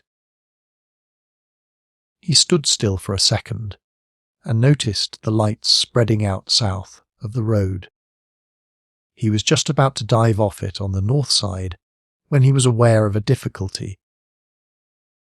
On that side a steep bank fell to a ditch, and the bank beyond bounded a big flood. He could see the dull ruffle of the water under the wind. On the road itself he would soon be caught. South of it the search was beginning, and the ditch itself was no place to hide, for he saw a lantern moving up it. Peter dropped into it all the same and made a plan. The side below the road was a little undercut and very steep. He resolved to plaster himself against it, for he would be hidden from the road, and a searcher in the ditch would not be likely to explore the unbroken sides. It was always a maxim of Peter's that the best hiding place was the worst, the least obvious to the minds of those who were looking for you. He waited until the lights both in the road and the ditch came nearer, and then he gripped the edge with his left hand, where some stones gave him purchase, dug the toes of his boots into the wet soil and stuck like a limpet. It needed some strength to keep the position for long, but the muscles of his arms and legs were like whippered. The searcher in the ditch soon got tired, for the place was very wet, and joined his comrades on the road. They came along, running, flashing the lanterns into the trench, and exploring all the immediate countryside. Then rose a noise of wheels and horses from the opposite direction. Michael and the delayed wagons were approaching. They dashed up at a great pace, driven wildly. And for one horrid second Peter thought they were going to spill into the ditch at the very spot where he was concealed. The wheels passed so close to the edge that they almost grazed his fingers. Somebody shouted an order, and they pulled up a yard or two nearer the bridge. The others came up, and there was a consultation. Michael swore he had passed no one on the road. "That fool Hannes has seen a ghost," said the officer testily. "It's too cold for this child's play." Hannes, almost in tears, repeated his tale. "The man spoke to me in good German," he cried. "Ghost, or no ghost, he is safe enough up the road," said the officer. "Kind God, that was a big one." He stopped and stared at a shell burst, for the bombardment from the east was growing fiercer. They stood discussing the fire for a minute, and presently moved off. Peter gave them 2 minutes' law, and then clambered back to the highway and set off along it at a run. The noise of the shelling and the wind, together with the thick darkness, made it safe to hurry. He left the road at the first chance and took to the broken country. The ground was now rising towards a spur of the Palantoken, on the far slope of which were the Turkish trenches. The night had begun by being pretty nearly as black as pitch, even the smoke from the shell explosions, which is often visible in darkness, could not be seen. But as the wind blew the snow, clouds athwart the sky patches of stars came out.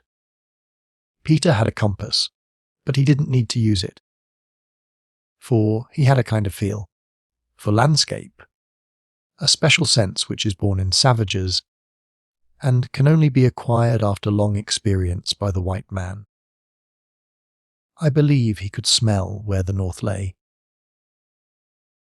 He had settled roughly which part of the line he would try, merely because of its nearness to the enemy. But he might see reason to vary this, and as he moved he began to think that the safest place was where the shelling was hottest. He didn't like the notion, but it sounded sense. Suddenly he began to puzzle over queer things in the ground, and, as he had never seen big guns before, it took him a moment to fix them. Presently one went off at his elbow with a roar like the last day. These were Austrian howitzers. Nothing over 8-inch, I fancy, but to Peter they looked like leviathans. Here, too, he saw for the first time a big and quite recent shell hole. For the Russian guns were searching out the position. He was so interested in it all that he poked his nose where he shouldn't have been, and dropped plump into the pit behind a gun emplacement. Gunners all the world over are the same, shy people, who hide themselves in holes and hibernate and mortally dislike being detected. A gruff voice cried, "Wada!" and a heavy hand seized his neck. Peter was ready with his story. He belonged to Michael's wagon team and had been left behind. He wanted to be told the way to the sappers' camp. He was very apologetic, not to say obsequious. "It is one of those Prussian swin from the Martyr Bridge," said a gunner. "Land him a kick to teach him sense. Bear to your right, mannequin, and you will find a road. And have a care when you get there, for the Ruskos are registering on it." Peter thanked them and bore off to the right. After that he kept a wary eye on the howitzers, and was thankful when he got out of their area on to the slopes up the hill. Here was the type of country that was familiar to him, and he defied any Turk or Boche to spot him among the scrub and boulders. He was getting on very well when once more, close to his ear, came a sound like the crack of doom. It was the field guns now. And the sound of a field gun close at hand is bad for the nerves if you aren't expecting it. Peter thought he had been hit, and lay flat for a little to consider. Then he found the right explanation and crawled forward very warily. Presently he saw his first Russian shell. It dropped 6 yards to his right, making a great hole in the snow and sending up a mass of mixed earth-snow and broken stones. Peter spat out the dirt and felt very solemn. You must remember that never in his life had he seen big shelling, and was now being landed in the thick of a first-class show, without any preparation. He said he felt cold in his stomach, and very wishful to run away, if there had been anywhere to run to. But he kept on to the crest of the ridge, over which a big glow was broadening like sunrise. He tripped once over a wire, which he took for some kind of snare, and after that went very warily.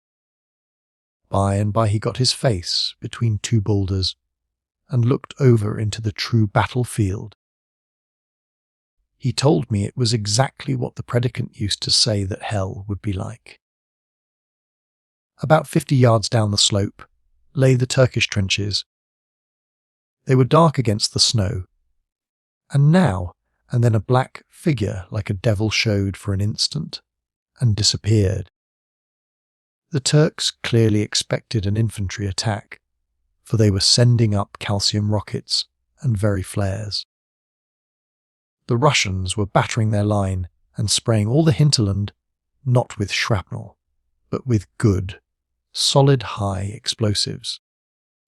The place would be as bright as day for a moment, all smothered in a scurry of smoke and snow and debris, and then a black pall would fall on it, when only the thunder of the guns told of the battle. Peter felt very sick. He had not believed there could be so much noise in the world, and the drums of his ears were splitting. Now, for a man to whom courage is habitual, the taste of fear, naked, utter fear, is a horrible thing. It seems to wash away all his manhood. Peter lay on the crest, watching the shells burst, and confident that any moment he might be a shattered remnant. He lay and reasoned with himself, calling himself every name he could think of, but conscious that nothing would get rid of that lump of ice below his heart. Then he could stand it no longer. He got up and ran for his life. But he ran forward. It was the craziest performance. He went hell for leather over a piece of ground which was being watered with H. But by the mercy of heaven nothing hit him. He took some fearsome tosses in shell holes. But partly erect, and partly on all fours he did the 50 yards, and tumbled into a Turkish trench right, on top of a dead man. The contact with that body brought him to his senses. That men could die at all seemed a comforting, homely thing after that unnatural pandemonium. The next moment a crump took the parapet of the trench, some yards to his left, and he was half buried in an avalanche. He crawled out of that, pretty badly cut about the head. He was quite cool now and thinking hard about his next step. There were men all around him. Sullen dark faces, as he saw them when the flares went up. They were manning the parapets and waiting tensely for something else than the shelling. They paid no attention to him, for I fancy in that trench units were pretty well mixed up, and under a bad bombardment. No one bothers about his neighbour. He found himself free to move as he pleased. The ground of the trench was littered with empty cartridge cases, and there were many dead bodies. The last shell, as I have said, had played havoc with the parapet. In the next spell of darkness Peter crawled through the gap and twisted among some snowy hillocks. He was no longer afraid of shells, any more than he was afraid of a veld thunderstorm. But he was wondering very hard how he should ever get to the Russians. The Turks were behind him now, but there was the biggest danger in front. Then the artillery ceased. It was so sudden that he thought he had gone deaf, and could hardly realize the blessed relief of it. The wind, too, seemed to have fallen, or perhaps he was sheltered by the lee of the hill. There were a lot of dead here also, and that he couldn't understand, for they were new dead. Had the Turks attacked and been driven back? When he had gone about 30 yards, he stopped to take his bearings. On the right were the ruins of a large building set on fire by the guns. There was a blur of woods and the breeze of walls round it. Away to the left another hill ran out farther to the east, and the place he was in seemed to be a kind of cup between the spurs. Just before him was a little ruined building, with the sky seen through its rafters, for the smouldering ruin on the right gave a certain light. He wondered if the Russian firing line lay there. Just then he heard voices, smothered voices, not a yard away and apparently below the ground. He instantly jumped to what this must mean. It was a Turkish trench, a communication trench. Peter didn't know much about modern warfare, but he had read in the papers, or heard from me. Enough to make him draw the right moral. The fresh dead pointed to the same conclusion. What he had got through were the Turkish support trenches, not their firing line. That was still before him. He didn't despair, for the rebound from panic had made him extra courageous. He crawled forward, an inch at a time, taking no sort of risk, and presently found himself looking at the parados of a trench. Then he lay quiet to think out the next step. The shelling had stopped, and there was that queer kind of peace which falls sometimes on two armies, not a quarter of a mile distant. Peter said he could hear nothing but the far off sighing of the wind. There seemed to be no movement of any kind in the trench before him, which ran through the ruined building. The light of the burning was dying, and he could just make out the mound of earth a yard in front. He began to feel hungry, and got out his packet of food, and had a swig at the brandy flask. That comforted him, and he felt a master of his fate again. But the next step was not so easy. He must find out what lay behind that mound of earth. Suddenly a curious sound fell on his ears. It was so faint that at first he doubted the evidence of his senses. Then as the wind fell it came louder.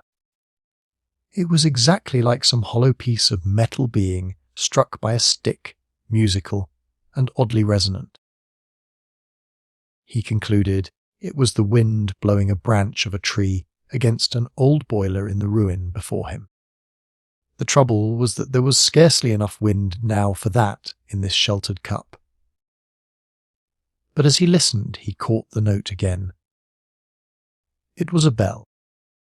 A fallen bell, and the place before him must have been a chapel. He remembered that an Armenian monastery had been marked on the big map, and he guessed it was the burned building on his right. The thought of a chapel and a bell hymn gave the notion of some human agency. And then suddenly the notion was confirmed.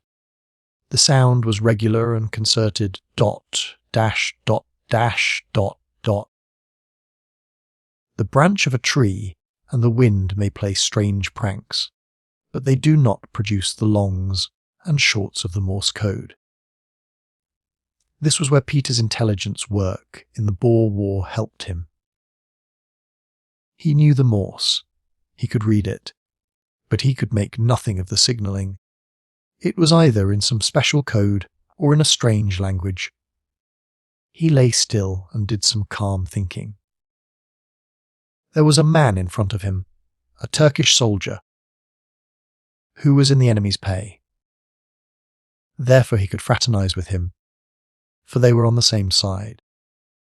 But how was he to approach him without getting shot in the process?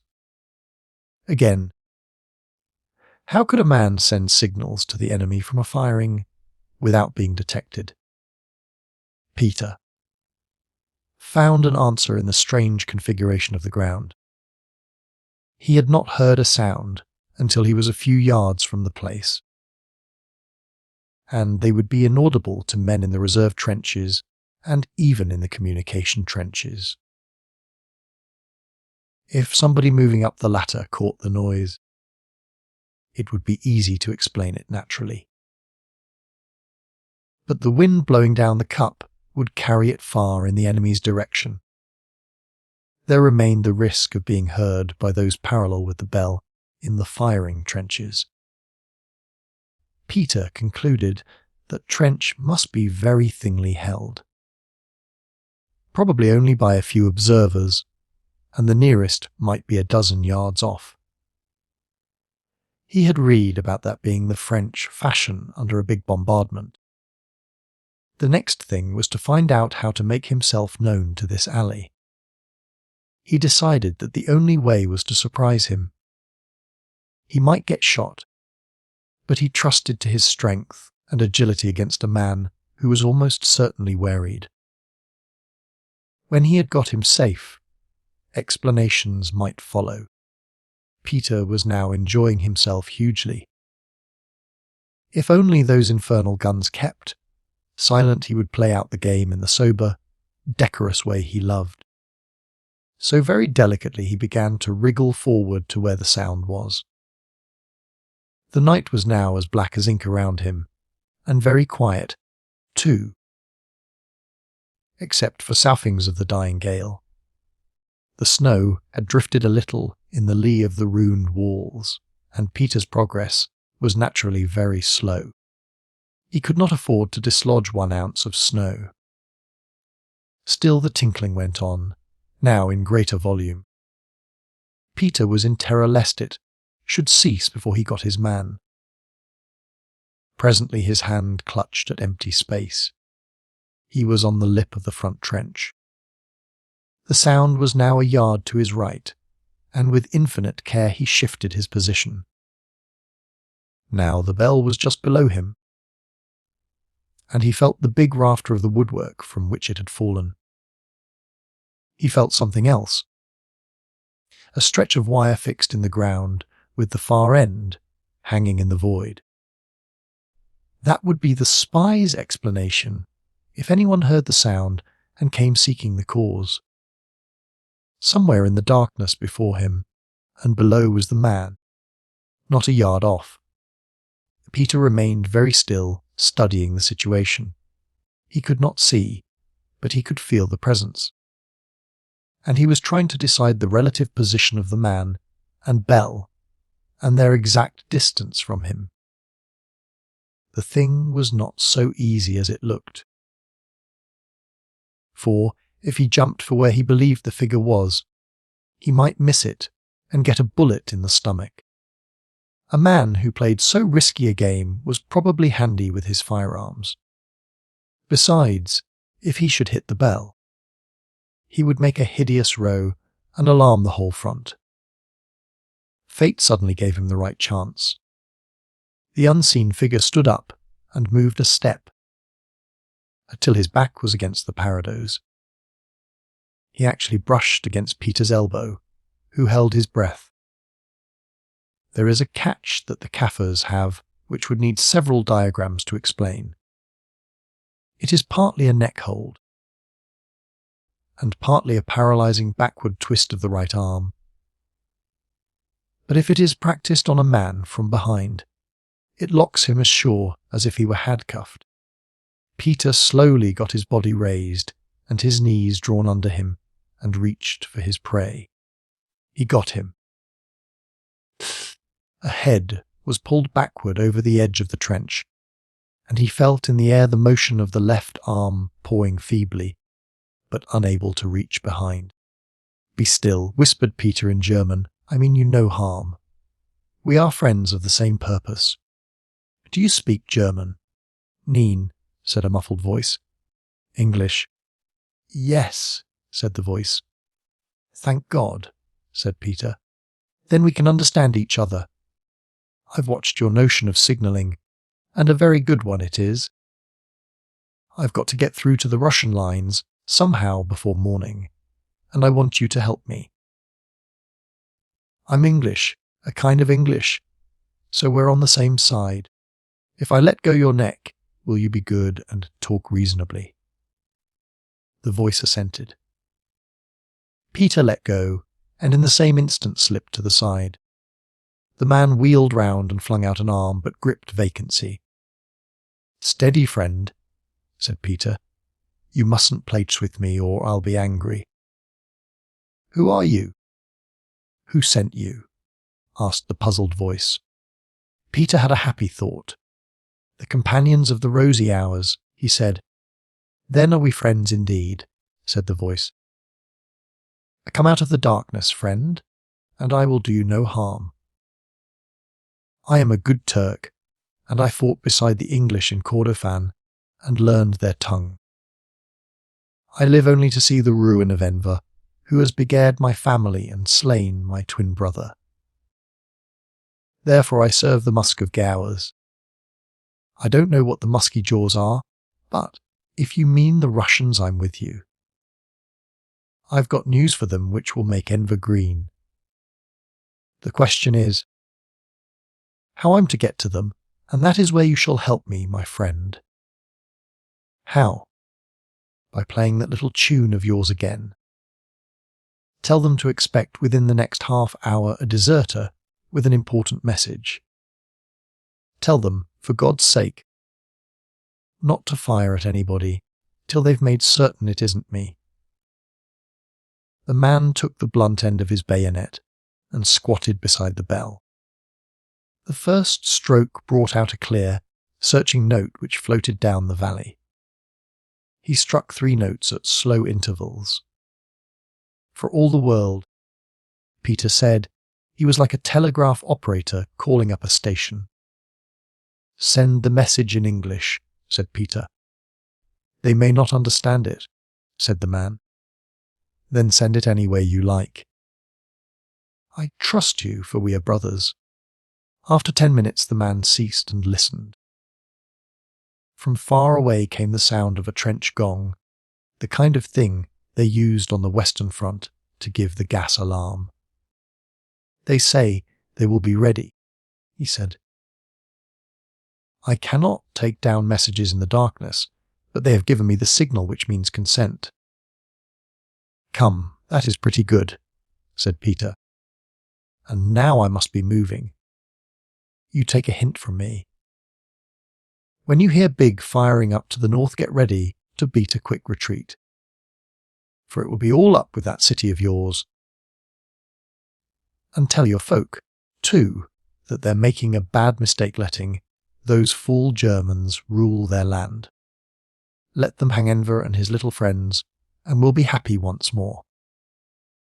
"May Satan receive his soul," said the Turk. "There is wire before us." "But I will show you a way through. The guns this evening made many rents in it. But haste, for a working party may be here presently to repair it. Remember there is much wire before the other lines." Peter, with certain directions, found it pretty easy to make his way through the entanglement. There was one bit which scraped a hole in his back, but very soon he had come to the last posts and found himself in open country. The place, he said, was a graveyard of the unburied dead that smelt horribly as he crawled among them. He had no inducements to delay, for he thought he could hear behind him the movement of the Turkish working party, and was in terror that a flare might reveal him and a volley accompany his retreat.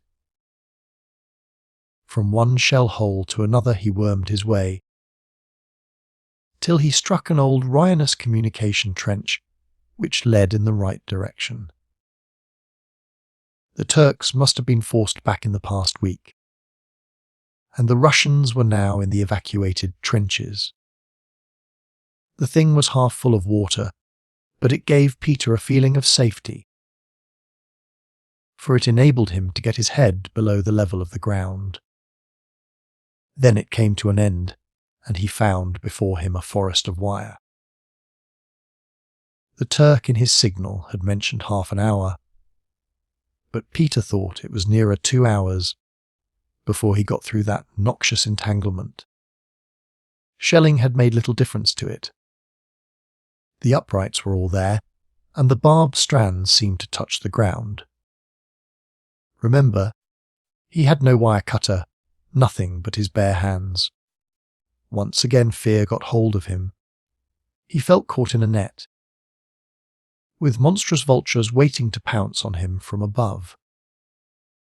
At any moment a flare might go up, and a dozen rifles find their mark. He had altogether forgotten about the message which had been sent, for no message could dissuade the ever-present death he felt around him. It was, he said, like following an old lion into bush when there was but one narrow way in and no road out. The guns began again. The Turkish guns from behind the ridge, and a shell tore up the wire a short way before him. Under cover of the burst, he made good a few yards, leaving large portions of his clothing in the strands. Then, quite suddenly, when hope had almost died in his heart, he felt the ground rise steeply. He lay very still. A star rocket from the Turkish side lit up the place, and there in front was a rampart with the points of bayonets showing beyond it. It was the Russian hour for Stand 2. He raised his cramped limbs from the ground and shouted friend. English. A face looked down at him, and then the darkness again descended. Friend, he said hoarsely. English. He heard speech behind the parapet. An electric torch was flashed on him for a second. A voice spoke, a friendly voice, and the sound of it seemed to be telling him to come over. He was now standing up, and as he got his hands on the parapet, he seemed to feel bayonets very near him. But the voice that spoke was kindly. So with a heave he scrambled over and flopped into the trench. Once more the electric torch was flashed, and revealed to the eyes of the onlookers an indescribably dirty, lean, middle-aged man with a bloody head, and scarcely a rag of shirt on his back. The said man, seeing friendly faces around him, grinned cheerfully. "That was a rough trek, friends," he said. "I want to see your general pretty quick, for I've got a present for him." He was taken to an officer in a dugout, who addressed him in French, which he did not understand. But the sight of Stum's plan worked wonders. After that he was fairly bundled down communication trenches, and then over swampy fields to a farm among trees. There he found staff officers, who looked at him and looked at his map, and then put him on a horse and hurried him eastwards. At last he came to a big ruined house, and was taken into a room which seemed to be full of maps and generals. The conclusion must be told in Peter's words. There was a big man sitting at a table drinking coffee, and when I saw him my heart jumped out of my skin. For it was the man I hunted with on the Pungwe in '98, him whom the Kaffirs called Buck's Horn, because of his long curled moustaches. He was a prince even then, and now he is a very great general. When I saw him, I ran forward and gripped his hand and cried, "Hogat het, Mynheer." And he knew me and shouted in Dutch, "Damn, if it isn't old Peter Pienaar." Then he gave me coffee and ham and good bread, and he looked at my map. "What is this?" he cried, growing red in the face. "It is the staff map of one Stum, a German skellum who commands in yon city," I said. He looked it close and read the markings, and then he read the other paper which you gave me, Rick. And then he flung up his arms and laughed. He took a loof and tossed it into the air so that it fell on the head of another general. He spoke to them in their own tongue, and they, too, laughed.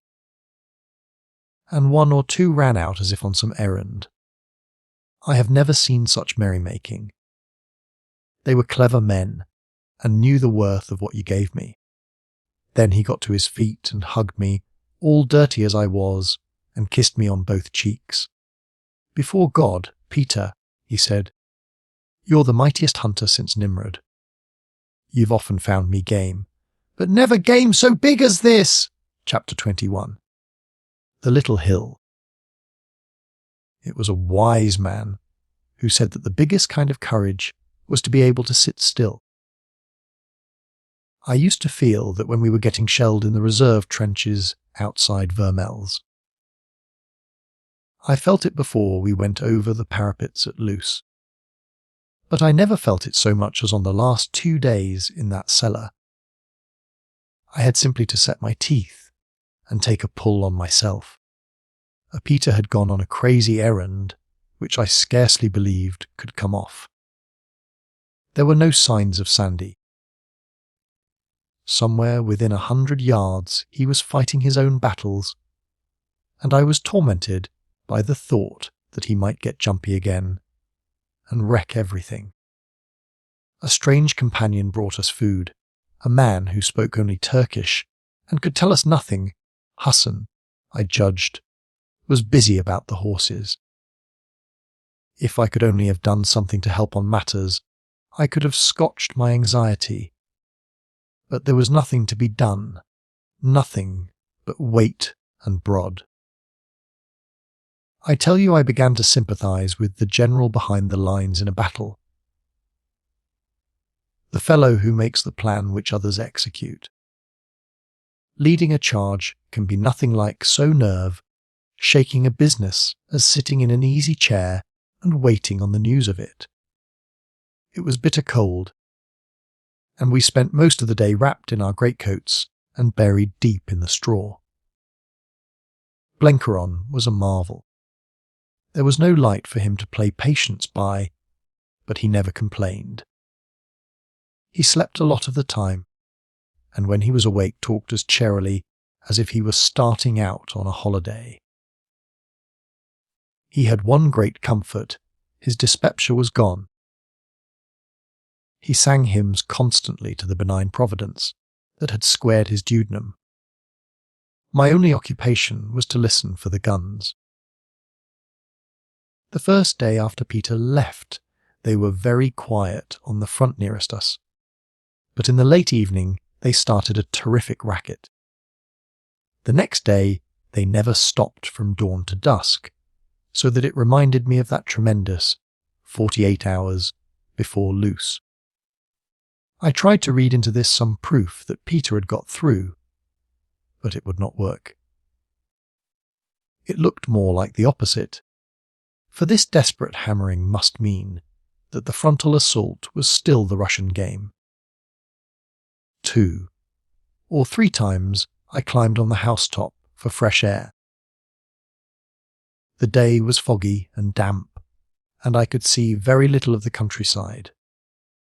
Transport was still bumping southward along the road to the Palantuken, and the slow wagon loads of wounded returning. One thing I noticed, however, there was a perpetual coming and going between the house and the city. Motors and mounted messengers were constantly arriving and departing, and I concluded that Hilda von Einem was getting ready for her part in the defence of Erzurum. These ascents were all on the first day after Peter's going. The second day, when I tried the trap, I found it closed and heavily weighted. This must have been done by our friends, and very right too. If the house were becoming a place of public resort, it would never do for me to be journeying roof-ward. Late on the second night Hassan reappeared. It was after supper, when Blenkiron had gone peacefully to sleep, and I was beginning to count the hours till the morning. I could not close an eye during these days, and not much at night. Hassan did not light a lantern. I heard his key in the lock, and then his light step close to where we lay. "Are you asleep?" he said, and when I answered he sat down beside me. "The horses are found," he said, "and the master bids me tell you that we start in the morning 3 hours before dawn." It was welcome news. "Tell me what is happening," I begged. "We have been lying in this tomb for 3 days and heard nothing." "The guns are busy," he said. "The Allemans come to this place every hour. I know not for what. Also there has been a great search for you. The searchers have been here, but they were sent away empty. Sleep, my lord, for there is wild work before us." I did not sleep much, for I was strung too high with expectation, and I envied Blenkeron his now eupeptic slumbers. But for an hour or so I dropped off, and my old nightmare came back, Once again I was in the throat of a pass, hotly pursued, a straining for some sanctuary which I knew I must reach. But I was no longer alone. Others were with me. How many I could not tell, for when I tried to see their faces they dissolved in mist. Deep snow was underfoot. A grey sky was over us. Black peaks were on all sides. But ahead in the mist of the pass was that curious castrol which I had first seen in my dream on the Erzurum road. I saw it distinct in every detail. It rose to the left of the road through the pass, above a hollow where great boulders stood out in the snow. Its sides were steep, so that the snow had slipped off in patches, leaving stretches of glistening black shale. The crans at the top did not rise sheer, but sloped at an angle of 45, and on the very summit there seemed a hollow, as if the earth within the rock rim had been beaten by weather into a cup. That is often the way with a South African castrol, and I knew it was so with this. We were straining for it, but the snow clogged us, and our enemies were very close behind. Then I was awakened by a figure at my side. "Get ready, my lord," it said. "It is the hour to ride." Like sleepwalkers we moved into the sharp air. Hassan led us out of an old postern, and then through a place like an orchard to the shelter of some tall evergreen trees. Their horses stood, champing quietly from their nosebags. Good, I thought, a feed of oats before a big effort. There were 9 beasts for 9 riders. We mounted without a word, and filed through a grove of trees to where a broken paling marked the beginning of cultivated land. There, for the matter of 20 minutes, Hassan chose to guide us through deep, clogging snow. He wanted to avoid any sound till we well beyond earshot of the house. Then we struck a by-path which presently merged in a hard highway, running, as I judged, south west by west. There we delayed no longer, but galloped furiously into the dark. I had got back all my exhilaration. Indeed, I was intoxicated with the movement, and could have laughed out loud and sung. Under the black canopy of the night perils are either forgotten or terribly alive. Mine were forgotten. The darkness I galloped into led me to freedom and friends. Yes, and success, which I had not dared to hope and scarcely even to dream of. Hassan rode first, with me at his side. I turned my head and saw Blenkeron behind me, evidently mortally unhappy about the pace we set and the mount he sat. He used to say that horse exercise was good for his liver, but it was a gentle amble and a short gallop that he liked, and not this mad helter-skelter. His thighs were too round to fit a saddle leather. We passed a fire in a hollow, the bivouac of some Turkish unit, and all the horses shied violently. I knew by Blenkeron's oaths that he had lost his stirrups and was sitting on his horse's neck. Beside him rode a tall figure, swathed to the eyes in wrappings, and wearing round his neck some kind of shawl whose ends floated behind him. Sandy, of course, had no European ulster, for it was months since he had worn proper clothes. I wanted to speak to him, but somehow I did not dare. His stillness forbade me. He was a wonderful fine horseman, with his firm English hunting seat, and it was as well, for he paid no attention to his beast. His head was still full of unquiet thoughts. Then the air around me began to smell acrid and raw, and I saw that a fog was winding up from the hollows. "Here's the devil's own luck," I cried to Hassan. "Can you guide us in a mist?" "I do not know." He shook his head. I had counted on seeing the shape of the hills. "We've a map and compass, anyhow." but these make slow travelling. Pray God it lifts! Presently the black vapour changed to grey, and the day broke. It was little comfort. The fog rolled in waves to the horses' ears, and riding at the head of the party, I could but dimly see the next rank. "It is time to leave the road," said Hassan, "or we may meet inquisitive folk." We struck to the left, over ground which was for all the world like a Scotch moor. There were pools of rain on it, and masses of tangled snow-laden junipers and long reefs of wet slaty stone. It was bad going, and the fog made it hopeless to steer a good course. I had out the map and the compass, and tried to fix our route so as to round the flank of a spur of the mountains which separated us from the valley we were aiming at. "There's a stream ahead of us," I said to Hassan. "Is it fordable?" "It is only a trickle," he said, coughing. "This accursed mist is from Eblis." But I knew long before we reached it that it was no trickle. It was a hill stream coming down in spate, and, as I soon guessed, in a deep ravine. Presently we were at its edge, one long whirl of yeasty falls and brown rapids. We could as soon get horses over it as to the topmost cliffs of the Palantuken. Hassan stared at it in consternation. May Allah forgive my folly, for I should have known. We must return to the highway and find a bridge. My sorrow that I should have led my lords so ill. Back over that moor we went with my spirits badly damped. We had none too long a start, and Hilda von Einem would rouse heaven and earth to catch us up.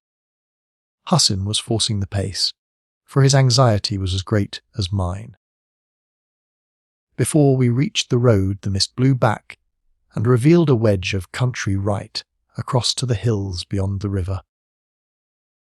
It was a clear view, every object standing out wet and sharp in the light of morning. It showed the bridge with horsemen drawn up across it, and it showed, too, cavalry pickets moving along the road. They saw us at the same instant. A word was passed down the road, a shrill whistle blew, and the pickets put their horses at the bank and started across the moor. Did I not say this mist was from Eblis? Growled Hassan, as we swung round and galloped back on our tracks. These cursed Zaptis have seen us, and our road is cut. I was for trying the stream at all costs, but Hassan pointed out that it would do us no good. The cavalry beyond the bridge was moving up the other bank. There is a path through the hills that I know, but it must be travelled on foot. If we can increase our lead, and the mist cloaks us, there is yet a chance. It was a weary business plodding up to the skirts of the hills. We had the pursuit behind us now, and that put an edge on every difficulty. There were long banks of broken screes, I remember, where the snow slipped in wreaths from under our feet. Great boulders had to be circumvented, and patches of bog, where the streams from the snows first made contact with the plains, mired us to our girths. Happily the mist was down again. But this, though it hindered the chase, lessened the chances of Hassan finding the path. He found it nevertheless. There was the gully and the rough mule track leading upwards. But there also had been a landslip, quite recent from the marks. A large scar of raw earth had broken across the hillside, which with the snow above it looked like a slice cut out of an iced chocolate cake. We stared blankly for a second, till we recognised its hopelessness. "I'm trying for the crags," I said. "Where there once was a way another can be found." "And be picked off at their leisure by these marksmen," said Hassan grimly. "Look!" The mist had opened again, and a glance behind showed me the pursuit closing up on us. They were now less than 300 yards off. We turned our horses and made off eastward along the skirts of the cliffs. Then Sandy spoke for the first time. "I don't know how you fellows feel, but I'm not going to be taken. There's nothing much to do except to find a place and put up a fight. We can sell our lives dearly. That's about all," said Blenkeron cheerfully. He had suffered such tortures on that gallop that he welcomed any kind of stationary fight. "Serve out the arms," said Sandy. The companions all carried rifles slung across their shoulders. Hussin, from a deep saddle bag, brought out rifles and bandoliers for the rest of us. As I laid mine across my saddle, I saw it was a German Mauser of the latest pattern. "It's hell for leather till we find a place for a stand," said Sandy. "The game's against us this time." Once more we entered the mist, and presently found better going on a long stretch of even slope. Then came a rise, and on the crest of it I saw the sun. Presently we dipped into bright daylight, and looked down on a broad glen, with a road winding up it to a pass in the range. I had expected this. It was one way to the Palantuken Pass, some miles south of the house where we had been lodged. And then, as I looked southward, I saw what I had been watching for days. A little hill split the valley, and on its top was a crans of rocks. It was the castrol of my persistent dream, on that I promptly took charge. "There's our fort," I cried. "If we once get there we can hold it for a week. Sit down and ride for it." We bucketed down that hillside like men possessed, even Blenkeron sticking on manfully among the twists and turns and slithers. Presently we were on the road, and were racing past marching infantry and gun teams and empty wagons. I noted that most seemed to be moving downward and few going up. Hussin screamed some words in Turkish that secured us a passage, but indeed our crazy speed left them staring. Out of a corner of my eye I saw that Sandy had flung off most of his wrappings and seemed to be all a dazzle of rich colour. But I had thought for nothing except the little hill now almost fronting us across the shallow glen. No horses could breast that steep. We urged them into the hollow, and then hastily dismounted, humped the packs, and began to struggle up the side of the castrol. It was strewn with great boulders, which gave a kind of cover that very soon was needed. For, snatching a glance back, I saw that our pursuers were on the road above us, and were getting ready to shoot. At normal times we would have been easy marks, but, fortunately, wisps and streamers of mist now clung about that hollow. The rest could fend for themselves, so I stuck to Blenkeron and dragged him, wholly breathless, by the least exposed route. Bullets spattered now and then against the rocks, and one sang unpleasantly near my head. In this way we covered 3/4 of the distance, and had only the bare dozen yards, where the gradient eased off up to the edge of the crans. Blenkeron got hit in the leg, our only casualty.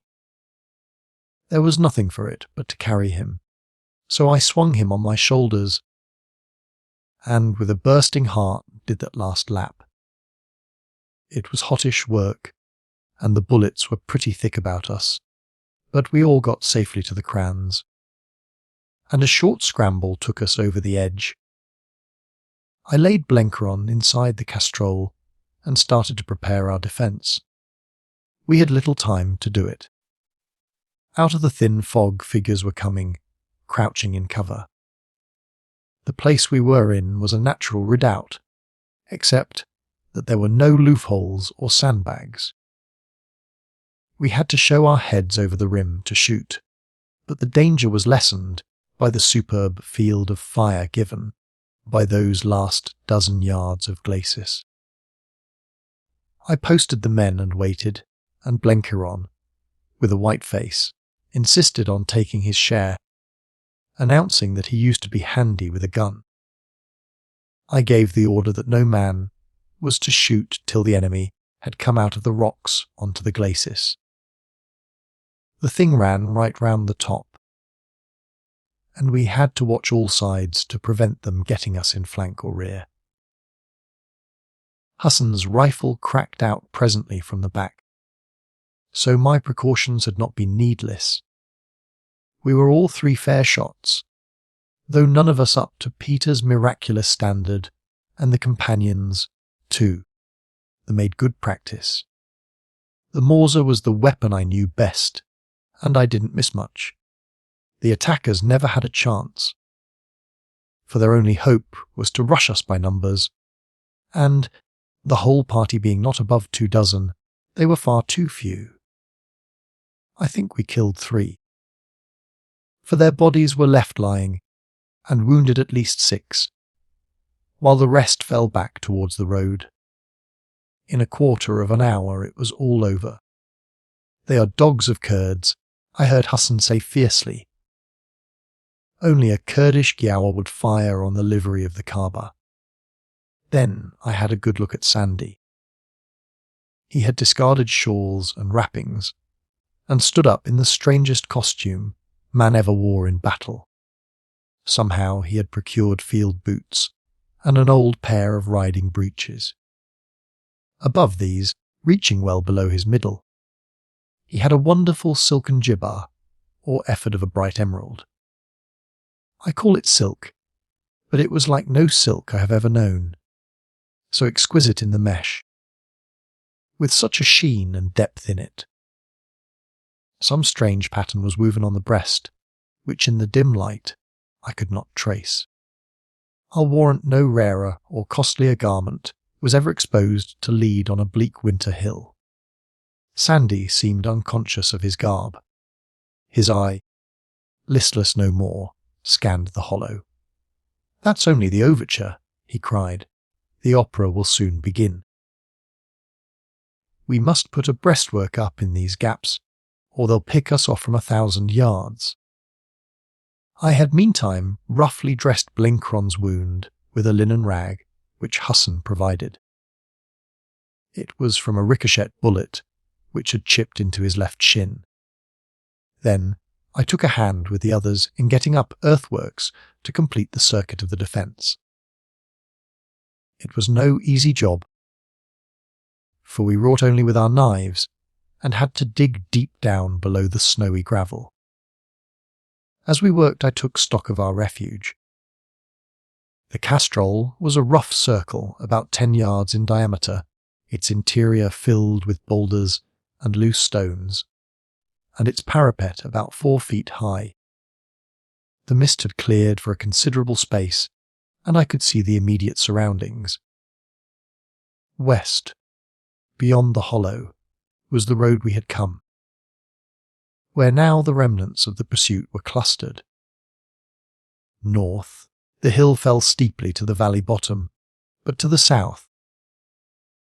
After a dip there was a ridge which shut the view. East lay another fork of the stream, the chief fork, I guessed. And it was evidently followed by the main road to the pass, for I saw it crowded with transport. The 2 roads seemed to converge somewhere farther south of my sight. I guessed we could not be very far from the front, for the noise of guns sounded very near, both the sharp crack of the field pieces and the deeper boom of the howitzers. More. I could hear the chatter of the machine guns, a magpie note among the baying of hounds. I even saw the bursting of Russian shells, evidently trying to reach the main road. One big fellow, an 8-inch, landed not 10 yards from a convoy to the east of us, and another in the hollow through which we had come.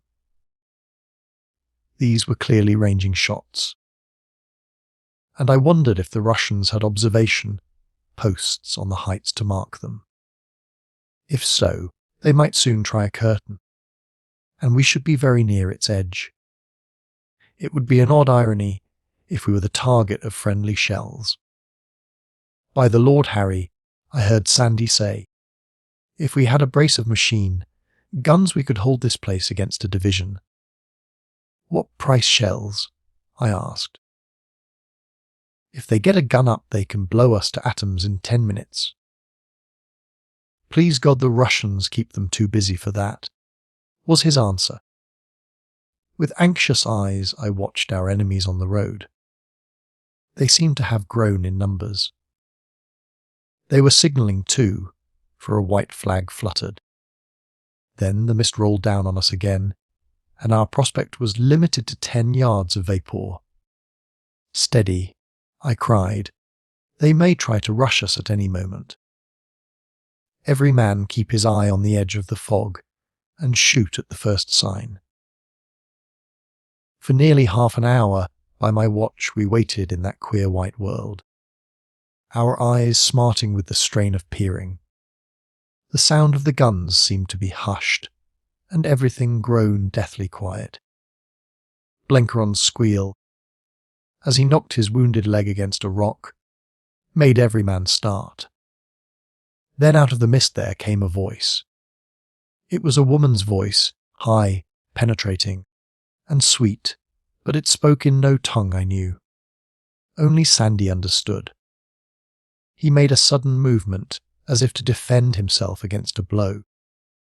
The speaker came into clear sight on the glacis a yard or two away. Mine was the first face she saw. I come to offer terms, she said in English. Will you permit me to enter? I could do nothing except take my cap and say, yes, ma'am. Blenkeron, snuggled up against the parapet, was cursing furiously below his breath. She climbed up the crans and stepped over the edge as lightly as a deer. Her clothes were strange. Spurred boots and breeches over which fell a short green kirtle. A little cap skewered with a jewelled pin was on her head, and a cape of some coarse country cloth hung from her shoulders.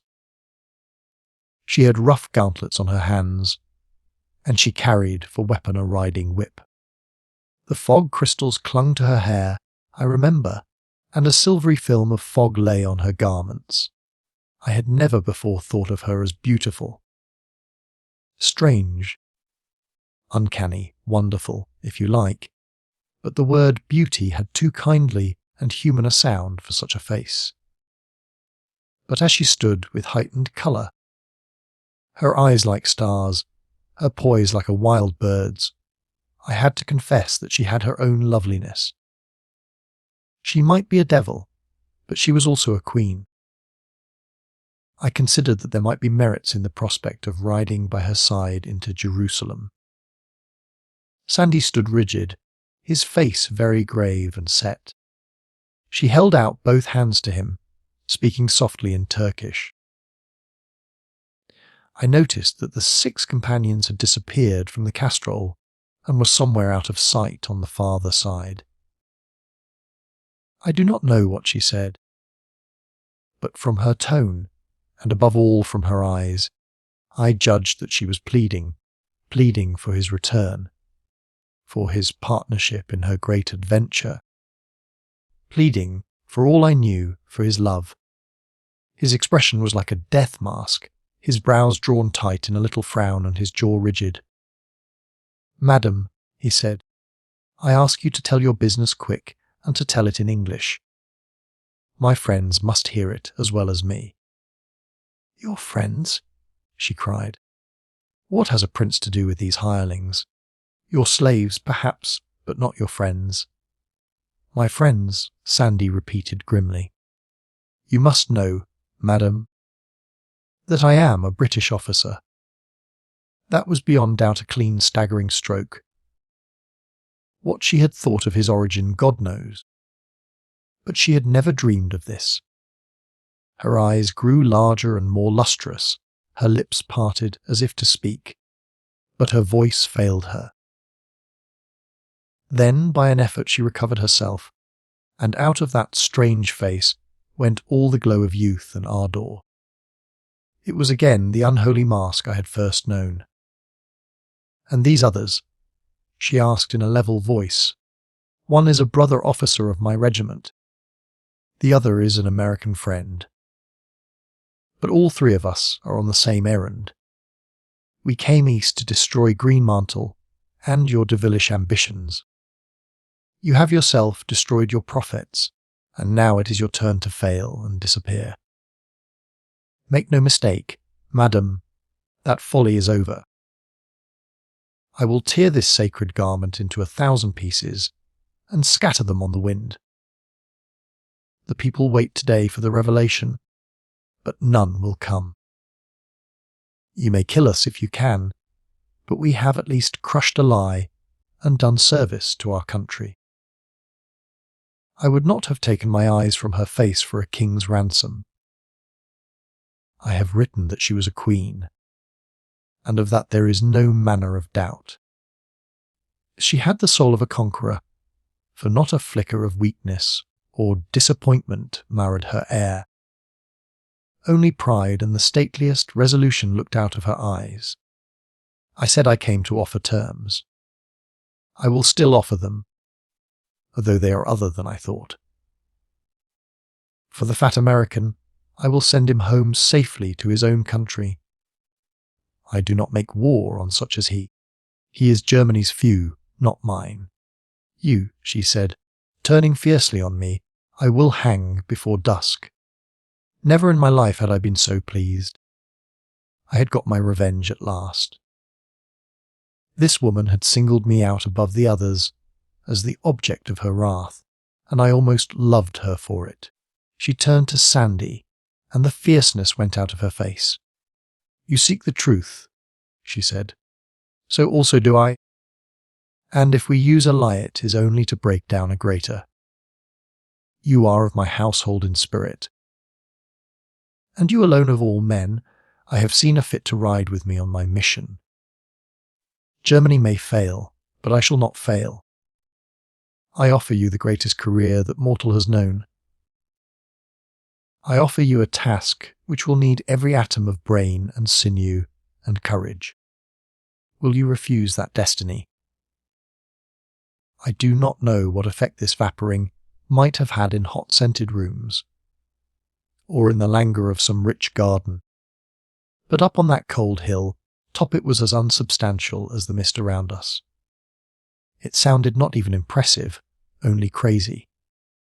"I stay with my friends," said Sandy. "Then I will offer more. I will save your friends. They, too, shall share in my triumph." This was too much for Blenkiron. He scrambled to his feet to speak the protest that had been wrung from his soul, forgot his game leg, and rolled back on the ground with a groan. Then she seemed to make a last appeal. She spoke in Turkish now, and I do not know what she said, but I judged it was the plea of a woman to her lover. Once more she was the proud beauty, but there was a tremor in her pride. I had almost written tenderness. To listen to her was like horrid treachery, like eavesdropping on something pitiful. I know my cheeks grew scarlet, and Blenkiron turned away his head. Sandy's face did not move. He spoke in English. "You can offer me nothing that I desire," he said. "I am the servant of my country, and her enemies are mine. I can have neither part nor lot with you. That is my answer, Madame von Einem." Then her steely restraint broke. It was like a dam giving before a pent-up mass of icy water. She tore off one of her gauntlets and hurled it in his face. Implacable hate looked out of her eyes. "I have done with you," she cried. "You have scorned me, but you have dug your own grave." She leaped on the parapet, and the next second was on the glacis. Once more the mist had fled, and across the hollow I saw a field, gun in place, and men around it who were not Turkish. She waved her hand to them and hastened down the hillside. But at that moment I heard the whistle of a long-range Russian shell. Among the boulders there was the dull shock of an explosion and a mushroom of red earth. It all passed in an instant of time. I saw the gunners on the road point their hands, and I heard them cry. I heard, too, a kind of sob from Blenkeron. All this before I realized myself what had happened. The next thing I saw was Sandy, already beyond the glacis, leaping with great bounds down the hill. They were shooting at him, but he heeded them not. For the space of a minute he was out of sight, and his whereabouts was shown only by the patter of bullets. Then he came back, walking quite slowly up the last slope, and he was carrying something in his arms. The enemy fired no more. They realized what had happened. He laid his burden down gently in a corner of the castrol. The cap had fallen off, and the hair was breaking loose. The face was very white, but there was no wound or bruise on it. She was killed at once, I heard him saying. Her back was broken by a shell fragment. Rick. We must bury her here. You see, she liked me. I can make her no return but this. We set the companions to guard, and with infinite slowness, using our hands and our knives, we made a shallow grave below the eastern parapet. When it was done, we covered her face with the linen cloak which Sandy had worn that morning. He lifted the body and laid it reverently in its place. I did not know that anything could be so light, he said. It wasn't for me to look on at that kind of scene. I went to the parapet with Blenkeron's field glasses and had a stare at our friends on the road. There was no Turk there, and I guessed why. For it would not be easy to use the men of Islam against the wear of the green ephod. The enemy were German or Austrian, and they had a field gun. They seemed to have got it laid on our fort, but they were waiting. As I looked, I saw behind them a massive figure I seemed to recognize. Stum had come to see the destruction of his enemies. To the east I saw another gun in the fields, just below the main road. They had got us on both sides, and there was no way of escape. Hilda von Einem was to have a noble pyre and goodly company for the dark journey. Dusk was falling now. A clear bright dusk where the stars pricked through a sheen of amethyst. The artillery were busy all around the horizon, and towards the pass on the other road, where Fort Palantuken stood, there was the dust and smoke of a furious bombardment. It seemed to me, too, that the guns on the other fronts had come nearer. Dievboyen was hidden by a spur of hill, but up in the north, white clouds, like the streamers of evening, were hanging over the Euphrates glen. The whole firmament hummed and twanged like a taut string that has been struck. As I looked, the gun to the west fired, the gun where Stum was. The shell dropped 10 yards to our right. A second later another fell behind us. Blenkeron had dragged himself to the parapet.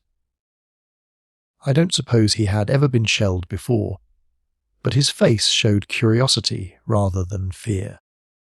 Pretty poor shooting, I reckon, he said. On the contrary, I said, they know their business. They're bracketing. The words were not out of my mouth when one fell right among us. It struck the far rim of the castrol, shattering the rock, but bursting mainly outside. We all ducked, and barring some small scratches, no one was a penny the worse. I remember that much of the debris fell on Hilda von Einem's grave. I pulled Blenkeron over the far parapet and called on the rest to follow, meaning to take cover on the rough side of the hill. But as we showed ourselves, shots rang out from our front, shots fired from a range of a few hundred yards. It was easy to see what happened. Riflemen had been sent to hold us in rear. They would not assault so long as we remained in the castrol, but they would block any attempt to find safety outside it. Stum and his gun had us at their mercy. We crouched below the parapet again. We may as well toss for it, I said. There's only two ways, to stay here and be shelled or try to break through those fellows behind. Either's pretty unhealthy. But I knew there was no choice. With Blenkeron crippled, we were pinned to the castrol. Our numbers were up all right. Chapter 22, The Guns of the North. But no more shells fell. The night grew dark and showed a field of glittering stars, for the air was sharpening again towards frost. We waited for an hour, crouching just behind the far parapets, but never came that ominous familiar whistle. Then Sandy rose and stretched himself. "I'm hungry," he said. "Let's have out the food, Hassan. We've eaten nothing since before daybreak. I wonder what is the meaning of this respite." I fancied I knew. "It's Stum's way," I said. "He wants to torture us. He'll keep us hours on tenterhooks, while he sits over yonder exulting in what he thinks we're enduring. He has just enough imagination for that. He would rush us if he had the men. As it is, he's going to blow us to pieces, but do it slowly and smack his lips over it." Sandy yawned. "We'll disappoint him, for we won't be worried, old man. We three are beyond that kind of fear. Meanwhile, we're going to do the best we can," I said. "He's got the exact range for his whiz-bangs. We've got to find a hole somewhere, just outside the castrol, and some sort of head cover. We're bound to get damaged, whatever happens, but we'll stick it out to the end. When they think they have finished with us and rush the place, there may be one of us alive to put a bullet through old Stum. What do you say?" They agreed, and after our meal, Sandy and I crawled out to prospect, leaving the others on guard in case there should be an attack. We found a hollow in the glacis a little south of the castrol, and, working very quietly, managed to enlarge it and cut a kind of shallow cave in the hill. It would be no use against a direct hit, but it would give some cover from flying fragments. As I read the situation, a Stum could land as many shells as he pleased in the castrol and wouldn't bother to attend to the flanks. When the bad shelling began, there would be shelter for one or two in the cave. Our enemies were watchful. The riflemen on the east burnt very flares at intervals, and Stum's lot sent up a great star rocket. I remember that just before midnight hell broke loose round Fort Palantuken. No more Russian shells came into our hollow, but all the road to the east was under fire, and at the fort itself there was a shattering explosion, and a queer scarlet glow which looked as if a magazine had been hit. For about 2 hours the firing was intense, and then it died down. But it was towards the north that I kept turning my head. Daffodils. There seemed to be something different in the sound there, something sharper in the report of the guns, as if shells were dropping in a narrow valley whose rock walls doubled the echo.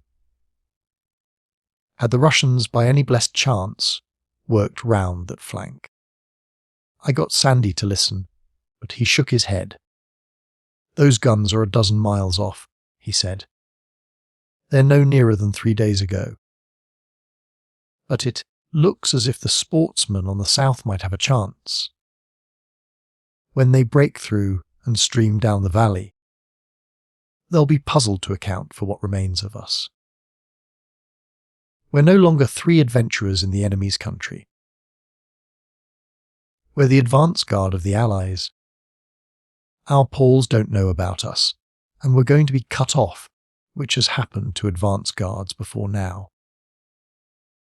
But all the same, we're in our own battle line again. Doesn't that cheer you, Rick?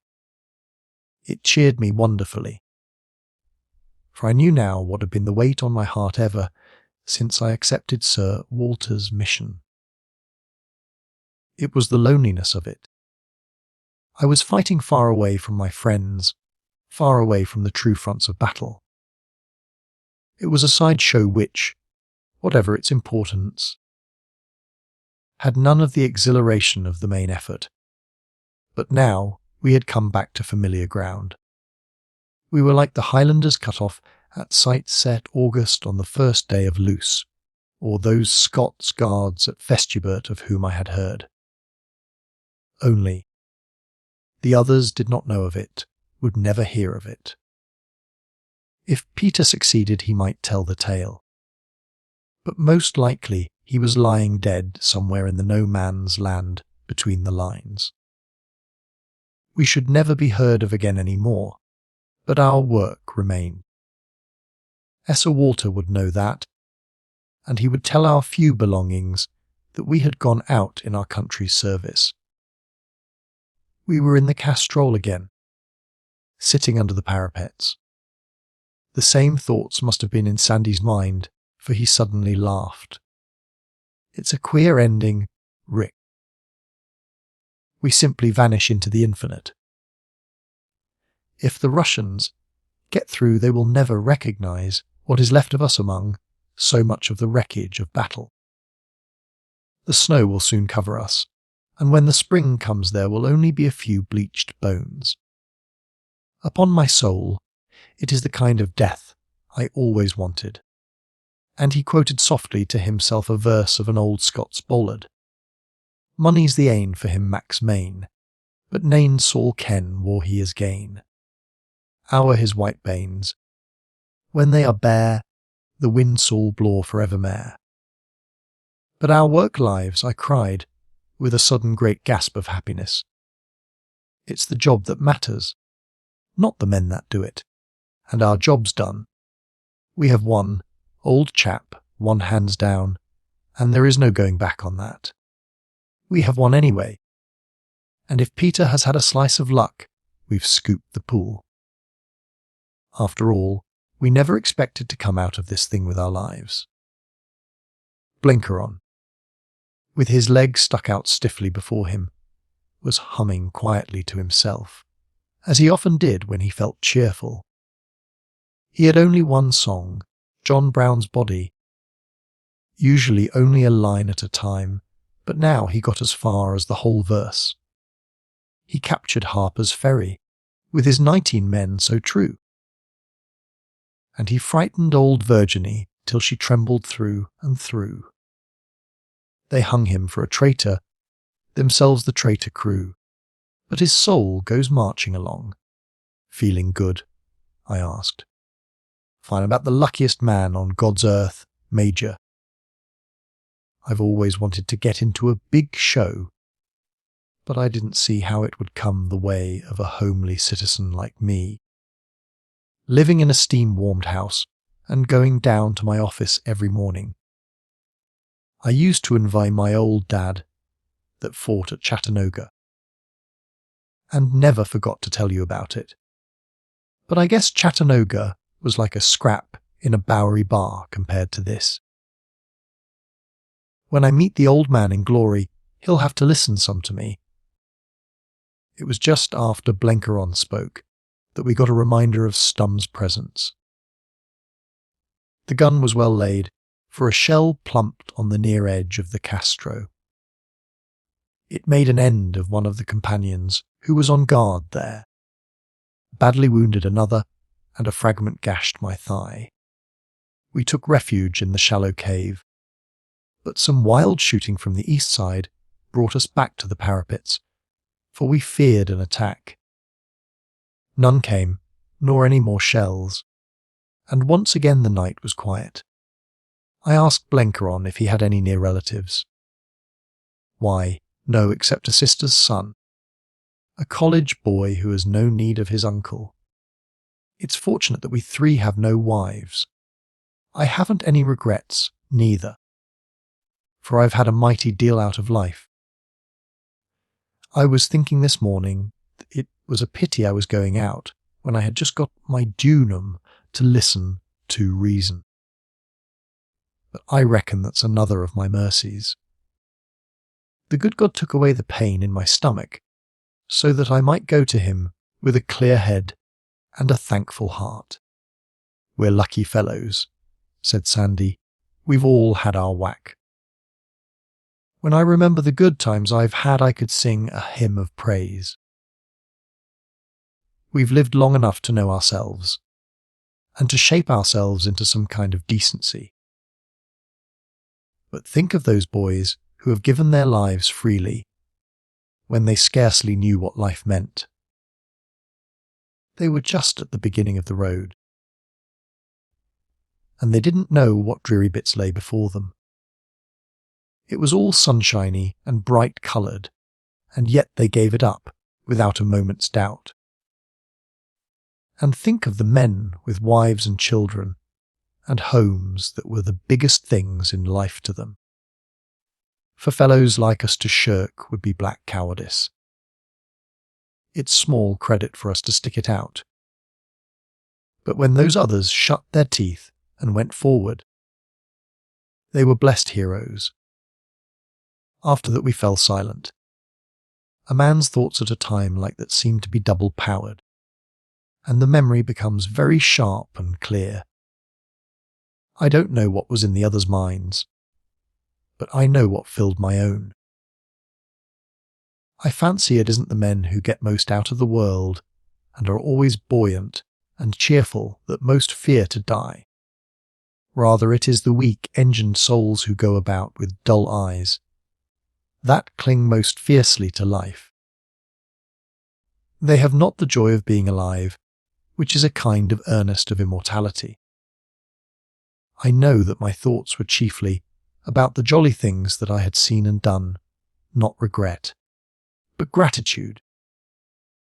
The panorama of blue noons on the veld unrolled itself before me, and hunters' nights in the bush, the taste of food and sleep, the bitter stimulus of dawn, the joy of wild adventure, the voices of old staunch friends. Hitherto the war had seemed to make a break with all that had gone before, but now the war was only part of the picture. I thought of my battalion, and the good fellows there, many of whom had fallen on the loose parapets. I had never looked to come out of that myself, but I had been spared, and given the chance of a greater business, and I had succeeded. That was the tremendous fact, and my mood was humble gratitude to God and exultant pride. Death was a small price to pay for it. As Blenkeron would have said, I had got good value in the deal. The night was getting bitter cold, as happens before dawn. It was frost again, and the sharpness of it woke our hunger. I got out the remnants of the food and wine, and we had a last meal. I remember we pledged each other as we drank. "We have eaten our Passover feast," said Sandy. "When do you look for the end?" "After dawn," I said. Stum wants daylight to get the full savour of his revenge. Slowly the sky passed from ebony to grey, and black shapes of hill outlined themselves against it. A wind blew down the valley, bringing the acrid smell of burning, but something too of the freshness of morn. It stirred strange thoughts in me, and woke the old morning vigour of the blood which was never to be mine again. For the first time in that long vigil, I was torn with a sudden regret. "We must get into the cave before it is full light," I said. "We had better draw lots for the two to go." The choice fell on one of the companions and Blenkeron. "You can count me out," said the latter. "If it's your wish to find a man to be alive when our friend up to count their spoil, I guess I'm the worst of the lot. I'd prefer, if you don't mind, to stay here. I've made my peace with my maker, and I'd like to wait quietly on his call. I'll play a game of patience to pass the time." He would take no denial, so we drew again, and the lot fell to Sandy. "If I'm the last to go," he said, "I promise I don't miss. Stum won't be long in following me." He shook hands with his cheery smile, and he and the companion slipped over the parapet in the final shadows before dawn. Blenkeron spread his patience cards on a flat rock and dealt out the double Napoleon. He was perfectly calm and hummed to himself his only tune. For myself, I was drinking in my last draught of the hill air. My contentment was going. I suddenly felt bitterly loath to die. Something of the same kind must have passed through Blenkeron's head. He suddenly looked up and asked, Sister Anne, do you see anybody coming?" I stood close to the parapet, watching every detail of the landscape as shown by the revealing daybreak.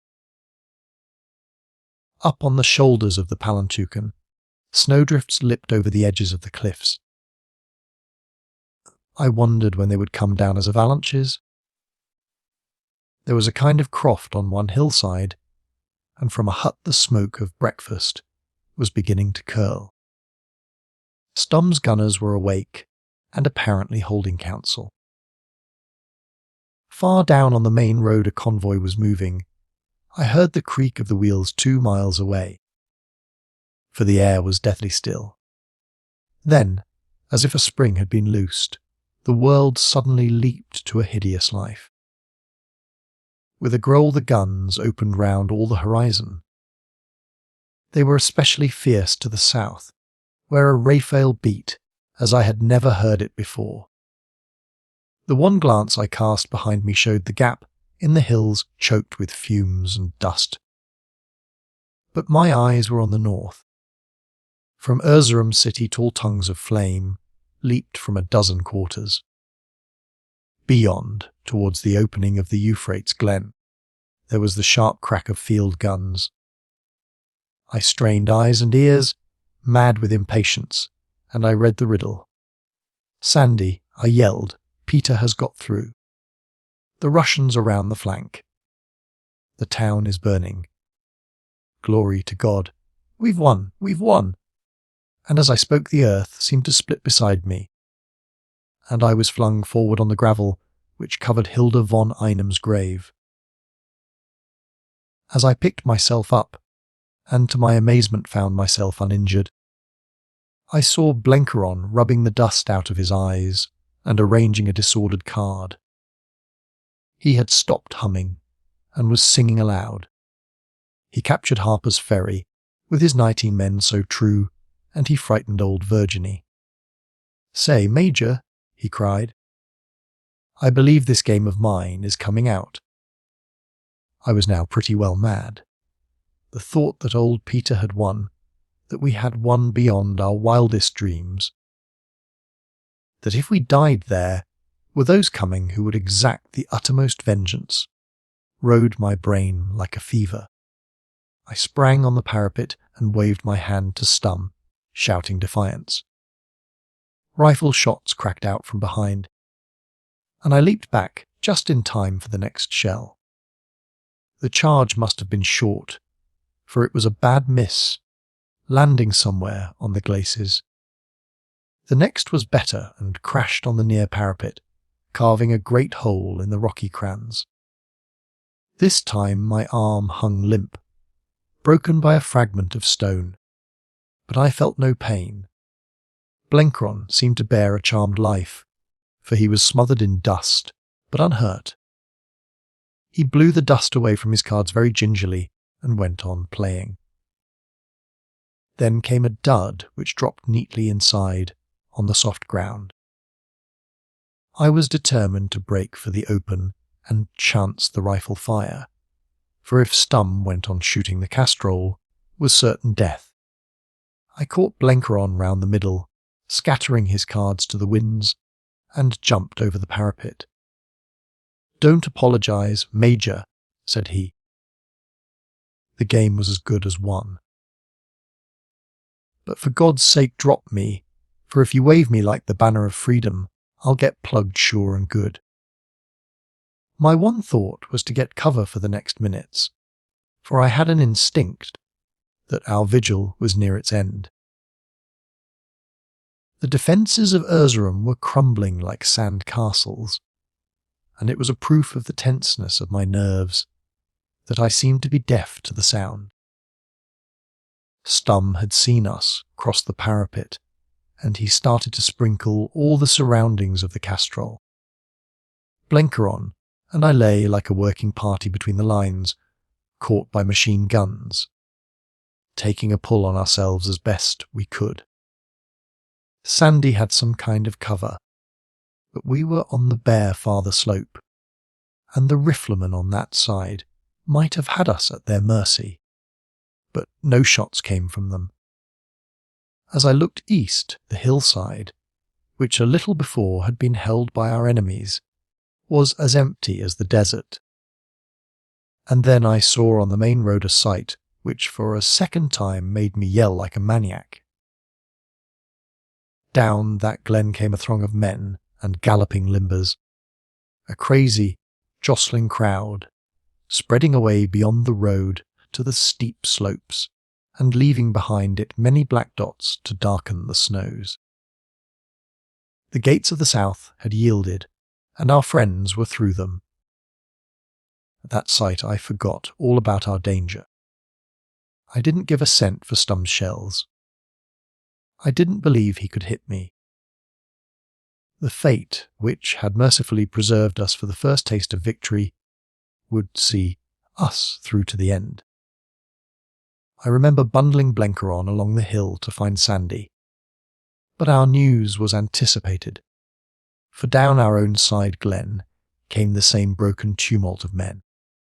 More, for at their backs, far up at the throat of the pass, I saw horsemen, the horsemen of the pursuit. Old Nicholas had flung his cavalry in. Sandy was on his feet, with his lips set and his eye abstracted. If his face hadn't been burned black, by weather it would have been pale as a dish clout. A man like him doesn't make up his mind for death, and then be given his life again without being wrenched out of his bearings.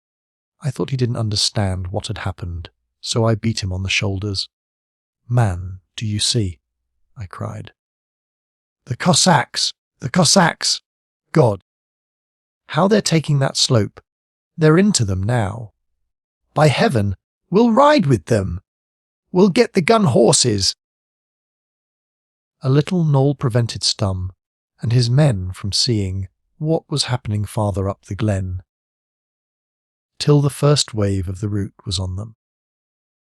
He had gone on bombarding the castrol and its environs while the world was cracking over his head.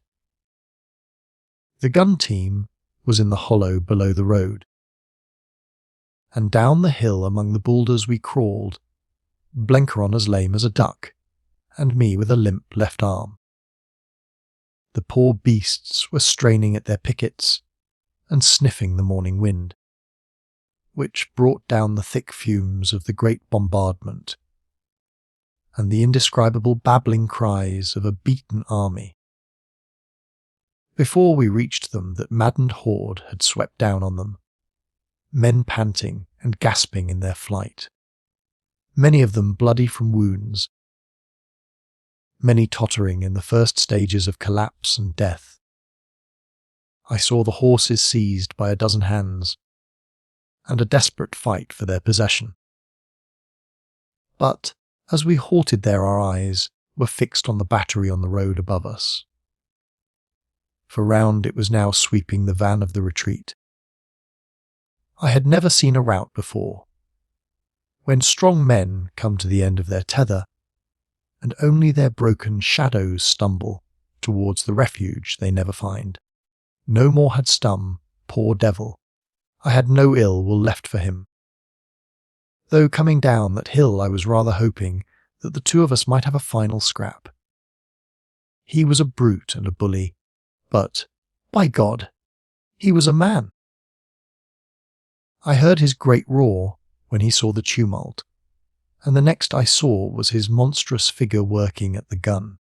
He swung it south and turned it on the fugitives. But he never fired it. The press was on him, and the gun was swept sideways. He stood up, a foot higher than any of them, and he seemed to be trying to check the rush with his pistol. There is power in numbers, even though every unit is broken and fleeing. For a second, to that wild crowd Stum was the enemy, and they had strength enough to crush him.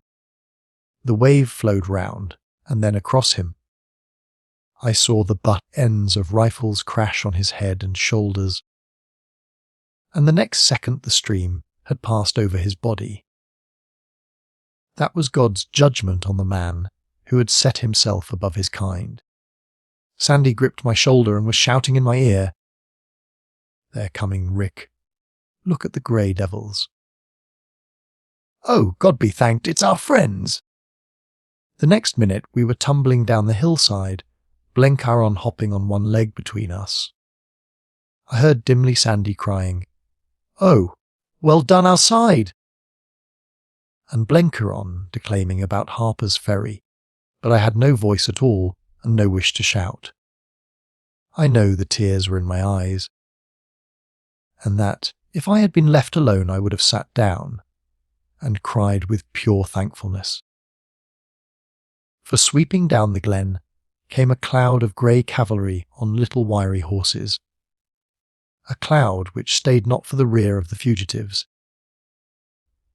but swept on like a flight of rainbows, with the steel of their lance heads glittering in the winter sun. They were riding for Erzurum. Remember that for 3 months we had been with the enemy and had never seen the face of an ally in arms. We had been cut off from the fellowship of a great cause, like a fort surrounded by an army. And now we were delivered, and there fell around us the warm joy of comradeship as well as the exultation of victory. We flung caution to the winds and went stark mad. Sandy, still in his emerald coat and turban, was scrambling up the farther slope of the hollow, yelling greetings in every language known to man. The leader saw him, with a word checked his men for a moment. It was marvellous to see the horses reined in such a break, neck ride, and from the squadron 6 troopers swung loose and wheeled towards us. Then a man in a grey overcoat and a sheepskin cap was on the ground beside us, wringing our hands. "You are safe. My old friends." It was Peter's voice that spoke. "I will take you back to our army and get you breakfast." "No, by the Lord, you won't," cried Sandy. "We've had the rough end of the job, and now we'll have the fun. Look after Blencaron and these fellows of mine. I'm going to ride by knee with your sportsmen for the city." Peter spoke a word, and 2 of the Cossacks dismounted. The next I knew I was mixed up in the cloud of greycoats, galloping down the road up, which the morning before we had strained to the Castrol. That was the great hour of my life, and to live through it was worth 12 years of slavery. With a broken left arm I had little hold on my beast, so I trusted my neck to him and let him have his will. Black, with dirt and smoke, hatless, with no kind of uniform. I was a wilder figure than any Cossack. I soon was separated from Sandy, who had 2 hands and a better horse and seemed resolute to press forward to the very van. That would have been suicide for me, and I had all I could do to keep my place in the bunch I rode with. But, great God, what an hour it was! There was loose shooting on our flank, but nothing to trouble us, though the gun team of some Austrian howitzer, struggling madly at a bridge, gave us a bit of a tussle. Everything flitted past me like smoke, or like the mad finale of a dream just before waking. I knew the living movement under me, and the companionship of men, but all dimly, for at heart I was alone, grappling with the realization of a new world. I felt the shadows of the Palantuken Glen fading, and the great burst of light as we emerged on the wider valley. Somewhere before us was a pall of smoke seamed with red flames, and beyond the darkness of still higher hills. All that time I was dreaming, a crooning daft catches of song to myself, so happy, so deliriously happy that I dared not try to think. I kept muttering a kind of prayer made of Bible words to him who had shown me his goodness in the land of the living. But as we drew out from the skirts of the hills and began the long slope to the city, I woke to clear consciousness. I felt the smell of sheepskin and lathered horses, and above all the bitter smell of fire. Down in the trough lay Erzurum, now burning in many places, and from the east, past the silent forts, horsemen were closing in on it. I yelled to my comrades that we were nearest, that we would be first in the city, and they nodded happily and shouted their strange war cries. As we topped the last ridge, I saw below me the van of our charge, a dark mass on the snow, while the broken enemy on both sides were flinging away their arms and scattering in the fields. In the very front, now nearing the city ramparts, was one man. He was like the point of the steel spear soon to be driven home. In the clear morning air I could see that he did not wear the uniform of the invaders. He was turbaned and rode like one possessed, and against the snow I caught the dark sheen of emerald. As he rode it seemed that the fleeing Turks were stricken still, and sank by the roadside with eyes, strained after his unheeding figure. Then I knew that the prophecy had been true, and that their prophet had not failed them. The long-looked-for revelation had come. Greenmantle had appeared at last to an awaiting people. The end of this wonderful story.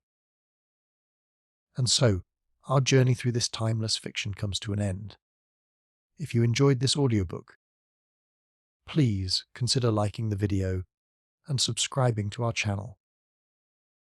For more golden tales like this one, feel free to explore the playlists on our channel.